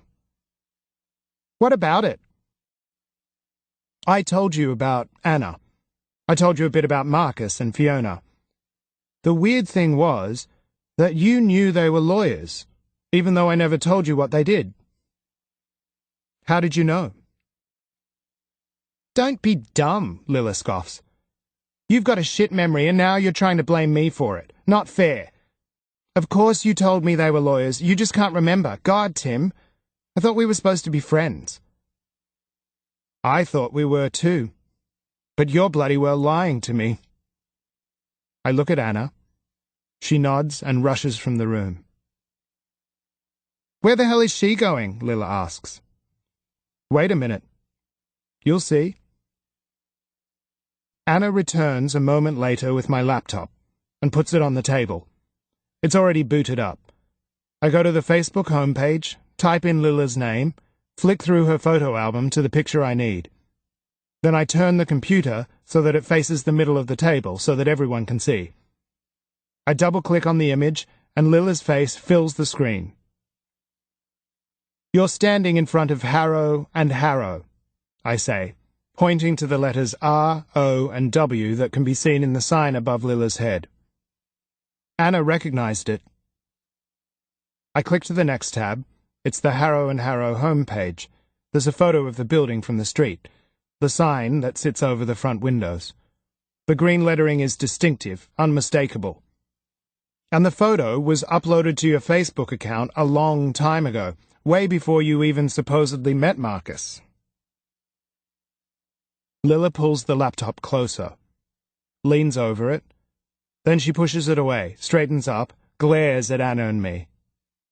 You went through my Facebook photos? We looked at them, yes, Anna says, but they're public access anyway. Any stranger with an internet connection could look at them. A bit creepy, though, isn't it, you looking at my stuff? Come on, I say, almost laughing at Lila's nerve. It's a bit bloody rich, isn't it? Considering the lies you've obviously been telling. Lila shrugs dismissively. I have no idea when that photo was taken, or even what I was doing there. It's as old as the hills. I haven't had my hair like that for ages. Think what you like, I couldn't give a shit. Stop it, Marcus says to Lila, looking up suddenly, his voice sharp with impatience. Stop lying. What does it matter anyway? Just tell the truth. He sighs, turns to face me. Yes, we know each other. We've known each other for a while. And I apologize for being less than straight about it. But it was a private relationship, just between me and Lila. Nobody else's business as far as I'm concerned. God! Marcus, Fiona says, looking at Lila with undisguised horror. What on earth? Look, Fiona, I'm sorry, but it's not a big deal. Lila and I have had a casual friendship, I suppose you could call it. And when you and I were looking for a tenant for Fairview, Lila said she knew the perfect person. That was you, Tim. She said that I'd be doing her an enormous favor if I let you get the room, because it was too cramped with you in her flat. I was just trying to help her out of an awkward situation. Anna got a housemate, someone trustworthy to help out, and Lila got her flat back without offending you, without having to kick you out and ruin your friendship. I stare at Marcus and try to make sense of it.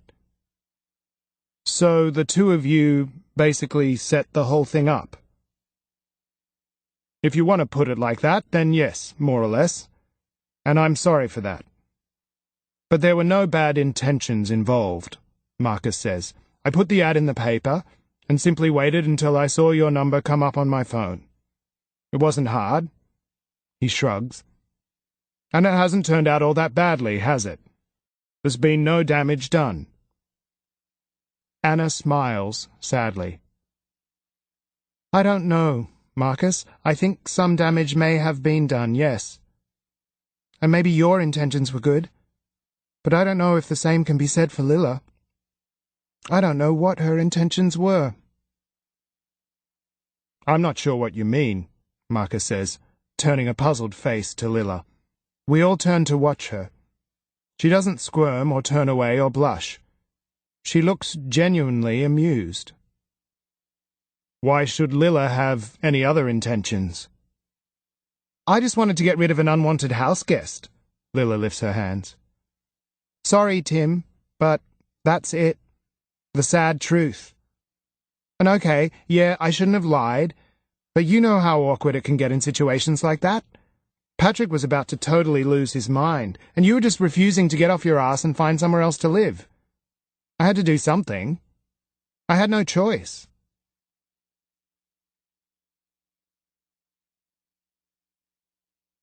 Chapter 78. Anna pushes her chair back. Lila, she asks, would you give me a hand? In the kitchen, Anna scrapes the plates into the bin. Lila doesn't actually help Anna, no real surprise. Instead, she gets the jug and the bottle of tequila, busies herself making more drinks. Anna works slowly, pausing frequently to stare at nothing. What is it? Lila asks. You're not worried about the whole Marcus thing, are you? Seriously, it was nothing. I just had to get rid of Tim. You know what it's like.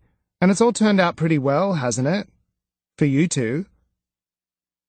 God, no. Anna shakes her head. It's not that.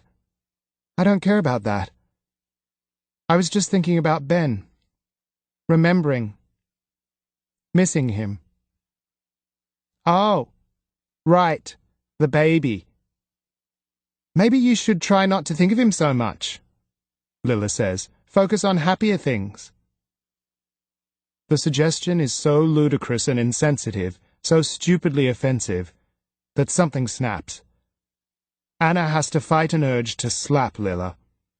She clenches her fists by her sides, then forces herself to release them, to smile even.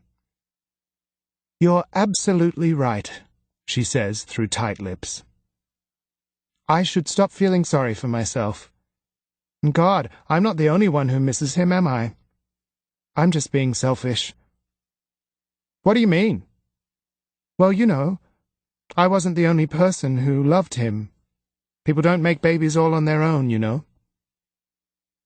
Oh, of course, the father, Lila says, looking down at her fingernails, as if the topic is all a bit of a drag.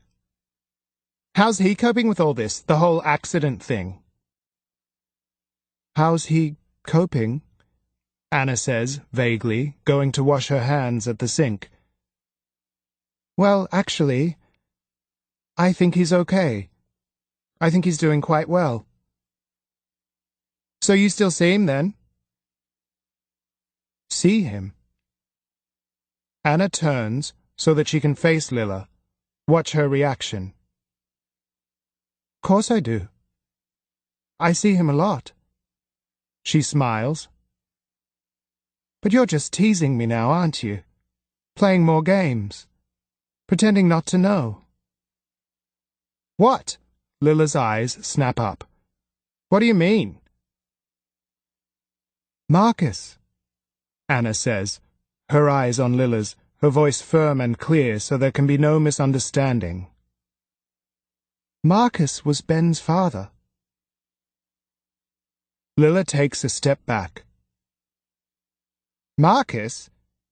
No. No way. She shakes her head. He never... I mean, he couldn't have... You didn't know, Lila? Really? That's so strange. Anna shrugs. Though I guess that's just Marcus, isn't it? So secretive, so private. Nobody can ever really get close to him. Lila nods, but her face is closed tight with fury, her lips drawn together in a thin line. Anna collects the platter of cheese and fruit that Tim had prepared earlier. "Would you mind just handing me a knife, Lila?" she asks, indicating a drawer with her chin. But Lila's obviously distracted, upset, and she reaches vaguely for a kitchen knife from the block on the bench top and puts it on the platter. It doesn't matter. Cheese knife, kitchen knife. Nobody is likely to notice or care. "Thanks," Anna smiles. "I'll just take this out." And as she leaves the room, she can feel Lila's eyes on her back, like two little daggers, pointed and sharp with malice.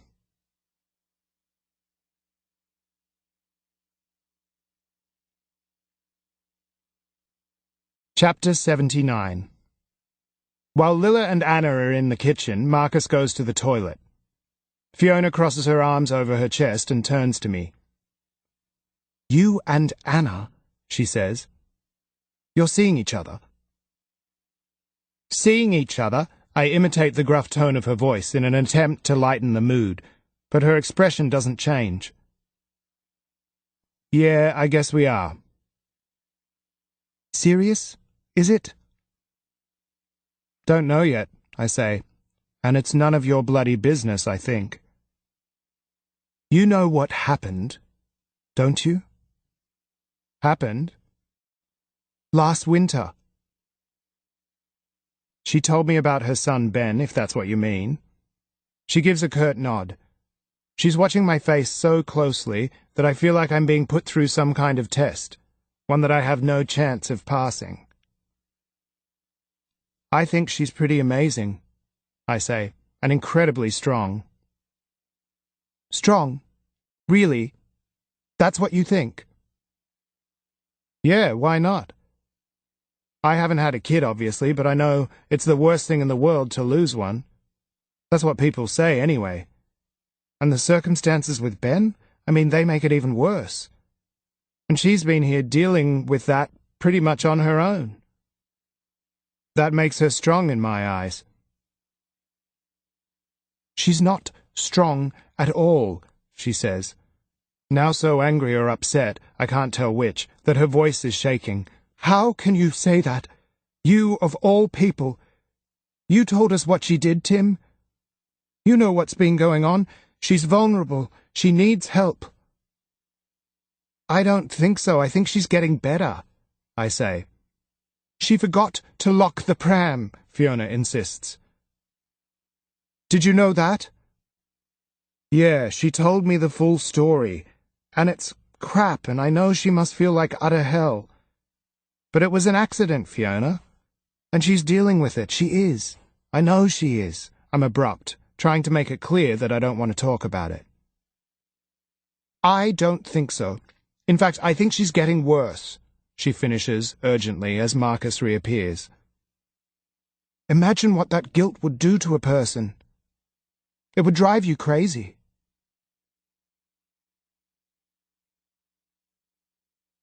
Chapter 80. "Who wants some of this amazing cheese?" Anna asks, as she enters the dining room a moment later. She's holding the cheese platter and a pile of plates. Lila marches in with a venomous look on her face. She doesn't take a seat. Instead, she stands behind her chair and glares down at everyone. We all watch her as she takes 3 big gulps of her drink. She grimaces, gasps. Then she lifts the glass to her mouth and finishes the rest. "Whoa," Marcus says. "Lila, take it easy. What are you trying to do?" "I'm trying to get drunk, Marcus," Lila says coldly. "What are you trying to do?" "Nothing." Marcus looks bewildered at Lila's tone. Lila puts her glass back on the table so roughly that it wobbles. "So, anyway," she says, "in case you're curious, Anna and I were talking about Ben in the kitchen." She stares at Marcus. "Such a horrible tragedy, wasn't it? So terrible. Unimaginable, really." Yes. Marcus looks down. Terrible. And it must be hard for the father, too. Hard for him to accept, Lila says. To forgive. Move on. I suppose so. Marcus goes white. He picks up the knife, as if to cut himself some cheese, but puts it straight back down again without doing anything. He looks suddenly ill, or frightened, or both. What's wrong with you, Marcus? Lila asks. What's wrong with me? He asks. What's wrong with you? Why are you staring at me like that? She leans over the table. What the hell do you think is wrong, Marcus? I don't like being lied to. That's what's wrong. I don't like being tricked. The hypocrisy of her words would be funny if she wasn't so serious, so genuinely outraged. Tricked? I haven't tricked you. You didn't tell me about Ben, though, did you? It's a pretty big thing to forget to tell me. I mean, fucking hell, Marcus. If I'd known... She slaps the table with her open palm, making everybody jump. You're a fucking liar! Ben? Fiona stares at Marcus. What about Ben? What's she talking about? Marcus puts his head in his hands. Jesus Christ, I don't believe this. I simply do not believe it. Then he sighs, lifts his head to look at Fiona. I'm so sorry. Sorry? What are you sorry for? It's clear that Marcus is rattled. He clears his throat, blinks. Anna and I didn't tell you, or rather, I didn't tell you, because I couldn't. I didn't know how to. I didn't want you to find out like this, not tonight. And all I can say is sorry. I'm sorry I was such a coward. I'm sorry for all of it. I don't... Fiona says. What are you saying? I'm saying Ben was my son. I was Ben's father. Marcus's voice cracks, and he looks down. Ben's father? What? Is this really... I don't... Fiona stands up. She's completely still for a moment, a look of stunned confusion on her face, as if she's forgotten where she is, what she's doing. Eventually, she collapses back into her chair, puts her face in her hands. Oh, no. Oh, God, no. No. I'm sorry, Fiona. Marcus pats Fiona's back awkwardly. She flinches, her shoulders shaking. I'm sorry you had to find out like this. He turns to Anna, his eyes full of despair. Are you satisfied now? Are you happy? Not at all, Anna says. Don't think I'm getting any joy out of this. Then why? I thought we had an agreement. Why tonight, like this? Well, and why not? Lila spits out. What do you expect, Marcus? She's mad. Obviously. You must be mad yourself, getting involved with someone like her. What exactly do you expect? You can't expect normal behavior from a lunatic. That's right, Lila. I'm mad, Anna says. Or is that just what you want everyone to think? Why would I give a shit what people think? All I know is you need a lot of help, and so does everyone else here. Lila looks around the table as if for confirmation. You're all sick in the head. Face it. And you, Anna, that whole crib scenario up in the attic, you sitting up there every day pretending your baby's alive, it pretty much confirms that you're seriously screwed. Not to mention all the weird stuff you've been... Shut up, Lila. I interrupt. I'm suddenly so angry I can't control myself. My voice comes out in a rough growl. My hands shake. Lila stares back at me with shock at first, but her expression quickly shifts to one of hostility. It's hard to remember what I ever saw in her, how I ever thought I loved her. Don't you dare bloody stand there insulting Anna in her own house. Why don't you just shut up for once in your life? I'm only stating the truth, Tim. Your girlfriend's sick. I want to smash her, wipe the self-satisfied look from her face. It's the first time in my life I've had an urge to hit a woman. Anna puts a restraining hand on my arm.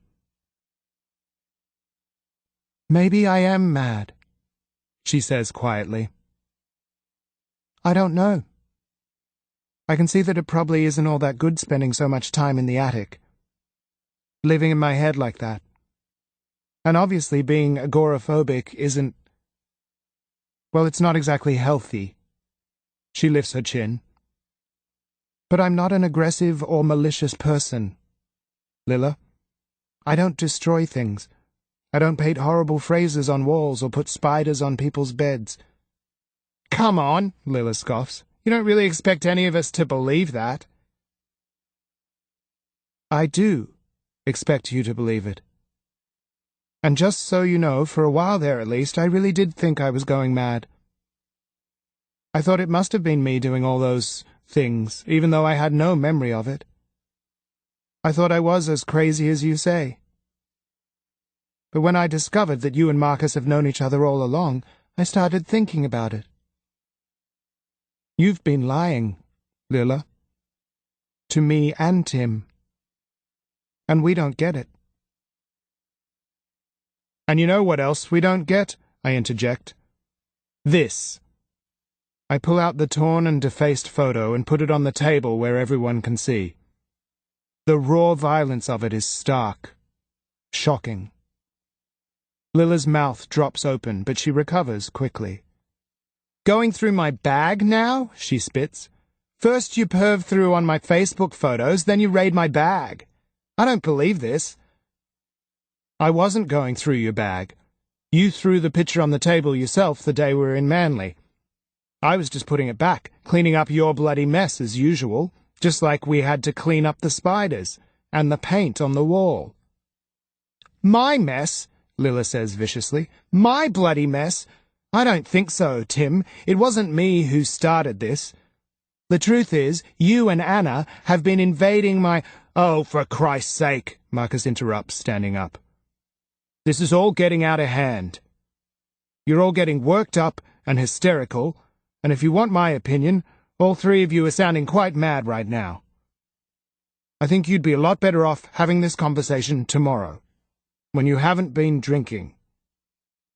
"Marcus, stop. Wait," Fiona suddenly interrupts. She's been sitting there in silence, staring at the laptop. She turns to Lila. "It says here that your last name's Buchanan." "Yeah, so?" "What's your mother's name?" Lila is completely taken aback. "What?" "Hazel," I answer for her. "Hazel Buchanan." "Hazel Buchanan." Fiona turns to Marcus. She straightens up. Her voice is crisp and full of urgency. "I knew Lila's name was familiar. My God, Marcus, we set the payment up for Anna's father, for Stephen London. Remember? He asked us to keep it strictly confidential. You must remember, $200 a month to Hazel Buchanan, and then, in his will, to be paid from the estate in perpetuity." Marcus puts his head in his hands. "What?" "Where did you meet her?" Fiona asks, taking his arm. "Marcus, listen to me. Where did you and Lila meet?" "Don't answer that," Lila says to Marcus, grabbing his other arm. Marcus looks from Lila to Fiona and back again. Lila's voice is as brash and as arrogant as ever, but there's a change in her eyes, a distinct flicker of fear. "It's none of their damn business." Marcus brushes her away. "That's easy," he says to Fiona. "We met at Stephen London's funeral." "Right," Fiona says. "The funeral, of course. So—" "Daddy's funeral?" Anna interrupts. Marcus nods. "But—" Anna looks over at Lila. "Why were you there? You didn't know my father. Why would you go to his funeral?" Lila doesn't respond. She toys with the knife in the center of the table, pressing it down on one end so the blade lifts in the air. "Lila," Anna says, "answer me." "You're right," Lila says. "I didn't know him at all. I never met the man. Not once." "So why were you at his funeral?" An odd-looking smile appears on Lila's face. "I had every right to go to that funeral. Every right in the world." "Every right? What?" Anna's voice is low and full of loathing. "What are you, Lila? Some kind of gold digger? Is that it? Money? Is that what you're after? Or what? Do you just like to prey on vulnerable people, grieving people? What is it? What's your game?" "Vulnerable people," Lila says, still giving all her attention to the knife. Her voice is mild enough, but I can see the tremor in her fingers, the tension in her jaw. "What would you know about being vulnerable?" "Oh, for God's sake, I'm not going to get into another one of these ridiculous conversations."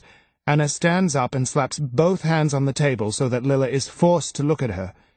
She leans forward, speaking furiously. "I just want to know, Lila, what the fuck were you doing at Daddy's funeral?" The response from Lila is dramatic, shocking. The two of them glare at each other over the table. Then Lila lets out a low howl, raises her glass above her head, and throws it with full force at the wall behind Anna. Anna jumps, visibly startled. Then she shakes her head, gives a small, shaken laugh. "You're a fool, Lila. A trashy fool, and I can't be bothered with you. I'm not interested in what you've been doing here or why you hate me. I just want you to get the hell out of my house." Lila moans softly and shakes her head from side to side as Anna talks. She puts her hands over her ears as if she can't stand to hear the sound of Anna's voice. "Lila," I say. Seeing her like this is disturbing, chilling. For all her talk of Anna's mental health, it's Lila who looks crazy right now. "Lila?" She opens her eyes, and suddenly, her movements as quick and as agile as a cat chasing a mouse, she snatches up the knife and dashes around the table towards Anna. She presses her forearm against Anna's chest and shoves her backwards so that Anna's back slams hard against the wall. "I hate you, Anna London!" she screams. "I fucking hate you! I wish you were dead! Lila! Stop!" "No!" But before anyone has had the chance to react, she thrusts the knife at Anna. We all move to stop her, but Fiona's there first. "I hate you! I fucking hate you!" Lila screams, raising her arm again and again, but her rage has made her oblivious. And it isn't Anna who takes the brunt of her attack, but Fiona. Chapter 81. "Anna? Anna, are you okay?" Tim shouts, as he and Marcus pull Lila away, dragging her to the other side of the room. "I'm fine," Anna says, "but Fiona's hurt. She needs help." "I'll call an ambulance," says Marcus, "and the police." Anna doesn't watch them. She's too intent on Fiona. But Lila's animal sounds and Tim's raised and angry voice echo loudly around the room, making her pulse race, her mind unclear. There's blood everywhere, all down Anna's front and on her hands. Fiona's blood. "Oh, God," Fiona says, collapsing to the ground. "I'm bleeding. Oh, God." Anna grabs a handful of napkins from the table, crouches down, and presses them against Fiona's wounds. There's so much blood, it's hard to know where it's coming from or how to staunch it. "I'm scared," Fiona says. "I'm really scared." "You're going to be fine," Anna says, trying to hide the fear in her voice. "It's not as bad as it looks." When Marcus comes back, Tim is sitting on the opposite side of the room with Lila, their backs pressed against the wall. Tim's hands are wrapped firmly around one of Lila's arms, Marcus goes to sit on the other side of her, pressing his elbow against her arm to restrain her. It's a particularly hostile gesture, as if he finds her repellent, as if he can't bear to touch her with his hands. Anna slides closer to Fiona. She would like to lift Fiona's head, let it rest more comfortably in her lap, but she's afraid of making her bleed more. She settles for brushing her hand over Fiona's hair. Fiona grabs Anna's hand and pulls it close to her face, pressing her lips against the skin of Anna's palm. It's the first time Fiona has ever touched her voluntarily. The only act of physical intimacy Fiona has ever initiated. The realization brings tears to Anna's eyes. "I'm sorry, Anna," Fiona says. "So sorry." "Shh. Don't be silly. You've got nothing to be sorry for. All of this wouldn't have happened if not for me. No, be quiet, please. Just rest." "I abandoned you," she says. "When Ben died, I left you here all alone."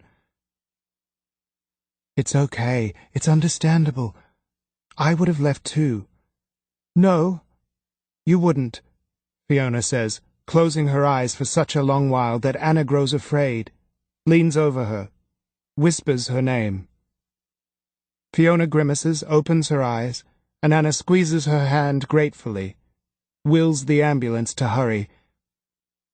"I've been a coward," Fiona says. "I couldn't handle your sadness. It was so messy, and I couldn't help you. I couldn't do anything. So I ran away." "It's okay, Fiona," Anna says, crying openly now. "It's okay. It's not your fault." "I only wanted to help," Fiona says, closing her eyes again, her voice growing weaker. "From the moment I first met you, I just wanted to help. Be a good friend. But then I did the worst thing possible. I left you. Just when you needed me. I abandoned you."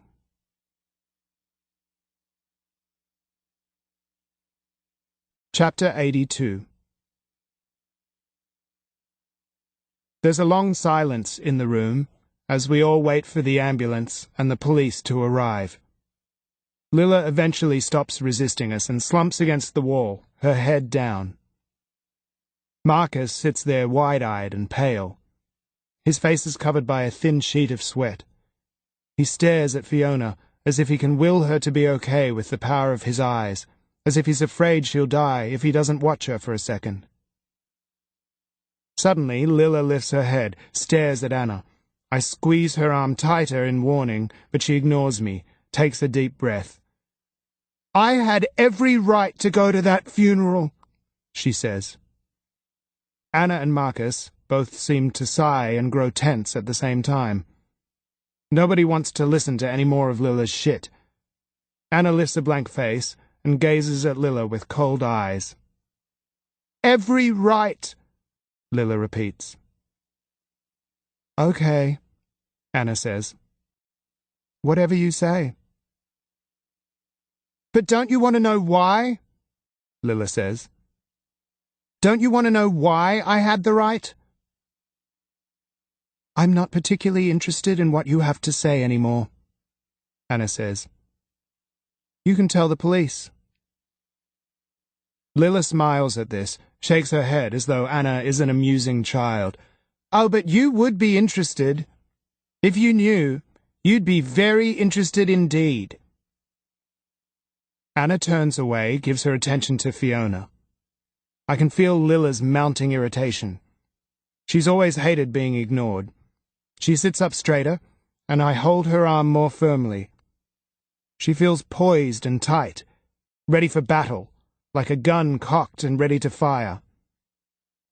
"He was my father too," she says. Anna looks up sharply. "What?" "Stephen London was my father," Lilla says, her voice triumphant, spiteful. Anna gasps, as if she's been hit. The color drains from her face. There, see? You know it's true. I can tell by the look on your face. That's why he was paying off my mother. Lila laughs. Her tone of voice becomes conversational, friendly even. And if you think it's a shock for you, imagine what it's been like for me. My whole life. Not knowing who my father was until my mum saw his picture in the paper after he died and lost her shit. But it was too late to do anything about it by then. 19 years too late. I wait for Anna to deny it, to tell Lila she's a liar. But she doesn't say a word. Mum told me everything, Lila continues. And what a surprise. After all that time, all those years of living in a shitty neighborhood, I find out that my father was rich. But not just rich, not just comfortably rich, mega rich, filthy rich. And then to make things worse, I find out that he has another daughter. A daughter he actually loves. Anna shakes her head. So, Lila continues, and she lifts her head to look around the room deliberately. You got the big house, the private schools, the nice clothes. I got a lousy $200 a month. Shut up money, basically. Hardly fair, was it? And if you think I was neglected on a material level, on an emotional level, things were even worse. I have to say, Anna, that your dear daddy was slightly negligent in his duties. I never spoke to the man. Never met him. Not once in 19 years. I didn't receive a single phone call or a letter. Nothing. Zilch. Nada. You got everything, Anna. As far as Daddy was concerned, it would have been better if I didn't even exist. It's impossible to fathom. Insane. And yet Anna's making no attempt to argue. No attempt to defend her father. But I wonder, Lila continues, I wonder what he would think now. If he could see you. He wouldn't be all that proud, would he? Pregnant at 18, letting your baby drown, living here like some kind of hermit, too scared to go out. Lila, please. He'd probably think he'd wasted all his attention on the wrong one. All that money and time and effort, and look at you. A useless waste of space. A non-contributing member of society. A freak. Anna starts to cry. You couldn't even look after your own son. Couldn't even keep him safe. Lila, I say, low and angry.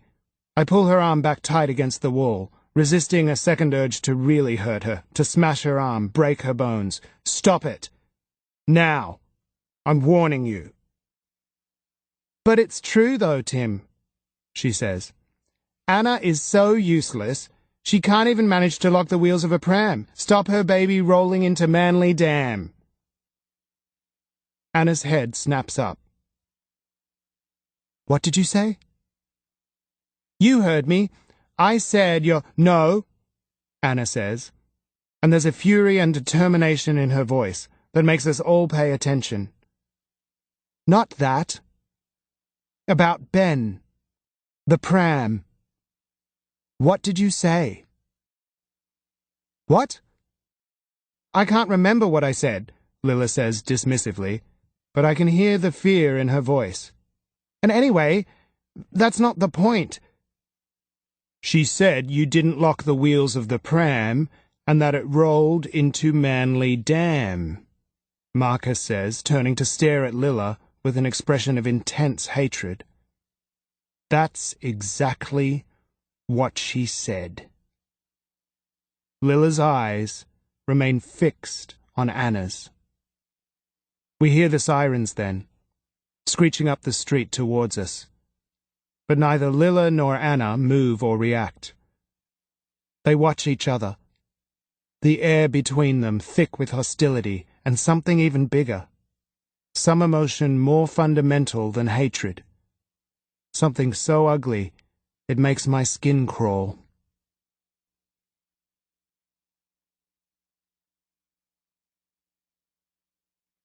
Chapter 83. They spend hours with the police, explaining things over and over, making official statements, going over the long, involved story. Anna tells them everything. Marcus leaves for the hospital just after midnight to see Fiona, and Anna receives a text an hour later. Fiona has lost a lot of blood. She's in intensive care, but the wounds will heal.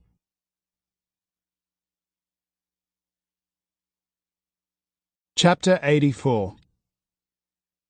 We head straight upstairs when we're finally through with the police. Dawn is near.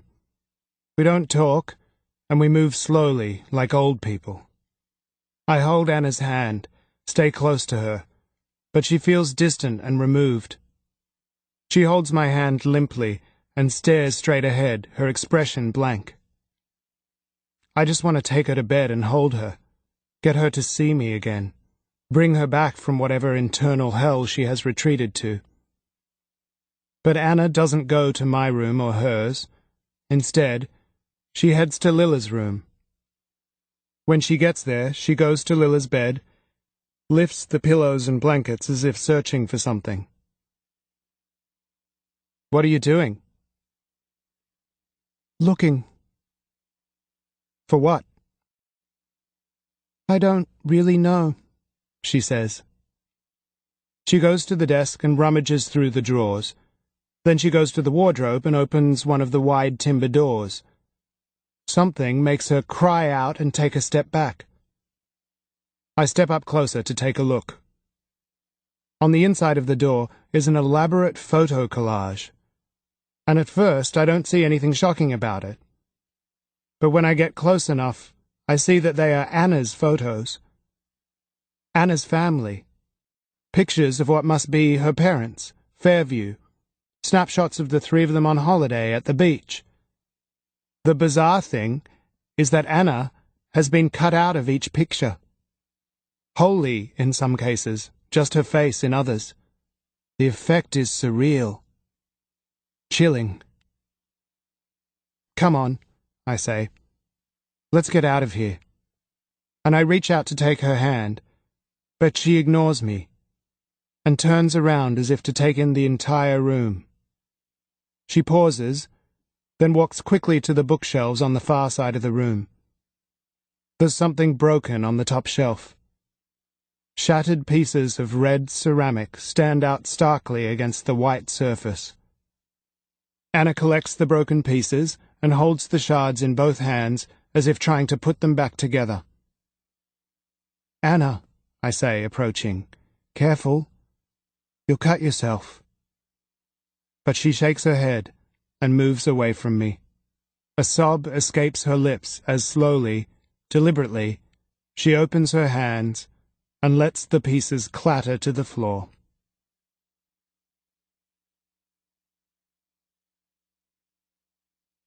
Chapter 85. They go to Tim's room and climb fully clothed onto his bed. They lie spooned together, Tim behind her, his arm wrapped around her. "Anna," Tim starts. "Do you think—" "Shh." She cuts him off, takes his hand. "Please, Tim, let's not talk. Not now. I can't. I just can't. Go to sleep. We can talk later." "Okay. Sure." He kisses the back of her head, squeezes her tighter. Soon, she can hear the slow in and out of his breath, the regular rhythm that indicates sleep. She moves carefully out from beneath his arm and tiptoes from the room.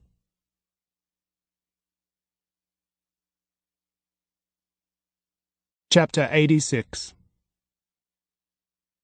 When I wake up, the other side of the bed is empty. I have a good idea where Anna is, but I go downstairs first and put the kettle on for coffee. I make 2 mugs and take them back upstairs, to the attic. Anna's sitting cross-legged on the timber floor. Ben's blanket is on her lap. She looks up and sees me, smiles tiredly. "Hey." I stop in the doorway, hold up a mug. "You need some coffee?" She nods, and I go and sit beside her, hand her a cup. Her eyes are red-rimmed and bloodshot, as if she's been crying. Her hair is loose and messy around her face. I push a strand of hair from her eyes, tuck it behind her ear. "You okay?" She shakes her head. "Did you get any sleep?" "Nope." She sips her coffee, sighs. "I think it's time I put Ben's things away," she says quietly. "In fact, I think it's time I left Fairview altogether." I nod, as if I think it's a smart idea, but the truth is, I don't know if this is a good thing or a bad thing. I don't know whether it means she's feeling better or worse. I don't know what it means for me, for us. I don't even know if she still wants there to be an us. "We need to talk," she says. "Sure," I say. "Okay." "Can we go for a walk?" "A walk?" "You know that bench seat above Fairlight Pool? The one that looks out over the harbour. I used to love going there when I was sad, or if I just wanted to think. We could go there now." "Sure," I say. "But how... what about..." "I don't care. I've had enough of this," she says, her voice full of weary determination. "I don't care if I panic. I just need to get out of here." I take her hand and squeeze. "Let's go, then." We don't do much talking on our way there. Anna starts having a full-on panic attack almost as soon as we cross the road. She starts breathing too fast, almost hyperventilating. Her skin goes pale and sweat breaks out on her forehead. Her whole body trembles. If I didn't know it was panic, I'd assume she was having some kind of seizure. "I'm okay," she insists, tightening her grip on my hand. "Just keep walking." But we don't make it far before she has to sit down on the grass. She pulls her legs up and rests her head on her knees. I sit beside her and put my arm around her. I have no idea what to do or how to help, and when I talk, thinking the sound of my voice might be soothing, she tells me to shut up. So I just sit there and wait, and hope that my presence is at least some comfort. Eventually her breathing slows down. She unclenches her fists, lifts her head. "You okay?" "I've been better." "Want to go back?" "No." I help her up, and we make our way to the bench seat. We walk slowly, Anna taking small, careful steps and breathing heavily, as though the effort is physical rather than mental. It's still early, but there are a few people out, joggers, people in work clothes making their way down to the ferry, to their jobs in the city. People smile as they pass, and I know that we must make a curious-looking couple, both of us scruffy and unkempt, Anna struggling and breathless, leaning against me as though she can barely walk without my help. We reach the bench seat and sit side by side, our thighs pressed close. "You made it." She flashes a wobbly smile. "Only just." "Still, I think it's awesome, Anna. You did it." She nods and stares out towards the harbour. Her face is preoccupied, and despite the beauty of what she's looking at, I know she isn't really seeing any of it. She's thinking about last night, about Lilla, her father, the whole miserable story. "So you think it's definitely true?" I say. As much as I'd like to avoid the whole topic, talk about the weather or the color of the water, anything but what happened last night, I know there's no hope of that. What Lila said. She takes a deep, shaky breath. The payment Fiona mentioned, the one my father paid in secret, that pretty much confirmed it for me. And in a way, it makes a lot of sense. The way my parents were together. Mum's anger. So, she's really your father's child. Your sister. Half-sister, she says. I guess so. Probably. We're both silent for a minute. Both caught up in our own thoughts. So why? Why didn't she just come and talk to you? Why did she have to do all that crazy stuff? You're asking me, she says. I might be biologically related to her, but you know her best. I thought I knew her, I say. But I was wrong. I mean, she's always been obsessed with material stuff, with having a better life. I knew that about her. But I didn't know she could be so malicious. When she saw how much you had, the big house and all that money, it must have made her mad with envy. It's sad when you think about it. I shake my head. Sad and unbelievable. But it's not only that, Tim. Anna hesitates, falters, rubs her eyes. She looks suddenly exhausted and overwhelmed. She takes a breath. That's not the only thing I wanted to talk about. There's something else. Something worse. The look on her face and the tone of her voice, the idea that there could even be something worse, fills me with a sick sense of dread. What? I ask, reluctantly.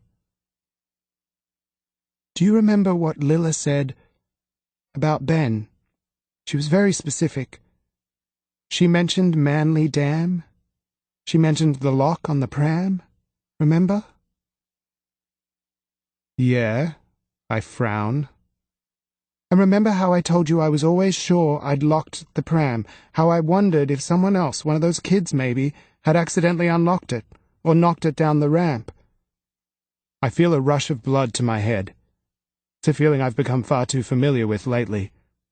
And somehow, I know that what Anna's about to say is going to be something I don't want to hear or face. Yeah? I didn't tell Lila that he drowned at Manly Dam. And I didn't tell her that I left the pram unlocked. I didn't even mention a pram. I told her Ben drowned. That's all she knew. Marcus? She shakes her head. There's no way. When Ben died, Marcus made me this promise, and he was deadly serious. You know what he's like. He swore that he'd never tell anyone what happened. He didn't want me to worry about it, about what people thought or said behind my back. She shrugs. I didn't ask him to do that. I didn't even particularly care what anyone thought at that stage. But I know he didn't tell her. He didn't even tell her that he was Ben's father. Marcus is the most private, secretive person I know. He would never have told a soul. The newspapers, I say. Maybe she read about it. It wasn't in the papers. And there was an inquest, but it was closed. She couldn't have known. So, I'm not sure I stop. Suddenly, I know what she's saying. I get the whole thing. And it's as if the ground has suddenly opened in a massive chasm beneath me. I can't bear to look down. The fear of falling is too great, and I'm dizzy and terrified with shock. But I know I have to. I have to step up to the precipice and gaze straight down into the black below. Fuck.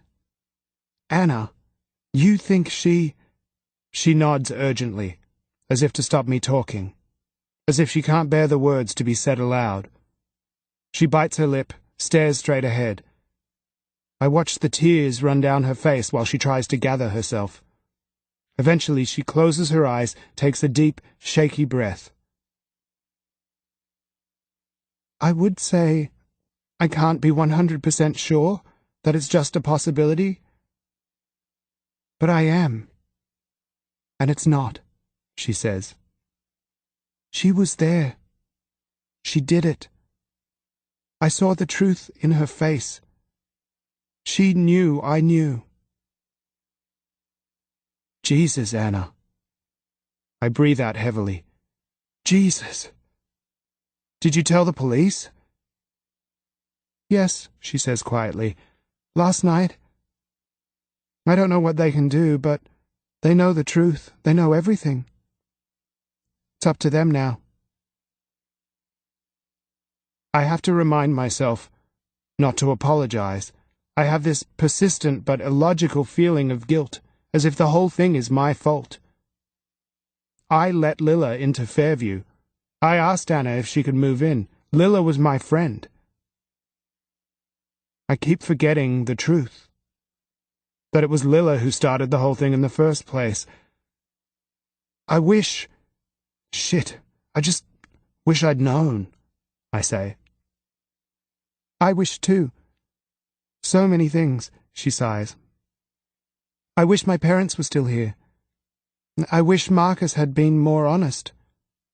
I wish I'd been paying a bit more attention. I push my hands through my hair and kick at a loose stone so that it bounces over the grass and rolls away. I can't work out what I'm feeling. I'm overwhelmed by such a range of violent emotions. I'm so sad I could cry, so frustrated I could run for hours, so angry I could punch something.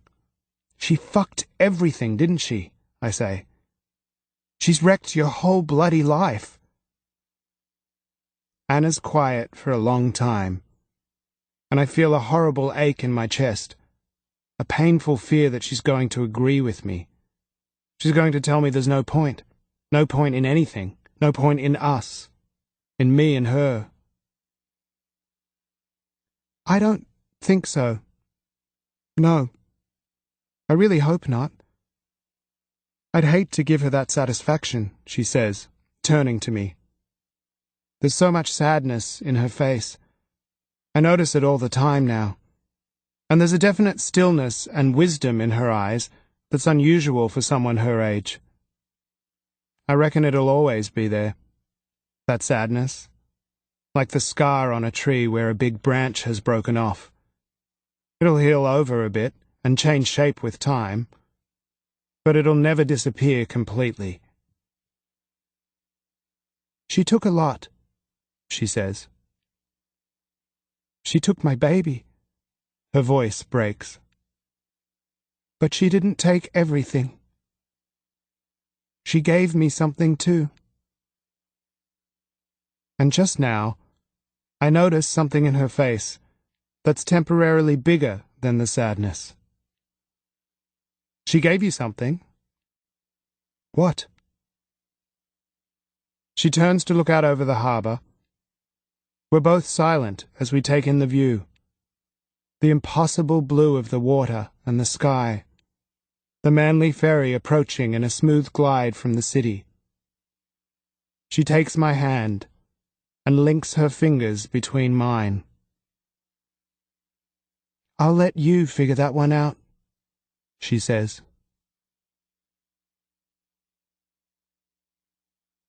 Epilogue. Our new flat is small and poky, just about as different from Fairview as you could possibly get.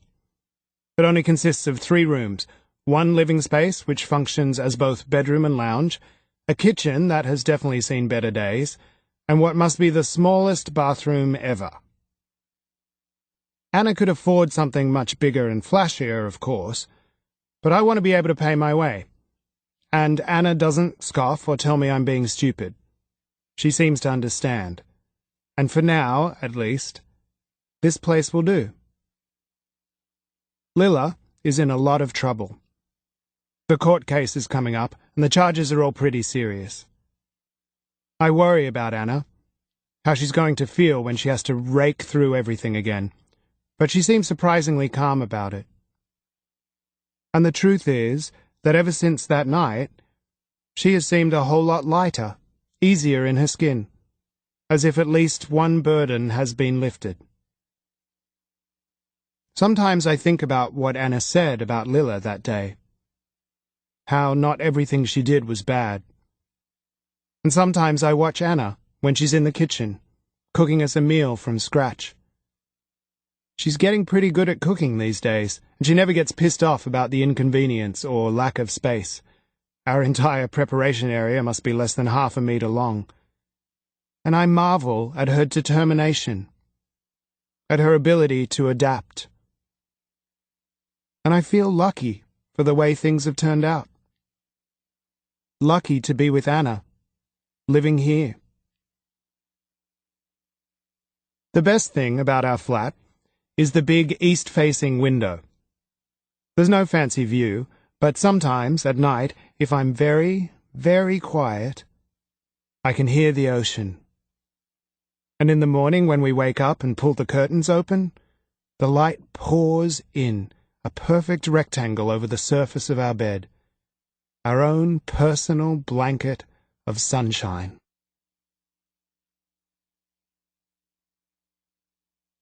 The End. You've been listening to Sweet Damage by Rebecaa James, narrated by Craig Baldwin. If you've enjoyed this book and this performance, Recorded Books recommends Northanger Abbey by Val McDermid, narrated by Liz Pierce. Kat Morland is ready to grow up, a homeschooled minister's daughter in the quaint, sheltered Piddle Valley in Dorset. She loses herself in novels and is sure there is a glamorous adventure awaiting her beyond the valley's narrow horizon. So imagine her delight when the Allens, neighbors and friends of her parents, invite her to attend the Fringe Festival in Edinburgh as their guest. With a sunny personality, tickets every night, and a few key wardrobe additions courtesy of Susie Allen, Kat quickly begins to take Edinburgh by storm, and is taken into the bosom of the Thorpe family, particularly by eldest daughter Bella. And then there's the handsome Henry Tilney, an up-and-coming lawyer whose family home is the beautiful and forbidding Northanger Abbey. Kat is entranced by Henry and his charming sister Eleanor, but she can't help wondering if everything about them is as perfect as it seems. Or has she just been reading too many novels? A delectable, note-perfect modern update of the Jane Austen classic, Val McDermid, one of Britain's finest thriller writers, tells a timeless story of innocence amid cynicism, the exquisite angst of young love, and the value of friendship. Recorded Books offers a wide selection of bestsellers, mysteries, classics, histories, and more, so look for us at your public library or on download sites online. And thank you for being a Recorded